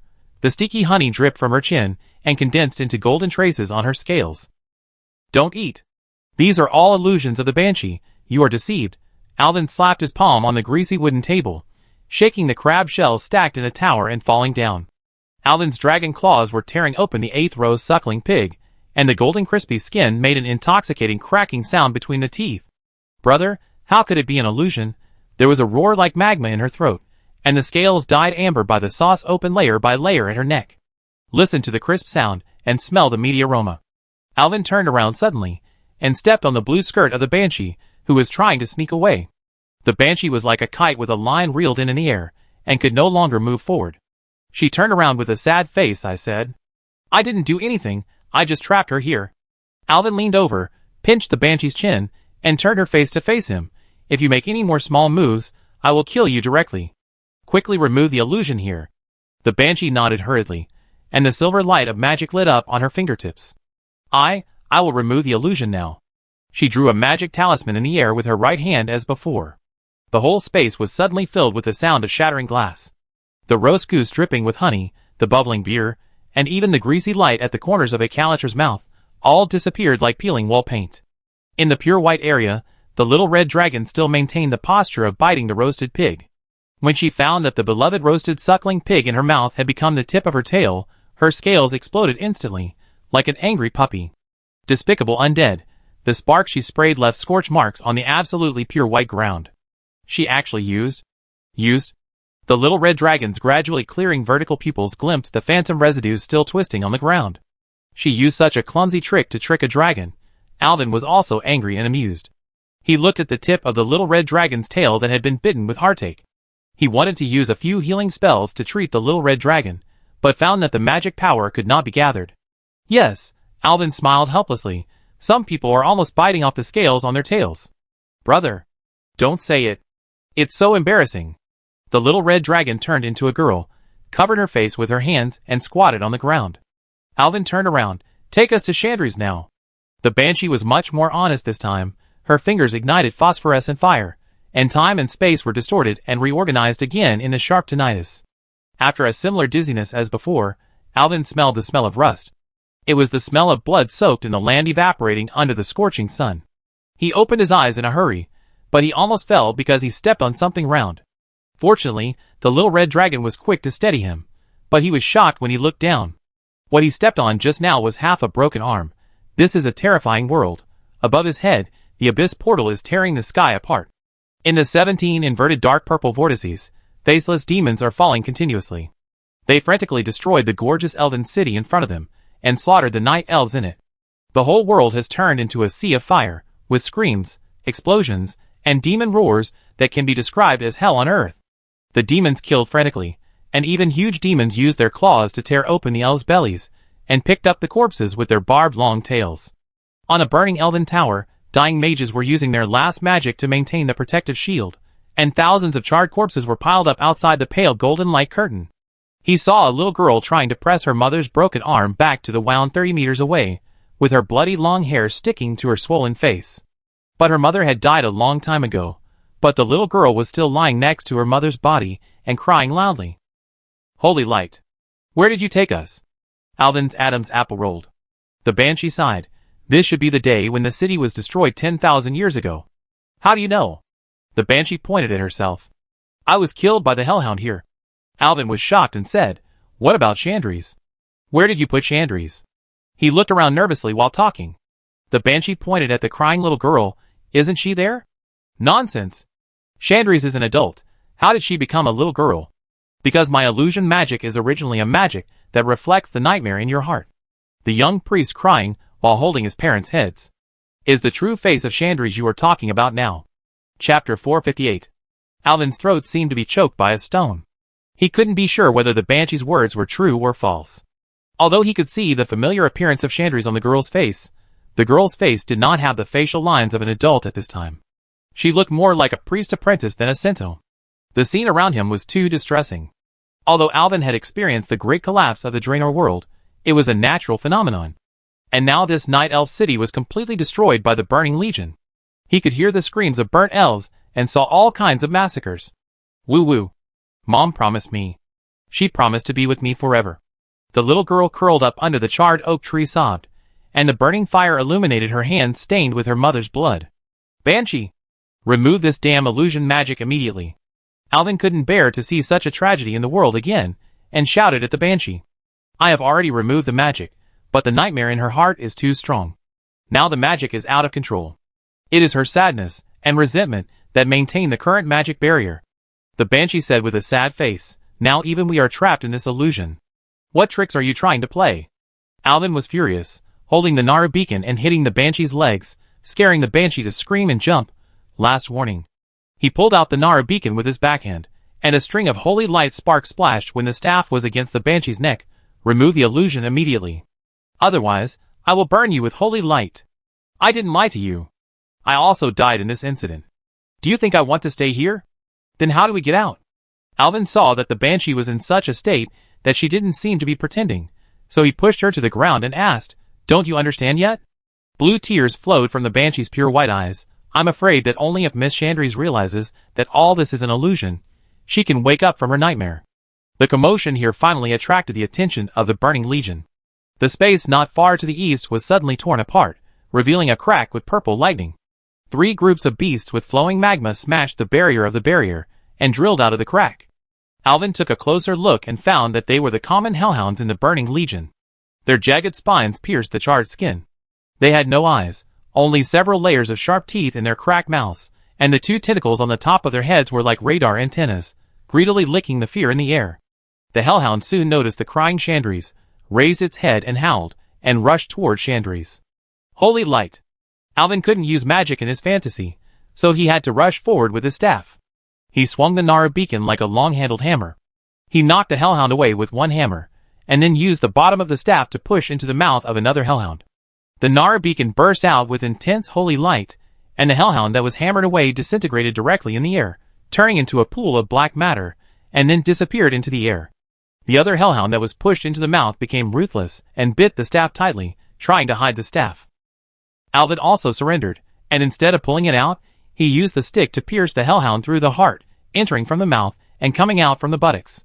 The hellhound howled twice, and then disappeared into the air. Great, great!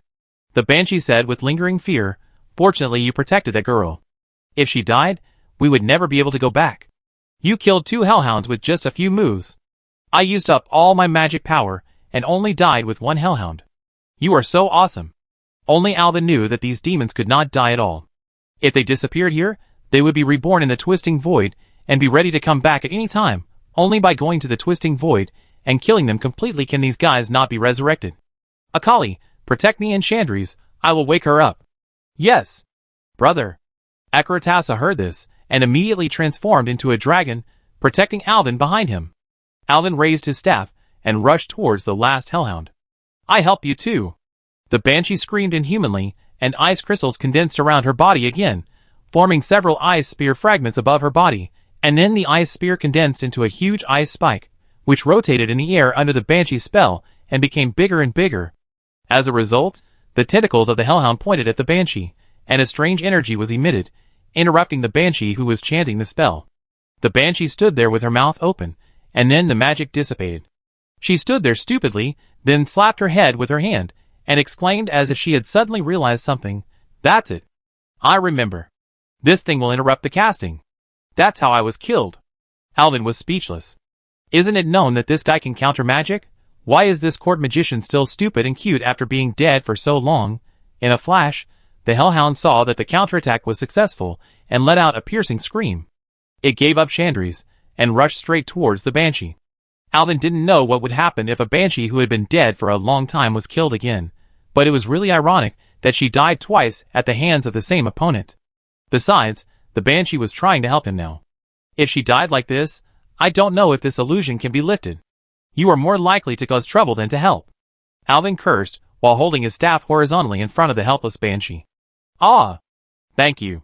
I didn't expect you to come to save me. If I were still alive, I might fall in love with you.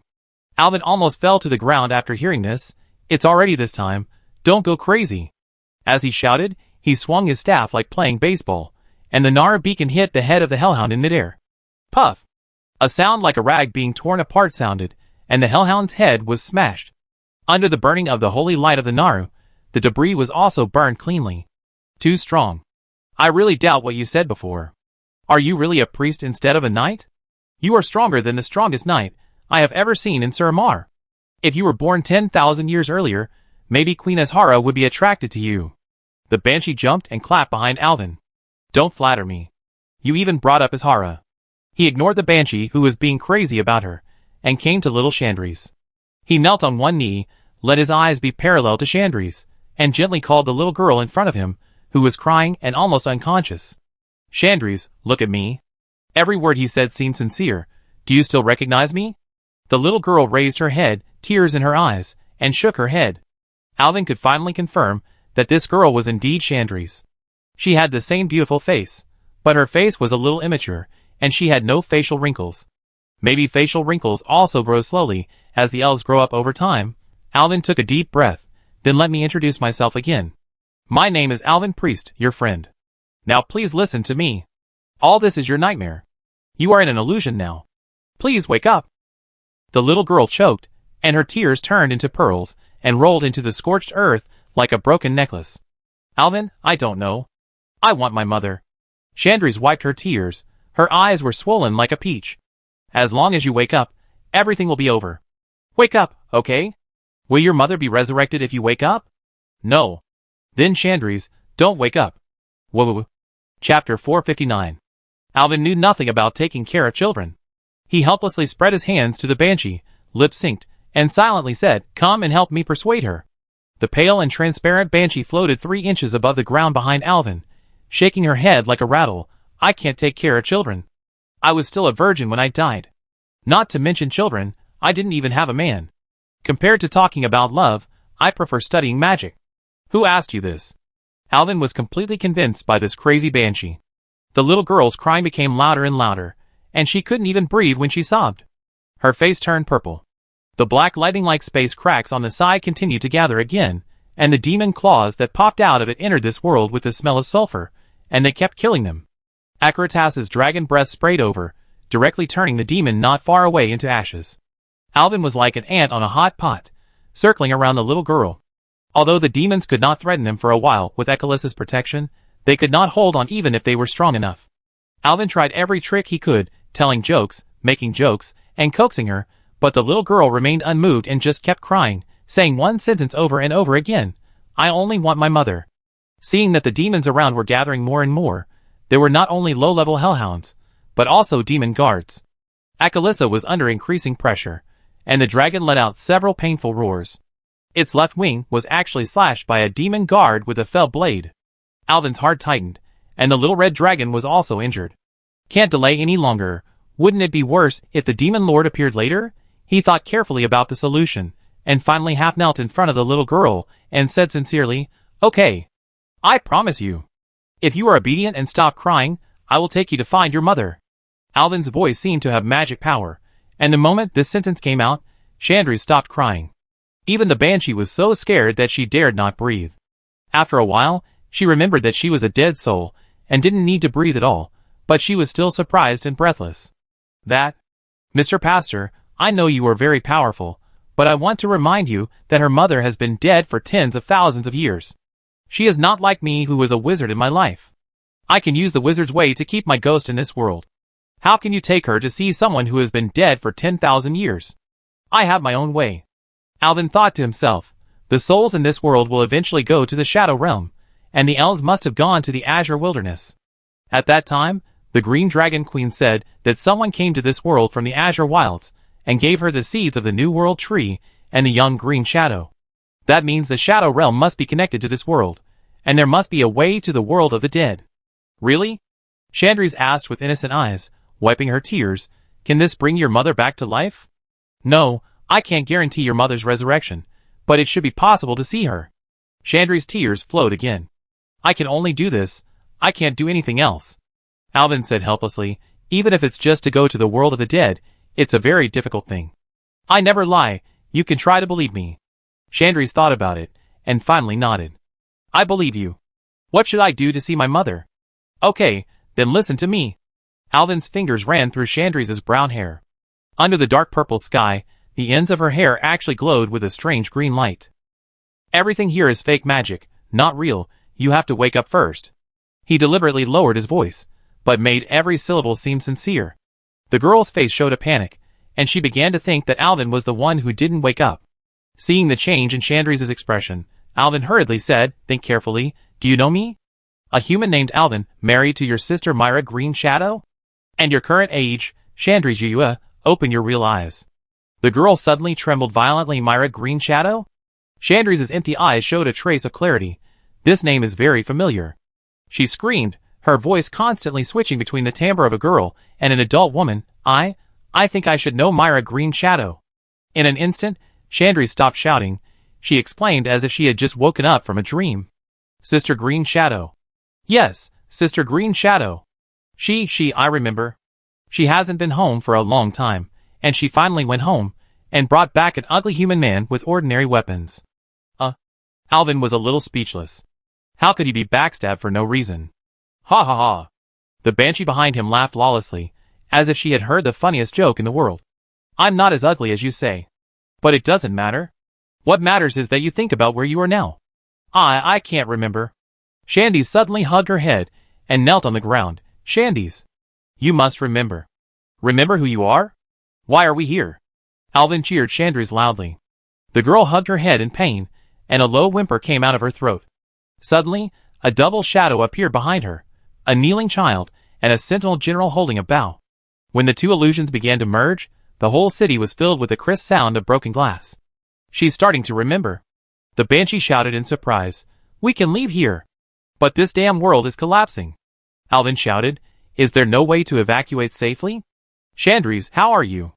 Alvin was surprised to find that Chandri's was kneeling on the ground at this moment, her face facing the sky, her whole body bent at a strange angle, screaming painfully at the sky. This world is centered on her, bursting with powerful energy, blowing away everything around. Alvin gritted his teeth, came to Chandri's side, and held her small body in his arms. "It's okay. All this is illusory. Don't be afraid." But Chandri's let out an inhuman scream, and her body began to grow violently. Everything around began to spirally collapse. Time seemed to be passing quickly, and the demons were torn apart by time and turned into dust. The fire in the town also went out quietly, leaving only the ruins after the burn. When time stopped again, everything had returned to its original state. Chandri's in Alvin's arms was no longer a little girl, but had turned into a real ranger general. Chapter 460. The morning mist dissipated, and the sun shone into the ruins, casting mottled silver marks on the mossy ground through the cracks of the ancient trees. The weight on Alvin's chest suddenly became hot. The girl in his arms had a high body temperature. In addition, the armor of the sentinel itself was quite exposed. The heat of the elves directly passed through the skin and the robe of eternal light to warm his chest. "How long are you going to hold me?" "Let me go!" The familiar and annoying cold voice rushed straight into Alvin's eardrums. Alvin was shocked to find that the soft touch in his arms was gradually becoming stiff. Sorry, special circumstances." He hurriedly let go, and a scent of orchids unique to Shandi's had already flowed into his nose. The girl in his arms was no longer a little girl. She had become a sentinel general taller than Alvin. Shandi's feather moon. She was still arrogant, looking down at him with a condescending attitude, and the sun reflected soft light on her shoulder armor. "Oh my, this is much more exciting than the snow fairy and a dwarf sung by the bard in the tavern." The enchantress smacked her lips behind him, watching the fun. Alvin turned around helplessly, and found that the enchantress had also followed him out, and was hiding in the shadows behind him. The dust that was stirred up penetrated the enchantress's translucent spirit, and flew on her lace robe. This crazy guy didn't know what she was thinking, and was looking at Alvin with an ant smile. "Is it comfortable to hold? Our Caldoria girls are notoriously conservative. I advise you not to be tempted, otherwise you will only suffer. If you don't speak, no one will help you. You are dumb. I will ask you a question later," Alvin shouted in a low voice. The witch pursed her lips, and whistled at a 45-degree angle. He turned around, and saw Chandri's slightly evasive eyes. The tip of the sentinel general's long ears was glowing with a violet halo, and his face was grim. "Oh no, this woman is not angry again?" Alvin was depressed. To be honest, he didn't like to quarrel with her. He always felt that this woman was inexplicable, and always got angry for some strange reasons. My fault, the situation was critical at that time. The priest spread his hands and took 2 steps back, walking to a normal social distance. Those demons want to harm you. I can't watch you as a child. Shut up. Chandri's roar startled the birds hiding in the ruins. The general suddenly staggered and supported the fallen statue beside him, and the muscles on his face kept twitching. Oops, it seems she is angry again. How about I make an excuse to escape first? Alvin has already started to wonder if he should use an excuse to pee. But what Alvin doesn't know is that our ranger general looks calm on the surface, but in fact, the storm in her heart is more than 100 times stronger than Alvin. Only she herself can feel that the back of her long ears is almost burning. My fragile appearance was seen by this dead man. My image is ruined. In Chandri's mind, a group of villains holding banners and beating drums and gongs made her feet tilt, and she fell to the side before she could stand firmly. She screamed again, and the mithril gauntlet she waved around actually scratched 5 deep marks on the statue next to her. Be careful. Alvin didn't think much about it, and stepped forward to grab Chandri's hand. He pulled hard, and then used his other hand to hold Chandri's waist. What a nice waist, Alvin secretly praised in his heart. Are the waists of night elves made of water? Green Shadow is the same, thin, strong and flexible. Snap! Before Alvin could react, he was slapped in the face. Don't touch me! Chandri screamed, waved her hands randomly, and slapped Alvin in the face. Alvin was stunned, and anger surged up. He immediately wanted to let go and throw Chandri's to the ground. But he didn't let go in the end, but he put more strength in his hands, hugged the woman's waist tightly, and hugged her to him. This time, the force was so strong that Chandri's belly was directly pressed against Alvin's lower abdomen, and even her face was almost directly in front of Alvin. I told you not to touch me.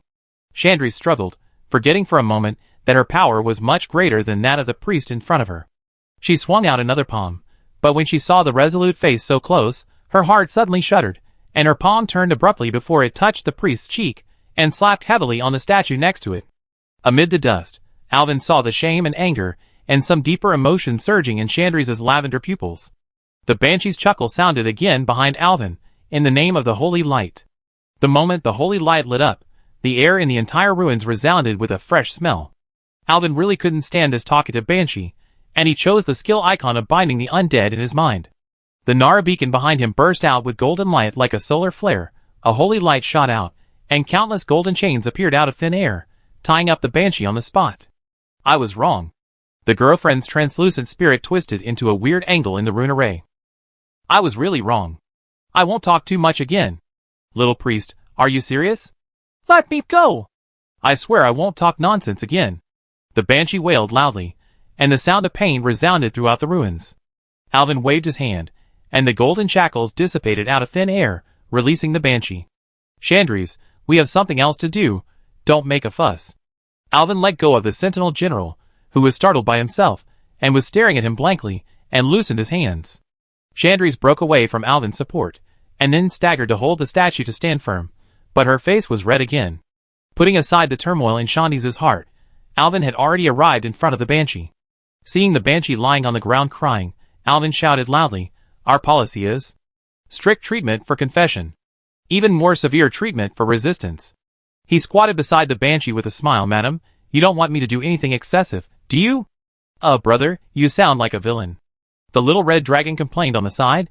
There is such a plot in Sister Calpurnia's novel, and the villains in it all talk like this. Get the spirit. Alvin ignored Akelatas's ruthless complaints. Tell me, what's your name? Why are you going against us? He pretended to use his staff to hit her, scaring the banshee who was pretending to cry and floating up from her place. Don't pretend, I know you're fine, answer me now. The banshee saw that she couldn't hide it from Alvin, and she smiled again. Oh my god, how can you be so powerful? I really have no way to deal with you when I fall into your hands. Then do whatever you want. Anyway, you can't touch me. Answer me now. Okay, I'm telling you. The banshee tidied up her clothes, although the clothes were also spirits, and she didn't know why she needed to tidy them up. I am the court mage of Queen Azhara. My name is Farah Starwish. Why am I dealing with you? Because you stole my faceless thong. Wait, you said your name is also Starwish? Chapter 461. Yes, Farah Starwish, the youngest court wizard in history. Have you heard of my legend? The spirit of the banshee glowed like mother of pearl. She put her hands on her waist, and raised her chin. Her translucent silver hair moved with her emotions, and even the tip of her nose was raised into an arrogant arc. Alvin noticed that whenever she raised her voice, the tip of her ear would tremble. If you only look at her from the back or side, she does look a bit like Calpurnia. Alvin rubbed his eyes hard. Come closer to me, let me take a closer look. He walked forward before he finished speaking, but he froze the moment he tried to hold the banshee's shoulder. His fingertips felt a bit cold, as if he was immersed in the blue lake that had been frozen for thousands of years, and the pale spiritual mist flowed out from between his fingers. Ah! Priest! Your holy light hurts me. What do you want to do to me? The banshee screamed and retreated to the edge of the statue, hiding behind the stone like a wounded rabbit. She raised her translucent palm in panic to cover her chest, her face full of vigilance. I've already said my name is Farah Starwish. I tell you, I wasn't interested in men when I was alive, and I'm even less interested when I'm dead. It's really a bit like... Alvin interrupted her neurotic chatter. Although the banshee who called herself Starwish had a pale skin color like the dead, her eyebrows and eyes were exactly the same as those of the sisters Calpurnia and Solanlian. What concerned him more was that the banshee habitually tucked her hair behind her ears when she spoke, which matched Solanlian like a mirror image. What are you staring at me for? She crossed her arms cautiously, but her fluttering hair revealed her inner anxiety. Don't look at me with the eyes of an archaeologist looking at a cultural relic. Even if you are the most handsome and powerful man I know, it won't work. Alvin suddenly leaned over to pick up a piece of marble fragment on the ground, and the sharp fracture formed a natural carving knife. He turned around and used this angular fragment to carve something on the base of the statue. As the stone chips peeled off, a pattern of a sun in the middle of an equilateral triangle gradually appeared. Come and take a look. Do you recognize this thing? The spirit of the banshee Farah floated over with full vigilance. She didn't know what Alvin was doing. When she floated to the side of the stone carving, this is... Her casual tone turned into an exclamation when she saw the pattern clearly. Her emerald pupils shrank into two vertical lines, and even her spirit body burst into a blazing white halo. How do you know the family emblem of the Starwish family? Farah's scream set off a turbulent flow of magic, and the surrounding weeds moved without wind. She pounced on Alvin uncontrollably, but her translucent fingers were blocked by some force when they penetrated the priest's body. The pain of the holy light hidden in Alvin's body burning his soul made her stagger back, and pearly white smoke rose from the edge of her spirit body. Hurry up and tell me! The banshee curled up on the ground, her voice filled with tears of being burned by the holy light. She stared at the emblem that was not very beautiful. Why do you know our family emblem? Who are you?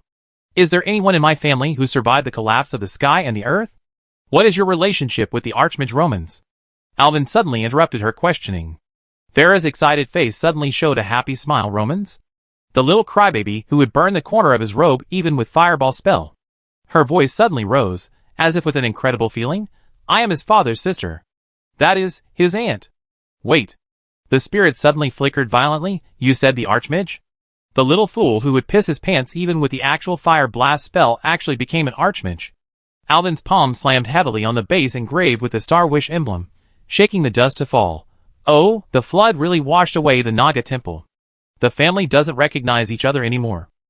He is now the Archmage of the Silver Moon Council, the closest aide to His Majesty the King.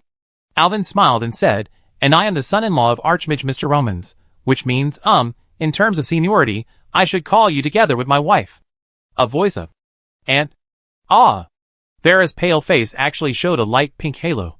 So you mean, not only are there still people in the Starwish family alive, but they have also been revived? That's right. Romance's daughter Calpurnia is now the most talented fire and space mage in Silvermoon City, and his other daughter Solanlian is the great mage of ice. This. Farah Starwish was overwhelmed with emotions, and didn't know what to say for a while, but tears flowed down again. So, Alvin told Farah that after the collapse of the sky and the earth, some elves left their hometown and took a boat to the eastern continent to establish a country. Farah listened with great interest, nodding from time to time and expressing some opinions. When she heard that Caldorii finally abandoned magic, Farah shook her head. What can that stupid boy Stormrage do? We can't completely ban the study of magic just because some people abuse it. What's the difference between this and banning all kitchen knives when someone uses a knife to chop people? It's really out of shape. When she heard the story of Silvermoon City's fight against the Troll Empire, Farah laughed. These guys are really useless. They were beaten to a pulp by some primitive people. Back then, I could kill a tribe of trolls with just one magic. It's really worse than the previous generation.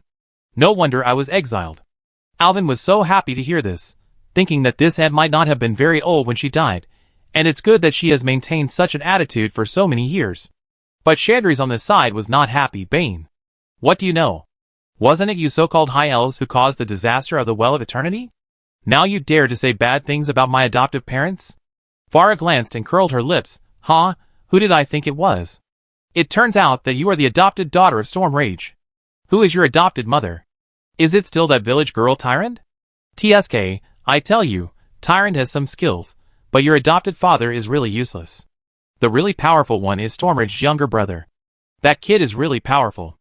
I think his name is Illidan or something. But it doesn't matter. When I was alive, I was older than them and held a higher position than them. Why can't I say them? I say it, I say it. You? Alvin. Say something." Chandrese, who has always been serious, is no match for Farah. She almost cried after a few words. Seeing that it was too ugly to continue like this, Alvin hurried to be a peacemaker. "Okay, Aunt, don't say anything more. Mr. Stormrage and Miss Tyrant are both great heroes. If it weren't for them, I'm afraid the elves would really be extinct. Good boy, you are turning your elbow outward. Are you still a member of our Starwish family? I know, you must have married into the family, right? You? Ouch. You dare to poke me with your staff?" Alvin scratched his head. "Really? I heard a mosquito buzzing. If I hear it again, I will make this mosquito disappear." Chapter 462. After hearing what Alvin said, Farah Starwish instantly changed from the arrogant attitude she had just shown to Chandrese to a flattering look. "No, no, no." She waved her hands in front of her in panic. "You called me aunt just now, but now you want me to disappear." Alvin slammed his staff on the ground. "I'm on the side of justice, not relatives." He then smiled and said, "And speaking of relatives, although I'm the son-in-law of the Starwish family, I'm also the son-in-law of Tyrant, and her other adopted daughter Green Shadow has also followed me, so I have to treat them equally, right?" When Chandrese heard this, the silver moon pendant on the tip of her ear suddenly turned cold, and the expression on her face became gloomy again. "Ah?" Farah opened her mouth in disbelief. "If I hadn't seen your strength, I would definitely not believe you." Farah blinked and praised, "However, with your strength, if you were born 10,000 years ago, I'm afraid even Queen Azhara would invite you to be her lover." As she said this, she showed a cunning look and sneered, "I can't believe that you are so young and have such good physical strength. You'd better be careful not to damage your body at such a young age." Alvin's old face turned red, and Chandrese covered her face directly, and then felt that it was not enough, so she squatted down and buried her face in her arms.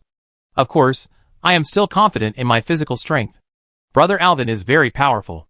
Akaratasa suddenly interrupted and said something. Farah looked left and right, and finally realized. You can even. I really admire you. Too strong. Really too strong. I want to be your follower. Oh, I might as well be your follower. Anyway, the Fawn of the Faceless is gone."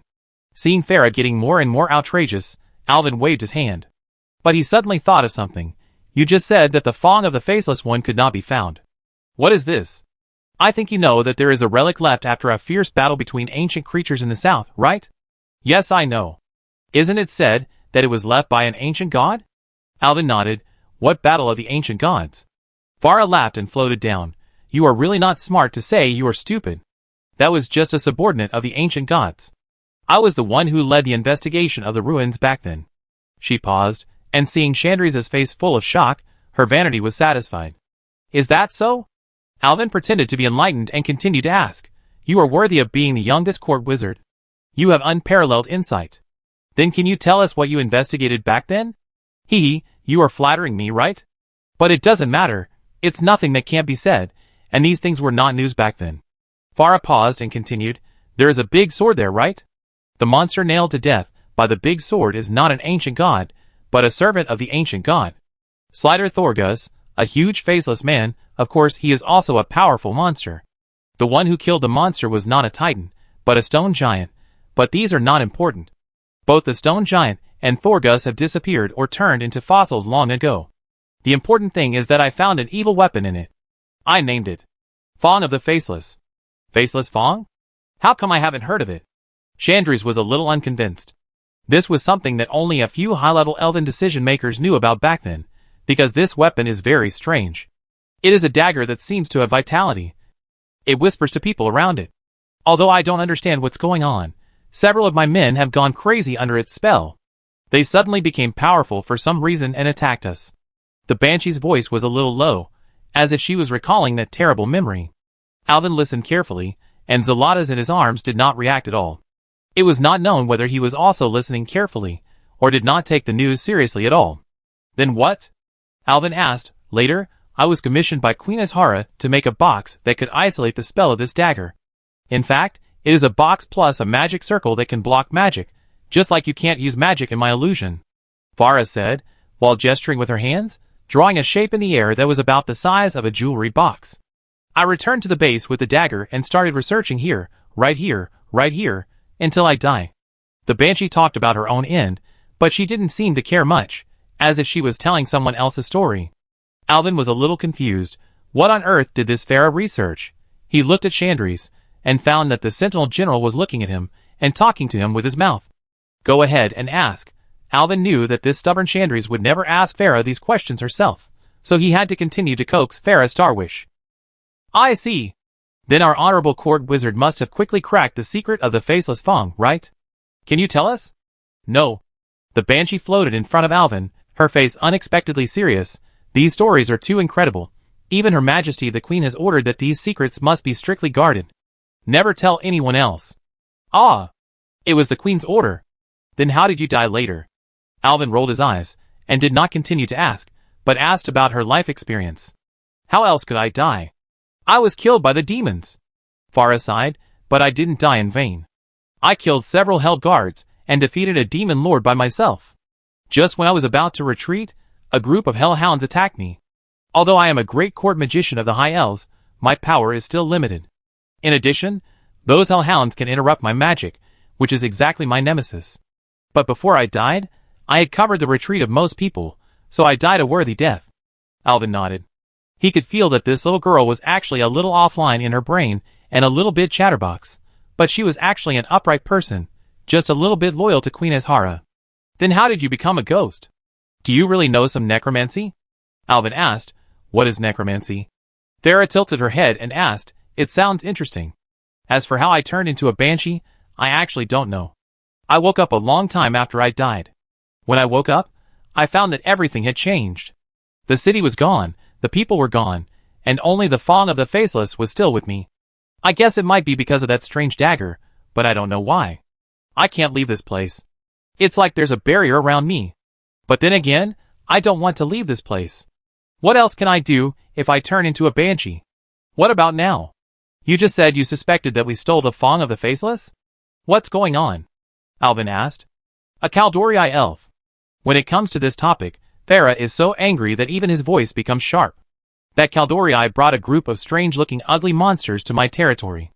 They used strange spells to temporarily isolate me from this plane, and then the abominable Kaldori took away the box containing the Fong of the Faceless. When I recovered, the dagger was gone."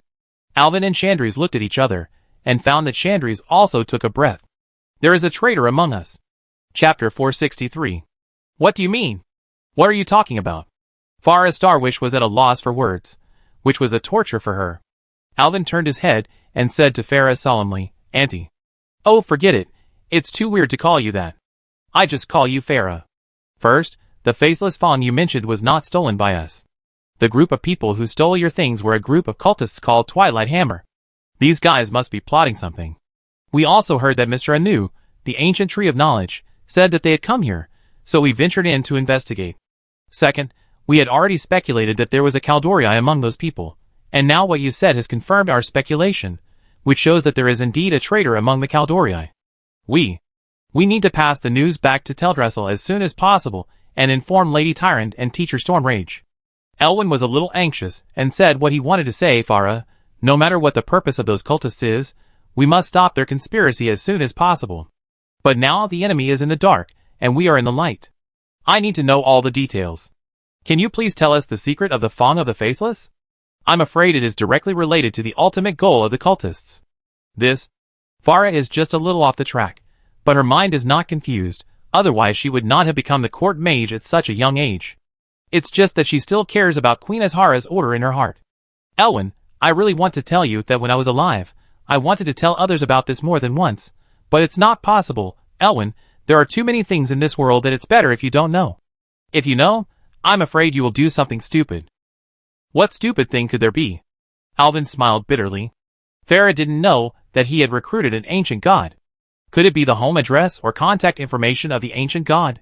He was joking, but he was thinking about how to get the news from Farah. As a result, Farah opened her mouth into an O shape and her eyes widened.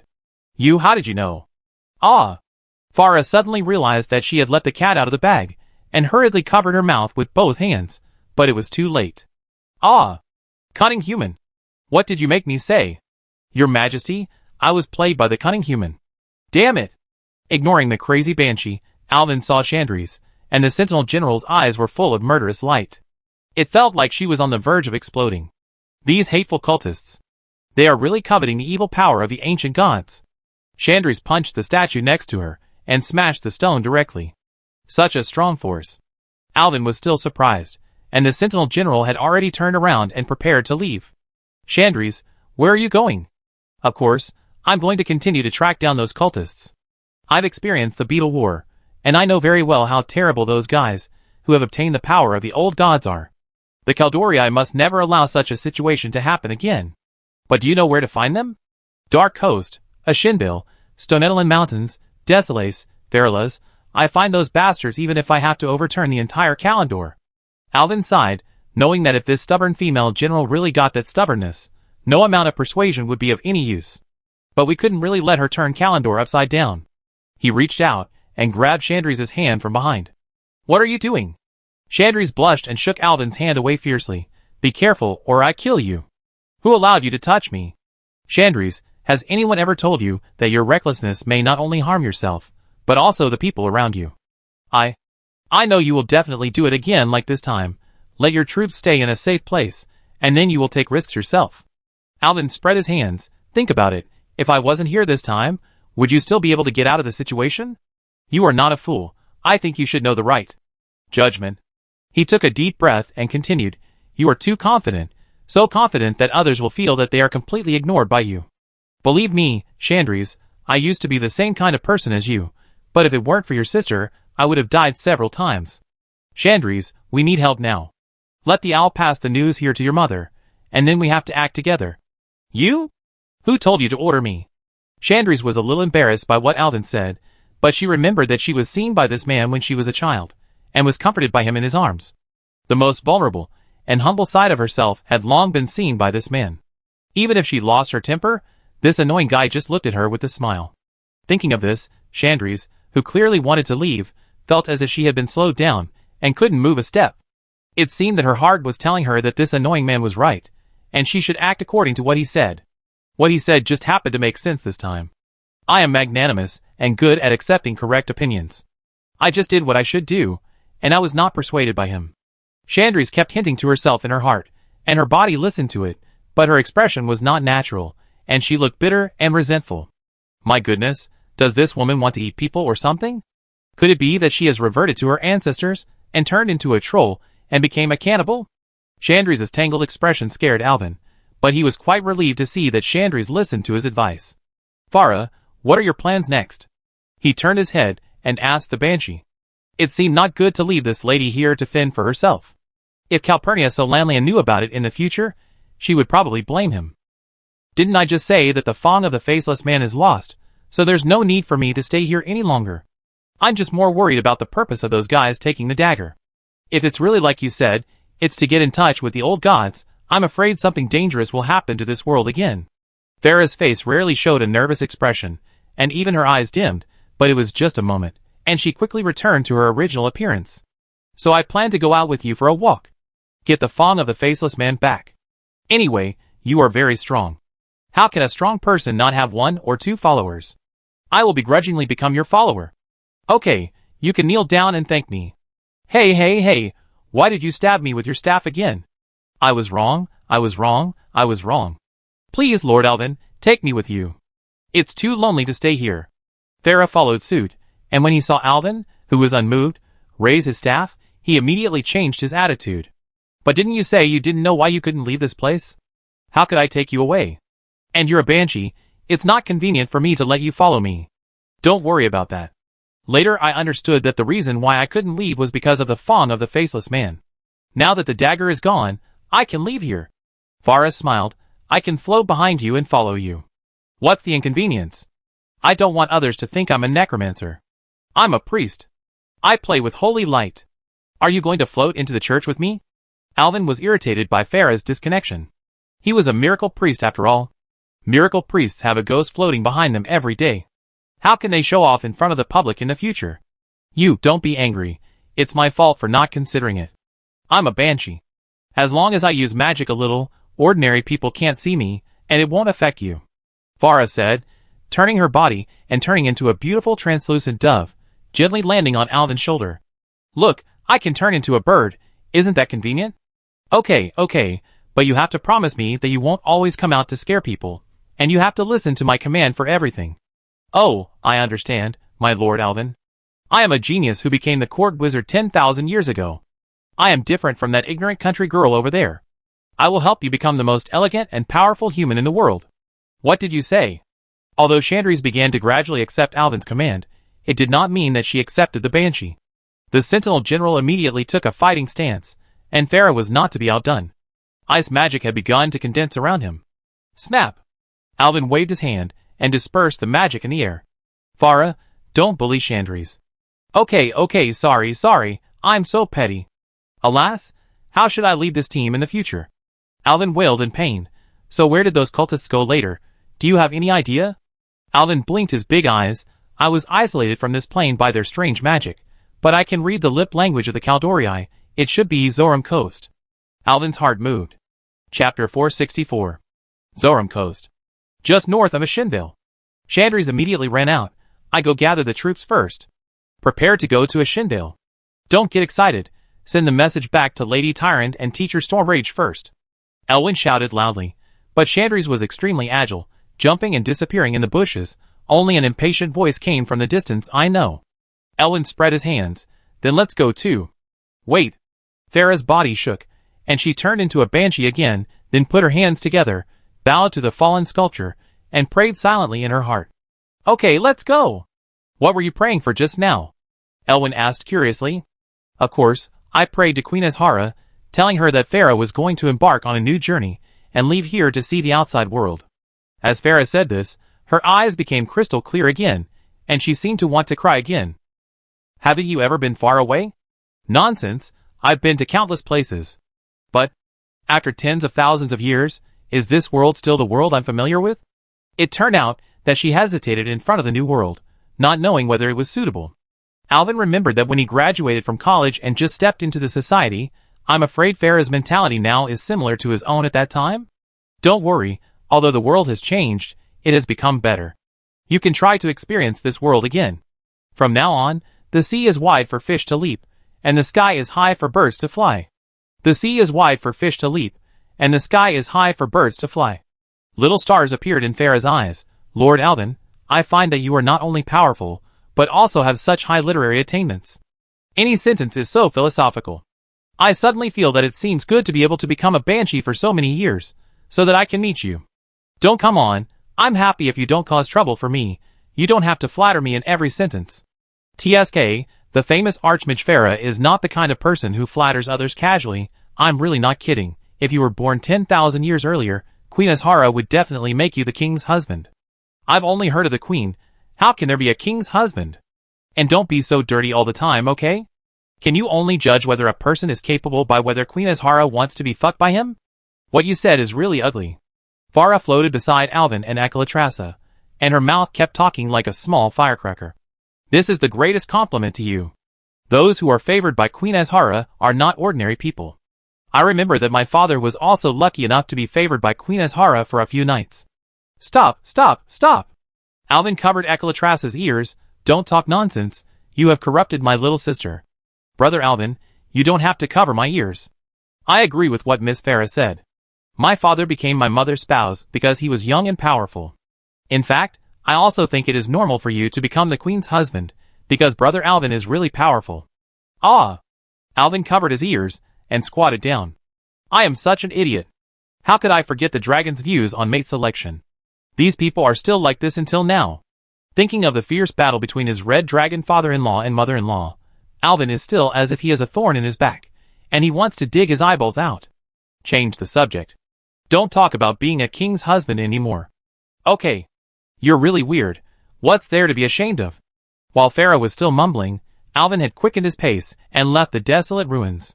Soon, Alvin saw Chandris explaining something to the huntress Arya outside the ruins. Mr. Alvin is back. Several huntresses came up. Although Chandris was still here and didn't dare to show it too obviously, the sentinels were still worried and curious about what happened to the three in the ruins. Alvin looked around and roughly understood what was going on.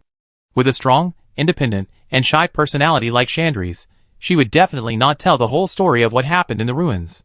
These huntresses were afraid to ask because of her authority, so they had to come to her side to ask. Hee, I've gained a lot, Alvin said with a smile, but found that Chandris had heard his words, turned her head, and glared at him fiercely, and her lips moved slightly, as if saying, if you tell others about my embarrassing things, I will kill you. Alvin naturally would not talk about Chandris's things, but just picked out the things that could be said. However, the sentinels who were always serious and nervous heard Alvin's vivid narration, as if they had heard an adventure story, and a group of female hunters surrounded him and listened with relish. Okay. Send the owl to send the news back to Teldrassil quickly. Seeing that the subordinates were all around Alvin, Chandris frowned, clapped his hands and said, Arya, send another scout to Astranar in advance. Tell the sisters there that we need reinforcements, and ask them to send more people over. Yes, Commander. Arya saluted and immediately ran to make arrangements. She was a little surprised. Our commander had always been a lone hero who would rather get hurt than ask for support. Why did he change his nature this time? Chandris came to Alvin's side. When the female hunters saw the commander coming, they immediately dispersed. Alvin saw Chandris and heard her orders just now. It seemed that she had taken his words to heart, so she chuckled. Commander, when do we set off? This operation is thanks to you. Thank you, Mr. Alvin. Chandris raised her voice, as if she wanted the subordinates around her to hear it deliberately. She held out her hand to Alvin. I'm sorry for my previous neglect. The Sentinel Corps will try its best to cooperate with your actions next. Alvin was a little surprised. Chandris's sudden humble attitude even made him a little uncomfortable. Is this still the strong and arrogant Sentinel General? Alvin didn't react for a long time. Chandris just stretched out her hand, and her face changed from shyness at the beginning to a little blushing. Then the muscles on her face began to twitch, and finally covered with severe cold again. Lord Alvin, shake hands quickly. Miss Chandris is so embarrassed. Farah, who had turned into a spirit bird, whispered in Alvin's ear, and he reacted, but Chandris also heard it. She couldn't bear the humiliation and pulled her hand back in shame and anger, and turned to leave. Alvin hurriedly reached out with both hands, grabbed Chandris's hand fiercely, and pulled her from behind. It's okay, General Chandris Yua. I think our next mission will definitely go smoothly. But the accident still happened. Chandris was about to leave when Alvin pulled her from behind with both hands. She was already panicking and her body was unstable due to the strong force behind her. She fell backwards. Ah! Alvin, what are you doing? Chandris screamed a scream that a general shouldn't have made. Alvin saw that he had caused trouble and shouted in his heart, It's over. But seeing Chandris fall, he couldn't just ignore it. He had to take a step forward and hold the fallen night elf in his arms. He put his other hand forward to protect Chandris and pressed it directly on her lower abdomen. The armor of the Sentinel General was still very exposed. For example, there was nothing else on the waist except the owl belt and the group armor. The whole waist was exposed to the air. Alvin slapped Chandris's belly button directly. Wow! The exclamations of the female hunters were heard around. Chapter 465. The sun penetrated the dome of the forest and shone on Chandris's blushing face. It was unclear whether it was the sun or Chandris's own face. Alvin's fingers unconsciously rubbed Chandris's waist. He noticed that the Sentinel General's mithril armor made a subtle tinkling sound between his breathing. It felt so good. There is a reason for all this. I believe you must be willing to listen to my explanation. Snap! The crisp sound of slapping rang out, causing the female hunters around to cover their mouths in surprise. Alvin felt a burning pain on his left face. He even saw the sparks between Chandris's fingers. Chandris's movement to break free from his embrace was so fast that it left an afterimage on the retina. The smooth muscle lines between her waist and abdomen stretched into a perfect arch under the moonlight, showing a strong core strength. She stood up without any support at all. Wow! The cheers of the huntresses were mixed with the excited roars of the night-blade leopard.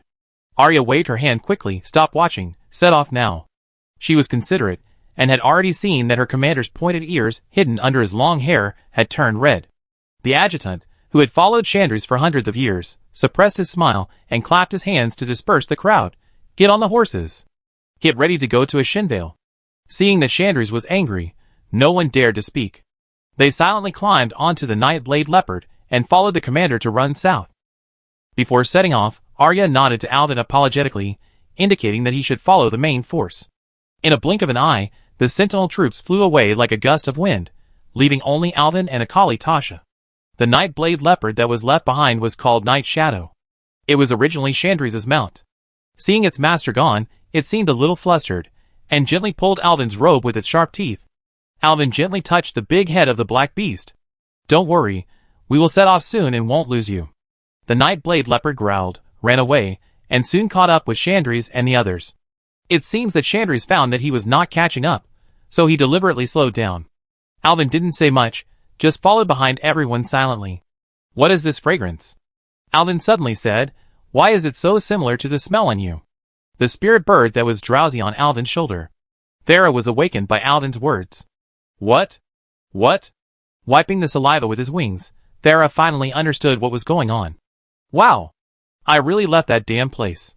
This is amazing, Thera said, flapping his wings and jumping on Alvin's shoulders. I'm asking you a question. Don't you think it smells good here? It's very similar to the smell I smelled in your territory before. What do you mean by similar? It's good, right? Thera said disdainfully. Look, it's the small yellow flowers on the roadside. This kind of flower is very fragrant. People started using it as a spice 10,000 years ago. This kind of flower is very interesting. It can cause hallucinations after purification. Many high-level elves use it as a seasoning. You high-level elves are really extravagant. I don't know if you are too good at playing or too ignorant. This kind of thing is definitely not a good thing. It must hurt people's central nervous system. Central nervous system? What is that? Thera asked. Only some people abuse it. Magicians like me mainly use it to assist in casting spells. The psychedelic fragrance, coupled with the illusion magic, is it a good match? Alvin nodded. You are right. So what is the name of this flower? I don't know what they call it now. Anyway, in our time, we called it morning wheat, because they like to bloom when the first ray of sunlight shines on them in the morning. What? Alvin suddenly shouted loudly, and the sound scared the female hunters on the road ahead, and they all turned back to check. Even Chandris turned around. Alvin and Chandris' eyes met, and Chandris, who was still worried at first, suddenly turned cold. It's okay, haha, I just hiccuped. Alvin pretended to be fine and smiled and said to everyone. Tell me again, what's the name of that little flower? Morning Mai, what's wrong? Is there a problem? It's a big problem. Alvin suddenly thought of the druids in Teldrassil. Except for Green Shadow and Storm Rage, they all fell into a deep sleep. I remember that in the previous memory, the Archdruid Fandral Staghelm used Morning Might to control Storm Rage in his sleep. Thinking this way, it seems that many things are clear. A Kaldorii betrayer, working with the cultists of the Twilight Hammer, used Morning Might to lock all the druids of Teldrassil in their sleep, weakening the strength of the Kaldorii. Then he learned about the old gods and the fangs of the faceless, and ran to steal the dagger. I heard from Master Fury that he had sent his eldest disciple to look after these druids, but later he fell asleep. Why didn't I remember it at that time? Could this eldest disciple be Fandral Staghelm? Thinking of this, Alvin could no longer hold back. He urged Night Shadow, the Night-Blade Panther under his crotch, to speed up, surpass the female hunters, and came behind Chandris. Chandris, I have something to tell you, Alvin shouted loudly, and Chandris soon heard his voice. What's the matter? When the Sentinel General saw that it was Alvin, his face suddenly became hot for no reason. He hurriedly suppressed his emotions and reprimanded with a serious expression. Don't whisper during the march. No, I suddenly thought of something. Very important. Alvin said hurriedly, please stop. I only want to talk to you about this. He was afraid that there were other accomplices of Deer Helmet in the team, and these things were just his own speculations in the end. It is best not to alert the snake before there is real evidence. But these words changed in the ears of others. Mr. Alvin said that he had something important to tell the general. And he only wanted to tell the general. Are you going to confess? The crowd was in chaos. Alvin was thinking about something and didn't notice it, But Shanti's was watching and listening, and her face turned red in an instant. You? If you have anything to say, just say it here. There is nothing to hide between this general and his subordinates. Oh! It's already late, don't be stubborn. Listen to me. I don't have time to talk to you now. Alvin waved his hands, signaling the team behind to stop. Everyone stop first. Rest for 5 minutes. Without Chandri's order, everyone didn't dare to stop, but Alvin was running in the front. He slowed down, and others had to slow down as well. Finally, the troops had to stop. Chandri's face was full of anger. How can you stop the march without authorization? Come with me, Alvin said, took Chandri's hand, went into the grove, and turned back to Arya and said, I have something to say to Chandri's. Everyone be alert. Arya opened her mouth in surprise. You dragged our general into the grove and asked us to keep watch? Chapter 466. Oh my general. I've said it 3 times. Do you really not understand, or do you not want to believe it? Alvin wailed in a low voice, it's my personal inference. I just want to ask you to help inform Mr. Stormrage, and ask him to investigate Fandral Staghelm. It's not like he has been convicted. Why can't you believe me? Chandri's was leaning against the tree trunk, tilting her head and looking at him, with an embarrassed look on her face. Do you know what you are talking about? Fandral Staghelm is Mr. Stormrage's most proud student, and a hero in the Beetle War. He lost his son in that battle. It was his bravery and selflessness that saved the Night Elf troops. His military exploits are simply the greatest since the collapse of the sky and the earth. She stood up, pointed in the direction of Teldrassil, and lowered her voice. If Mr. Stormrage and Lady Tyrant step down, then the successor is Fandral Staghelm. His status as the successor is almost a tacit fact of all Caldorii. Now tell me, how can such a person be a traitor? What does he want? Because he lost his son in the Beetle War?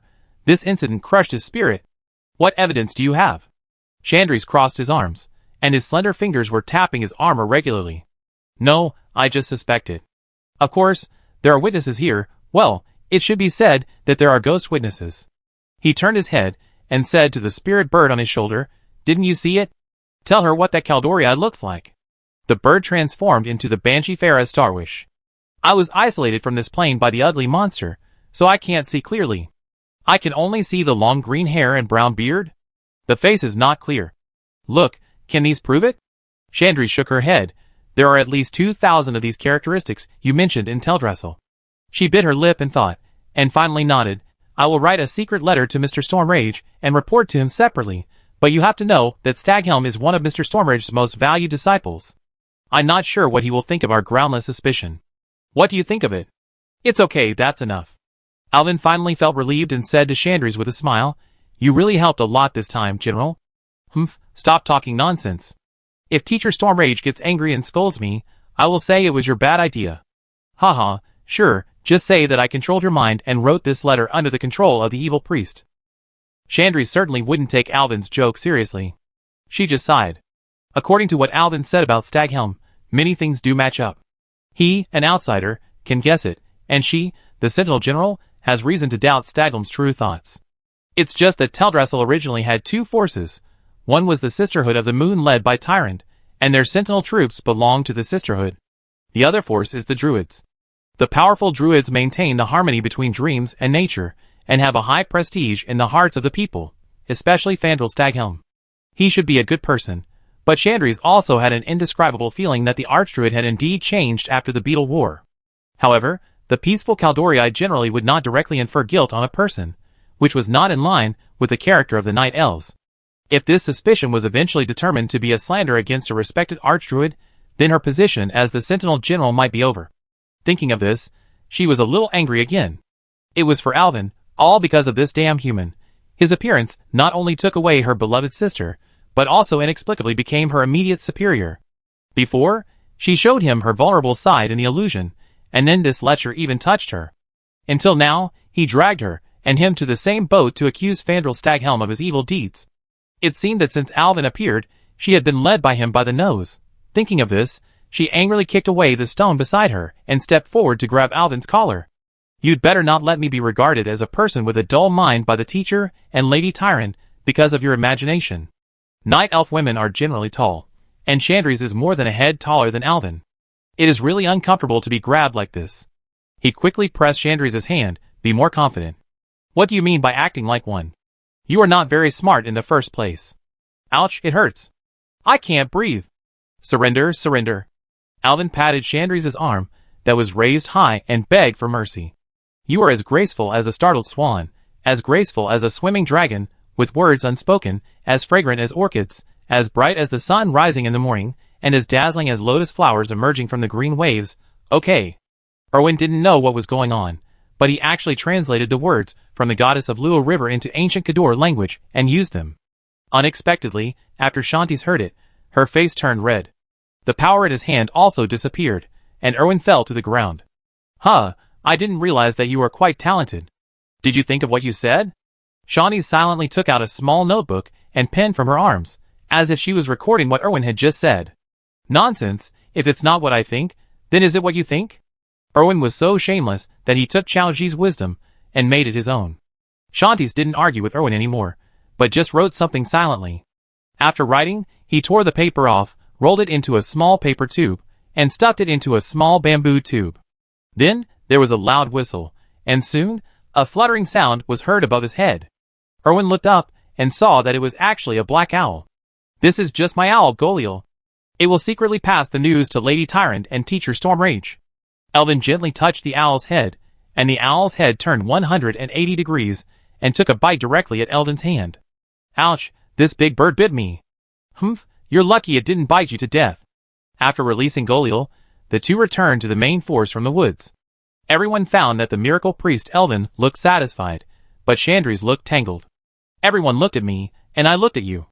A female hunter whispered to her companion, it seems. Human men are really as bad as the rumors say. Of course, Elvin didn't know these words, and Arya glared at the female hunter who spoke, frightening the girl, and then she met her commander. Commander, is there anything we can do to help you? Shanti sighed. It would be better not to let everyone know about the things she just said before confirmation. Thank you, there is nothing you need for the time being. I will try my best to solve it myself. Let's get ready to go. Everyone looked at each other. The general and the miracle priest entered the grove.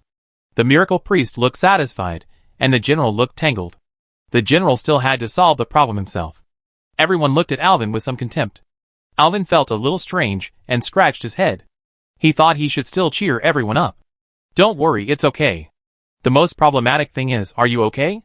The sentinels shouted in their hearts. Chapter 467. The morning mist had completely dissipated on the top floor of the Moon Temple, and the dew condensed on the wooden window lattices had long been evaporated by the midday sun. Tyron Whisperwind leaned against the sandalwood window frame, her fingertips unconsciously stroking the edge of the letter paper, waking up the two owls that were dozing on her window lattice. This was the third time she had read these two parchment scrolls, with the scent of morning dew. Chandri's and Alvin were really efficient. They had only set out for a morning, but they had basically figured out the enemy's movements. But the letter that was delivered later still surprised her a little.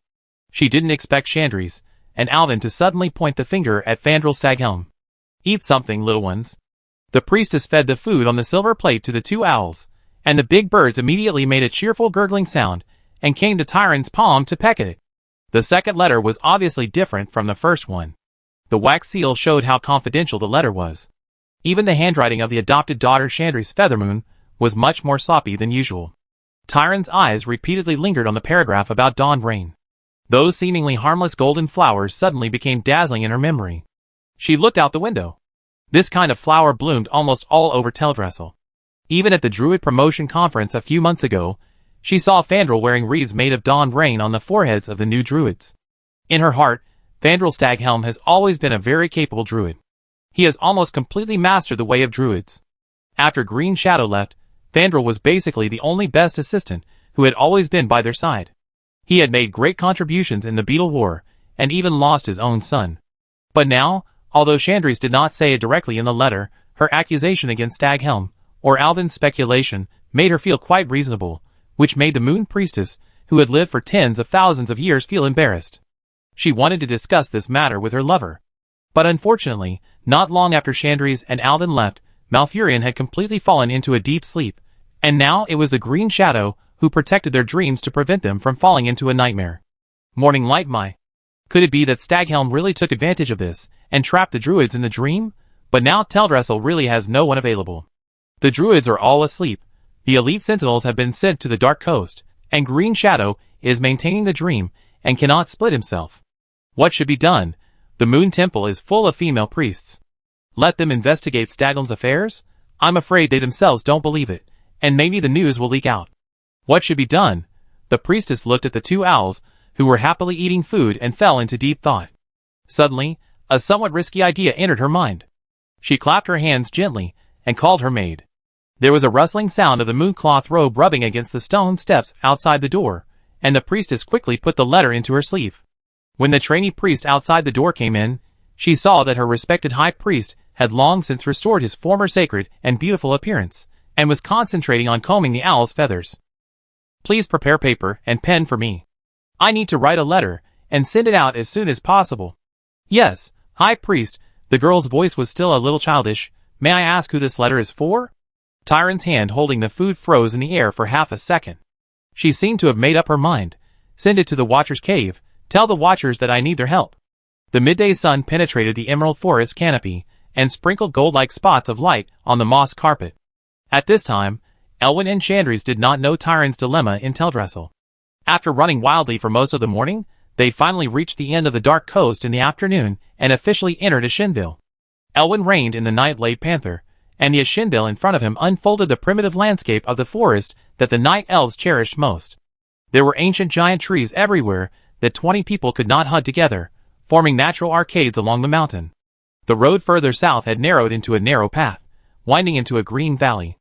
The path sometimes goes through the valley, and sometimes along the ridge. The beauty of the scenery beside it makes Elwyn dazzled. In the distance, there are mountains and peaks, and 2 towering watchtowers can be vaguely seen. They should be the work of the Night Elves. That is the Maestra outpost. Let's go there first. The reinforcements from Astranar will meet us there. Chandris pointed to the watchtower in the distance and said, This forest is the treasure of the Caldorii. There should be no such primeval forest in your eastern continent, right? The Sentinel General said proudly, Every road in this forest is overgrown with plants, and some wild beasts often walk in the middle of the road. There are also some native bear monsters here. If a human like you walks alone in this forest, I'm afraid you will soon become food for the wild beasts. As Chandris spoke, she began to mock Alvin. You underestimate me. When I first arrived in Draenor, I also fell into the primeval forest and killed several of those huge leaping beasts. Alvin didn't care. He didn't know whether the Night Elves knew what leaping beasts were. Anyway, he would just blow it out first. And there is one thing I want to refute you. We also have primeval forests in the eastern continent, called Stranglethorn Vale, which is located south of Stormwind Kingdom. Humph, that can't be compared with our forest. Chandris, who has a strong desire to win, doesn't want to be outdone by this human man even in this aspect. She waved her hand impatiently, and pointed to a path beside the valley. Take this road, and you will reach the Zoram coast. My sentinels have already found that there are indeed traces of human activities. I think our road is correct, Chandris reminded. Alvin rubbed his eyes, and looked carefully, but he did not see any small roads. There were only various forests covered with tall trees and bushes. But we have to go to the Maestral outpost to meet up with the reinforcements first. We should be able to reach the Zoram coast before sunset today. Okay, I listen to you. Alvin nodded. Although he was also in a hurry, he knew that the more he was in a hurry, the more he couldn't be in a hurry. In such a primeval forest, an outsider like him might get lost in minutes. He had to rely on these natural female hunters as guides. If he went up rashly and encountered the same terrible bomb as before, it would be difficult to deal with it. At this time, Alvin's Night-Blade Leopard suddenly let out a warning roar, and its front paws plowed deep grooves on the ground restlessly. A Calitha rode with Alvin, hugged his waist from behind, and whispered in his ear, Brother Alvin, there is a strange guy behind the big tree. But Alvin didn't see anything, the vegetation was too dense. How could he see it? But the female hunter seemed to notice something at the same time, and in an instant, 6 silver figures fanned out to the big tree. Amid the roar of the beast, Alvin finally saw the black shadow curled up in the bushes. An 8-foot-tall bear monster, on its back covered with asphalt-colored mane, 3 deep claw marks that could see the bone were oozing fluorescent green pus. It's the bear monster here. He's seriously injured. Strange. What in the forest can hurt these guys? Arya reported loudly to Chandris, Wait! Alvin suddenly flipped off the Night-Blade Panther and landed on the ground, and quickly came to the front of the bear monster. His wounds were left by the demons summoned by the warlocks. The unconscious bear monster suddenly spasmed and coughed up brown blood, obviously seriously injured. He struggled with his eyes half open, mumbling something in his mouth. Alvin immediately lay down beside his mouth, only to hear the fragmented Kaldori language squeezed out of the dying creature's throat. Isina. Temple. Chapter 468. Alvin knelt in the mud, lowered his head, and leaned over the weak bear monster. The temple of Humikizena? What is that? But the bear monster was already dying, dark brown blood gushing out from its ribs. A terrible wound cut directly from the side of its body, as if it was ripped open by the claws of some terrible monster. It's dying! Arya pressed the huge wound with both hands, but it was impossible to stop the bleeding. Izena. The bear monster's throat sounded intermittently, and dark red foam sprayed on Alvin's side face along its fangs. Alvin resisted the smell of blood and the unique smell of the bear monster, and he suppressed the surging gastric juice and tried his best not to vomit it out. The Temple of Isina is just south of the Maestra outpost. Chandrese also jumped off her mount after hearing the name of the place. That place is now just a ruin. Only bear monsters and animals appear there. What happened there? The cultists may have gone there. I have seen the wounds on this guy before. They were left by the fell blades that the Hell Guard summoned by the Orc Warlocks like to use the most. Alvin made a quick judgment. I won't let it die. Don't forget, I am a miracle priest. After saying that, he began to mobilize the power of the holy light in his body. Soon, when the holy light began to flow between Alvin's fingers, the Nara beacon behind him also emitted a soft golden light. At this moment, the female hunter seemed to have a feeling that the soft light was like a mother's hand brushing past, and even the tense muscles under the armor relaxed instantly. Although they had seen the healing magic of the priestesses of the Moon Temple, they had never seen such a pure morning light. The young priest's chanting seemed to strike directly on the soul. When the rune of holy word silence appeared in the void, the whole forest was glowing with golden fluorescence, like a crystal golden firefly. The holy light immediately took effect. The new black fur of the bear monster glowed with the luster of obsidian, but Alvin really couldn't figure out what these creatures were. They were called bear monsters, but they actually looked different from bears. In particular, this strange guy also inserted 2 long feathers on the side of his ears, which looked very funny. However, seeing that the bear monster's breathing gradually stabilized, Alvin understood that its life was saved. He raised his head and met Chandrese's suspicious eyes. The Sentinel General and her subordinates had their mouths half open, as if they had seen a miracle. This healing technique is even better than the priests of the Moon Temple. It is worthy of being a miracle priest. It was not until Arya's voice of praise was heard that everyone recovered from their surprise. Chandrese coughed twice. How is the bear monster? Cal. Door. The bear monster, who had regained consciousness, opened his eyes, and could speak complete words. He saw the Night Elf Sentinel and Alvin in front of him. And hairless. Monkey? It's a human. Alvin covered his forehead with his hand, and said speechlessly, and the female hunters around laughed. Bear monster, tell me your name. What hurt you? What happened in the Temple of Isina? Chandrese suppressed her laughter, and came to the front of everyone to ask the bear monster. Hearing the question, the bear monster seemed to wake up from a nightmare and struggled to get up, but the bear monster, whose body had just recovered, still couldn't stand firmly and fell to the ground. But this guy was so big that when he fell, he looked like a black hill. The female hunters beside him didn't dare to help him, and jumped to the side quickly. However, the bear monster managed to stabilize his body. Then it started to talk, and said a lot, but the sound was like a dog howling. Everyone looked at each other. No one could understand the language of the bear monster. Mr. Bear Monster, please try to speak Kaldori. We don't understand your language, Arya said beside him. The bear monster was so anxious that it used its claws to scratch deep grooves in the mud, but it was obvious that it tried to imitate the human form, and its clumsy bare paws made a ridiculous sharp angle shape on its head. They have horns on their heads.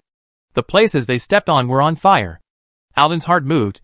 It should be talking about the demon guard summoned by the Orc Warlock. The bear monster suddenly stood up, pointed at his newly healed wound with his claws, and made a threatening gesture, and then said something. But the accent was too strong, and Alvin could hardly understand it.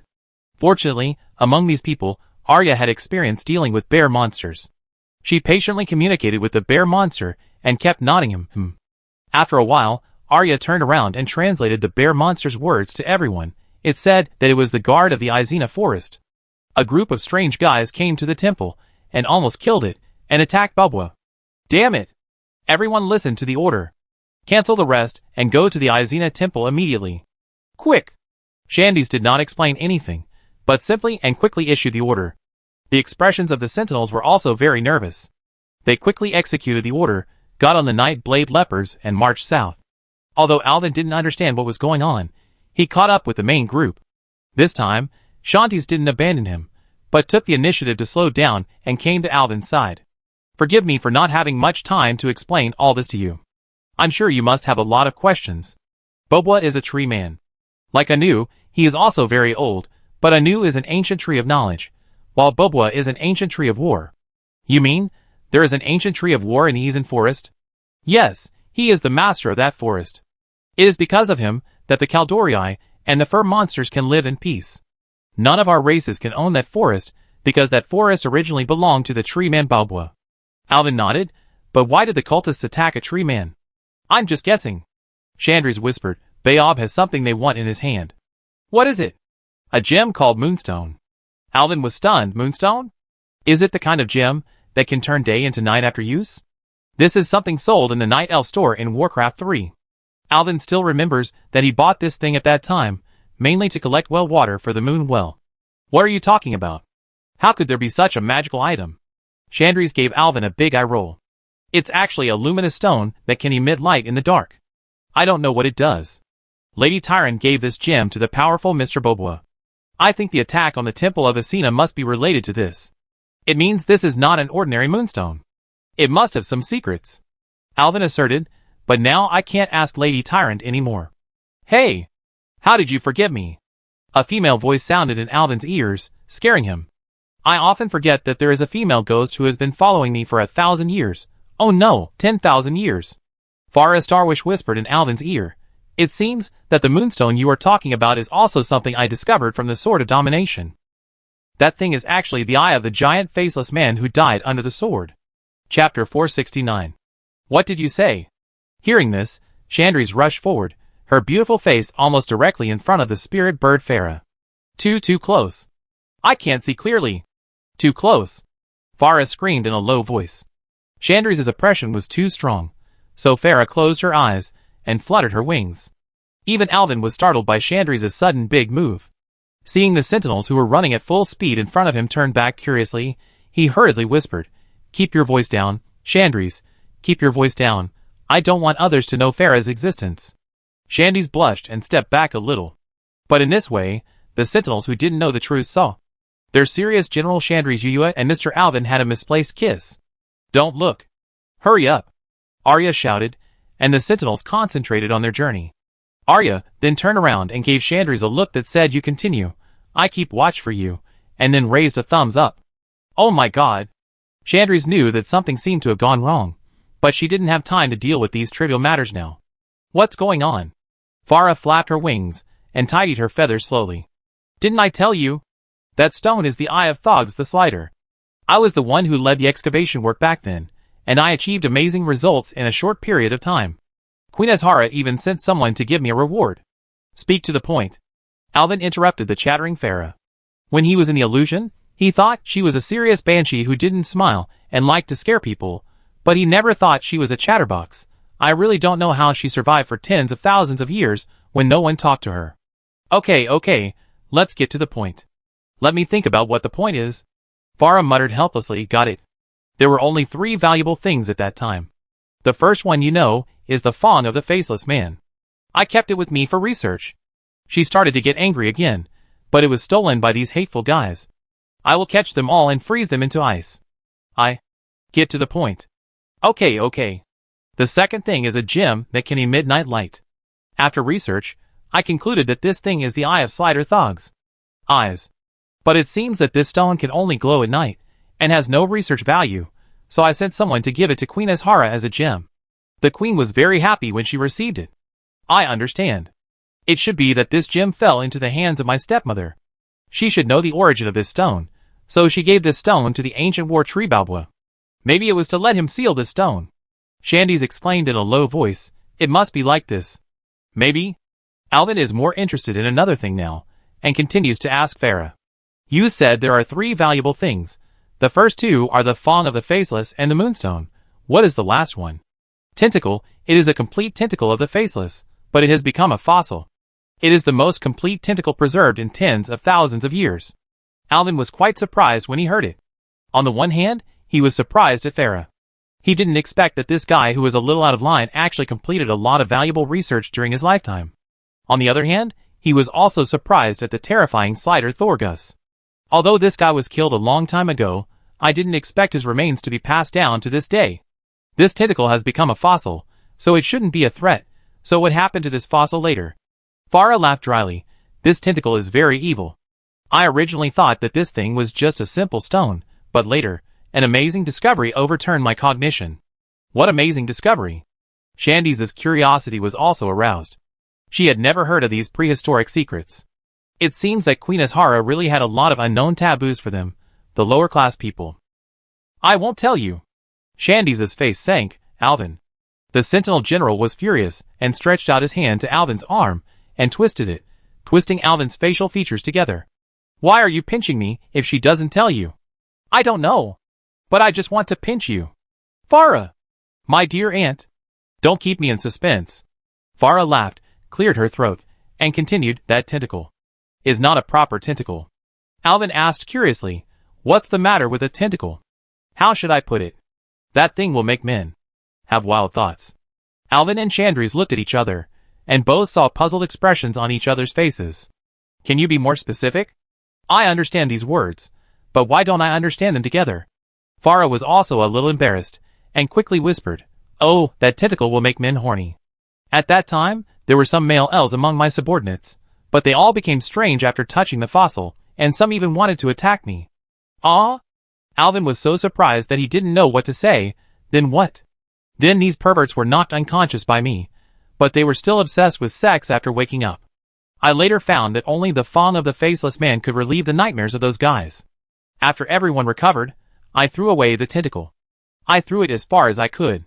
It's better not to have such a dirty thing. So those perverts succeeded? Nonsense. Farah's voice became sharp, and the sentinel seemed to have heard something. Someone turned around again, and Alvin hurriedly pressed Farah down. Farah waved her wings and said, how could I let dirty men touch me? These people want to hurt me, but they should be born 10,000 years earlier. Alvin laughed in his heart, and wanted to continue teasing Farah, but he found that Shanti's expression was not particularly natural. She frowned and seemed to be thinking about something. Shandy's, what's wrong? Anyway, the tentacle has been thrown away for so long. Why think so much? Is the tentacle fossil you mentioned about the height of two people and the thickness that one person can barely hug? Shandy's asked suddenly for no reason. Farah was obviously stunned. Yes. How did you know? Have you seen it? It shouldn't be. I immediately sent someone to throw it away after this incident. I have seen it. Shandy's nodded sadly. It was picked up by someone and used as stone to build a house. Impossible. Absolutely impossible. Farah's little head shook like a rattle. The stone that makes all men horny is used to build a house? Is that place a brothel? Ha ha ha. That thing was picked up by the tree elves. Shandy said helplessly, and the tree elves. They are all women. Chapter 470. Alvin was a little surprised. Are all tree demons female? Alvin's voice was filled with a strong desire to learn about each race. Then how do they reproduce? Shandy's turned her head and rolled her eyes at him. Of course they have their own way. I advise you not to distract your attention on such things. But when she noticed the flame of curiosity in Alvin's eyes, her cold voice finally softened. Shandy's face suddenly flushed, and she was silent for a while, as if she was organizing her words. All dryads are daughters of the demigod Cenarius. In fact, I haven't heard of any offspring from them. Cenarius? Isn't that an old deer? This old guy is really fierce. He gave birth to so many children? Chandri's face turned even redder. She reached out to brush the hair by her ears. I don't know the details, but I want to remind you not to be too interested in these things. If you see dryads in the future, you must be careful about your words and deeds. They don't like people who are impolite. They have caught people who stared at them, and thrown them into the river before. Chandris continued, there was once a mage apprentice, who claimed to be from Dalaran. As she spoke, she stretched out her hand and pointed to the stream by the roadside. Because he was too fascinated by the sight, he was thrown into this river by the dryads. Alvin's Adam's apple rolled obviously. He was originally very curious. If the dryads really found out that he was staring at others, it would cause some bad consequences. Thank you for your reminder. I don't think I should. He pretended to wipe the sweat off his face with his hands, but in fact, he caught a glimpse of the fleeting smile on the corner of Sentinel General's lips. Their upper bodies look very similar to our Caldori women, but below the waist they are in the form of deer. They wear simple leather armor, are agile, lively, and very good at moving in the forest. Now a large area in the east of Ashenvale is under their management, and their base camp is where the tentacles are. The tree dwelling in the forest. Isn't this the original appearance of the night elf deer in Warcraft 3? These deer? No, do these tree elves like to use a kind of poison javelin as a weapon? Chandri's eyes showed a surprised expression. You are indeed very knowledgeable. Tree elves have basically never left the forest. How come you know them? I learned a little about it before. Alvin laughed. Where did these tree elves pick up the tentacle fossils? I don't know. When the tentacle fossils were mentioned, Chandri shook his head. I guess, when those girls were building the house, they mistook the common tentacle fossils of the old gods for columns. Chandri's continued, after the tree house in the forest was built, some strange things happened. Some men passing by went crazy there, just like Farah said just now. Those stupid guys actually wanted to touch the tree elves. A fawn? Alvin already had a picture in his mind. These guys have really strong tastes. Did they succeed? Chandri's blushed and ignored Alvin and continued, of course not. Those tree elves are natural elves in the forest. They quickly caught the perverts and threw them into the river. The strange thing is that after falling into the river, perhaps after being washed by the cold water, those guys all returned to their original state, and they didn't even know what they had done before. Chandri said helplessly, so later the story became more and more strange. At first, it was said that the tree elves had the ability to seduce men, and then it was said that there were beautiful tree elves living in the forest. Later, men were forbidden to approach that place. Now it seems that it was because of that tentacle that the men passing by went crazy. So, the 3 relics of the Faceless dug out by the Sword of Domination are all in Ashenvale? Alvin grinned. The Caldori traitor and the cultists of the Twilight Hammer first attacked Farah and took away the Fawn of the Faceless, and then attacked the Temple of Izena. The suspected target was the Moonstone, which is the Eye of the Faceless. Are the cultists collecting the 3 relics of the Faceless? Alvin and Chandri suddenly turned their heads together and shouted in unison. The sentinels heard the 2 screams and turned around again, only to find that their heads were twisted together, and then with a bang, their foreheads hit each other. Ouch! Alvin covered his forehead with both hands and fell backwards, and was held in Akelatas's arms. Brother, are you okay? Humph! What a weak guy! Ha ha ha ha! Woo! Seeing that the sentinels all turned around to look at the 2 of them, Shanti's immediately put on a strong look and gently held her forehead with her hand, as if nothing had happened. But her tears were also swirling in her eyes, and she had a hard time holding them back. Keep going! Chandri's gritted her teeth and commanded yes. After everyone turned around, Chandri's covered her forehead with a grin. You guys, your forehead is really hard. Did you deliberately use petrification on your head to go against me? Who has the time for that? Alvin cast a spell and rubbed his forehead, and the pain was immediately relieved. Then he pulled Chandri's and gently stroked her forehead while the Sentinel General dodged. The gentle holy light entered her body, making Chandri's feel refreshed, and her head pain was gone immediately. That is to say, the enemy may have gone to the tree house in the forest now. Alvin asserted, now the enemy has everything ahead of us. According to the bear monster, the Temple of Izena should have been lost, and the Moonstone may have fallen into the hands of the cultists.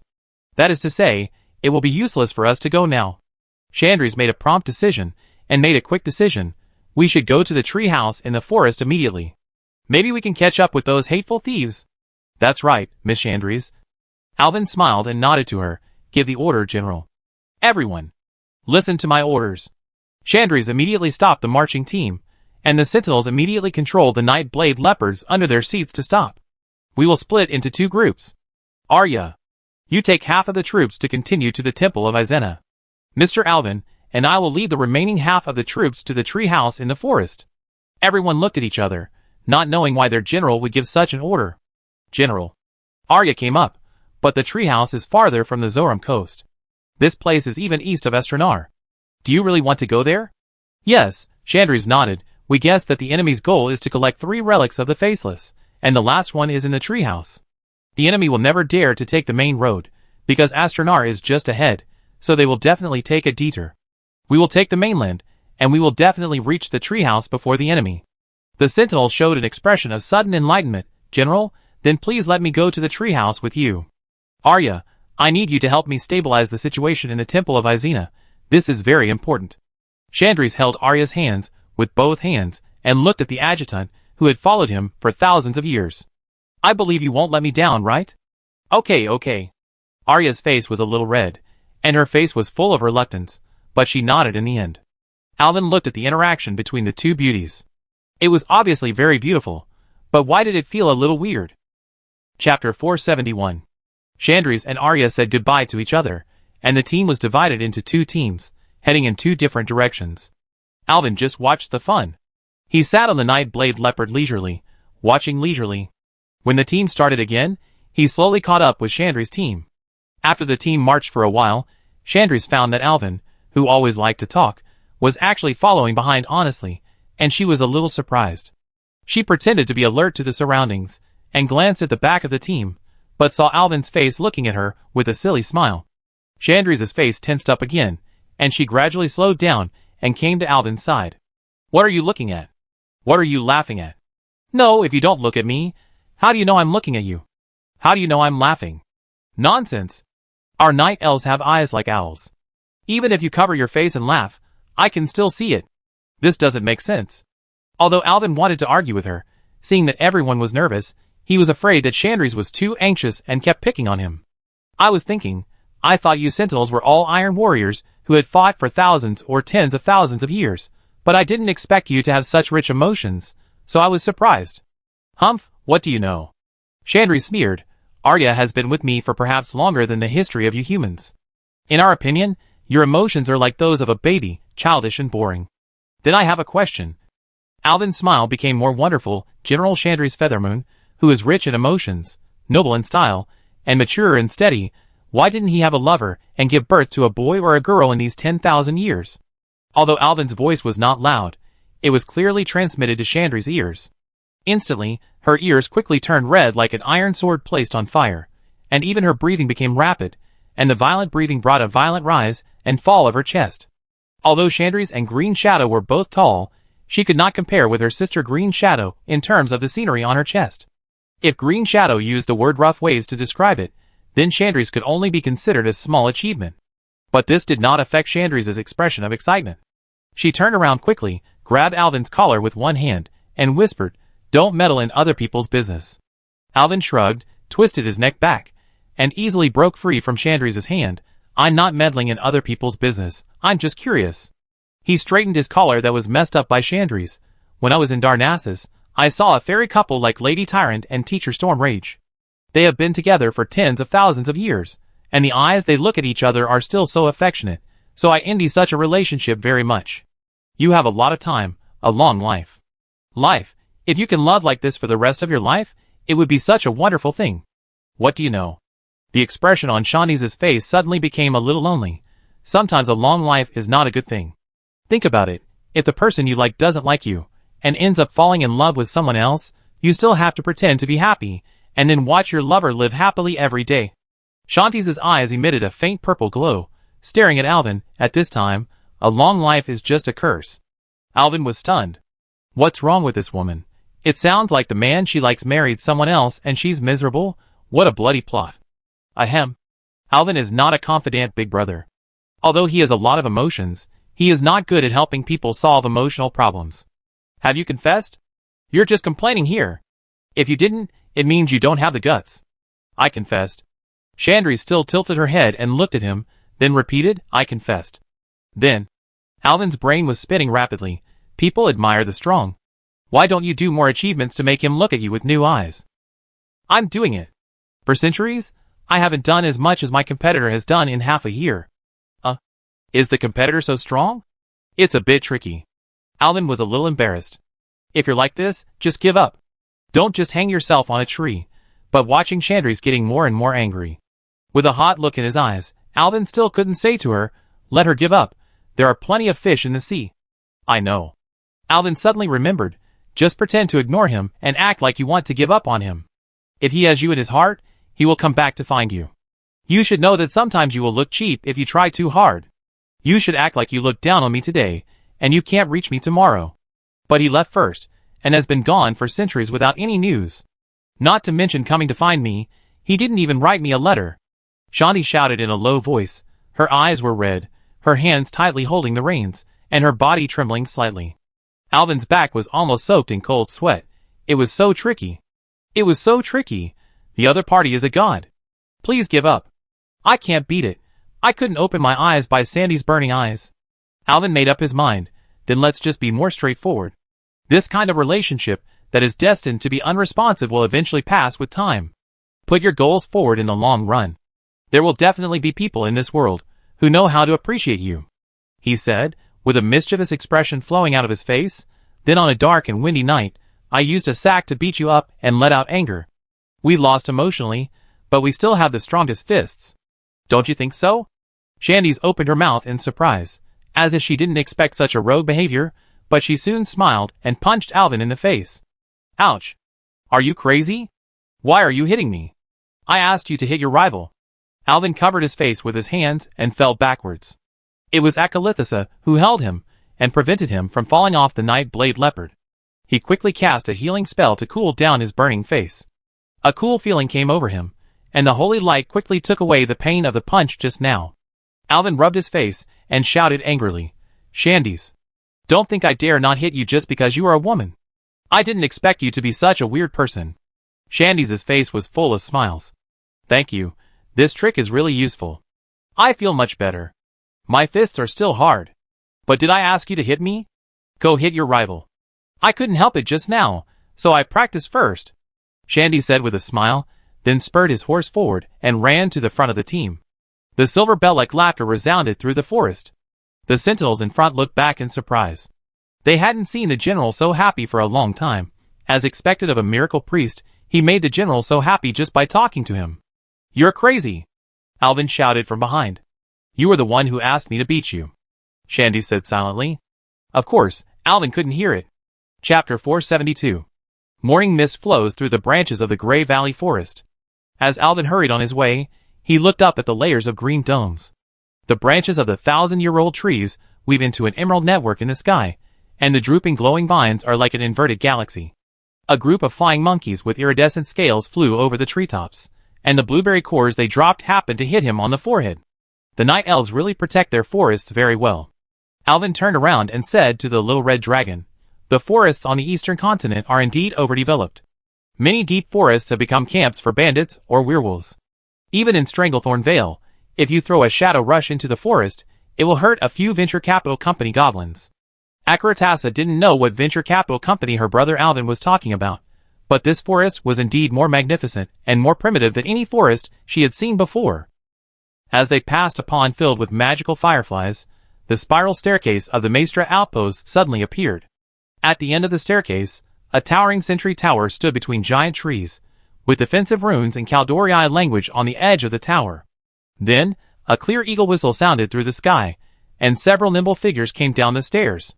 The people who came were also riding black Night Blade leopards, and they were very fast, and soon arrived in front of Chandris and others. The captain in the lead was also a female Kaldori.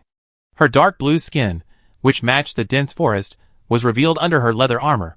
She carried a longbow with an owl-like edge on her back. May the stars guide your path, General. Sentinel Liana comes to you at your call. Liana bowed in greeting, and the sentinels behind her also bowed their heads. Chandris nodded. Liana, how is Estrana? Priestess Maecena is currently in charge of work in Estrana. Everything was normal when I set out. Liana looked around at Chandris' team, with a curious look on her face. Where is Captain Arya? We split into two groups, and Arya led the team to the Temple of Izena. Chandris pursed her lips and whispered, the enemy attacked the Temple of Izena and took away the Moonstone. What? Liana's face changed drastically. Is it the cultists mentioned in the letter who did it? Chandris nodded. Okay, Commander. Do you have any instructions? Liana's team will obey your orders. Chandris quickly explained the situation to Liana and others, and Liana soon learned that the destination of Chandris and his party was the tree house in the forest. Astranar is safe and sound. It seems that the enemy has indeed taken a detour. We have a great chance now. Let's keep going, and try to reach the tree house in the forest before those cultists. From the perspective of distance, our straight road will be shorter. With a command from Chandris, the two teams merged into one and moved forward again. The sentinels who came together were soon surprised to find that behind their familiar comrades, there were two humans, a man and a woman. The female human had beautiful red hair and didn't talk much. She seemed to have no interest in anything except the human male. The human male wore a priest's robe and carried an exaggerated staff on his back. He always seemed to have a smile on his face. Chandri soon noticed all this. There were few other races in Teldrassil. On the one hand, the Kaldorii loved nature and tranquility.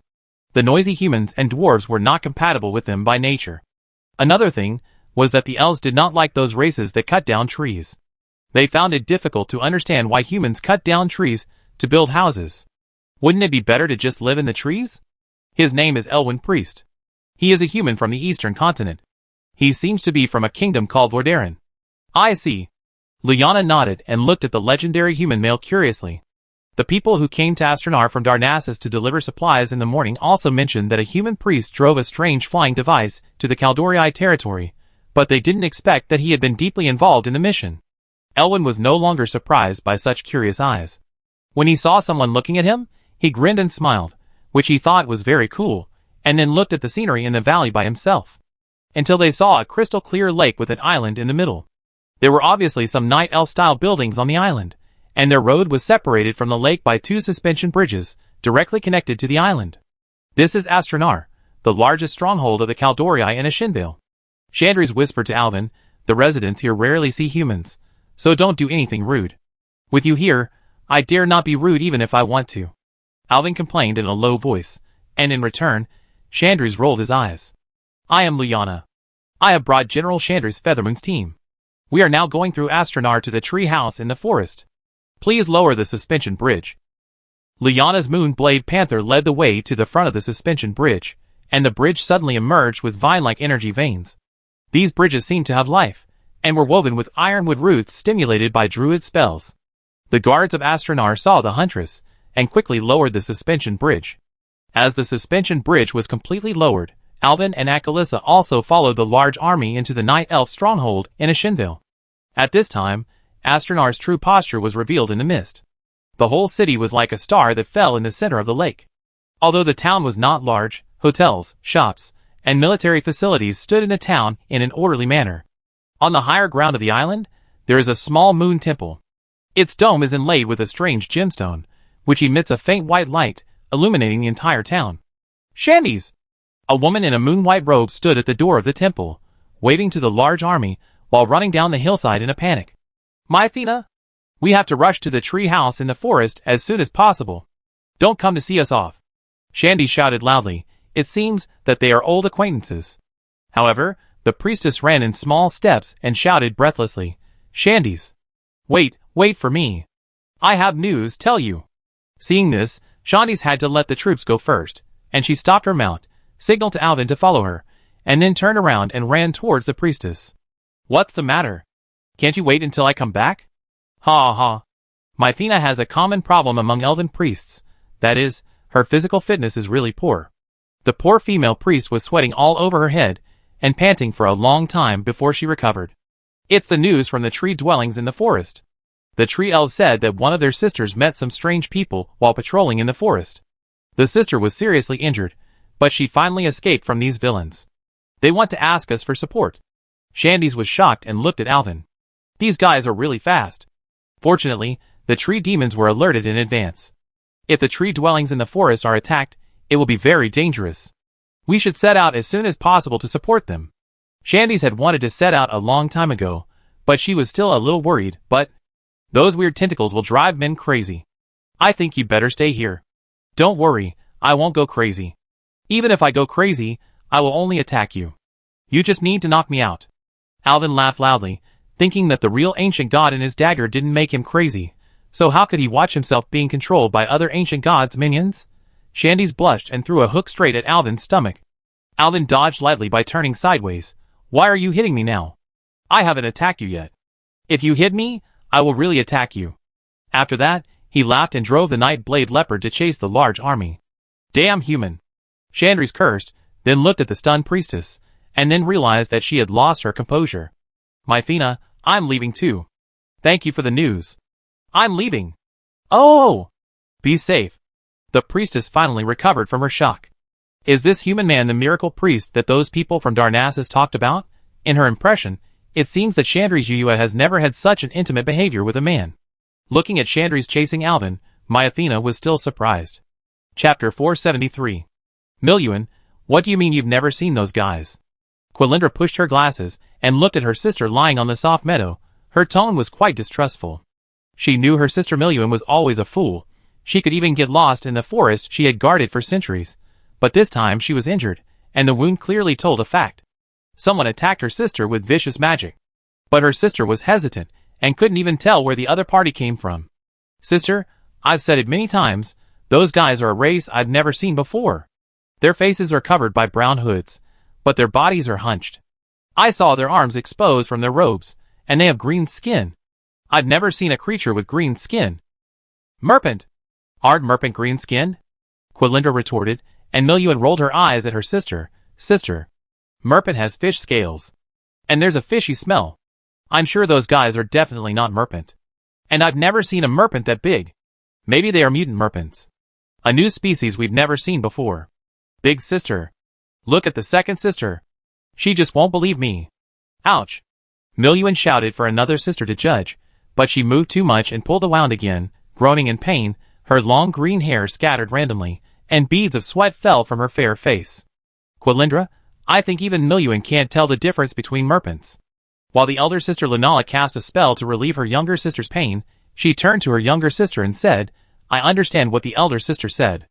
Miluan raised her head again stubbornly. Elder sister. What do you mean even if I am Miluan, what do you think of me? Shut up, if you want to get better quickly. Lunala shouted in a low voice. Seeing the elder sister's serious expression, Miluan and Quilindra shut their mouths and stopped arguing about the fishman. Our tree demon's magic is just a simple dispel. I can help you dispel the magic effect, but I can't heal you. I can only apply some herbs to you first. When the priestess of Mesena from Estrana comes, your pain can be completely relieved. Lunala said, took a stone bowl for pounding medicine from the side, took out a certain plant leaf that had been pounded into a pulp with a spoon, and gently applied it to the wound on the right thigh of her younger sister Miluan. Hiss. The irritation of the herbal juice made Miluan grit her teeth in pain, but she saw the worry on her two sisters' faces and forced a smile. It's okay, I'm the third daughter of the demigod Cenarius. After all, I'm a demigod. This little injury is no problem at all. Miluan's gritted teeth and smile looked quite ferocious. Seeing her pretending to be strong, Quilindra couldn't help but tease her sister again and gently poked her, but with her finger. Big sister. Look, my second sister is bullying me again. Lunara looked at her two sisters helplessly, just quietly covered Miluan with a quilt, told her to have a good rest, and then took Quilindra out of the room. Quilindra, what do you think? Closing the door with her backhand, Lunala took a deep breath, as if there was some ominous atmosphere in the air. As the eldest sister among the three sisters, she hasn't been so nervous for a long time, and this uneasy feeling keeps beating her nerves in her heart. I think it might be some kind of fishman. If you talk about fishmen again, I will throw you into the river behind. Actually, I mean... Quilindra pushed her glasses seriously and said, it's a creature we have never known before. The traces of magic have the breath of shadows, and some devilish flavor, so I suspect. Yeah. Hearing that her sister finally got serious, Lunala finally nodded. Although Quilindra likes to tease Miluan, she definitely has a smart brain. From ancient times to the present, the development of all things has been guessed by this sister. Your thoughts are similar to mine. I suspect that we are being targeted by someone. Unfortunately, we don't know who the enemy is. Sister, don't worry. Haven't you asked Estrana for help? Our night elf allies will surely support us soon. It's not far from us. When the priest of Mesena arrives, Miluan will be fine. Quilindra took her sister's hand and comforted her gently. When Miluan escaped, she had issued a warning to all the small animals in the forest. When the enemy comes, the small animals will notify us immediately. At that time, we will let these guys know the power of our sister's poisonous javelins. Lunala looked at her determined sister and felt a little relieved. Now that Miluan was injured, only she and Quilindra could fight. Although she had absolute confidence in the forest, her home turf, the fear of the unknown was the natural instinct of all life. I am willing to believe your judgment, Kaelin. I believe the enemy should be attacking us. They must have some purpose, but no matter what the purpose is, we must defend this place. Lunala and her sister held hands, and saw the burning will to fight in each other's eyes. The daughter of Cenarius will never admit defeat. We will hold on until the reinforcements arrive. As the two were talking, suddenly around the tree house in the forest, a series of wolf howls resounded in the deep forest. The enemy came so quickly? In addition to being shocked, two panicked brown squirrels jumped down from the tree canopy and landed on the vines in front of the two sisters. The little squirrel danced with joy at the tree demon sisters as if talking, then called another squirrel companion to go back to the tree canopy, jumped a few times, and disappeared. Damn, the enemy came so fast. They found this place so quickly. Could it be that Million was followed by them? Quilindra had already picked up her javelin and adjusted her glasses. Although she looked like an intellectual sister, her javelin level was actually the highest among the three sisters. Impossible, the animals will erase Million's traces. There is only one possibility, that these guys can find this place so quickly. Lunara held her beloved spear horizontally with both hands. The enemy already knew where the tree house in the forest was, which means that we may be facing an enemy who knows us very well. As she said, she whistled with her hand, and the plants around the tree house in the forest suddenly became active, as if they were suddenly awakened, and the vines began to grow wildly, surrounding their tree house with 3 layers inside and outside. The aerial roots of some plants turned into hard spears, blocking the vines and wrapping the entire tree house in the forest like a raw chestnut covered with barbs. Colin, your javelin is always the most accurate. Please go to the 2nd floor and snipe the invading enemies from a high place. I will help you guard the downstairs. Remember, protect your own safety first. Yes, sister. Lunara gave a few instructions and hurried downstairs. At this time, the sound of wolf howling was getting closer and closer, as if a group of ferocious beasts that had not eaten for several days and nights were slowly approaching their prey. Quilindra clenched the javelin in her hand and snorted coldly, "No matter who it is, I will let you know how powerful the sisters in the forest are." Chapter 474. After leaving Astronar, we headed east. According to the map compiled by Alvin, we probably ran almost half of the distance in Ashendale.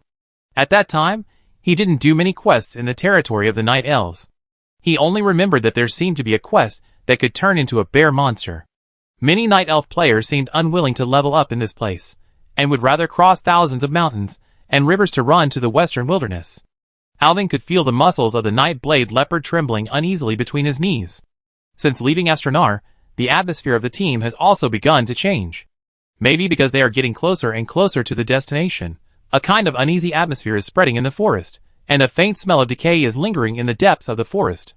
This is definitely not what the Ashendale primitive forest should look like. What do you think? Chandri slowed down and came to Alvin's side and asked. This human had not spoken much since he left Astronar with her. At first, Chandri thought that the world had finally calmed down, but after a while, she felt a little awkward. Yes, I should pay attention to the emotions of everyone in the team. I can't treat him differently just because he is a human. Chandri's comforted herself in this way and decided to talk to Alvin. Fortunately, I am just a layman in this kind of outdoor activities, but Akali Tasha seems to have sensed something. Alvin pulled the reins to slow down, turned around and asked Akali Tasha. Akali just told me that she had a strange feeling. Can you tell me what happened? Akalissa stared at the depths of the dense forest with her fiery red eyes. She looked carefully for a long time, as if she was looking for something, but in the end she found nothing. I can't explain it, but it doesn't feel good. It's like we are being stared at by many eyes. That kind of vicious look makes me feel uncomfortable, Akalissa said, with a confused expression on her face, and Shanti's eyes narrowed. As a race that grew up in the forest, Shanti's actually had such feelings. She thought it was the instinctive tension deep in her body. Now even Akalissa said so, which means that something is wrong. Everyone pay attention. Stay alert. Shanti's reminded the sentinels loudly. Change to assault formation. The sentinels were all experienced soldiers. After hearing the commander's order, they immediately entered combat mode. The entire formation changed from a marching square to a triangular assault formation. But when changing the formation, boom!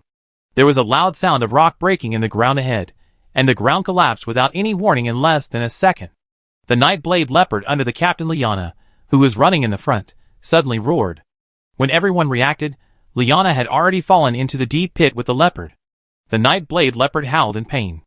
The huge kinetic energy generated by running made it impossible for it to react in an instant, and it could only watch itself fall. Holy leap! Alvin saw it clearly from behind, and immediately used the skill of pulling people to pull Liana, who also fell into the pit, to himself. No! Nightfire! Lyanna shouted the name of her Nightblade leopard partner. When she approached Alvin, Chandris had already reached out to catch her subordinate. Lyanna knew the fate of Nightfire when she fell. It was not a natural pit at all. There were countless sharpened sticks stuck upside down on the ground in the pit. Her Nightfire took the initiative to cushion her body at the last moment to protect her. Just as Lyanna and Nightfire fell into the pit, the running and screaming of some kind of quadrupedal animal sounded in the forest on both sides of the road. Enemy attack.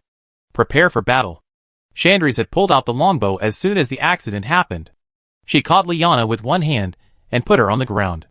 Seeing Lyanna in pain because of the death of her mount, she had no time to comfort this subordinate now. Take your men and prepare for battle. Don't let Nightfire's sacrifice become in vain. Lyanna finally showed a resolute look on her face. She gritted her teeth and nodded to Chandris, pulled out the longbow on her back, and immediately joined the battle. It's a hellhound! Alvin's shout came from the side. He was already holding a staff and began to gather magic power.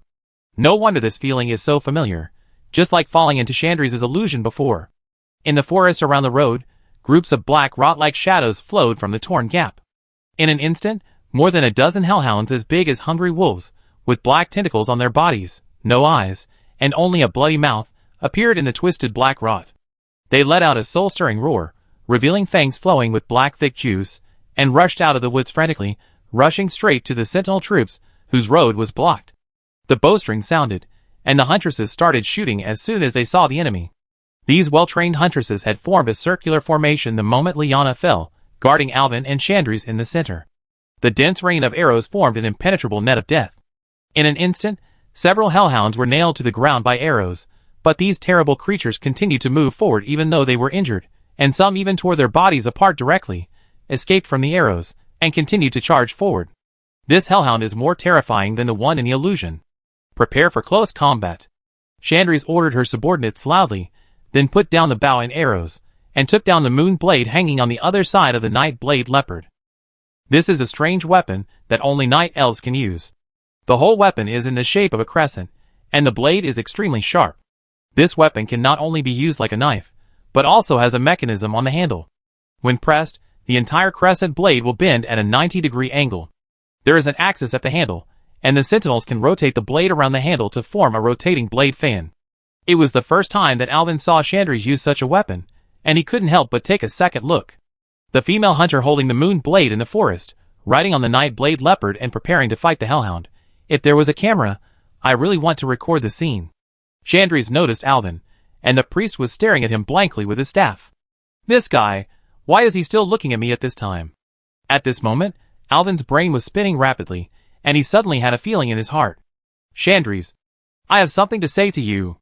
Chandris was feeling uncomfortable under Alvin's burning gaze, and was startled when she heard Alvin speak suddenly. Focus on the battle. Priest, we can talk about it later. No.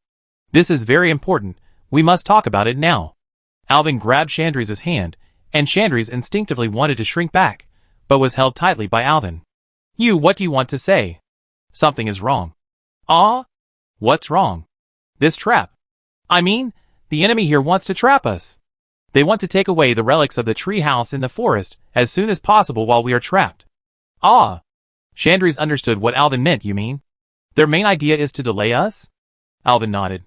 Chandris took a deep breath. You are right, I didn't even see it. Ever since meeting this human, she seemed to have been out of shape, and she didn't even see such an obvious tactic. She quickly adjusted her state. Mr. Alvin, please go to the tree house in the forest with your dragon first. Leave this place to us. I will kill these hellhounds as soon as possible, and then catch up with you. In an instant, Chandris had made a decision. At this time, Alvin, who is most convenient to move, should go to the tree house in the forest first to support the Dryad sisters. But you? Alvin was a little worried about these female hunters. The number of enemies seemed a bit too much. Priest, worry about yourself. Chandris smiled disdainfully, and the moon blade in her hand was spinning rapidly, cutting a hellhound that rushed into the formation into two pieces, and joined the battle without looking back. The wind in the forest carried Chandris' answer to Alvin's ears. For tens of thousands of years, from Mount Hyjal to the Dark Coast, no demon has been able to escape from my moon blade alive. Chapter 475. Alvin looked at the female hunter, who had joined the battle, and said nothing, because he knew that this arrangement was correct. Alvin held Akali's hand, Akali. I want to see you set off fireworks. Akali smiled. She knew what Alvin meant. This was her specialty, but she hadn't used it for a long time since the battle with the orcs in Outland. The expression on the face of the little red dragon, who had been eager to try, suppressed the excitement that could not be expressed in words, and even the red scales appeared under his fair skin. Roar! The next second, the sound of the dragon's roar resounded through the forest, shocking the demon hounds and sentinels in the battle and stopping the fight. Behind the sentinels, a huge monster appeared in the red mist. The 100-foot-long dragon just raised its head slightly, and the huge dragon head overwhelmed the surrounding trees. The red scales covered her body perfectly, and it looked like it was shining in the sun. The huge dragon body showed her explosive power. The dragon roared and lowered its head. Everyone saw that there was a person standing in the middle of the huge curved horns on the red dragon's head. The guy was carrying a strange-shaped staff and looked down at everything here, like a god. Is that the true power of the miracle priest and his dragon? Chandrise was extremely shocked. It's not that she had never seen dragons before. She could even say that she often saw them in her early years. Especially in the Beetle War, the dragons were once allies of the Kaldorii. She once joined the dragon army to fight against the insect people. She had seen many bronze dragons and green dragons. But it was the first time she had seen such a huge and graceful red dragon. Is this a guardian dragon? This was the first time Chandrise had such an idea. She had never thought that an ordinary red dragon could have such a powerful force. And the priest had another dragon like this. It was said that it was the black dragon princess Onyxia, who was a treacherous and cunning bad woman who liked to stir up trouble in ancient legends. However, Alvin was too far away at this time, and could not see the shocked expression of Chandrise on the ground. He gently stroked Akali's horn. Come on, Akali, let me see your fireworks show. Okay, brother Alvin. The little red dragon who got permission excitedly roared to the sky, and the dragon roar brought a hurricane, uprooting countless plants. She waved her wings, and the huge air pressure pressed on the ground like a landslide. Even the towering trees were pressed down, and could not lift their heads, and the little red dragon was already floating in the air. Her red vertical pupils opened wide, and she quickly identified the instigator below. Brother Alvin, there are 3 orc warlocks over there. They are hiding in the forest and summoning hellhounds. Alvin cast the magic of the mind's vision, and shared the vision of the little red dragon. Only then did he see that, as she said, the 3 suspicious guys were hiding behind the big tree, but the summoning array around them was still performing evil summoning magic. The orc warlocks should all be Gyuver subordinates. It seems that they left 3 people to use this summoning magic to trap us. Alvin looked down with Akali's vision. The hellhounds and sentinels were fighting fiercely. The 2 sides had been fighting together for a long time, and the 3 unlucky orc warlocks were far away from the battlefield. Isn't this a chance for my dear sister to kill you with one shot? Alvin immediately ordered. Akali, are you ready? Kill those 3 orc warlocks for me. I'm ready. Akratasa let out a long roar, flapped her wings, and flew up to the sky for a distance, then suddenly retracted her wings, folded her body into a shuttle shape, and silently chanted the ancient dragon language magic. When she rose to the highest point by inertia, the magic was also completed, and a red fireball was suspended in Akalissa's mouth. Afterwards, Akalissa used her strength to spray the fireball out. The fireball looked ordinary, as if it was a large version of the simplest fireball spell of Caponia. But the fireball suddenly vibrated in the air, and then split into 3 identical fireballs. The 3 fireballs flew quickly towards the hiding place of the orc warlock like cruise missiles. The hiding orc warlock seemed to find that the target of the little red dragon was not the hellhounds, but them. But these orcs were very confident. Instead of running away, they jumped out from their hiding place. The 3 raised their heads and raised their hands high. Now Alvin could see clearly. The hoods fell from their heads, and their faces looked exactly like those green-skinned orcs. These guys were once Gul'dan's subordinates and members of the Shadow Council. They were invincible in the First Orc War, defeated the human army and swept across the eastern continent, and even made the red dragons their slaves. So they were not afraid of the red dragon and the human, they just didn't want to cause trouble. Now seeing that this man and dragon dared to attack them, the 3 warlocks laughed and jumped out directly, trying to block the red dragon's fireball first, and then send the 2 guys away with a shadow arrow.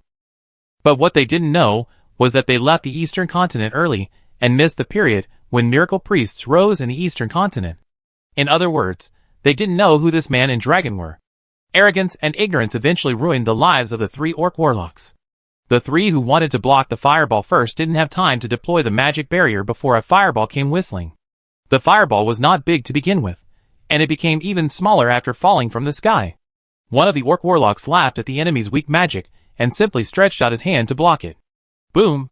Like a small atomic bomb explosion, a huge beam of fire rose into the sky, like a salute to the middle of the sky, and then exploded into gorgeous fireworks. Before the other two orc warlocks could see what was going on, their companions had been set on fire as firecrackers. What kind of deadly magic is this? The two warlocks saw that the situation was not right, and the smug smiles on their faces disappeared instantly. They didn't care about revenge for their companions and ran away. Nonsense, if they can use such magic, they are not opponents at first glance. If they don't run, will they stay and wait for death? But their ideas are still too naive. The other two small fireballs have flown one after another.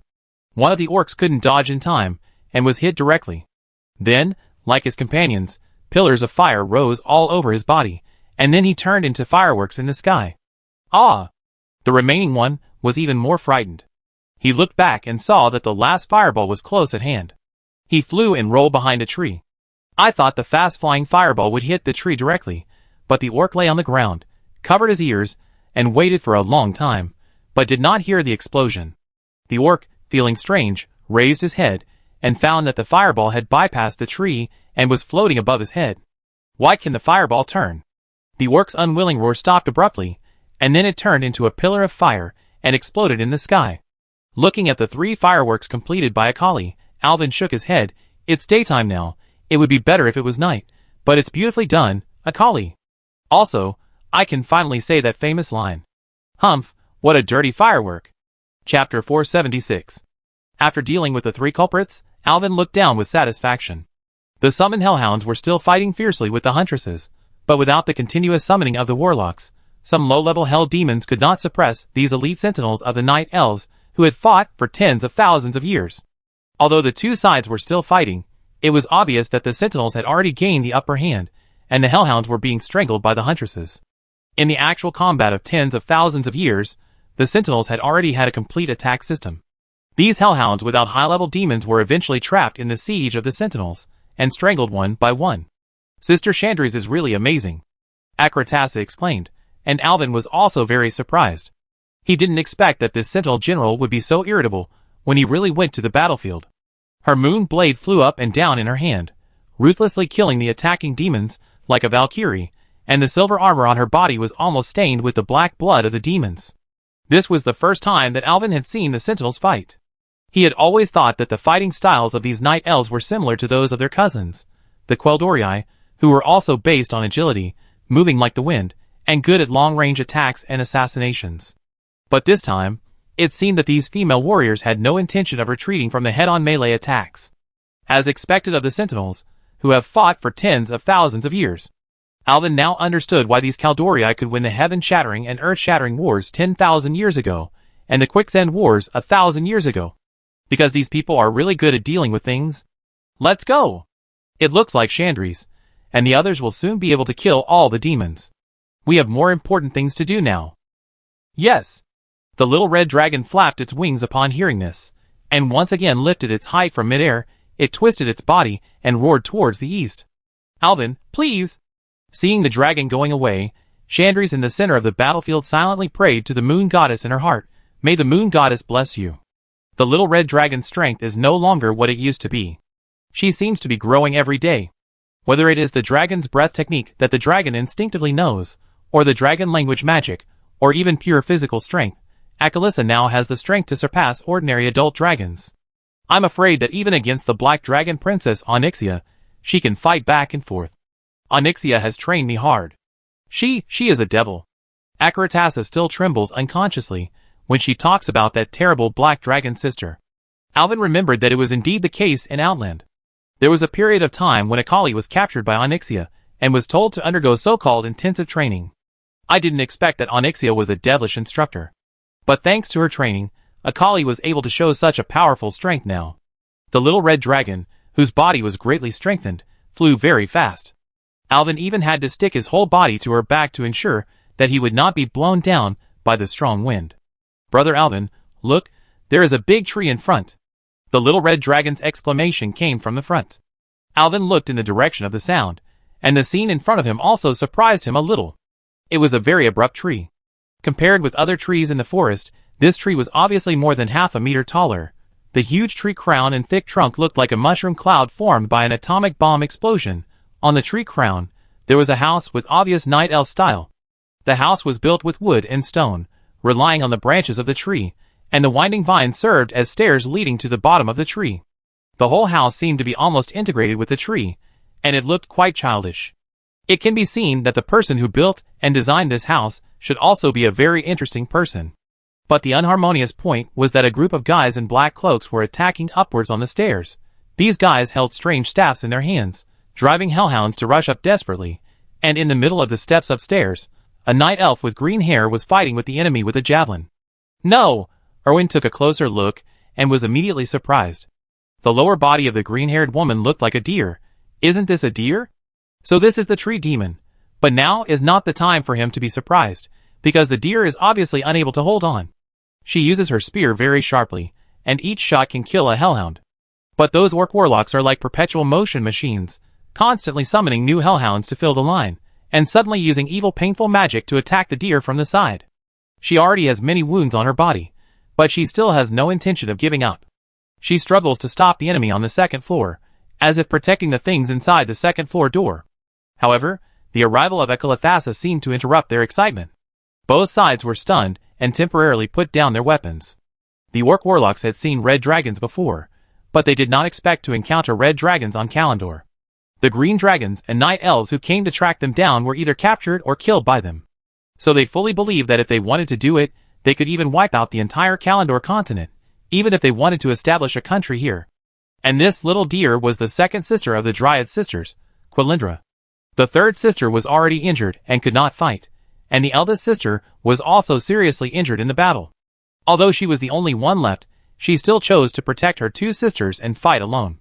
She knew that the Sentinel troops were coming to help her, but she didn't expect that Chandris would come instead of her. Brother Alvin, can I use fireworks again?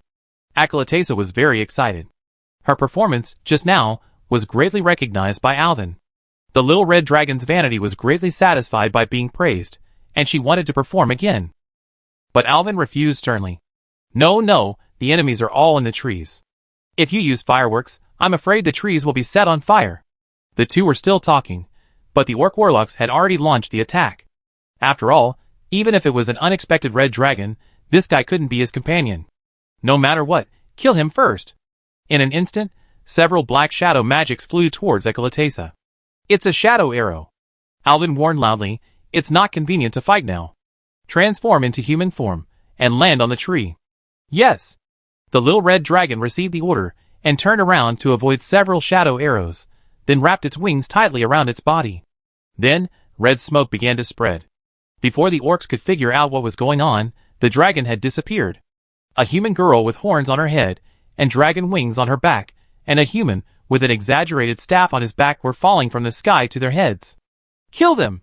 The leading orc warlock shouted loudly, aiming at Alvin and Akali, and countless shadow arrows flew towards them. Chapter 477. Countless shadow arrows attacked, and the two people falling from the sky became live targets. Alvin quickly cast divine magic, and cast the Word of Truth shield and shadow protection boundary on himself and Ecolathassa. Since getting the Naru beacon, Alvin's sacred spells have become more powerful. The Word of Truth paper that he had been complaining about before can finally be transformed back into the Word of Truth shield. Under his double protection, ordinary shadow magic can no longer hurt him at all. Ultimate Penance. Alvin chanted the spell, and in an instant, his whole body emitted a golden light. A pair of golden wings appeared behind him, and Alvin's whole body was also heavily wrapped in the golden holy shield. Then, more than a dozen holy light balls burst out from his staff. The orc warlock, who was casting a spell, suddenly looked up, but found that his chanting speed was far slower than the speed of the light ball. The dark red magic of the orc warlock was instantly shattered when it was hit by the light ball. But this was not over yet, and then, several light balls hit them in succession. Alvin was like a mobile turret in the air, constantly firing golden light balls that would automatically search for enemies. The orcs hit by the light balls all burned with dazzling golden flames, and screamed as if their souls were being burned. Also hit by Alvin's ultimate ascetic light ball were Ecolathassa next to him, and the tree demon Quilindra, who was defending in front of the tree house. But their treatment was much better than that of the orcs. Quilindra, who was hit by the golden light ball, felt like being caressed by the first ray of sunlight from the rising sun. Her whole body was warm, and the surging life energy grew in her body. He raised his arm, and found that the injuries on his arm from the previous battle were beginning to recover at a speed visible to the naked eye. Looking at Alvin, who was in the air with wings on his back and shining with golden light, Quilindra pushed his eyes again to confirm that he was not seeing things because of Dazzle. God of the forest. Can this be considered a miracle? With just this magic, Alvin had already severely damaged the attacking orc warlock. The warlock standing in front had long been burned to ashes by the holy light. The warlock behind saw his companions die in such an unclear way. He thought about it and estimated that it would be difficult to win a single move from this strange guy who fell from the sky. His mentality collapsed, and he had no fighting spirit at all. He fled under the tree in embarrassment. Alvin had already landed safely at the door of the tree house, and then Akalissa also landed behind him. The effect of the ultimate asceticism has ended, and Alvin has returned to his original appearance. Alvin suddenly felt a little dizzy, as if he were under some kind of enchanting magic, but the Xalatath in his arms trembled, and the dizziness just now disappeared instantly, and his whole brain returned to peace. It seems that the confusing effect of the tentacles is so great that I almost got hit when I approached it just now, but fortunately it was removed by Xalatath. He patted his chest, thanks. Xalatath was shocked. The tree demon in front of him had long blue hair, the lower body was a deer, and the upper body looked like a night elf. It's just that the clothes on the tree demon are too few. The key parts are almost blocked by the long hair, but they can still be seen vaguely. Alvin didn't know where to look. Hello, honorable son of the demigod, I am Alvin Priest from the eastern continent, and I am on a mission with Sentinel General Chandris. I received a letter of help from the tree dwelling in the forest, and came here to support. Ah! The tree demon screamed, and what she heard was the fluent Kaldorii language. You can speak our language? Quilindra saw the embarrassed expression on Alvin's face, and immediately realized that her language seemed a bit rude, and hurriedly performed a lady's salute. Hello, honorable guest, I am the second daughter of the demigod Cenarius, named Quilindra. It was my eldest sister who sent the letter of help. Please forgive my impoliteness. I didn't expect you to come to help us. The world is always full of surprises, isn't it? Alvin said with a smile. Brother Alvin, those warlocks are attacking again. Akratasa suddenly reminded Alvin, and Alvin spread his hands. It seems that we can only chat later. There are more important things now. He saw the other two fawns lying on the ground in the tree house, and said to Quilindra, Please go and take care of the wounded first, and leave this to me. But, don't worry, I can handle it, and General Chandris will be here soon. After saying that, Alvin waved his hand, turned around and left Quilindra, and took Alcaratasa downstairs. But Kelris, the human above really has unimaginable power. If we continue to attack like this, it will only make everyone's sacrifice in vain. The orc warlock who fled back to the tree from the tree house exaggerated Alvin's horror to his commander, and the orc in front of him, wearing a black robe and with a green face and fangs, just listened quietly. So you were so scared by a strange human when you were so close to the relics, and then you ran down here with a flattering face, telling me that you failed the mission after losing a few people? Yes. Yes. The orcs lowered their heads, not daring to look at Kelris's expression. Calm, half a minute of calm, the orcs knew that this was a sign of Kelris's anger. A brave orc warlock raised his head and said stubbornly, Commander, you should have seen that guy has golden wings behind him. We suspect that this guy may not be an ordinary human. At this time, it is better to retreat for the time being and make long-term plans. Oh! Are you teaching me how to do things? Kelris showed a cunning smile. You, a lowly, despicable warlock, are actually teaching Lord Kelris how to do things? His voice became louder and louder, and at first, he could still hear a smile, but he became more and more angry as time went on. You? A loser. You are telling a high-ranking member of the Shadow Council what to do. Kelris roared angrily, spitting saliva on the orc's face, but the orc just trembled and did not dare to move at all. Okay. Kelris' voice suddenly became quiet, from roaring in the previous second to calm in the next second, which was very abrupt. Since you said you want to take a long-term view, I will listen to you. The warlocks looked at each other, and their faces showed a relaxed expression. It seemed that the storm was about to pass. My decision is to use you useless guys to complete my mission. Kelris roared again, holding his staff high and chanting a terrifying spell. Suddenly, a sticky substance like asphalt oozed out of the ground, and dozens of bone claws wrapped in rotten flesh broke out of the ground. The warlocks who had escaped were caught tightly, and they were horrified. "He wants to sacrifice us to the devil." "No, don't. Run away." The warlocks completely understood what Kelris wanted to do, but it was too late. The places that were tightly caught by the bone claws were festering rapidly. The orc warlocks wailed in pain and fell on the rotten ground. New bone claws continued to extend from the rotten ground, grabbing other parts of these guys, causing more festering. The hellish scene lasted for about 30 seconds. The group of warlocks just now had all disappeared and merged with the rotten and smelly ground in front of them. Kelris raised his staff and began to chant a spell. Soon, the space above the rotten ground began to converge into a crack that kept flashing with light. "Come out!" Demon Guard. Chapter 478. Boiling lava flowed out of the space crack, and Kelris's turbid eyes reflected the twisted evil energy. When a jagged sword pierced the crack and completely split the void, a scarlet gap appeared in the air. Thick smoke with a strong smell of sulfur rolled out of the crack, and soon, a demon guard wearing obsidian armor walked out of the crack. "My name is Sas Soulbreaker." The roar of the demon guard shook the dead leaves off. "Who dares to disturb me?" The demon guard roared, turned around and chopped down a big tree next to it with a burning giant sword. The big tree fell down and ignited a blazing hellfire. "Great demon! It's me! I'm the warlock Kelris. I summoned you." The crazy Kelris didn't expect that after using the souls of those useless subordinates as sacrifices, he actually summoned a powerful demon with wisdom. At this time, Kelris's bulging eyes were full of excitement, his fangs dripped with saliva, and even his calloused hands couldn't help shaking with excitement. "Great demon guard, please help me kill that bastard priest," he shouted at the top of his voice, his hoarse voice full of hatred for Alvin. "As long as you can satisfy my wish, I will provide you with more powerful souls." The demon guard lowered his head and looked down at the orc in front of him. "Who are you? How dare you command a high-level demon?" He pointed his finger at Kelris' bald head with ill intentions. "I really want to open your little head and see how the brain inside looks." Kelris, feeling something was wrong, knelt down in fear. He had heard a lot about warlocks, who were attacked by powerful demons that they could not control. Was it his turn today? "No. I think you will be interested. Where is this place? And can't you feel the presence of your nemesis?" The orc's words successfully diverted the demon's attention. He looked around and showed a look of astonishment on his face. "Azeroth?" The demon's words were a little unbelievable. "When was the last time you came here?" 10,000 years ago. "Ha, I didn't expect that.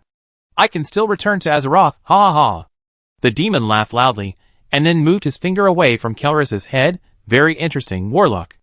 I don't want to kill you for the time being, you did a good job, and—" The demon guard raised his head, and saw Alvin walking down the vine steps of the tree house in the forest.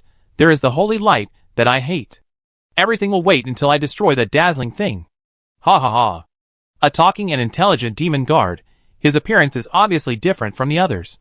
This guy is taller and stronger, and the evil energy in his body is like a volcanic eruption that can destroy everything around him at any time. Alvin quickly made a judgment that this demon guard might not be easy to deal with. Interesting. The demon guard's grin made the space tremble, and he recognized the small Nara on the staff behind Alvin. "I thought these ridiculous holy light creatures had become extinct under the pursuit of the Burning Legion, but I didn't expect that they still exist in this corner of the universe. But I'd love to snuff it out." "Ha ha ha. What's your name?" "Devil?" Alvin asked. "You tiny human, you are not worthy to ask my name." The demon guard stabbed his sword on the ground. "But I would be happy to let you know who killed you before you die." "Sas Soulbreaker. Never heard of him." Alvin shook his head. "I have only heard of Kazak, Brutalis and the like. How dare you call these adults by their names? I, Sas Soulbreaker, am the adjutant of Lord Brutalis. However, the fact that you know the names of these adults shows that you are not an ordinary person. What is your name?" "Alvin Priest," Alvin said lightly. He said lightly, "Actually, I don't want to fight an unnecessary battle." "My enemy is the orcs over there," Alvin said, pointing to Kelris behind the demon guard. "If possible, can you please go back to where you came from?" "Demon?" Alvin Soulbreaker was stunned, but soon he laughed loudly, as if he had heard the funniest joke in the world. "Is it because I haven't been to Azeroth for too long, or what? Why are people in this world so arrogant now?" After laughing for a long time, the demon guard stopped. "Where are you going back from?" The demon guard shook his head. "Impossible. I have to kill at least 10,000 people before I am willing to leave. As for that warlock, I hate him too, but now I hate you more. The demon guard said, with a ferocious look in his eyes, "Don't worry, I will kill him after killing you." As he said that, the demon guard strode towards Alvin and chopped with his sword. Alvin actually didn't have any particularly good methods for demons, because he knew that these things were impossible to kill. The souls of demons that died in Azeroth would return to the Twisting Nether, and then be reborn in the Twisting Nether, waiting for the next opportunity to invade. Alvin had thought before that this kind of cheating style of play had no meaning except wasting people's energy. So he had been thinking about how to solve the problem in the most efficient way. You know what? Alvin really thought of one. When he was riding on the Storm Fortress back to Azeroth, he carefully studied the structure of the forbidden magic prison in the fortress. Because Alvin found it difficult to understand at the beginning why such a powerful and perverted guy in the universe would be locked up in the forbidden magic prison without any way to deal with it. After Urel's investigation, they finally knew the reason. It's very simple to say. It's actually a special material that can release a binding magic similar to the priest's magic of binding the undead. Use this material to set a trap, so that the magic elements of the monsters that enter the trap will be locked, so that the monsters that cannot use their internal power will not pose any threat. After research, Irel also successfully found such a material in the cell of the Forbidden Magic prison. Later, this material was named Forbidden Magic Stone. At this time, Alvin happened to have a piece of it, and he could finally use it for testing. Looking at the demon guards rushing over with their teeth and claws bared, Alvin stretched out his hand from his pocket and threw a stone at the demon guards. Child's trick. Throwing stones? The big demon laughed in anger, and just when he was about to laugh at this tiny human, he suddenly found that he could not control his body. The huge body of the demon guard, like a sculpture, kept the action of holding the sword and waiting to chop. "What did you do? Damn human." "Huh?" Alvin suddenly heard a suspicious voice behind him. This voice obviously did not belong to Akali Tasha. Chapter 479. The voice was so cold, like a drop of ice rain falling into the neck, that Alvin shuddered. Although the demon guard in front of him was vicious, he unfortunately became the first victim of the forbidden magic stone. Although he was still shouting, his body seemed to be frozen, and could not move at all. "What is this? You weird priest. Let me go! Fight me to the death if you can. Watch him." Al told Akali Tasha, turned around and looked at the source of the cold snort just now. "I saw a man wearing a dark green cloak, and a full coverage owl helmet leaning against the tree trunk leisurely. The helmet almost covered the man's face, with only 2 long ears sticking out from the side of the helmet, and a pointed chin under the helmet, indicating that the man was also a night elf, but the outfit was really different from Chandri's and the others. If Chandri's sentinels were a group of light cavalry, then the one on the opposite side was simply a heavily armored knight. Seeing this, Alvin's heart moved. This seemed to be a bit similar to the equipment of the Watcher. "Who are you? Should I be the one asking you this? Who are you?" The roar of the demon guard was deafening, but the two seemed to be deaf to it, and just looked at each other vigilantly. "Let me go! Let me go! Damn human! I will kill you! It's so annoying." The person who came softly said, "Didn't you see that others were talking?" Her hand stretched out from the cloak and opened the cloak completely. Alvin could see clearly that under the cloak was a dark green armor that almost covered the whole body, and the relief of the owl was reflected in many places. She took out a circular war blade from behind her cloak. This weapon was very similar to the one Chandri's had, but it looked heavier. Alvin didn't know what she was going to do, but since the other side had shown a weapon, he had no choice but to raise his staff to deal with it. The next moment, Alvin felt a flash in front of his eyes, and the person who came disappeared from the spot. Then, he heard the scream of the demon guard. Looking back, he found that the person who came had appeared on the shoulder of the demon guard without knowing when, and had already chopped off the demon guard's head with a knife. The huge body of the demon fell down with a bang, and the person who came turned over lightly and landed on the ground. He had already put away the war blade and returned to the beginning. "We don't have such weak guys in our place. There is no need to take prisoners. Just kill them all. Are you a watcher?" "Huh?" The person who came again made a puzzled sound. She tilted her head, and the whole owl helmet tilted over, like a curious big bird. "You really surprised me. With strange magic, you still know about us? I thought we had been forgotten long ago." "Who are you?" Confirmed. Alvin breathed a sigh of relief. The flash just now has proved the identity of the person who came. Isn't this the special skill of those watchers? My name is Alvin Priest. I come from the Eastern Continent. As you can see, I am a human. What is a human doing in the forest of Caldorii? Don't tell me you are here to pick mushrooms.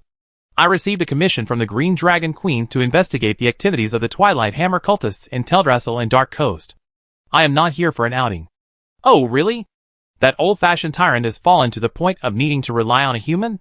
The Watcher laughed, obviously looking down on Tyrant. Well, actually I don't know whether what you said is true or false. After all, I haven't seen anyone speak for almost 10,000 years. Even if you are lying, I can't tell. Alvin was a little speechless. Did this Watcher become stupid because of being a jailer?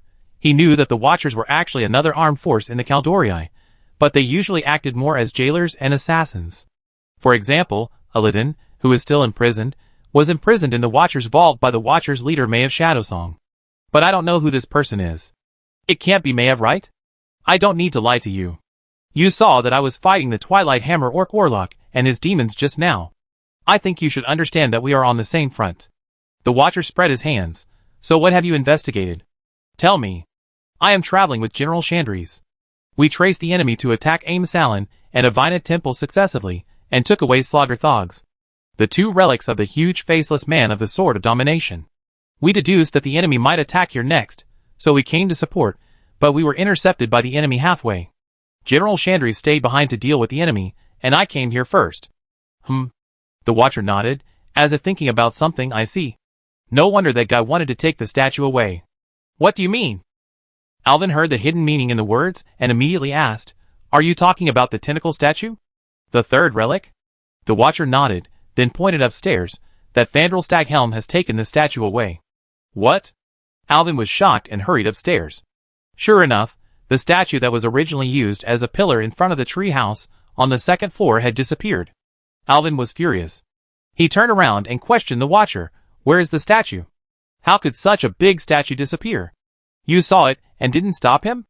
My mission is to track Fandral Staghelm and investigate his whereabouts. As for how to deal with him, I haven't received any mission. After all, he is the Archdruid of Darnassus. If we catch him rashly, who knows if Tyrant and Storm Rage will take the opportunity to attack us and send us to a more remote place. Ah! Alvin was so anxious that he kept scratching his head. You stupid guy, actually let the bad guys do bad things under our noses. The Watcher spread his hands. What is the purpose? I only tracked down Staghelm after I arrived in Ashenvale, but he was secretive and alert, so I really don't understand why he did that. In order to collect the 3 relics, he probably wanted to revive the Faceless One and spy on the power of the old gods. I see, I understand, hee. The Watcher said, and laughed. You've told me so much. How do you know if I'm a Watcher? Maybe I'm one of the enemies. After all, you don't even know my name. Alvin was dumbfounded. He was so excited that he forgot about it. Just as he was about to speak, Chandri's voice rang out beside him. Cordana Fell Song, the right-hand man of the Watcher leader Maiev Shadowsong. Long time no see. When did you start to like making such boring jokes? Alvin looked back and saw that it was Chandri's. She led the Sentinels to defeat the Hellhounds, and finally came to join him. The Watcher's face darkened. Chandri's Feathermoon. Chapter 480. At this time, Alvin only felt that Chandri's face was cuter than ever before. Really, there is no harm without comparison. Compared with this Watcher, Chandri's attitude is still good. At least she said what she wanted to say directly, unlike the one in front of him, who said 10 sentences, but didn't know how many of them were true, as if he was always teasing himself. Cordana Shiega, Alvin recalled this guy. After all, a surname like Shiega that sounds like a villain is always more impressive. This woman didn't have any role at the beginning. It is estimated that she has been a jailer in the Watcher's cave. Unfortunately, she rebelled later. Cordana Fell Song, Chandri swiftly jumped off the Night Blade and hung her weapon back on her mount. Your bad taste is really boring. I didn't expect Lady Tyrant to ask the Watchers for help, let alone send you. We didn't expect it either, but you know, Cordana leaned leisurely against the tree. The Watchers are already short of staff, and everyone is not particularly interested in your affairs, so they sent me, who often deals with you. But you, even Stormrage's most trusted student, Fandral Staghelm, has rebelled. It seems that Darnassus is also riddled with holes. If it doesn't work, why don't you let Lady Tyrant give her position to my master Maiev Shadowsong? The air seemed to freeze. Even if Alwyn didn't understand the conflicts between the different factions of the Caldorii, he could hear that this was almost a slap in Chandri's face. Chandri sneered, Watch your words. Jailer. I don't think it's your turn to interrupt these things. Chandri's did not give in at all, and shouted at Cordana. Puff! The mouth under the evil Sonal mask showed a smile, but the purple lips looked a little weird. I don't have time to argue with you. My order is just to track Fandral Staghelm and track his purpose. Now my mission has been completed, and the rest is up to you. As she spoke, her figure swayed. Alvin only felt a flash in front of his eyes. Cordana had cast the flash again and appeared behind him. Human, I am very interested in you. The Watcher will watch you. Maybe we will meet again in the future. She reached out from behind and hugged Alvin's neck. Her cold lips even touched his ears. This sudden close contact made Alvin sweat coldly. If it was a battle, she could have cut her own neck with a knife. But the next moment, Chandris had already pulled Cordana's cloak off Alvin Jailer. Watch your words and actions. Ha ha ha. A series of shining lights lit up, and the Watcher Cordana Shiga had long disappeared. Only her laughter could be heard in the forest. A chill came over Alvin, and he shivered a few times. The feeling just now was like pouring a basin of ice-water mixture directly into his collar, which was indescribably uncomfortable. This was a bit bad, and Alvin was helpless. This guy seems to have set his sights on me. What does she want to do? It's you. Why are you talking to such a lunatic? Chandris glared at Alvin fiercely, almost choking him to death. Chandris was so unreasonable. Is that me trying to talk to someone? Just when he was about to retort, he suddenly remembered something more important and slapped his head fiercely. Oh no! I forgot about the important matter because of that crazy woman's disturbance. He hurriedly looked back, looking for the trace of the Orc Kelris. Unfortunately, except for some traces of magic left at the scene, the Orc had already run away. Let the Warlock escape. Chandris, didn't you see him when you came? An Orc in a black cloak. Alvin pointed anxiously. No. Chandris spread his hands, but I will send my people to track him. No one can escape the tracking of the sentinels in the forest. Come on, forget who was ambushed, but Alvin just thought about this in his mind. He didn't want to quarrel with Chandris at this time. Come upstairs. Have you seen the Dryad sisters? Seeing that Alvin curled his lips and said nothing, Chandris was too embarrassed to continue pestering her, so she quickly changed the subject. Yes, she saw a female demon wearing glasses. I left her in the treehouse. That should be Quilindra. Let's go up and see what's going on. Is the tentacle statue still there? Alvin sighed. It's gone. When I was fighting the demon, Fandral Staghelm took the statue away when I was not paying attention. Is it really Fandral Staghelm? I didn't see it. It was Cordana Evil Song who said it. She witnessed it in the dark. Chandris sighed. You don't have to blame Cordana Evil Song. I'm glad she didn't go along with the enemy. We can't expect these Watchers to help with this matter. As they talked, they followed the vines to the second floor of the tree house. Chandis knocked on the door. Quilindra, it's me, Chandis. I and Alvin are coming in. No one answered. Alvin had a puzzled expression on his face. Where was the tree demon just now? Chandis pushed the door open and walked in directly. The tree house was decorated very warmly and childlike, and it looked like a secret base for children. Of course, flowers and green plants were also indispensable, which were full of natural decorations. But 3 dryads were lying in a pool of blood on the ground, including the bespectacled dryad, Quilindra, who was pierced by a spear made of 3 vines. Fandar. This guy must have done it. Chandris rushed over immediately. They are still breathing. Hurry up, Alvin, save them. Aren't you a miracle priest? For Elun's sake. Don't worry, Chandris, don't worry. Alvin also ran over and checked the injuries of the 3 dryads. 2 of them were injured by the Warlock's magic and Hellhounds, mainly because the shadow magic eroded their bodies too much, and Quilindra's injuries were more serious than those 2. It should be that the summoned plants hit her directly in the vitals, and she was about to die. At this time, Alvin didn't care about the almost naked upper bodies of the dryads. He gathered his mind and began to cast spells. The prayer trembled in Alvin's throat, and suddenly a golden mist surged in the tree house. Then, the mist condensed into a ball of light at his fingertips, and slowly entered the bodies of the 3 sisters. Worried, Chandris noticed that the wounds of the 3 tree demons began to change miraculously. The wounds burned by magic began to heal, and the 3 terrible piercing wounds on Quilindra's body also began to recover. Their frowns began to relax, and their faces showed peaceful expressions. Then, Alvin's spell ended, and the golden light falling in the air turned into fine light dust, and the whole tree house seemed to be illuminated by the warm morning sun. Chandris Yuyue was so shocked that she couldn't speak, and her expression changed when she looked at Alvin. I witnessed a miracle with my own eyes. Chapter 481. Seeing the Sentinel General, who always treated him badly, say this, Alvin was a little vain, but he still had to be humble for the sake of face.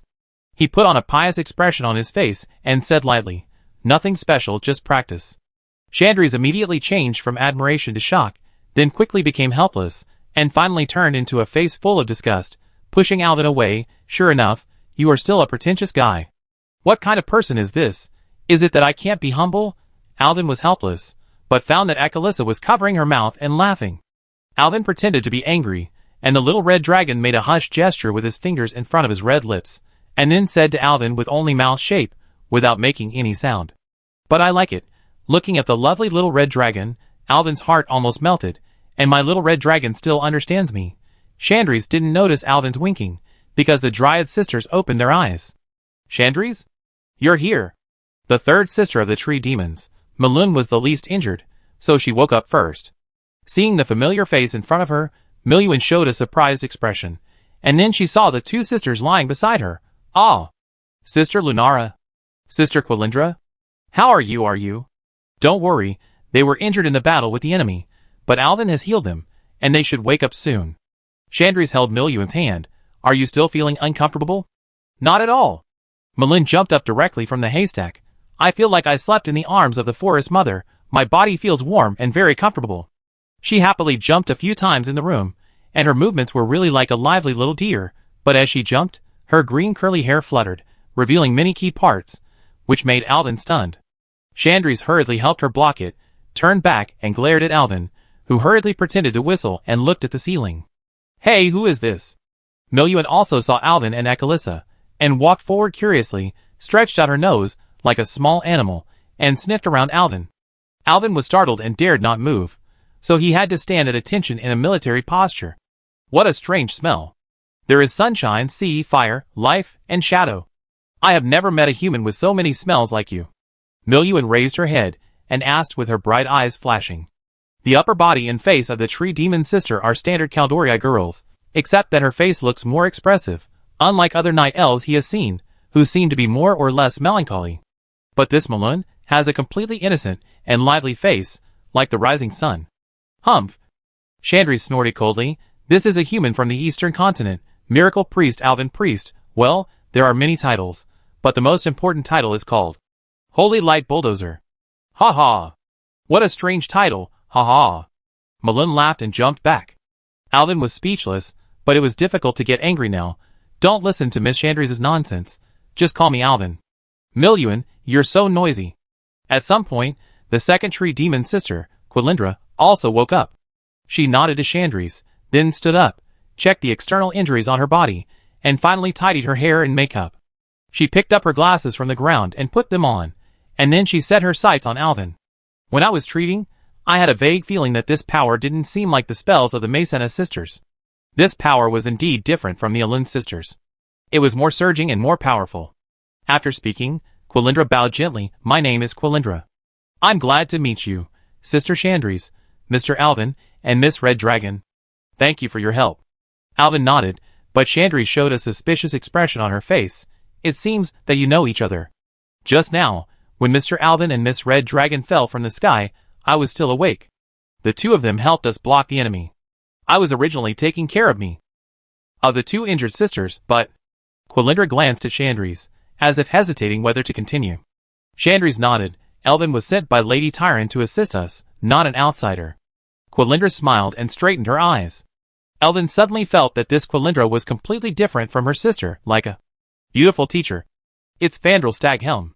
Quilindra's voice suddenly rose, obviously extremely angry, and Alvin's attention was successfully drawn back. "He suddenly appeared behind me, and I thought that this archdruid was also here to help us. But he suddenly summoned plans to attack me.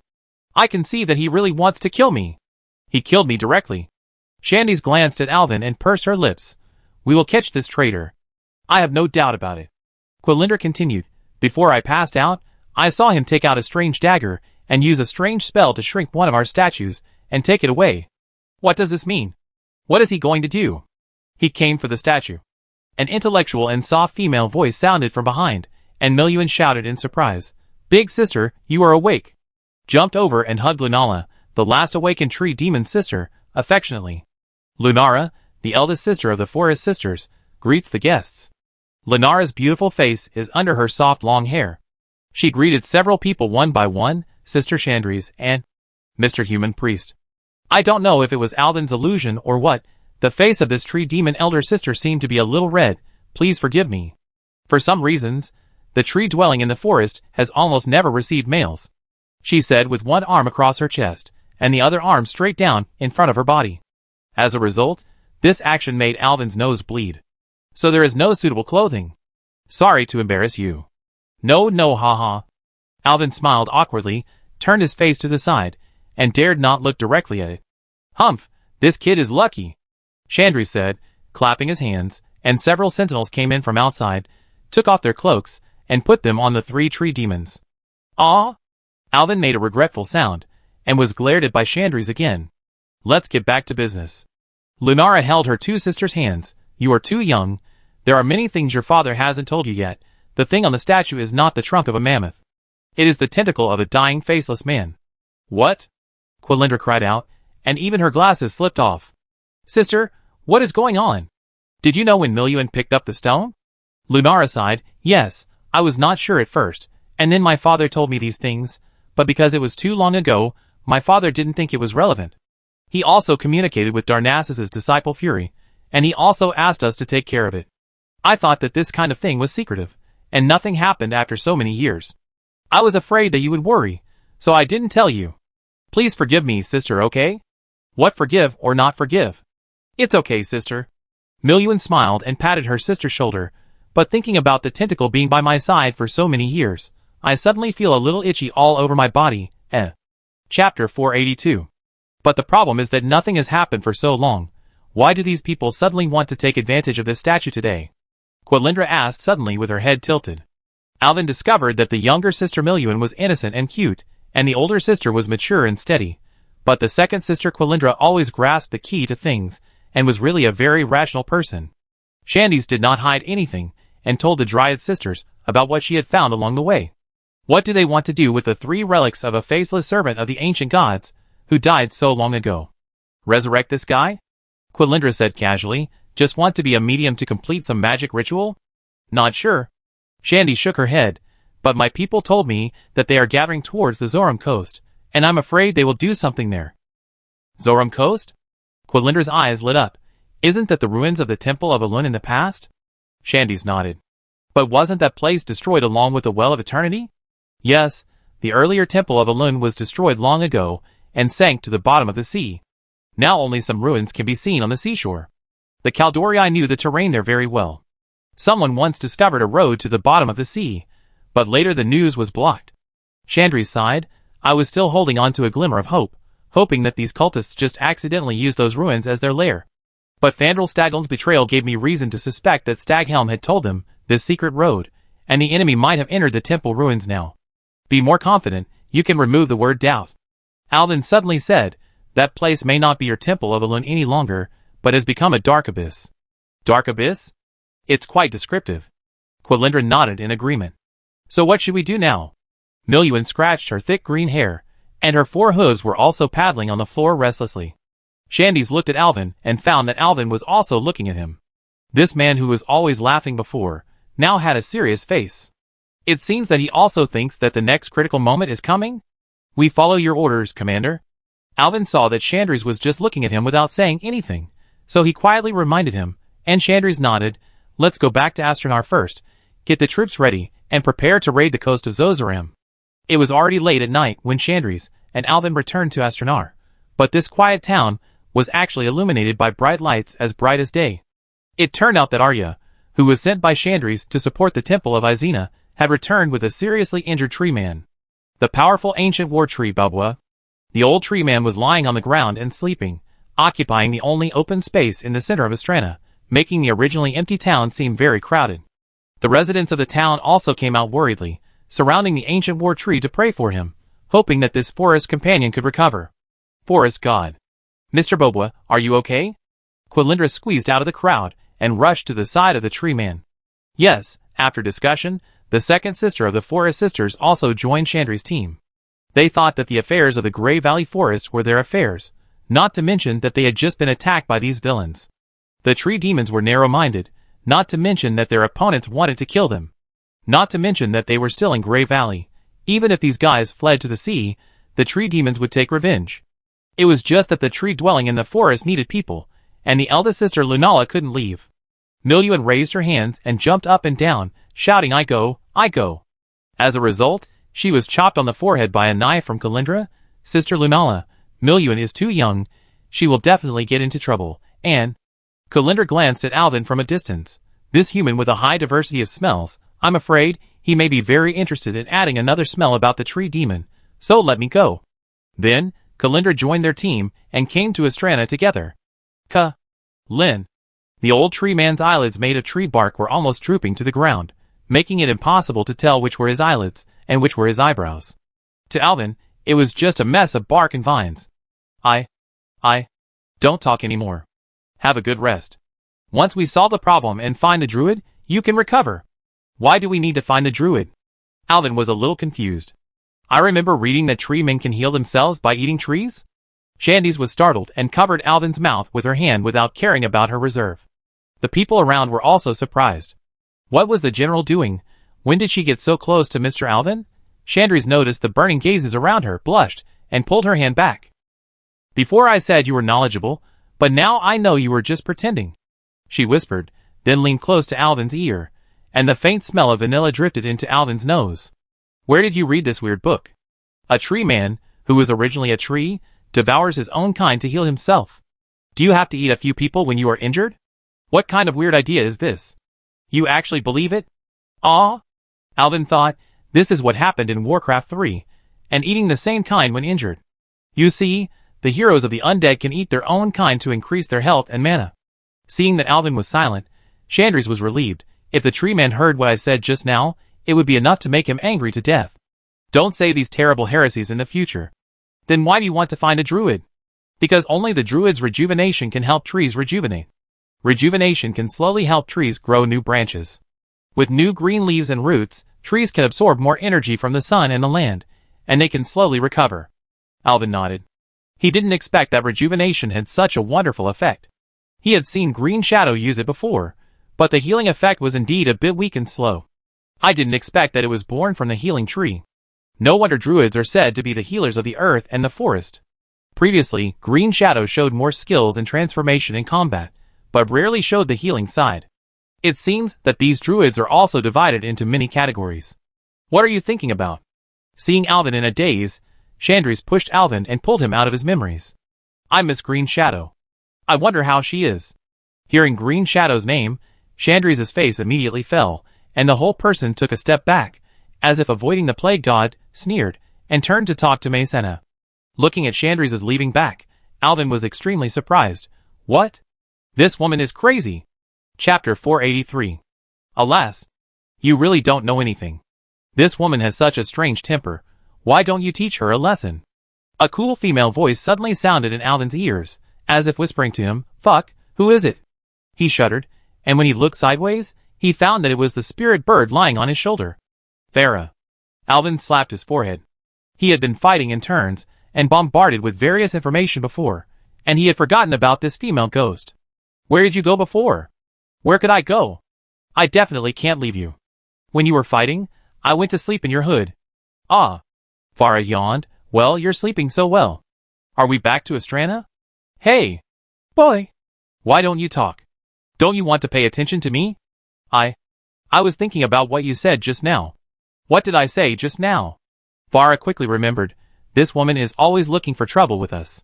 If it were me, I would just deal with her. Humph, our Starwish family is famous for not being afraid of trouble, not being afraid of trouble, not being afraid of trouble, not being afraid of no trouble, being afraid of no trouble, and being afraid of no trouble. Okay, what's the point of this? What's not having trouble? It's like being pregnant. Alvin interrupted Farah's chattering, and looked up to see Maysena walking towards him. In the culture of Kaldorii, this Maysena is actually a priestess of the Temple of Elun, but in Alvin's view, she is essentially a priest, and is considered his colleague. Mr. Alvin, may I bother you for a moment? Ms. Maysena, it's not to bother you. Do you have something to ask me? Maysena nodded with a smile on her face. Here is a letter for you, she said, taking out a letter like a magic trick and handing it to Alvin with a smile. Alvin was a little strange. Who would write a letter to him in this place? He took the letter, and found a few beautiful Caldori words on it. To Alvin, signed by Myra Green Shadow. Green Shadow wrote a letter to me? I don't know how she is now. Alvin's mind appeared Green Shadow smiling in the moonlight. But Alvin was a little strange. She could send a message directly through Tyrant's Owl. Why did she send the letter here? Thank you. He tore open the envelope and opened the letter to read it carefully. As a result, the smile on Alvin's face became thicker and thicker, and he actually read the letter carefully 3 times. To Alvin, forgive me for taking so long to write to you. The situation in Darnassus is not good now. Even Teacher Stormrage is in a coma. I try to maintain the dream barrier, but I am really tired, and I can't hold on any longer. The good news is that we have received your report. Lady Tyrant has ordered the expulsion of the morning wheat in the city, and set watchers to track down Fandral Staghelm. To be honest, I don't like those gloomy watchers, but I approve of their methods. I think you may meet them on your journey soon. Be careful, these people are not ordinary Caldori. Although I shouldn't say this about my compatriots, I still want to remind you. Don't leave your back to these watchers. You don't need to worry about Darnassus. The pharmacists are working hard on the research. I think they will be able to develop an antidote soon. This morning when I was making tea, the steam rose in the air, and I could see your image in a trance. I don't know why it became like this. I even feel that I have become unlike myself. It may be that the separation of time has made me recognize my inner heart, and then I realized that I must have missed you too much. Do you still remember the crow statue you helped me get from the Sethek Hall? That was the first time you gave me a gift. I hung it around my neck. Every time I thought of you, I would touch it. Maybe because I played with it too many times, the statue was glowing with a warm light, just like your holy light. I can't write anymore. I'm afraid I can't stand the loneliness, and put down everything in my hands to find you across the strait. The owner must miss your pet kitten too, right? Solve everything quickly, and your kitten can return to your side. I also miss the owner's holy light massage. I think it's called this name, your Green Shadow. Aw, let me say one more thing.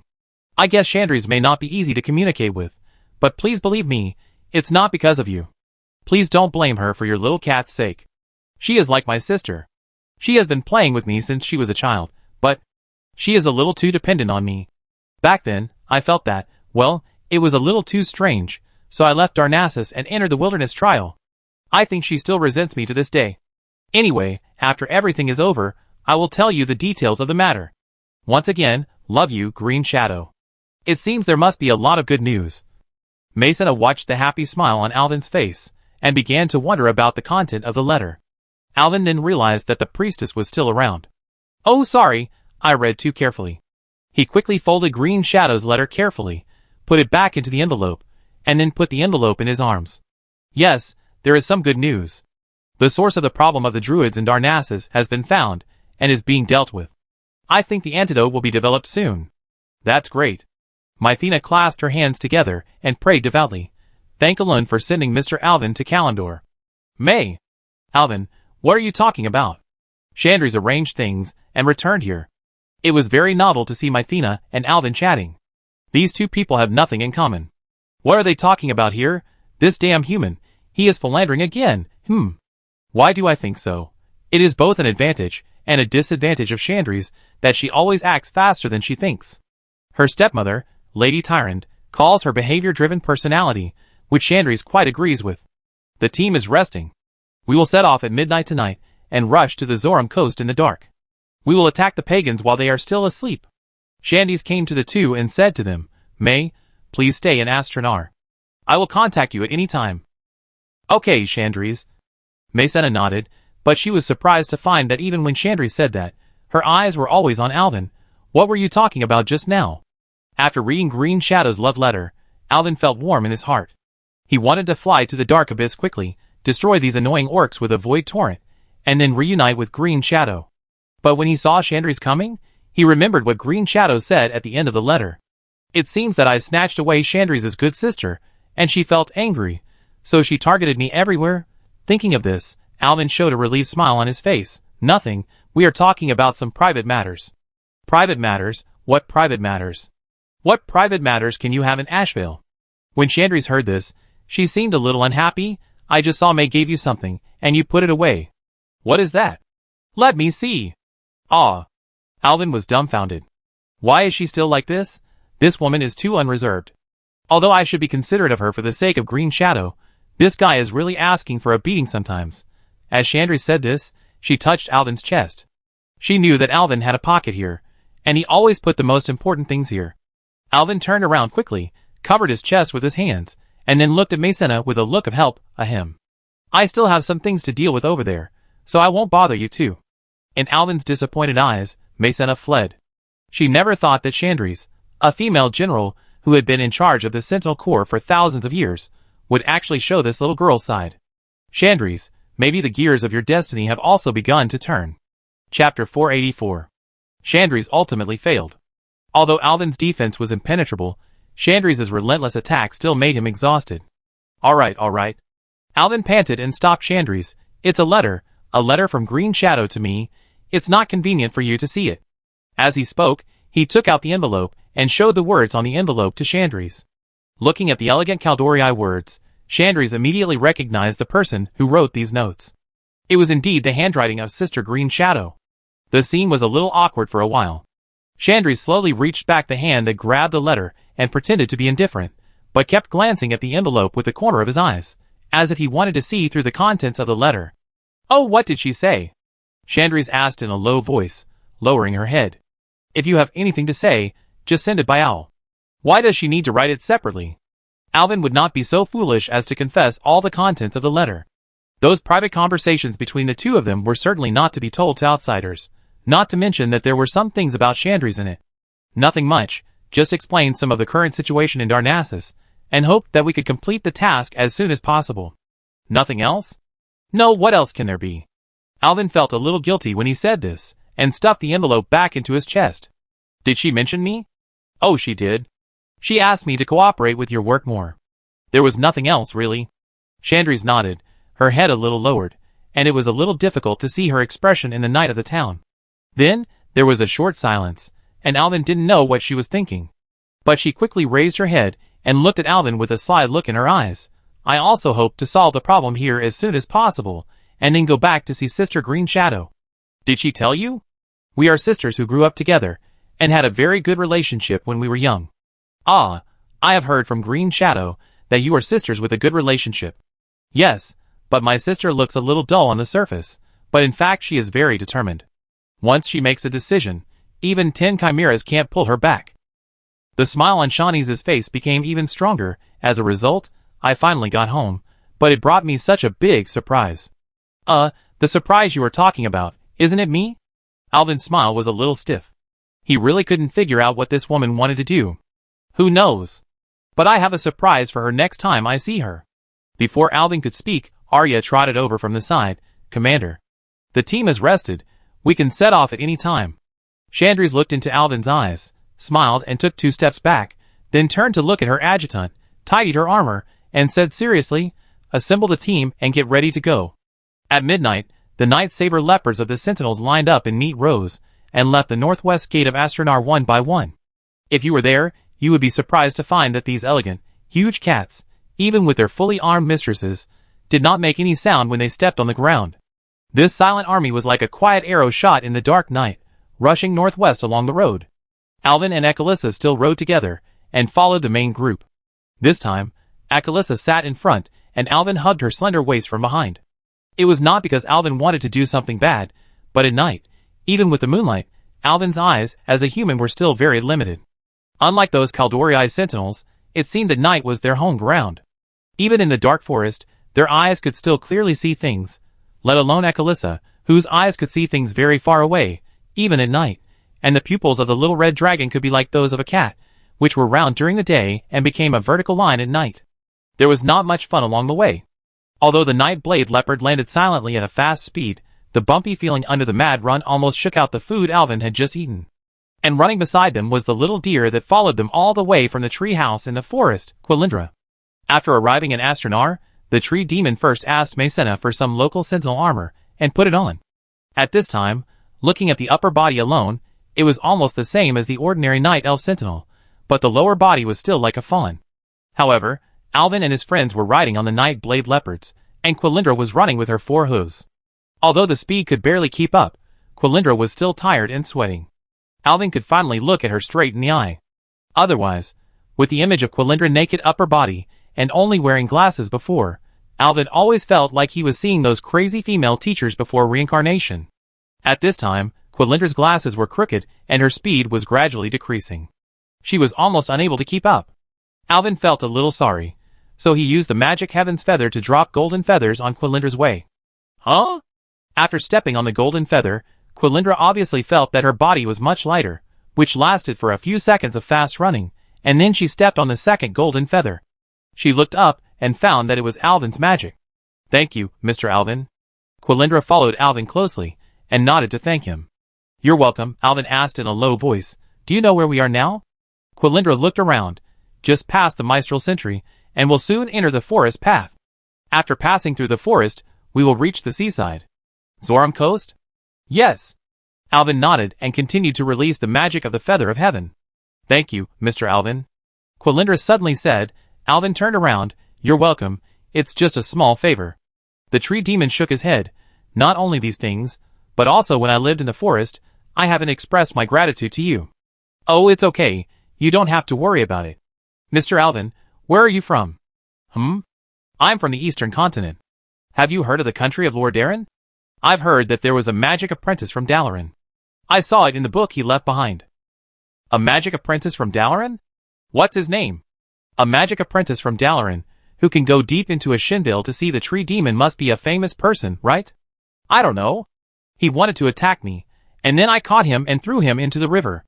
I saw it in the book he left behind. The human country in the Eastern Continent. I don't know if this guy is still alive, but I feel like you are from another world. Ah? Alvin was a little surprised. Did this little deer see something? Why do you say that?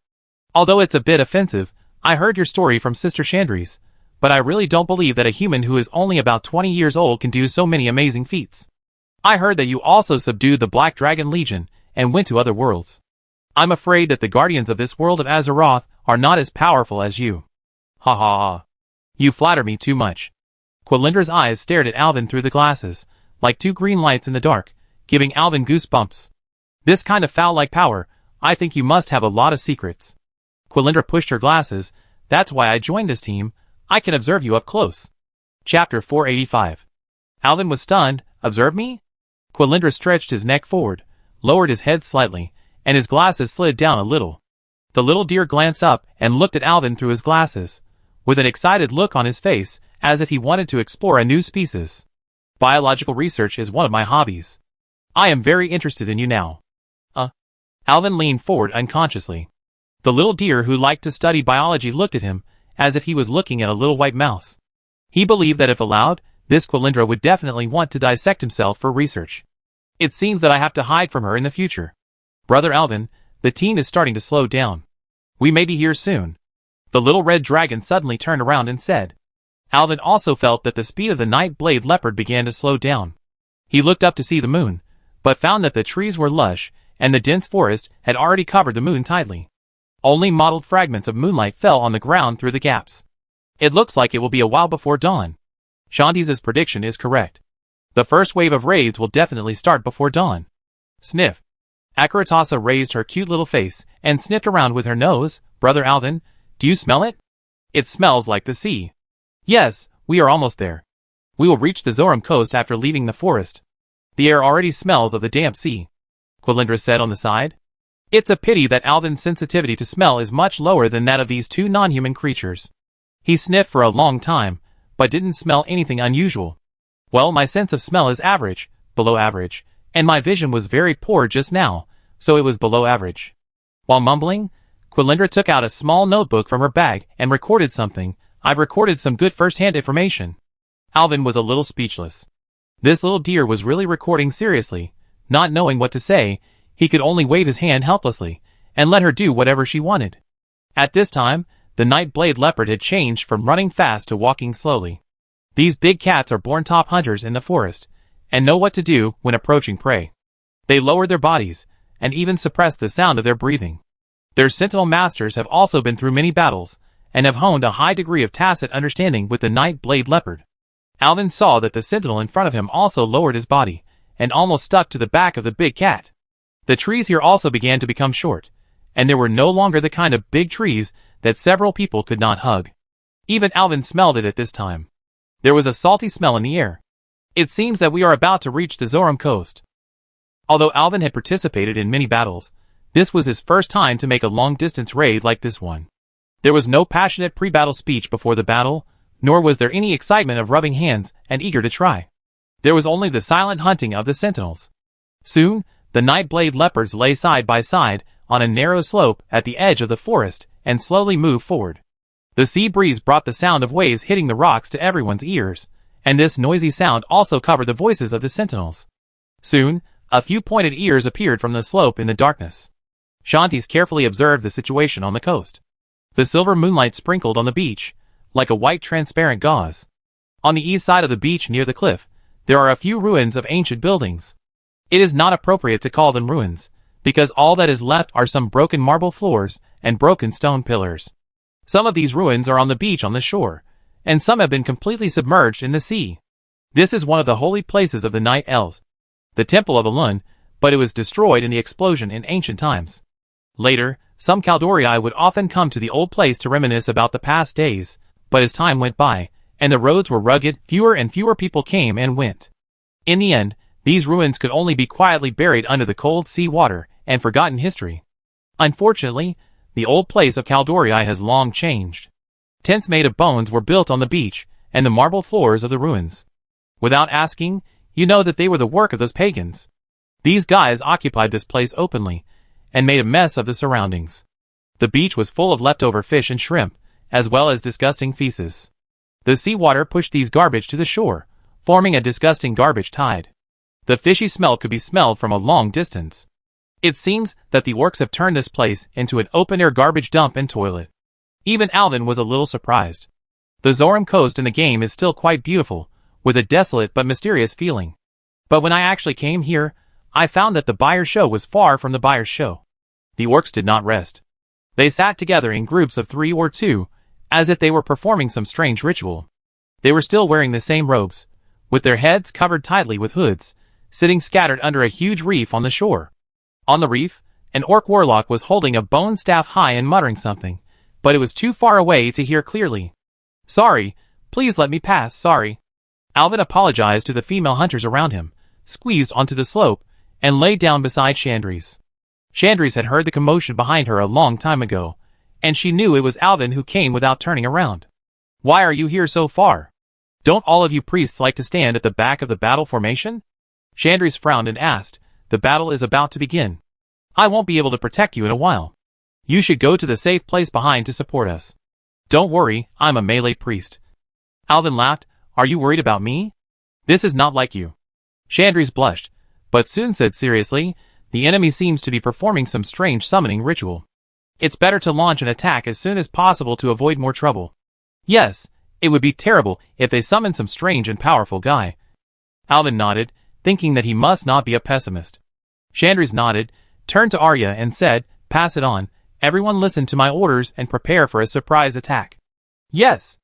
Arya quickly executed the order, and soon Chandris's order was passed to all the sentinels. The moon was already a little west at this time, indicating that the night would soon pass and dawn would soon come. On the Zoram coastline, there was still only the sound of waves, but in a hidden place, a group of battle-hardened Kaldorii sentinels had already drawn their bows and arrows, waiting for their commander's order. Shantis leaned out and half-knelt behind the earth's slope, having already drawn the longbow. Bang! With the sound of the bowstring, the feather arrow whistled out and hit the head of the hellhound that had been patrolling on the beach.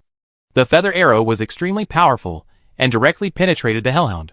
The arrowhead went deep into the ground and nailed the hellhound to the ground. The hellhound felt pain and waved its claws for a while before it died. This alarmed the other hellhounds. These guys who were suddenly cruising on the beach were like wild wolves that smelled a scent. They stopped at the same time and stood to watch. Soon they found Shantis hiding behind the earth's slope. Bang, bang, bang, bang. The continuous sound of the bowstring rang out, and the sky was full of feather arrows shooting out from behind the earth's slope. Before these alert hounds could even howl, they were also sent to the west by the female hunters. "Sentinels! Charge!" Chandri shouted in a low voice, and her Nightblade Panther jumped out of the earth's slope first. The Nightblade Panther, which had been lurking for a long time, had long been eager for a real hunt, and rushed towards the orcs with her mistress.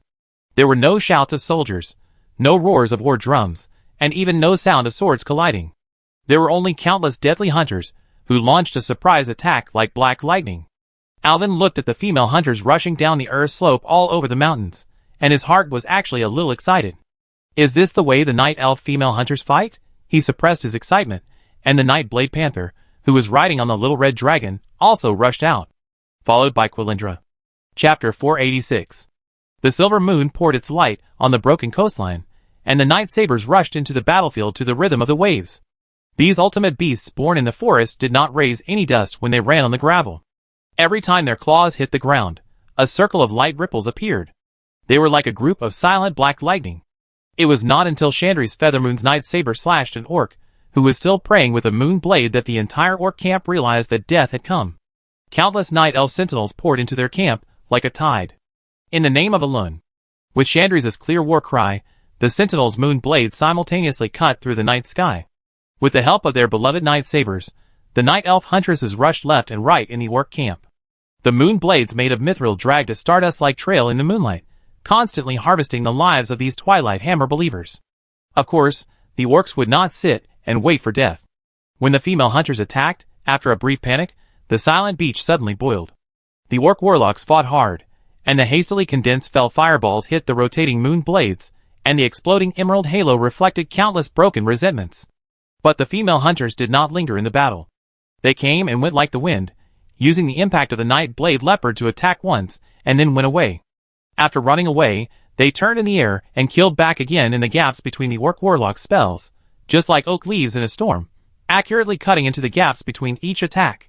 Chandri's long hair had been braided for the convenience of fighting, and it was fluttering as its owner moved quickly.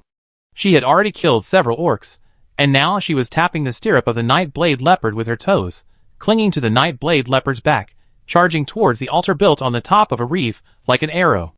That was the center of worship for these orcs, and a terrible two-headed ogre wizard was directing the battle there. But he didn't want to leave the altar, because his master required him to complete the summoning ceremony. As long as the summoning was completed, the deaths of these people would be valuable, and they were all the due price paid for the coming of twilight. With such a belief, the ogre wizard raised his huge nail-headed hammer, with a skull on top, and danced tightly, to block the feather arrows shot by Chandri's. "Come on, coward! You will succumb to the twilight!" Unfortunately, Chandri's didn't understand his scolding at all, and didn't want to understand it at all. The body of the sentinel general seemed to have merged with the surrounding night. When the ogre swung the mace with the skull and laid on it, Chandri's moon blade had already drawn a perfect crescent arc in the night sky. The weapon stained with evil energy, and the thick arm holding it were broken together, and the gushing blood scattered on the ground, and even corroded the ground, emitting bursts of green smoke. The ogre, whose arm was cut off, fell painfully beside the altar, and curled up on the ground. Chandri's night blade leopard jumped up, and stepped on him with one claw. "Surrender or die. Monster!" Chandri's put the moon blade on the ogre's neck, and shouted loudly. Chandri's defeated the ogre here. Seeing that the situation was hopeless, the orcs did not surrender, but became more violent. The female hunters didn't care whether these guys fought or surrendered. The galloping night blade leopards attacked in groups, launching wonderful interweaving and detours, like a flowing starlight net. The battle had already begun to be one-sided. The rapidly rotating moon blades plowed scarlet gullies in the enemy group. The sea breeze swept across the battlefield with the smell of salt and rust, and spread the ancient elven language in the female hunters' war songs to the sea of stars. Alvin, who was following behind, wanted to release spells to support from the side, but he was afraid of accidentally hurting his own people, and the female hunters finished the battle in an instant before he could aim. The agile skills of the sentinels made Alvin unable to use his strength. The golden holy light energy condensed, and dissipated on his Nara signpost from time to time. From a distance, it looked like a street lamp that was sometimes bright, and sometimes extinguished. He noticed the activeness of Chandri's, who was like a Valkyrie, and was surprised that the silver figure dancing in the blood mist was not like usual. When the last orc warlock was knocked down by the huntresses, Arya had already started to lead people to lightly harvest the results of the battle. Chandri's was suppressing the struggling ogre on the altar, waiting for Alvin to come. After a bloody battle, Chandri's silver armor was spotless, as if the killing just now was just a non-existent play. "Well done, Chandri's. I am impressed by your activeness. I don't seem to have played any role." Alvin urged the night blade panther to come to Chandri's side. Seeing this powerful female warrior, he took the initiative to greet her.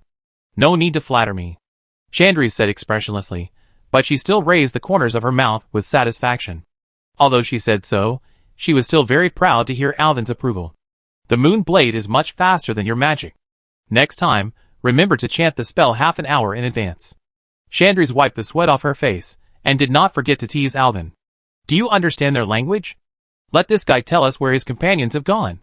She thought that Alvin had been to Draenor, the hometown of these guys, and wondered if he had any way to communicate with this violent barbarian. Hey! Ogre! What's your name? Alvin turned his head and asked at Orcish. The two-headed ogre, who was struggling in pain, heard Orcish from a human, and one of its heads opened its eyes, and looked at the guy in front of him curiously. It looks like a priest. Weak guy. You don't deserve to know Galmogo's name. Shut up, idiot. You've already told him your name. Oh no! This kind human, all humans deserve to die. I'm going to eat him. For God's sake, stop talking, you guy. Save your energy. Alvin just asked one question, and the two heads of the ogre started quarreling. Shut up. What do you answer when I ask? Alvin said angrily, Galmogo. You are our captives now. For the defeated, you should have due respect for the victor. In your culture, this noble lady can even be your master. He pointed at Chandri's. Seeing that he was pointing at herself, Chandri's knew that he was using herself to scare them, so she put on a fierce expression, and the Nightblade leopard under her crotch also stepped hard and almost stepped on Galmogo to death. Oh my god! He not only knows our language, but also our customs. Who is this guy? It hurts so much, don't step on me, we surrender.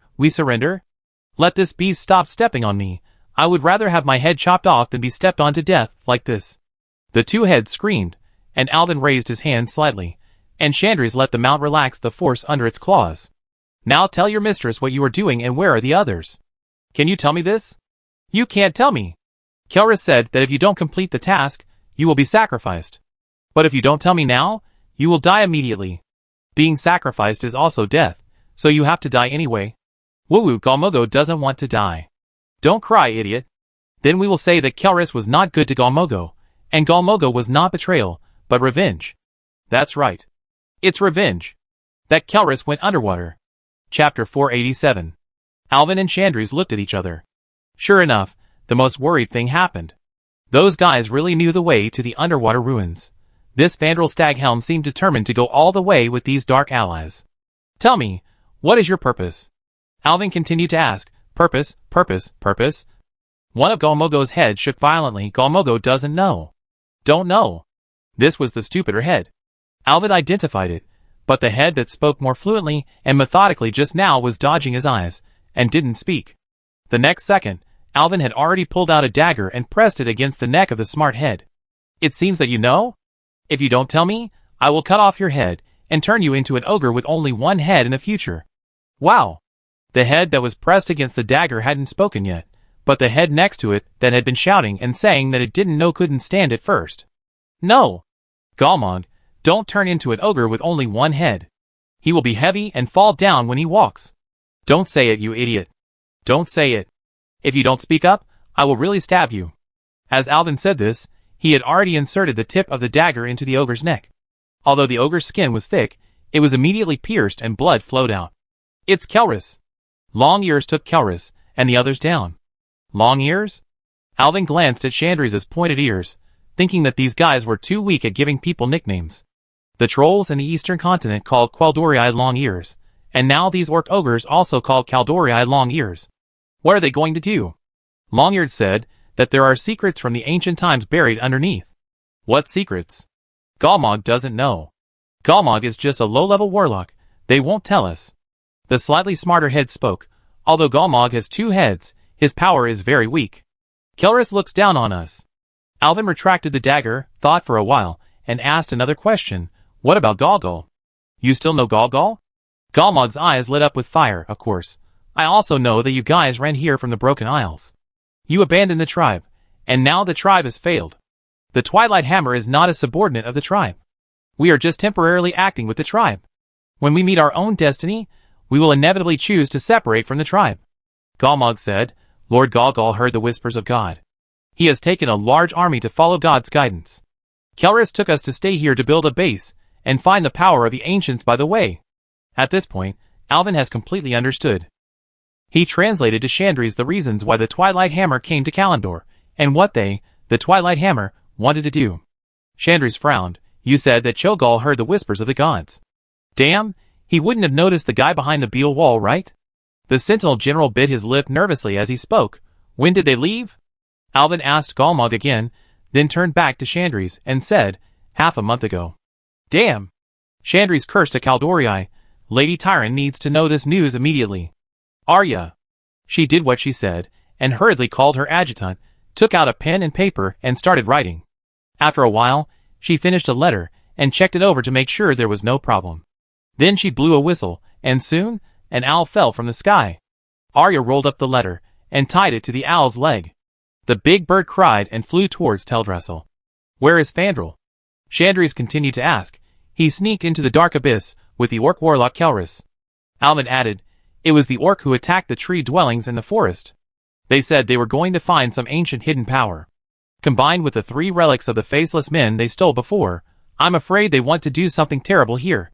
By the way, is there anything that can attract them down there? Why do they have to go underwater? Alvin asked. It seems that there are no particularly powerful treasures in the Dark Abyss. In his previous life, he didn't even come to this dungeon. First, there is no equipment that must be taken, and second, it is too far from the eastern continent. With this time to run the map, it would be better to brush the dead mine or Nomer twice more. Chandris did not comment. No matter what is down there, I must go there. No matter what the enemy is plotting, I will stop them. General, I will always follow you. Arya stood at attention and said. But Shani shook her head. The ruins have been submerged by the sea for nearly 10,000 years. None of us know the situation below. I can't send troops down rashly. As usual, I will go down and explore first. She looked up and saw Alvin looking at her, and asked softly, what about you? Do you want to come with us? I thought you wanted to show off by yourself again, Alvin said with a smile, but I can't refuse a girl's invitation. Of course I have to come. This is also my mission. Shandy smiled, and Alvin's company made her feel more at ease. Brother Alvin, I want to go too. And me. And me. Akaratassa, who was behind them, saw that the two had made a decision, and raised her hand and said, and Quilindra also raised her spear, the 2 bad guys who attacked the tree house in the forest are down there. Of course I have to go for revenge. Even if you stop me, I will go by myself. Akaratassa, I am relieved. We are already old partners, but Miss Dryad, the situation down there is unclear, and your body shape is not very convenient. Why don't you stay on the shore? What do you mean it's not convenient? Quilindra frowned. Are you saying I'm fat or my lower body is too strong?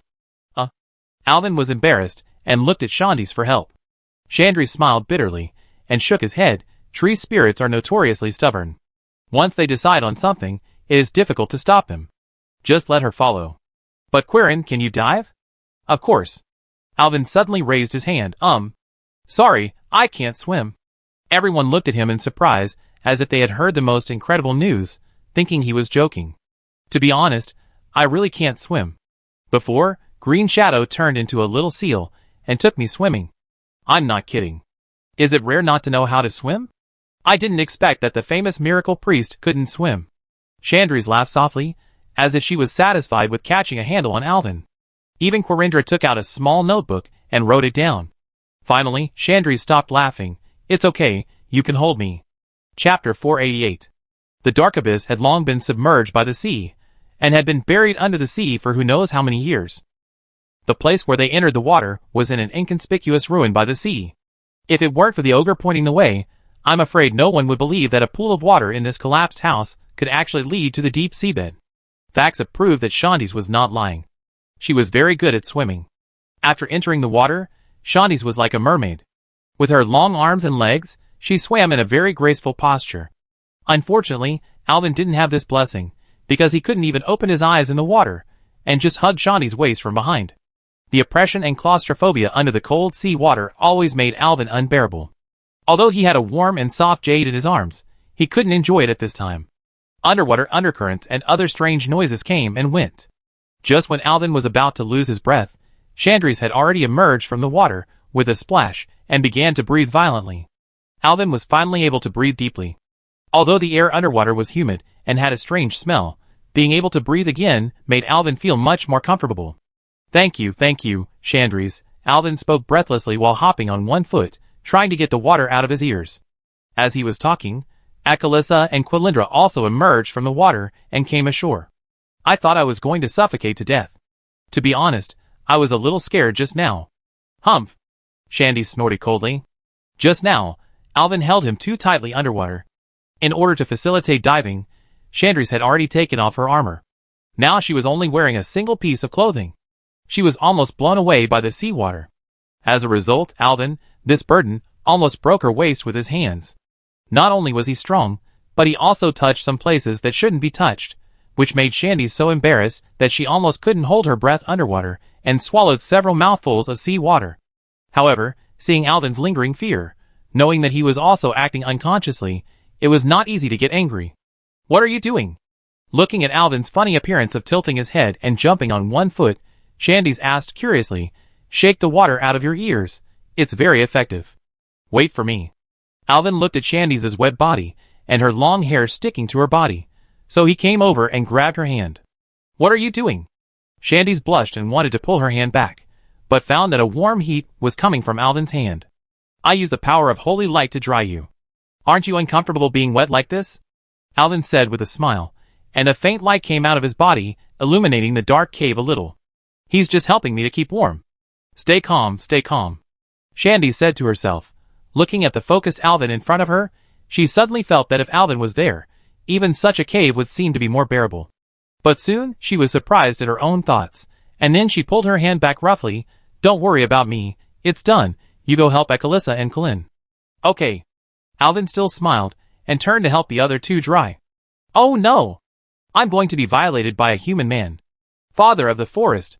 This dangerous man finally couldn't suppress his inner desires, and stretched out his evil claws to your daughter. Quilindra? Shut up. For the sake of your half-father. Alvin whispered helplessly, stopping the dramatic Quilindra. Well, human men don't like to joke, so I should record it. Quilindra said with a smile, and then was surprised to find that with the help of Alvin's holy light, the moisture on her body was quickly dried. As warm as the sun, very comfortable. Alvin shook his hand, really unable to understand this studious tree demon, and turned to help Akalisa dry. It seems that the sunken ruins are connected to the original tunnel on the seabed. Shandy stepped on the rugged ground of the cave. There is no trace of man-made buildings here. It should be the original underwater cave. It is also possible that this was once a cave in a mountain, and later sank to the bottom of the sea when the sky collapsed and the earth broke. Alvin walked over. He had already taken the Nara beacon in his hand, and the holy light was gathered by him as a light source. Shandy's nodded. Go forward, the enemy may be ahead. This natural passageway surrounded by darkness is like the esophagus of a giant beast. The stalactites hanging from the top of the rock drip seawater down. The whole cave is like a water curtain cave. After walking a few steps, the body that had just dried was wet again. The cave wall reflected a sickly phosphorus green under the cold light of Elwyn's staff. The air was so thick that it seemed to be able to squeeze out water. Every breath was like swallowing rotten seaweed. There are footprints here. Chandri soon found some traces. She knelt on one knee and ran her fingertips across the half-dried mud in the cracks of the rock. Such big feet must be those orcs. 1, 2, 3, 4. There are 4 of them in total. There is another footprint that does not belong to the orcs. I'm afraid it is the footprint of the traitor Fandral Staghelm.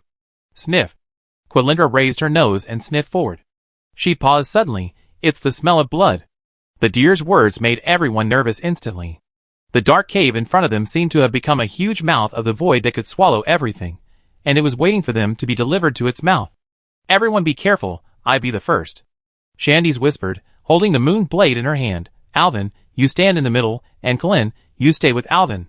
Don't scare yourself. Okay. Quilindra raised her spear and stood beside Alvin, while Akalisa followed Alvin as always. Alvin urged the holy light, causing the top of the Nara beacon to emit a holy light that was close to white light. Under the light source, everyone was surprised to find that the rock wall was covered with black blood marks. The dark red lines showed that a bloody fight had just taken place here. But the strange thing is that, apart from the blood, there is not even a trace of fighting, let alone any corpses. Shawnee scraped off a piece of rock debris with a moon blade and extended the debris to the deer. Kalin, can you tell whose blood this is? Quilindra resisted the feeling of nausea and sniffed it, then frowned. I don't know. What is certain is that these can't be creatures in the forest. I can conclude this. Not creatures in the forest. Alvin suddenly said, could it be marine creatures? Sea turtles? Chapter 489. There was a reason why Alvin made such a guess. Because in his impression, there seemed to be a big turtle boss in the dark abyss, followed by many small turtles. Could it be that the turtles that originally lived in the underwater caves were killed by the orc warlocks, who came first? But he didn't wonder for too long, because they soon found out the truth of the matter. Alvin's boots crushed a shell, and the crisp cracking sound caused ripples in the damp cave. The cave wall covered by holy light was covered with fluorescent moss, and those dark blue spots were reflected on everyone's faces with the waves, as if they were in the squirming stomach of some giant beast. This is wrong. Quilindra suddenly stopped and covered her nose with her hand. Don't you smell it? The smell of blood is getting stronger and stronger. Alvin twitched his nose. To be honest, he didn't smell anything except the original fishy smell in the cave. He had always attributed the smell to the water drops dripping from the top of the cave. After all, those rotten drops mixed with the smell of the sea were dripping from the top of his head. Suddenly, some kind of sticky liquid suddenly fell on Chandri's braid. When she reached out to touch it, her fingertips were filled with black blood. Oh my God, Alvin, look up. The first wail tore through the humid air.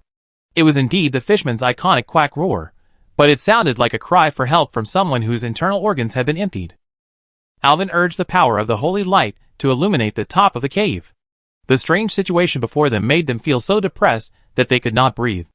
At the top of the cave covered with stalactites, the remains of countless fishmen were hanging like dried anglerfish.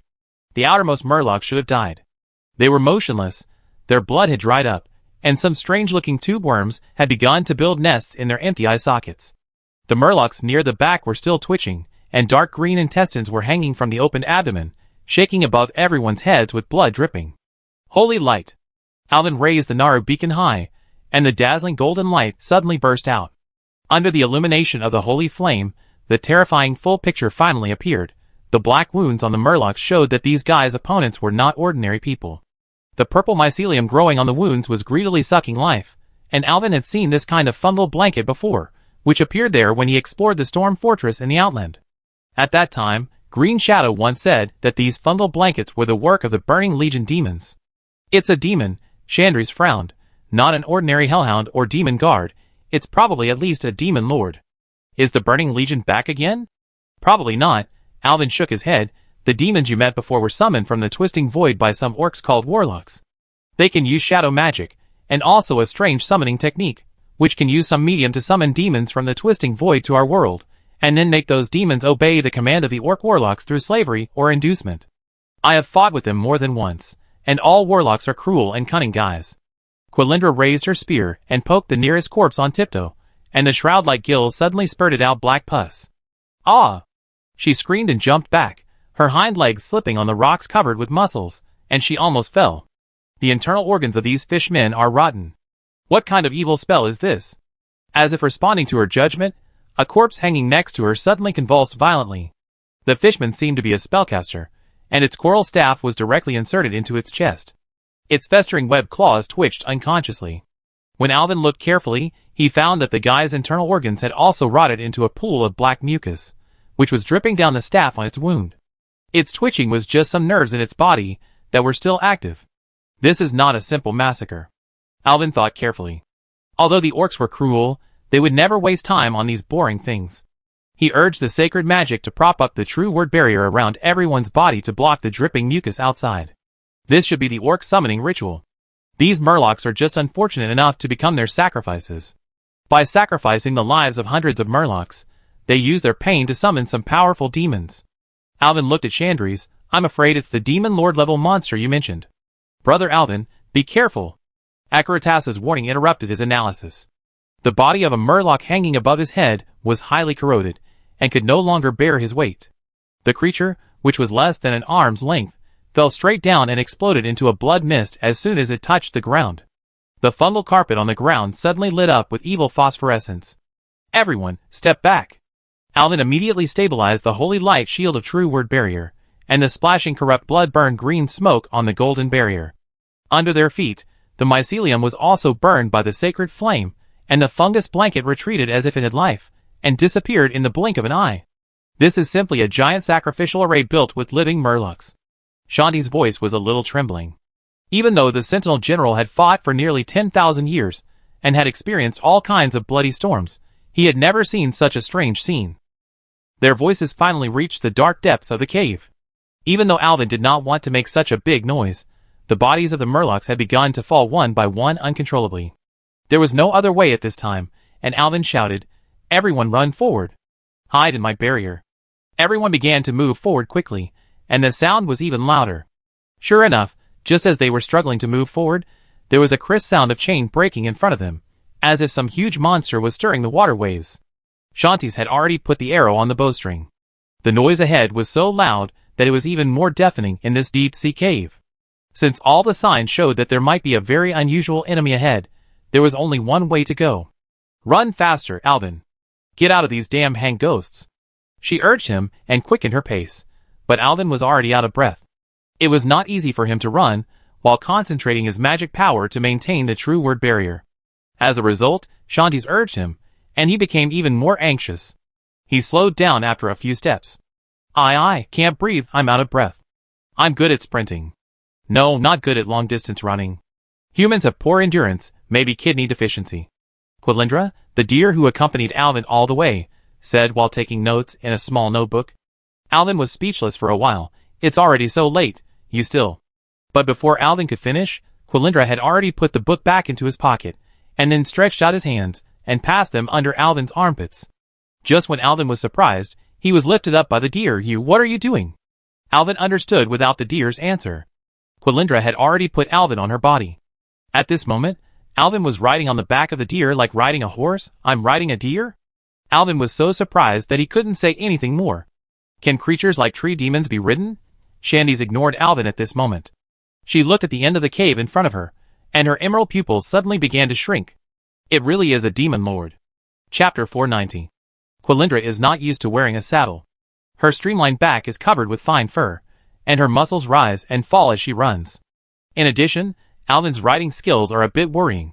When Quilindra's 4 hooves left the ground and ran wildly, Alvin felt a burning pain on the inside of his thigh. The hair on the waist of this female tree demon was like fine thorns, which were constantly piercing Alvin's crotch with the bumps, which was extremely painful. Not to mention that every time Quilindra suddenly jumped up, he was thrown half a foot high, and then sat back heavily. In a panic, Alvin hugged Quilindra with both hands, just like a drowning person would grab everything around him that could save his life, and grabbed everything he could grab. "Ah! Human men attack me. Be careful of your claws." The tree demon suddenly screamed like metal hitting stone. Only then did Alvin realize that the reins he grabbed in panic were actually the opponent's chest. Oh my god, it was a world of ice and fire. Alvin screamed in his heart. The long hair of the tree demon fluttered in the wind, sweeping across his face, painful and itchy, leaving a burning sting on his face. The touch from his hand was surprisingly real, and what was worse was the sharp turn ahead. Quilindra's 4 hooves suddenly slipped on the slippery ground, and Alvin tilted to the right. His fingers dug deep into the tender flesh of the tree demon, and Quilindra's scream of shame and anger even changed its tone. Through the flying green curly hair of the tree demon, Alvin glimpsed that the jagged rocks below were already in front of him. But Quilindra finally stabilized his body, and the scene of people falling down and horses did not appear. "Be gentle, human. If you hold on too tightly, it will swell." Quilindra slowed down and stopped suddenly. Her borrowed clothes were already in a mess, and her glasses were tilted on her face, looking very embarrassed. Alvin hit her back hard again, and this time he almost knocked out the overnight meal. "Yes, I'm sorry." Alvin swore that he didn't mean it. Just as he was about to explain, he heard the surprised voice of Shawnee's in front of him. "Alvin, am I seeing it right? Is that the demon lord?" Alvin had some bad premonitions that could make the voice of this powerful female general tremble so much. He looked forward with a light, and found that in the open space in front of the cave, a blue-gray body almost filled the entire cave entrance. The monster's jagged bone spurs pierced from under the shoulder armor like skin, forming a natural demon armor. The bat wings behind him seemed to be unable to be retracted at all. They were spread out and flapped from time to time, and the strong wind with the smell of sulfur swept across the rock wall. The air flowed at high speed between the cracks in the rocks, making bursts of shrieks, and the green phosphorescent fire flowed between his wing membranes, making the demon lord feel like he was in hell. The scary thing was that this terrifying monster used its fangs to tear the food in its hand. The food was bloody, and was obviously the corpse of some people or animals who had just died. Considering that the fishmen just now were very short, and the food in the demon lord's hand was thick and long, Alvin was very suspicious whether some unlucky orc was eaten alive by this monster. Behind him was the hanged fishman dripping with corrosive blood, and in front of him was the demon lord who was feasting. Chandrise felt a bit of a dilemma. But admitting defeat and retreating the same way was something Chandrise absolutely could not accept. She secretly glanced at Alvin and found that the man only frowned when he saw the demon lord, without any expression of fear. For some reason, Chandrise felt a little relieved. The thick leg bones made a tooth-grinding sound of breaking between the demon lord's fangs, and dark red flesh dripped down the jaw, corroding the charred ground into a hissing pit. He raised his head and saw Alvin and others in the distance. Another lost sacrifice? The demon lord's roar echoed like boiling magma, and the evil energy core embedded in his chest flickered with his words, illuminating the skull string hanging around his neck. Those were the warriors who had tried to challenge him, and now they had become the spoils of the victor, and the empty eye sockets seemed to express the powerlessness of their former masters. The demon lord dropped the half-eaten food and licked his blood-stained claws. Only then did Alvin finally confirm that this guy was indeed eating an orc's thigh. He found that there were more strange corpses piled up under the demon lord's feet, including the soul-drained ogre corpses that were kneeling, and even half of the broken orc's body. All the wound sections grew dense demon hyphae, as if this mountain of corpses was gestating something more terrifying. When the demon lord stood up and moved his hoof, a sound between the explosion of trees and the breaking of bones echoed in the cave, which was the wailing of the corpses he trampled. The demon lord's throbbing knee joints made a dull sound like lava flowing. When it stood up completely, the long horns on its head had reached the roof, and the stalactites on the top of the cave began to fall. Alvin noticed that the color of this demon's body surface was different from that of Kazak in his impression. The surface of the demon lord's stratum corneum was covered with honeycomb-like black spots, and the overall skin was dark yellow. This guy is very powerful, Chandrise suddenly whispered, and the moon blade in her hand was shaking uneasily. I once faced the same kind of guy 10,000 years ago. It was very difficult to deal with. Quilindra's hoofs also moved backwards unconsciously, and the rotten soil surged into a protective thorn ring under her feet. Alvin had already jumped off Quilindra's body, and was also looking at this guy from a distance. This thing is very similar to the demon lord in his impression, but this guy's appearance is obviously a bit scary. Chandrise and Quilindra on the side were taken advantage of, and their momentum was a bit low. Hey, big bat in front, what are you doing here? Alvin decided to mobilize the momentum of Chandrise and others first, so he shouted forward. He deliberately hit the rock wall with his staff, and the crisp jingle interrupted the demon lord's pressure. The demon lord was startled, and then the evil energy core in his chest suddenly erupted with green flames, and his bat wings raised a fishy wind. Stupid maggot.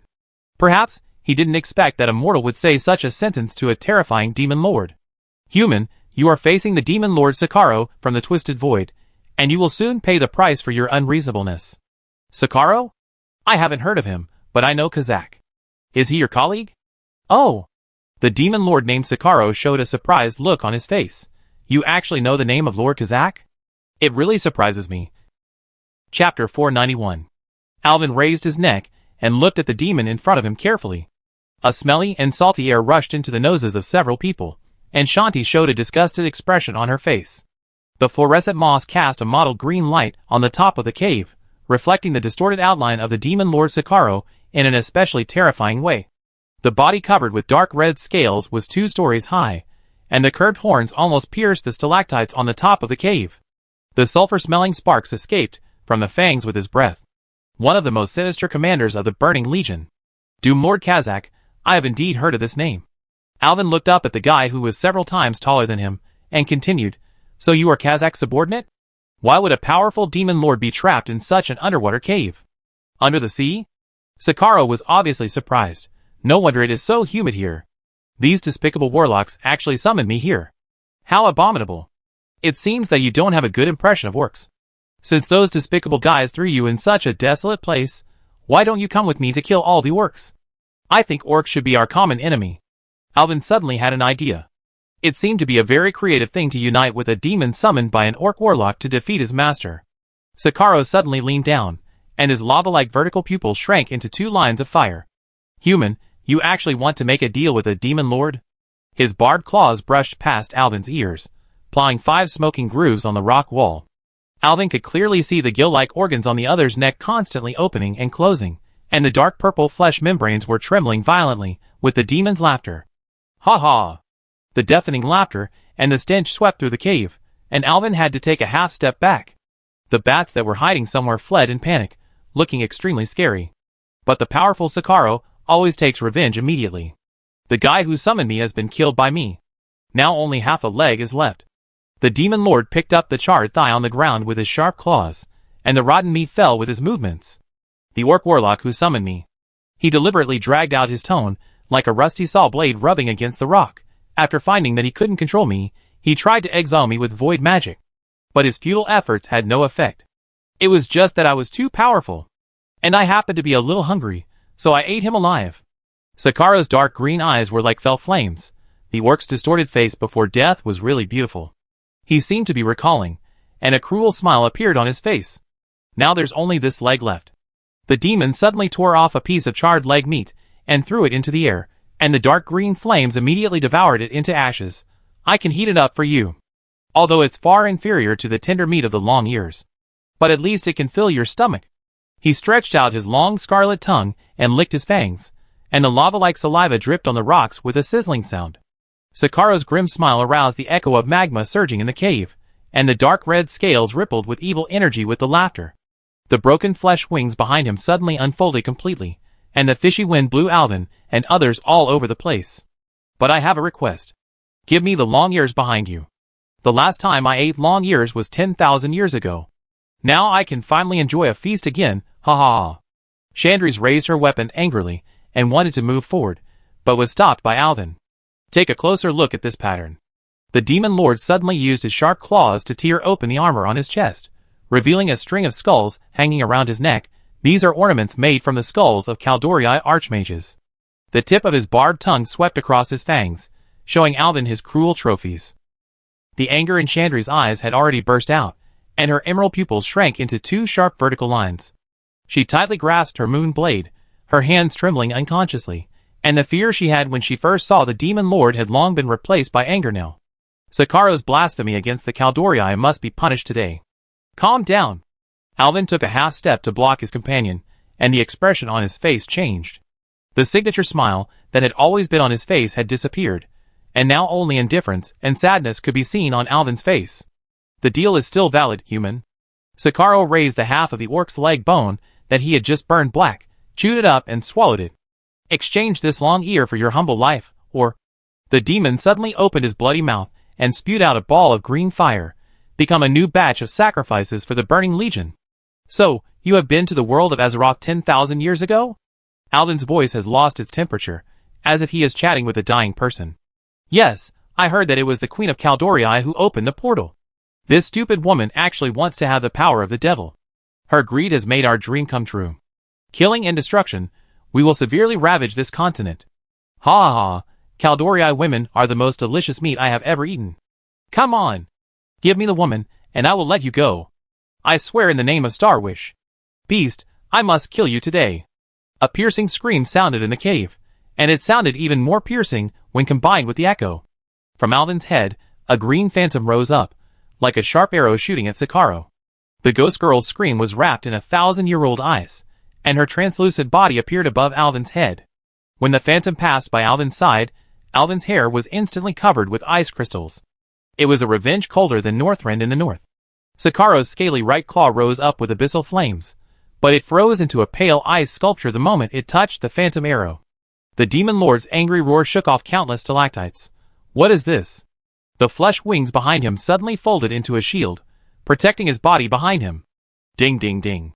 The dense rain of ice arrows collided with the surface of the demon's wings, creating dazzling ice flowers. Farah? Alvin called out the name of the ghost whose translucent body was emerging in front of him in surprise. What are you doing? Alvin! He killed my father! The head in the middle is my father. Farah's voice was hoarse and sharp, and she was no longer the same as before. She became hideous and ethereal. She pointed her finger with long nails at Sakaro. He is the demon lord I defeated that year. He is not dead. Chapter 492. Sakaro's bony head slowly poked out from behind his fleshy wings. After a brief moment of astonishment, he uttered a cruel sneer. The sound was like sanding rough wood. Ha ha, Who did I think it was? It turned out to be the little girl who died with me 10,000 years ago. Sakaro's barbed tongue licked his fangs. It's your father's fault that he was too weak. The old man was still chanting your name before he died. His heart is really a wonderful taste with the tears of the night elves. I have been reborn for a long time, but look at what you look like now. Sakaro's middle head suddenly spurted out a dark green flame. You are just a coward who dares not even accept death. How can you appear in front of me? Farah was already furious. Her face was now ashen, and her translucent body had already begun to fluctuate violently. Her lower body had turned into a swirling whirlpool of blizzard. The temperature of the entire cave dropped so much that even time and space began to distort. The wails of the vengeful spirits filled the entire cave. And what can you do? You were not my opponent when you were alive, so how can you beat me after you die? Ha ha! Sakaro laughed arrogantly. Shut up. With a shout, Sakaro's laughter stopped abruptly, replaced by his own scream. Suddenly, a dazzling golden light flashed in the cave.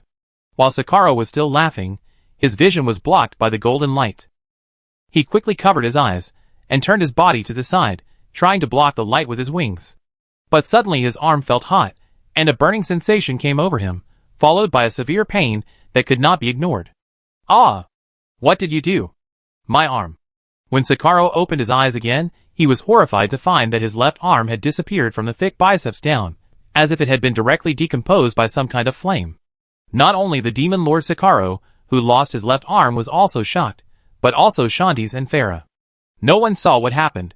There was only a flash of light in front of him, and then the demon lord, who was so arrogant just now, was seriously injured. Lord Alvinu. Farah was the first to react. The only thing that can cause great damage to demons must be the sacred magic that has a great counter effect on these demons in terms of attributes, and the only person on his side who can use sacred magic is his grandson-in-law, who is known as the Miracle Priest. Sorry, Farah, I couldn't help it. This should have been your revenge. The magic element that had not dissipated was still condensed on the holy light beacon of Alvin's staff, but when I thought of the elders of Calpurnia and Solanlian being slaughtered by him, I really couldn't help it. Just now, Alvin watched this arrogant demon mocking Farah. He had been advising others to stay calm, but he couldn't keep calm first. For such a cruel demon, there was only one way to go, which was to destroy it physically. So when the demon kept mocking Farah, he directly slashed out with a ray of holy fire. Alvin, who hadn't taken action for a long time, was also surprised. With the blessing of the holy light beacon staff, the power of his holy magic was far greater than before. He didn't expect that a single blow would produce unexpected results. Well done! Shandi's cheered loudly. Although she didn't like Farah, the words and deeds of this former high elf wizard were always full of reverence for Queen Azhara. This alone was synonymous with pedantic and foolish loyalty in Chandri's eyes. But she also felt the pain that the Kaldorii suffered in the earth-shattering event 10,000 years ago. Chandri's hatred for her former enemy was no less than Farah's. After all, her family also died at the hands of the devil. We have borne the sins of Queen Azhara for generations, but you maggots. Chandri's put 3 arrows on the bowstring at the same time, and runes instantly lit up on the arrowheads, and the arcane runes illuminated her eyes. This kind of magic arrow is the ultimate move of the Sentinels, known as arcane shooting. You will never understand what atonement is. After that, the bowstring sounded, and 3 magic arrows shot out. But although Sakaro lost his left arm, he still had strong wings, and the devil blocked the magic arrows with his wings. Sakaro's roar echoed in the damp cave, and the broken left arm of the demon was gushing out asphalt like black blood. 3 magic arrows exploded on the flesh wings, and the blue magic ripples spread rapidly, but vaporized into purple mist the moment they touched the dark red lines on the wing membrane. Despicable maggots! Alvin's bloody figure was reflected in Sakaro's eyes. Ambush, group fight, you don't deserve to be called glory. Before he finished speaking, Farah had already condensed First magic, and several ice arrows had condensed around her.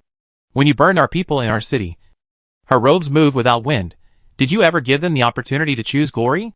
The ice crystal arrow suddenly burst into light, and shot towards Sakaro. Your magic is useless to me. If your father hadn't seriously injured me first, how could I have fallen into your hands? Sakaro said, and waved his flesh wings, instantly blasting the attacking ice arrow into ice crystals. But before the demon lord finished speaking, Alvin's staff suddenly reflected a dazzling golden light, and Sakaro knew that this insidious priest had launched another surprise attack. But being able to predict the arrival of an attack and whether your body can react to it are 2 different things. This time, under my full concentration, This despicable priest still wants to launch a sneak attack? I will let you know what real magic is. Shadow Arrow. Sakaro has unparalleled confidence in his body and magic.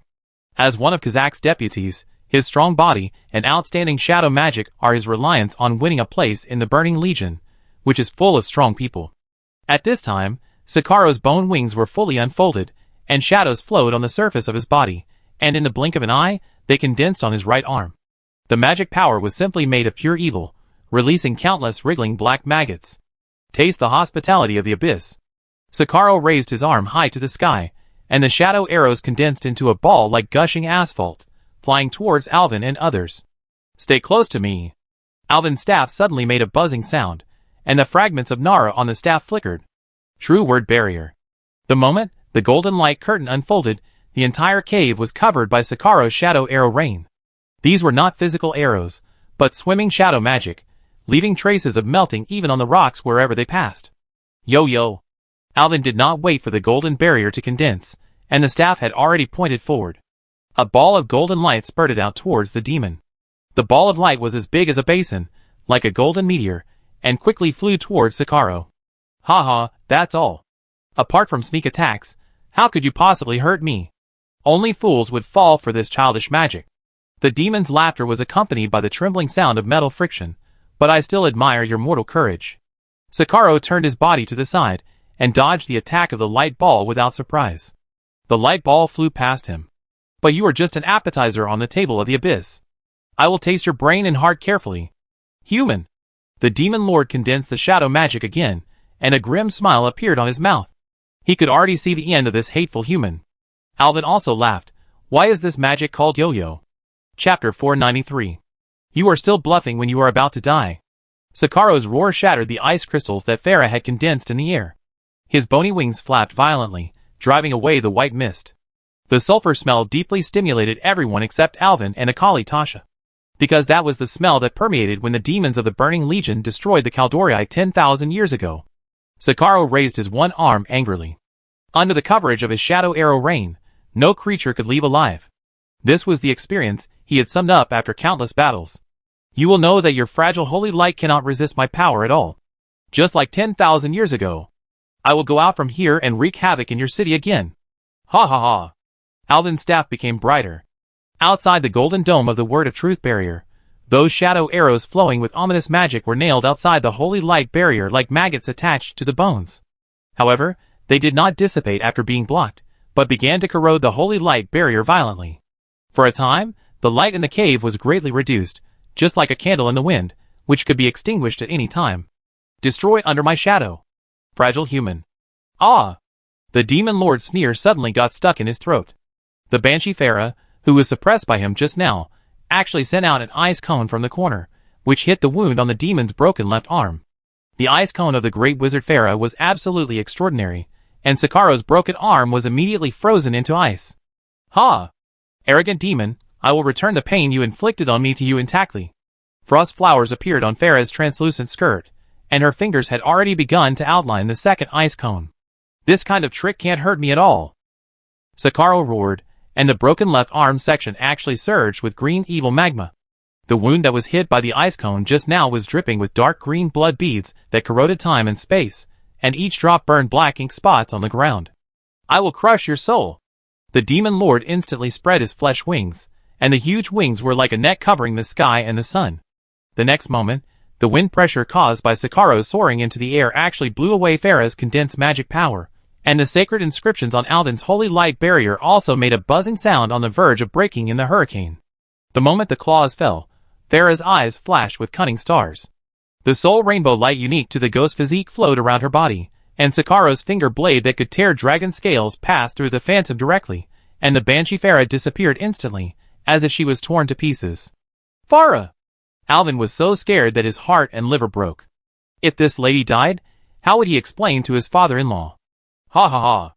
I'm a ghost. Your fist can't hurt me at all. A burst of crazy laughter sounded, and Farah's translucent body stretched out from the demon's fist, and then floated into the air again. Farah, you scared me to death. Come back quickly. Alvin was relieved to see that Farah was fine. Before Sakaro could react, he had already used the skill of Holy Leap, and the magic power directly entangled Farah's waist. Huh? Sakaro was surprised to find that this invulnerable banshee could be tied up with magic. The experienced demon lord reacted immediately after a brief moment of shock, and threw a shadow arrow at Farah. Ah! Farah, who was hit, screamed piercingly, as if her soul was pierced by a magic arrow, and instantly lost consciousness, falling to the ground, and her already illusory body began to slowly dissipate. Oh no! When the golden chain of the holy leap wrapped around Farah's waist, Alvin seemed to smell the breath of Edelweiss withering. This was a sign of the banshee's soul exhaustion. Farah's star wish. Alvin's roar, wrapped in the magic power of the holy leap, pulled Farah back to his side. While supporting the holy light barrier, he lowered his head to check Farah's injuries. Farah's body was dissipating, the fingertips of her left hand had turned into scattered stardust, and the color in her right eye iris, which was as brilliant as the aurora, gradually dimmed. And Sakaro's grim smile pressed down from the sky. Look, humans, even the dead, will be torn to pieces by me. Next is your crown. You should be the first to die. Idiot! Alvin roared at Sakaro, and the blazing white holy flame bursting from his robe of eternal light actually pushed back the pressure of the devil. Just now, as long as he resisted Sakaro's attack, Alvin was completely sure to kill him, but this irrational Farah completely disrupted his plan. As a result, Farah's life and death are uncertain, which directly broke Alvin's defense. Now he just wants to kill this guy immediately, and then rescue Farah. What nonsense are you talking about? Are you hallucinating because you are about to die? Ha ha ha. Sakaro laughed loudly, as if he had seen the victory in front of him. Hit him. Yo yo. Alvin raised his staff high and pulled it back like fishing. Sakaro's laughter shook the whole cave. Death is coming. The demon's curse stopped abruptly, because he was hit by a strange holy light ball from behind. Ah! What kind of magic is this? But he had no chance to figure it out, because although the light ball hit the back of the demon, it had no intention of stopping, but continued to rotate and fly forward. The next moment, amid Sakaro's screams, the holy light ball pierced through the evil demon's chest, and went straight out of his chest from behind, piercing this unfortunate demon. No, impossible. The demon lord struggled to look at the bloody hole in his chest, and his trembling right claw touched his chest in disbelief. The place penetrated by the light ball was directly burned. The demon stared at Alvin with wide eyes. What are you? The demon's voice stopped abruptly, and his huge body was cracking. From head to toe, there were more and more golden cracks all over his body. Sakaro gathered the last strength, pointed his finger at Alvin, and roared in a chaotic voice, "The Burning Legion. We'll watch. You." Then, Sakaro collapsed directly in midair. After completing its mission, the yo-yo fell back into Alvin's palm, and then dissipated in the air. Oh my god, is this still a battle in this world? Shantis and Quilindra were already stunned. They almost didn't make any effort just now, and Alvin alone killed the terrible demon lord. The two looked at Alvin in surprise, a little at a loss, just like suddenly knowing that the good friend who had been playing with them was suddenly Superman. This is just a part of Brother Alvin's power. The little red dragon, who was used to it, said proudly. However, Alvin's attention was focused on the seriously injured Farah, and he was completely unaware of the surprise of the two little whites. He was kneeling beside Farah, who was constantly disappearing, and found that the banshee was almost completely transparent. Chapter 494. Farah's originally translucent fingertips were emitting fine blue light, which seemed to penetrate the moonlight on the icy winter night, psychedelic and broken. The fluorescent debris climbed up along her ghostly skin, and finally wrapped around her body for a few circles before turning into fireflies and scattering. Alvin stretched out his hand to touch Farah's head, but it went straight through her illusory body. I can't even touch it. What should I do? Should I use holy light to heal a ghost? Alvin is now in a state of confusion. Although she had heard of the Light-Forged Draenei and the Light-Forged Undead before, it seems that the latter has only one successful case in the end, and she doesn't even know how she became a Light-Forged Undead. What should she do? The speed of soul dissipation has accelerated. Chandrese cleaned up the battlefield where she had just fought with the demon, and was relieved to confirm that the guy would not come back. She looked at Alvin kneeling beside the banshee and worried, knowing that this sentimental human would definitely not let go of Farah. She came to Alvin to check the situation. Chandrese threw her braids behind her head, moved closer to Alvin, and carefully checked Farah's condition. The Sentinel has fought ghosts before. She looks almost like the ghosts after being injured by arcane shooting. It is estimated that she will disappear soon. Alvin's fingers clenched unconsciously, and the holy light emitted from the staff stretched his shadow very long, just covering the disappearing banshee. At this time, Farah opened her eyes slightly, and saw Alvin's worried expression, and her heart warmed.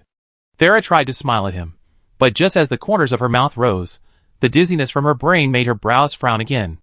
Unfortunately, I finally killed the guy with your help, but I finally drove him back to the twisted void. Farah tried to make her expression look relaxed. She was always carefree, and didn't like the feeling of parting now. Hey, what's with your expression?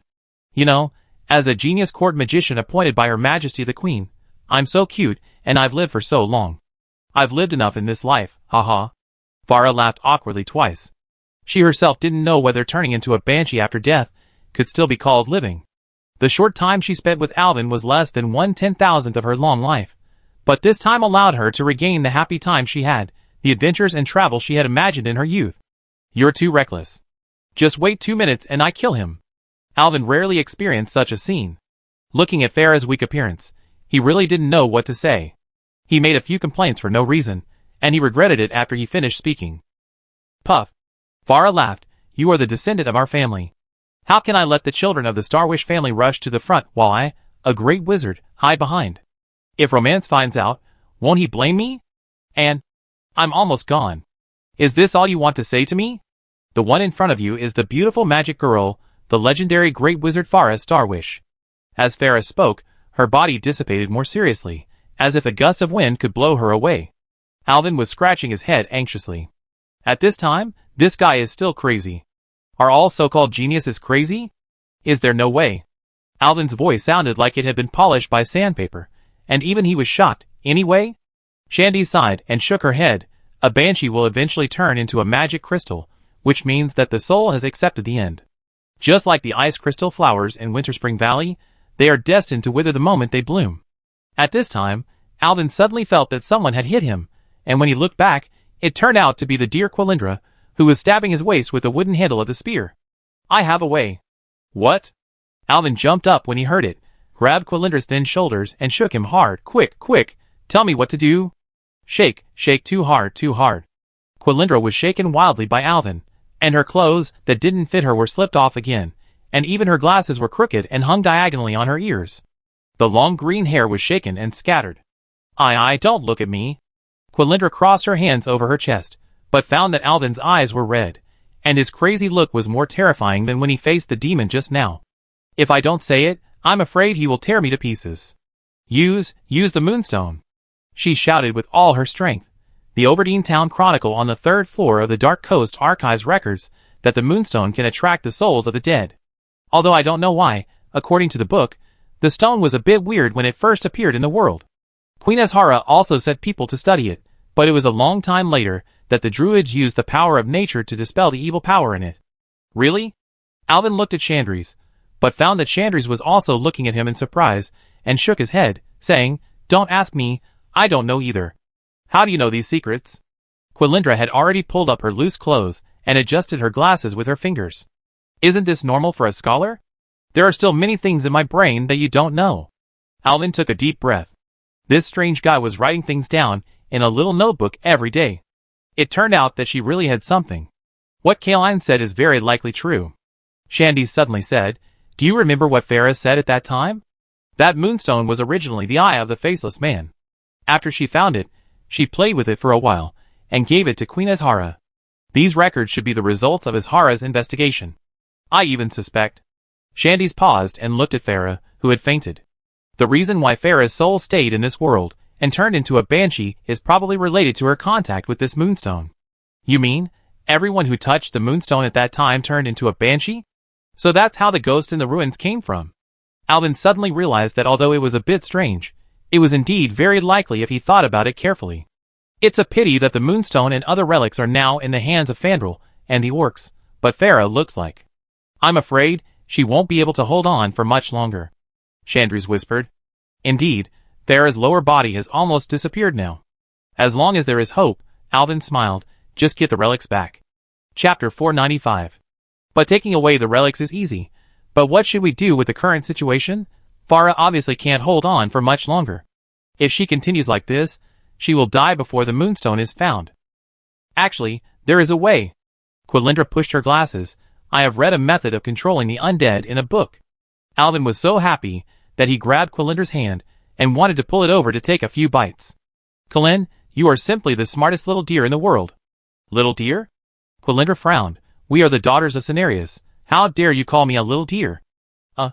Chandrise had a headache.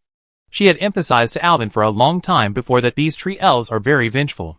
They always find something to do with you when they are free. Why did Alvin secretly give them nicknames? It's a nickname. Alvin rolled his eyes and patted his chest and said, in the Eastern continent, we will give nicknames to people we like. In fact, it is a nickname. It is something that only the closest people do. He pointed at Echolissa. For example, my sister, I call her Little Red Dragon. And my two wives, the elf and the little cold ball. Listen, little dear, how festive and playful. At the critical moment, Alvin lied without taking a breath. Quilindra blushed and whispered, who is the closest person to you? I knew you were the first to be infected with the scent of the tree demon. What? Your voice was too soft, I didn't hear it clearly, sorry, can you say it again? What should I do? Alvin thought that Quilindra was talking about the method, so he asked hurriedly. Quilindra rolled his eyes at him through his glasses. Humph, you're quick to react.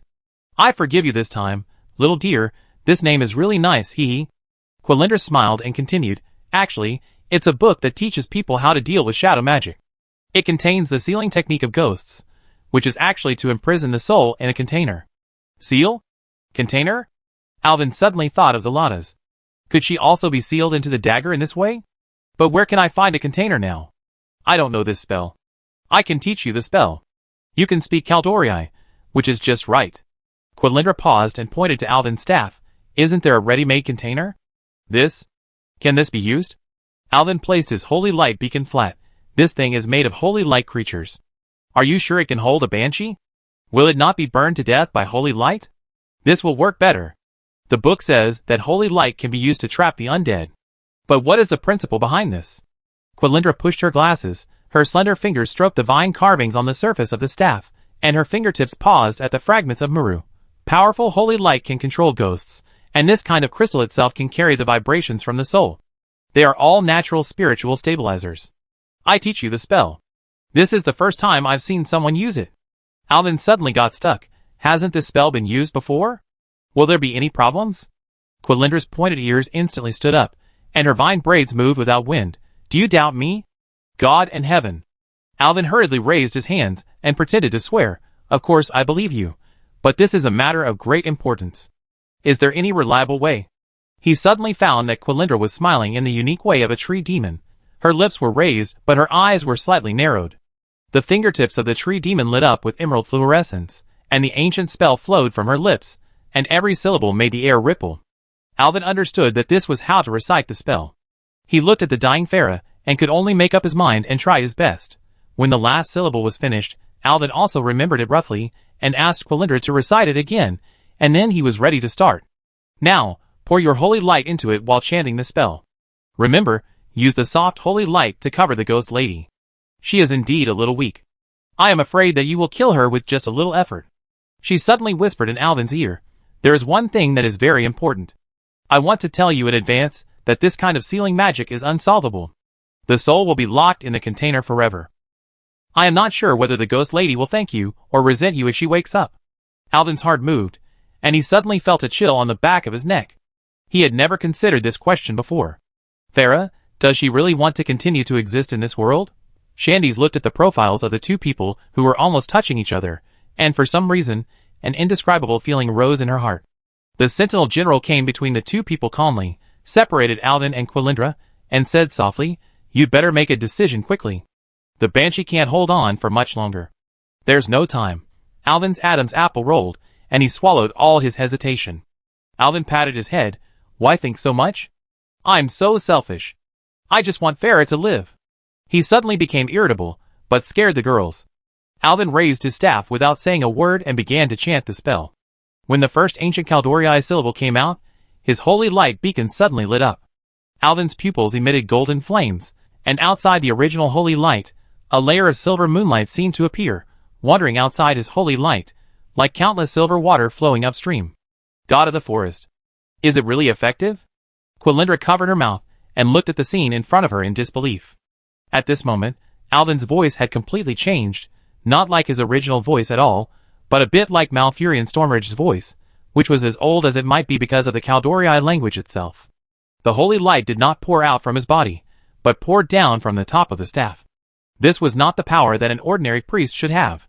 The remaining outline of Farah stretched into a translucent human figure in the waterfall of light.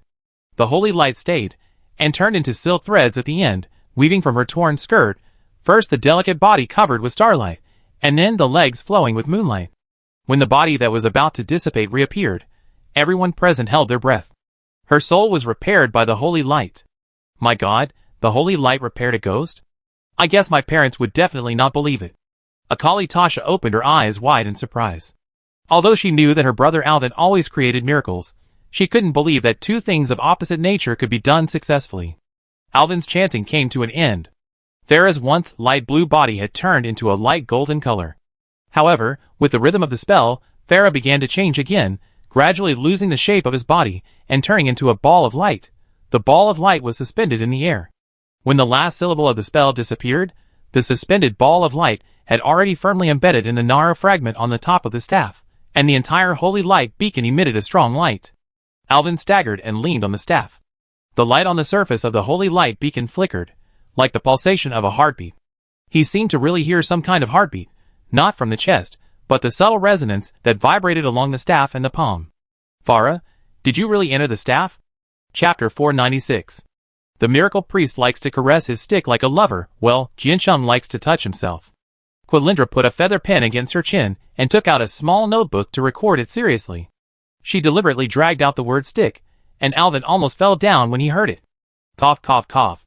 Shandy's choked so hard that she even dropped the silver kettle on the ground. She couldn't help it, and the water sprayed from her mouth accurately poured on Alvin's face. The Sentinel General's pointed ears turned red in an instant, and he hurriedly wanted to take something to wipe Alvin's ears, but unfortunately he only had a weapon in his hand, and there was no handkerchief or anything like that. Holy light! Do you have to write your observation diary so easily that people can misunderstand it? Alvin wiped his face slowly. Well, the water is quite sweet. He twisted his wet bangs, and took the staff in his hand to look at it carefully. He could clearly feel that Farah was inside, but what should he do next? Miss Quilindra, I want to ask what to do next. The next step is to get the moonstone back. Quilindra hurriedly recorded and closed the book. Taking this opportunity, Alvin glanced at the book. On one of the yellowed papers, there was a sketch of Alvin sleeping with his staff in his arms, and next to it was written in Kaldori characters Miracle Priest Sleeping Picture. The painting was so lifelike that Alvin was shocked. He didn't expect this little deer to be a master. He can be a painter if he draws so well. We have to set off. Shandy's wiped off the water, checked the weapons, and said, We have been delayed here for a long time. The enemy may have gone a long way. Alvin agreed completely. 20 steps away, the stone platform was left with charred palm prints, and the lava veins flickered under the moss. That was where the demon lord had been entrenched just now. Half of an orc's thigh, which was roasted to a crisp on the outside and tender on the inside, lay on the ground, and the broken bones were disgusting to look at. It's an orc. How can he eat that green thing? Quilindra poked the sizzling leg meat with a spear. Please, little dear, don't say it. It's too disgusting. Alvin passed by and turned his head away. He really didn't want to look at this disgusting scene anymore. I wonder if it's that Kelris.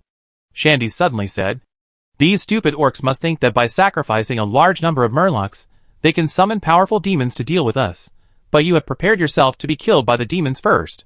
It's really ironic. But there are also benefits. If those murlocs are alive, they may be disadvantageous to us. I have dealt with murlocs in the eastern continent. It is also very annoying when those guys attack together. Plus, the demon lord killed one of them. From this point of view, they may have escaped all the way, which can be regarded as weakening their manpower and physical strength. No matter how you look at it, the advantage is on our side. Shandy's nodded. That's right when you think about it. She paused, and suddenly pointed to the front and said, Look ahead, there are steps. They are man-made. Alvin looked up, and saw that there were indeed some steps leading to the front on the edge of the cave. It seems that the ruins of the original Moon Temple should be in front. After it sank to the bottom of the sea, it really connected with the original underwater cave.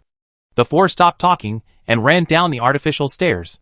However, it looked wet here, with pools everywhere, so they had to be very careful when walking. After walking along the stairs for a while, Alvin felt that this place seemed to be more sultry than the previous place. When he wondered if he was almost at the center of the earth, he suddenly saw a small underground lake in front of him.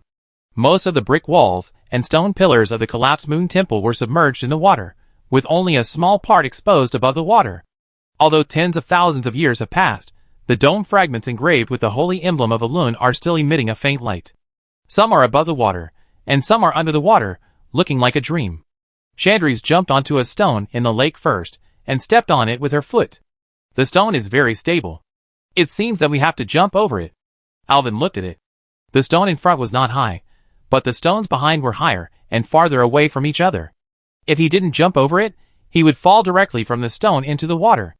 If there are hidden reefs in the water, it will be bad, and I will definitely fall to my death. Can I swim over? Chandrese jumped a few more times, came to a high rock and looked into the distance, then shouted to the bottom, "No, the road ahead is high, and you can't get up in the water." After saying that, he jumped down again and asked with a smile, "Why, are you afraid of heights? But you can't swim." "I'm not afraid of heights, I'm a dragon knight. How can I be afraid of heights?" Alvin said with a smile, "I just want to see if there is another way." "Okay, jumping from the rocks above is the fastest way, let's go." The road ahead was easy to walk, and Alvin jumped over it easily. But the further back he went, the larger the gap between the stones became. When he reached the last stone, the place where he could jump over to enter the temple was nearly 3 meters away. Alvin would never believe that he could jump that far. "What should I do?" Alvin spread his hands. "I'm a weak priest, don't expect me to jump that far." Chandrese looked forward, tightened his equipment, then took a few steps back, suddenly started, and with the power of the run-up, he jumped up, his body formed a graceful bow in the air, and then landed steadily on the opposite side. "Alvin, you have to believe in yourself. Just jump like me, you can do it." Alvin was so angry that he wanted to throw his staff over. "You say that easily. I don't have such long and strong legs as you, your thighs are higher than my waist, aren't you afraid that I will fall down when you say that? What should I do?" Chandrese thought for a while. "Wait, I go over and carry you over." "No need. Sister Chandrese." Quilindra waved her hand. "Let me take Mr. Alvin over." No, you are not Dilu, and I am not Liu Bei, I don't have that confidence." "Who is Dilu? Who is Liu Bei?" Quilindra tilted her head and asked seriously. "I haven't heard of these two people in history, how can there be a history that I don't know?" Okay, it's from our human kingdom, it's normal that you don't know. What are you going to do?" Shandy shouted from the opposite side. "How about I take a rope and pull you over?" "Don't bother, Brother Alvin." Akratasa, who had been silent at the back, suddenly spoke. Her body trembled, and everyone felt a flash before their eyes. With a bang, a pair of huge wings appeared behind the little red dragon. "I can take you over." "Look," Akratasa said, holding Alvin's hand and pulling him over without saying anything. One hand held Alvin's neck, and the other hand bent down and passed through his knees, then straightened up and gave the miracle priest a princess hug. "Brother Alvin, you can hug my neck." After saying that, Akalissa flapped her wings, flew into the air, and then landed on the opposite side in an instant. "Oh my God, how could I forget that you can fly?" Alvin had been put down at this moment. The princess hug just now made his old face a little red. He was embarrassed for a grown man to be hugged by a little girl like this. At this time, Quilindra also jumped over easily. There are 3 sets of fresh footprints. Chandrese squatted beside the cracked rock, her fingertips brushing over the indentations that were still leaking water.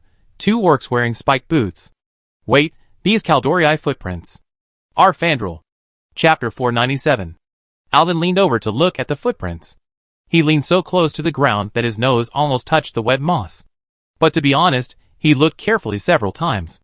The moss was condensed with fine night dew, the bugs in the mud, and even the dust on the stone could be seen clearly, but those legendary obvious and dazzling footprints were as if they were cast with invisibility. He didn't see anything suspicious. The 2 people next to him, Quilindra and Chandrese, were having a heated conversation.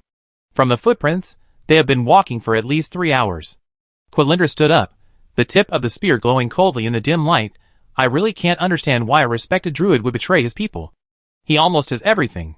We previously speculated that it was because Fandral was overwhelmed by the pain of losing his son." Chandrese also stood up, stepping on the stone one by one, revealing a beautiful figure. He cooperated with the orcs, probably because the orcs promised him something. The tips of her ivy-wrapped ears trembled slightly. "Orcs? Those disgusting guys?" The tree demon shuddered as she spoke. "To be honest, I really don't want to see those terrible guys again." Their teeth are as ugly as those of the trolls. That's impossible. They are waiting for us in front. Let's keep going. Chandri suddenly turned around, and the cold iron arrows in her quiver jingled. According to what our ogre captive said, their leader may have gone south to Silithus. I'm afraid our hunt has just begun. Alvin took the opportunity to get close to the two people and interrupted them. Where are the footprints? I have been looking for them for a long time, and can't find them. That's where you stepped. That's Fandrel's trace. Quilindra used a spear to force Alvin back a step, and then pointed to the place where he just stepped. It's right there. How can you not see it so obviously? Alvin widened his eyes, still seeing nothing. Just when Alvin was discouraged and thought he had no talent to be a scout, Quilindra suddenly jumped over and covered Alvin's mouth. Huh? Just when Alvin was wondering, there was a groan of rotten wood cracking behind the pillars at the entrance of the temple ruins. Several people were attracted by the sound and looked at each other.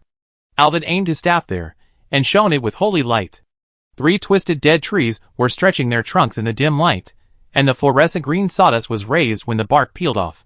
Those gnarled branches were not swaying in the night wind, but twitching like the fingers of a drowning person. Then, the dead tree opened its 2 vicissitudes of life eyes. The 2 branches on the side formed arms, and the roots under the feet pulled out of the ground and became movable feet. The click, click sound of joint friction came from the ground, and the tangled roots were pulling out of the humus, slapping the ground with wet mud.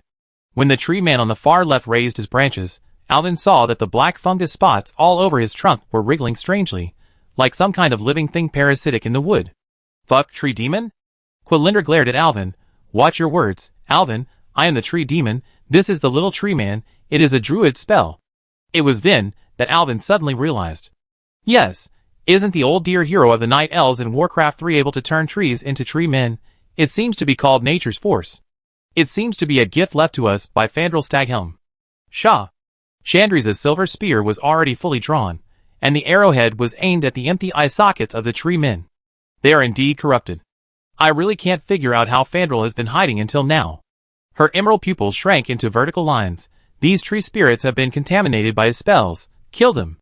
In a flash, the nearest tree man suddenly thrust his roots into the ground, and the female dryad dragged Alvin and retreated rapidly.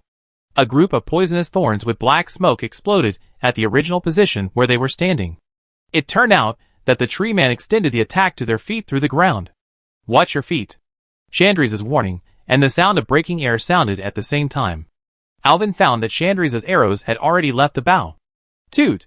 2 not-so-crisp sounds were heard, and the 2 arrows hit the 2 treemen one after another, directly piercing through the 2 treemen. But the treemen seemed to have no feeling, and still roared and attacked the few people through the underground. Damn! These treemen are so annoying. Why are the druid spells always so annoying? But that being said, the battle continued. Chandri saw that the bow and arrow did not work, and quickly changed his strategy. He threw a white trap at the feet of a treeman. Bang! A crisp sound was heard, and a ball of white frost rose directly under the feet of the orc who stepped on the trap, fixing his body in place, and he could no longer move at all. Is this a freezing trap? Alvin was shocked. It turned out that Chandri's was a huntress, but think about it, it makes sense. Huntress, huntress, if not a huntress, then what is it? Chandri's was attracted by Alvin's cry, frowned slightly and glanced at him. Let me show you how a huntress fights, she said and jumped back, and actually retreated 8 feet away. Where she was standing, a dark tree root stuck out from the ground. Shock! Chandri's did not stop, but shot an arrow at one of the 2 tree men rushing towards her. The feather arrow emitted strange ripples, and a spiral of blue light swayed in the air, hitting the trunk of a tree man. The guy immediately seemed to be dizzy, staggering and unable to walk anymore. Chandri stood still on the ground, drawing arrows, drawing the bow, aiming. After drawing the bow almost to the full, she shot a powerful arrow at the last tree man, who was about to rush into the attack range. The female hunter had graceful movements, and the way she stood and drew the bow was simply amazing. That arrow was also not to be underestimated, and the piercing sound of breaking through the air sounded and disappeared in an instant. Then, the poor tree man was directly hit by the arrow in the tree canopy, and the huge force of the arrow directly broke the tree canopy in the middle. The upper body of the little tree man flew directly into the air, and the lower body rushed forward a few meters before finally falling down. Seeing this, Alvin couldn't help but applaud. He had seen many people fight, but Chandri's fight was absolutely elegant and deadly. There was no wasted action, and a series of moves were as smooth as flowing water, which really deserved the tens of thousands of years of combat experience. Next one. Aim and shoot, Chandri said as he shot another arrow. The tree man spinning in place suffered the same fate as his brother, and was also broken into two. When Chandris wanted to perform a hat trick and kill the third tree man, Quilindra raised her spear and chanted a spell in Kaldori. Alvin suddenly felt that the spell sounded very familiar, but it was just translated into Kaldori. When he recalled it, the deer's spell had ended. Ah! It's a dispel spell. Hee hee, this kind of summoned creature is what I like to deal with the most. The deer laughed happily, pointed his spear, and magic gushed out. The pure white magic quickly covered the tree man. A clear and crisp sound rang out, and with colorful colors, the tree man's body suddenly became transparent and then dissipated into the air. Yes, dispel can deal with summoned creatures. How could I forget about this? Alvin patted his head. Chapter 498. When the third tree man disappeared into the air, Alvin almost clapped his hands excitedly. He was always surrounded by mages or warriors. When fighting with the enemy, they either used fireballs from a distance or carried heavy weapons to fight hand to hand. He had never seen such a handsome fighting method as Chandri's. Oh yes, maybe Aurelia could be considered one, but the previous battlefield was too chaotic and there was no time to watch. Chandri's turned his hand, and the huge longbow turned twice in his palm. The elf turned his body to the side, and put the rotating bow back on his back. Alvin was about to cheer, when he suddenly heard a clear whistle from Quilindra. Her emerald eyes stared at the temple archway 20 yards away through her glasses.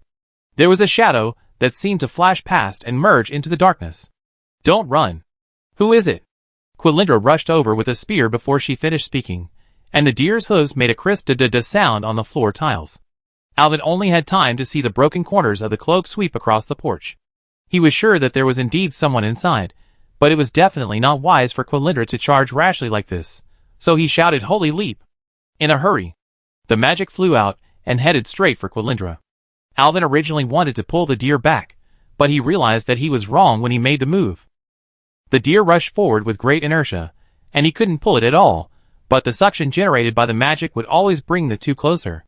Since Quilindra couldn't pull it back, Alvin had to go over by himself. Ah! With a scream, Alvin was pulled by Quilindra and flew towards her quickly. This scene surprised Chandis and the little red dragon, and they hurriedly chased after it. But a two-legged person couldn't outrun a four-legged deer. Alvin screamed and bumped into Quilindra's back, then disappeared into the darkness ahead with the deer. Da-da-da-da. Alvin lay on Quilindra's body, holding her waist tightly with both hands to prevent himself from falling off. His eyes were dark, and his whole body was shaking violently with the deer's running. He raised his head, and vaguely saw the broken moon god emblem shaking above their heads in the darkness. The original bluestone floor was still intact, but the columns and walls had fallen off in a large area, and some statues of Kaldori priests were also broken on the ground. It seemed that they had been destroyed for a long time. Quilindra, stop, stop, it's dangerous for you to do this. Cough cough. Alvin finally said these words, because if he was not careful, he would bite his tongue due to the bumps during the journey, and then cough due to the dust blowing in his face. Ah! Quilindra suddenly cried out, then slowly stopped walking. She looked around and realized that she had jumped to some unknown place by herself, and Alvin was holding her. I'm sorry. I was a little excited just now. Ouch, my old waist, you almost broke it. Let me get down first. Alvin covered his waist with his hands, and got off the deer. He found a big rock nearby and sat down. He took the staff from his back, and shone it around. He found that Quilindra had run into a small pavilion surrounded by water without knowing it. The water on the side was so deep that it looked black. It was unknown how deep it was. The place connected to the small pavilion was actually a piece of gravel that was almost exposed above the water. If Quilindra had slipped, both of them would have fallen into the water. Damn, that was close. Alvin took a breath of cold air. He was a little scared. If he fell into the water, he would die without knowing how. No, sorry. Quilindra put her hands together and hung down her body, lowering her head. What did you see? Does the other side have a deep hatred with you? Is it worth your risk to chase after it like this? I can't say. I saw a strange person. I thought it was Fandral at first, the villain who almost killed our sisters. But after chasing for a while, I found that it was not him. I don't know what that person is. What else could it be, an orc? Alvin rubbed his waist, and felt a little better. He stood up with his staff in his hand, but can orcs run so fast? Even Chandris couldn't catch up, I doubt it. It's not an orc. Chandri shook her head. I can smell the stench of orcs in the treehouse in the forest.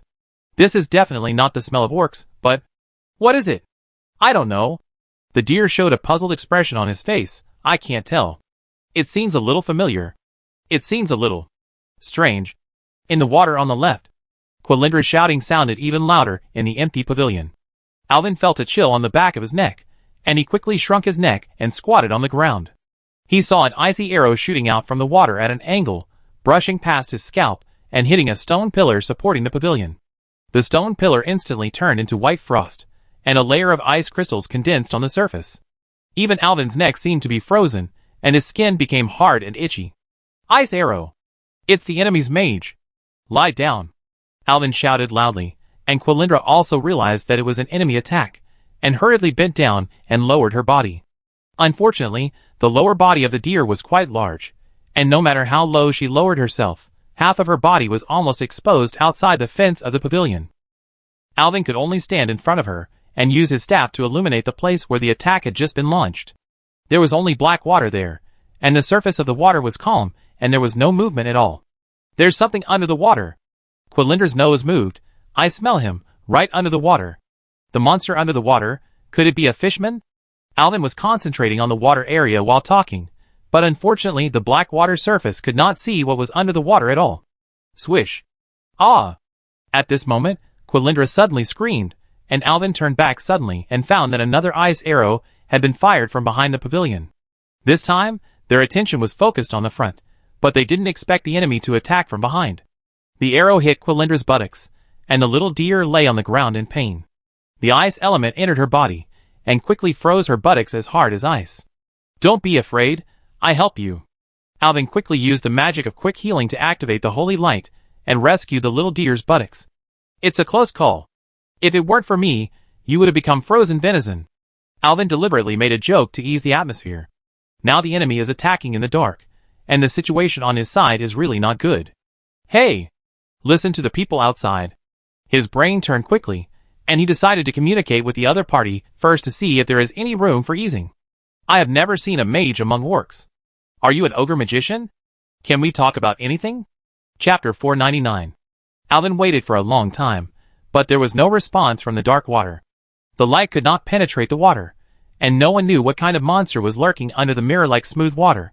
The cold air and quiet environment intensified the solemn atmosphere. It seems that there is a shy friend under the water. Alvin continued to shout, My purpose is to track down the orcs who invaded here. I don't mean to offend you. If possible, I would like to ask you to do us a favor and let us pass. Of course, if you have any requests, you can put them forward. I think it would be a good thing if we can become friends. Silence, still a long silence. To express my sincerity, I will walk out of the pavilion first. I hope you can give us a chance to communicate face to face. Then I will come out. Alvin and Quilindra looked at each other and asked her to remain alert. He took off one shoe and threw it out of the pavilion suddenly. Swish. Instantly, an ice arrow shot out from the water on the other side of the pavilion and hit the shoe in midair.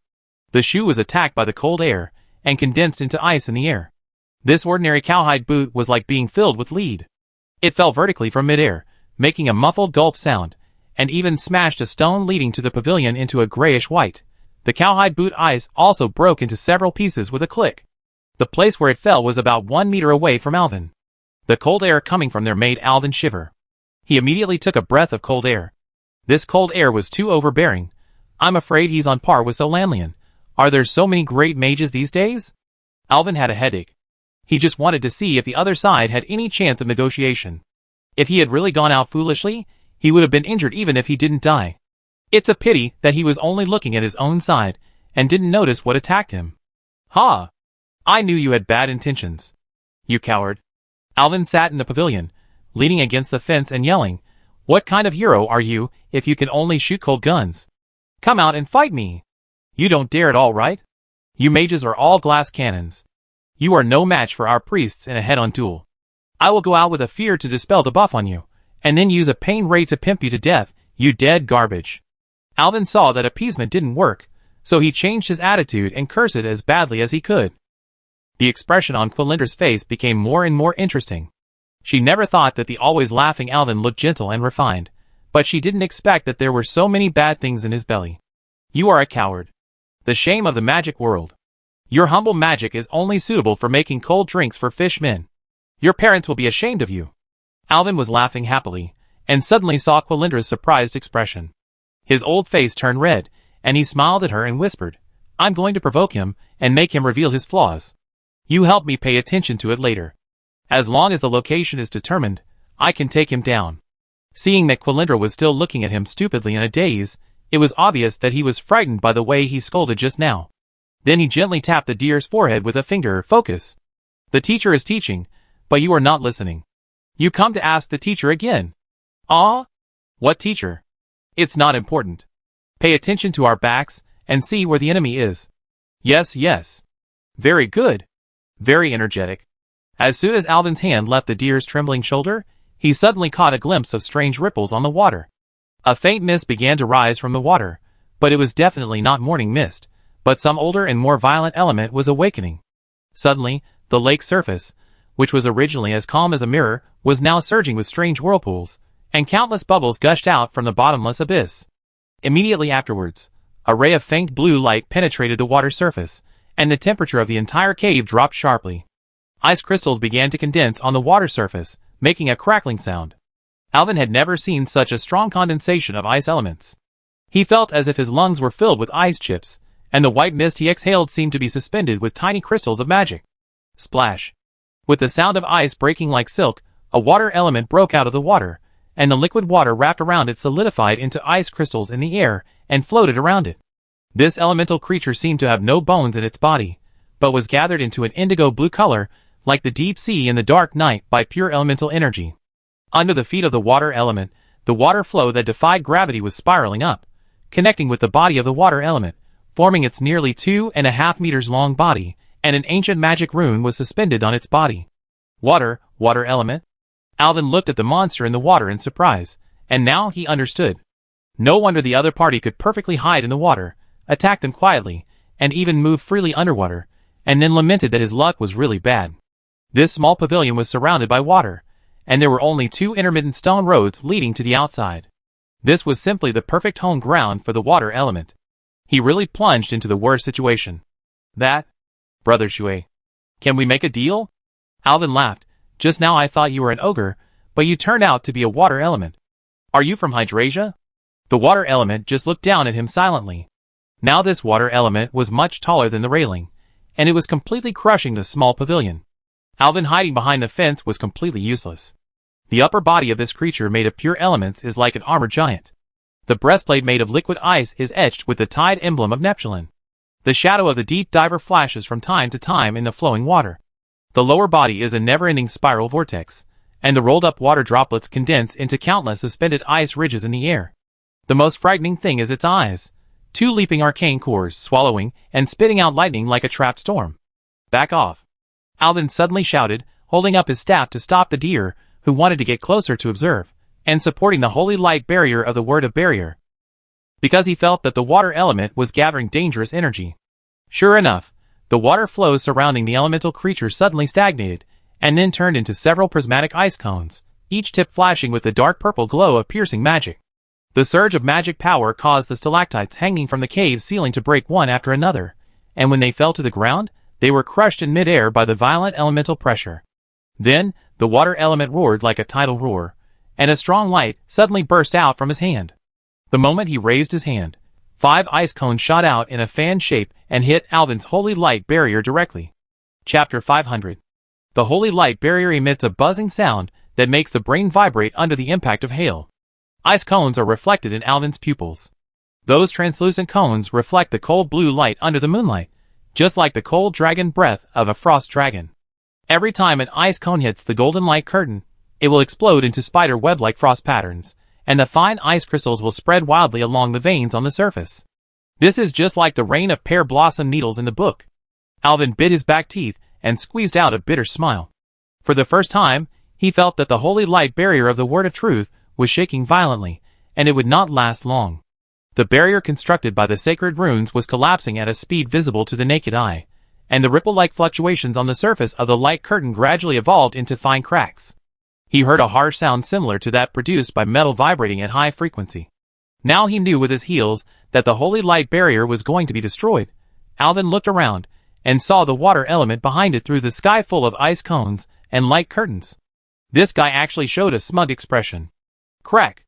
The holy light barrier finally made a crisp sound like glass breaking. The water element actually looked a little excited, and the waves flowing on its body were actually agitated. Alvin's heart moved, and he instantly decided to take a risk.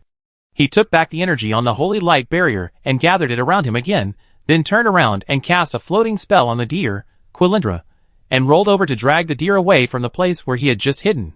In a flash, the cold air wrapped in ice cones nailed Alvin's back like a rainstorm, and the cold air seemed to fly past his neck, which scared him into a cold sweat. At this time, Alvin, who was rolling on the ground, had already aimed his staff at the water element, who was feeling proud. The holy light sign was amazingly bright, and the huge energy drove the surrounding air. Even his hair was fluttering. Penance! Alvin's chanting was extremely difficult. It was easy to bite his tongue while chanting the spell while turning over. He now understood a little bit that the brother who sang, danced and rapped was really good. After all, he almost suffocated to death just by rolling and chanting the spell. Fortunately, the spell was completed instantly, and the tip of the staff lit up with a dazzling light. Then, several holy light bullets were shot out from it, spinning in the air and flying towards the water element. Water elemental creatures are naturally friendly to magic elements, and their magic power is much stronger than that of ordinary people. But it seems that its IQ is a bit worrying. Seeing the holy light bullet flying in circles, it actually used its arms to block it. Sizzle, sizzle, sizzle. Oh, oh, oh! The sound of boiling water rang out in the air, and the water element howled in pain. The moment its huge liquid body was penetrated by the light bullet, the whole cave was filled with boiling roars. The evaporating water mist vaguely revealed the elemental core of the water element, a dark blue crystal core that kept changing its shape. Alvin got up from the ground, having already pulled out the Zalata's dagger from his arms. The black shadow energy had already condensed. Alvin aimed at the exposed crystal core of the water element in the void and shouted dark word, destroy. Instantly, the surrounding shadow power condensed above the water element and stabbed vertically downward like a sharp blade. The water element's body was still recovering, but the magic core was severely damaged, and the magic power could no longer condense. The flowing water that made up its huge body could no longer be maintained, and fell into the lake like a waterfall.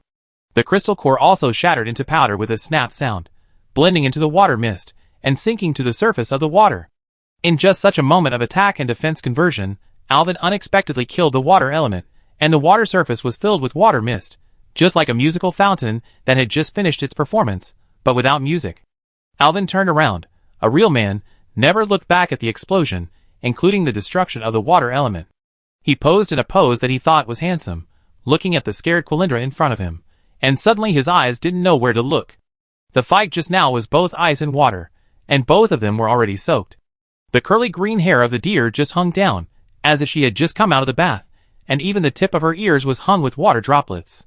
The terrible thing was that the ill-fitting clothes were clung to her body after being soaked, becoming almost transparent. The beautiful figure of the deer's upper body and the bright red buds looked even more attractive in the dim environment. As expected of Caldori clothes. This material is so good. Ah! The fawn screamed and rushed towards Alvin. Don't do this, I can't stand the test. Alvin pretended to shout, covering his eyes with his left hand, but opened his fingers, and took the fawn with his right hand. As a result, in the next moment, an ice arrow attacked from behind Alvin and directly hit the chest of Quilindra, who pushed Alvin away.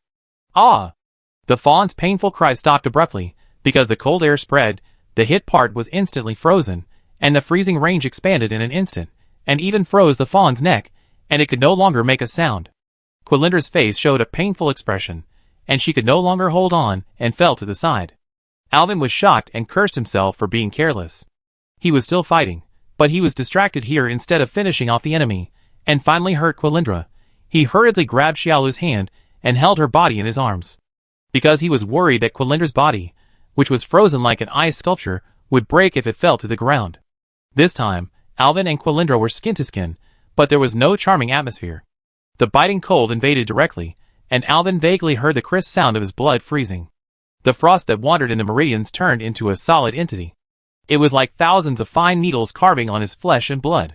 When Alvin staggered to his knees, His right hand unconsciously grabbed his chest, and quickly condensed holy light to dispel the frost on his body. His left hand gently stroked Quillindra's hard diamond body to help her heal. Well, fresh cherries have become frozen cherries, and white flour buns have become frozen buns. Alvin's anger rose instantly. If it weren't for Quillindra's sacrifice, if he had been frozen just now, I'm afraid everything would be over. At worst, I can kill him again. Thinking so, Alvin put the deer, which had gradually softened, aside and raised his head. The lake in front of him was filled with fog, and the visibility was less than 2 meters. Alvin knew that the water element was in the fog. He secretly gathered his strength. As long as the guy showed a little trace, Alvin would directly activate the shadow burst to kill it instantly. But when the ice fog began to dissipate, Alvin's pupils shrank violently. He was stunned. It was indeed a water element, but it was bigger than before, and its height almost hit the ceiling of the temple. What's terrible is that there are 3 of these elemental monsters, like mountains.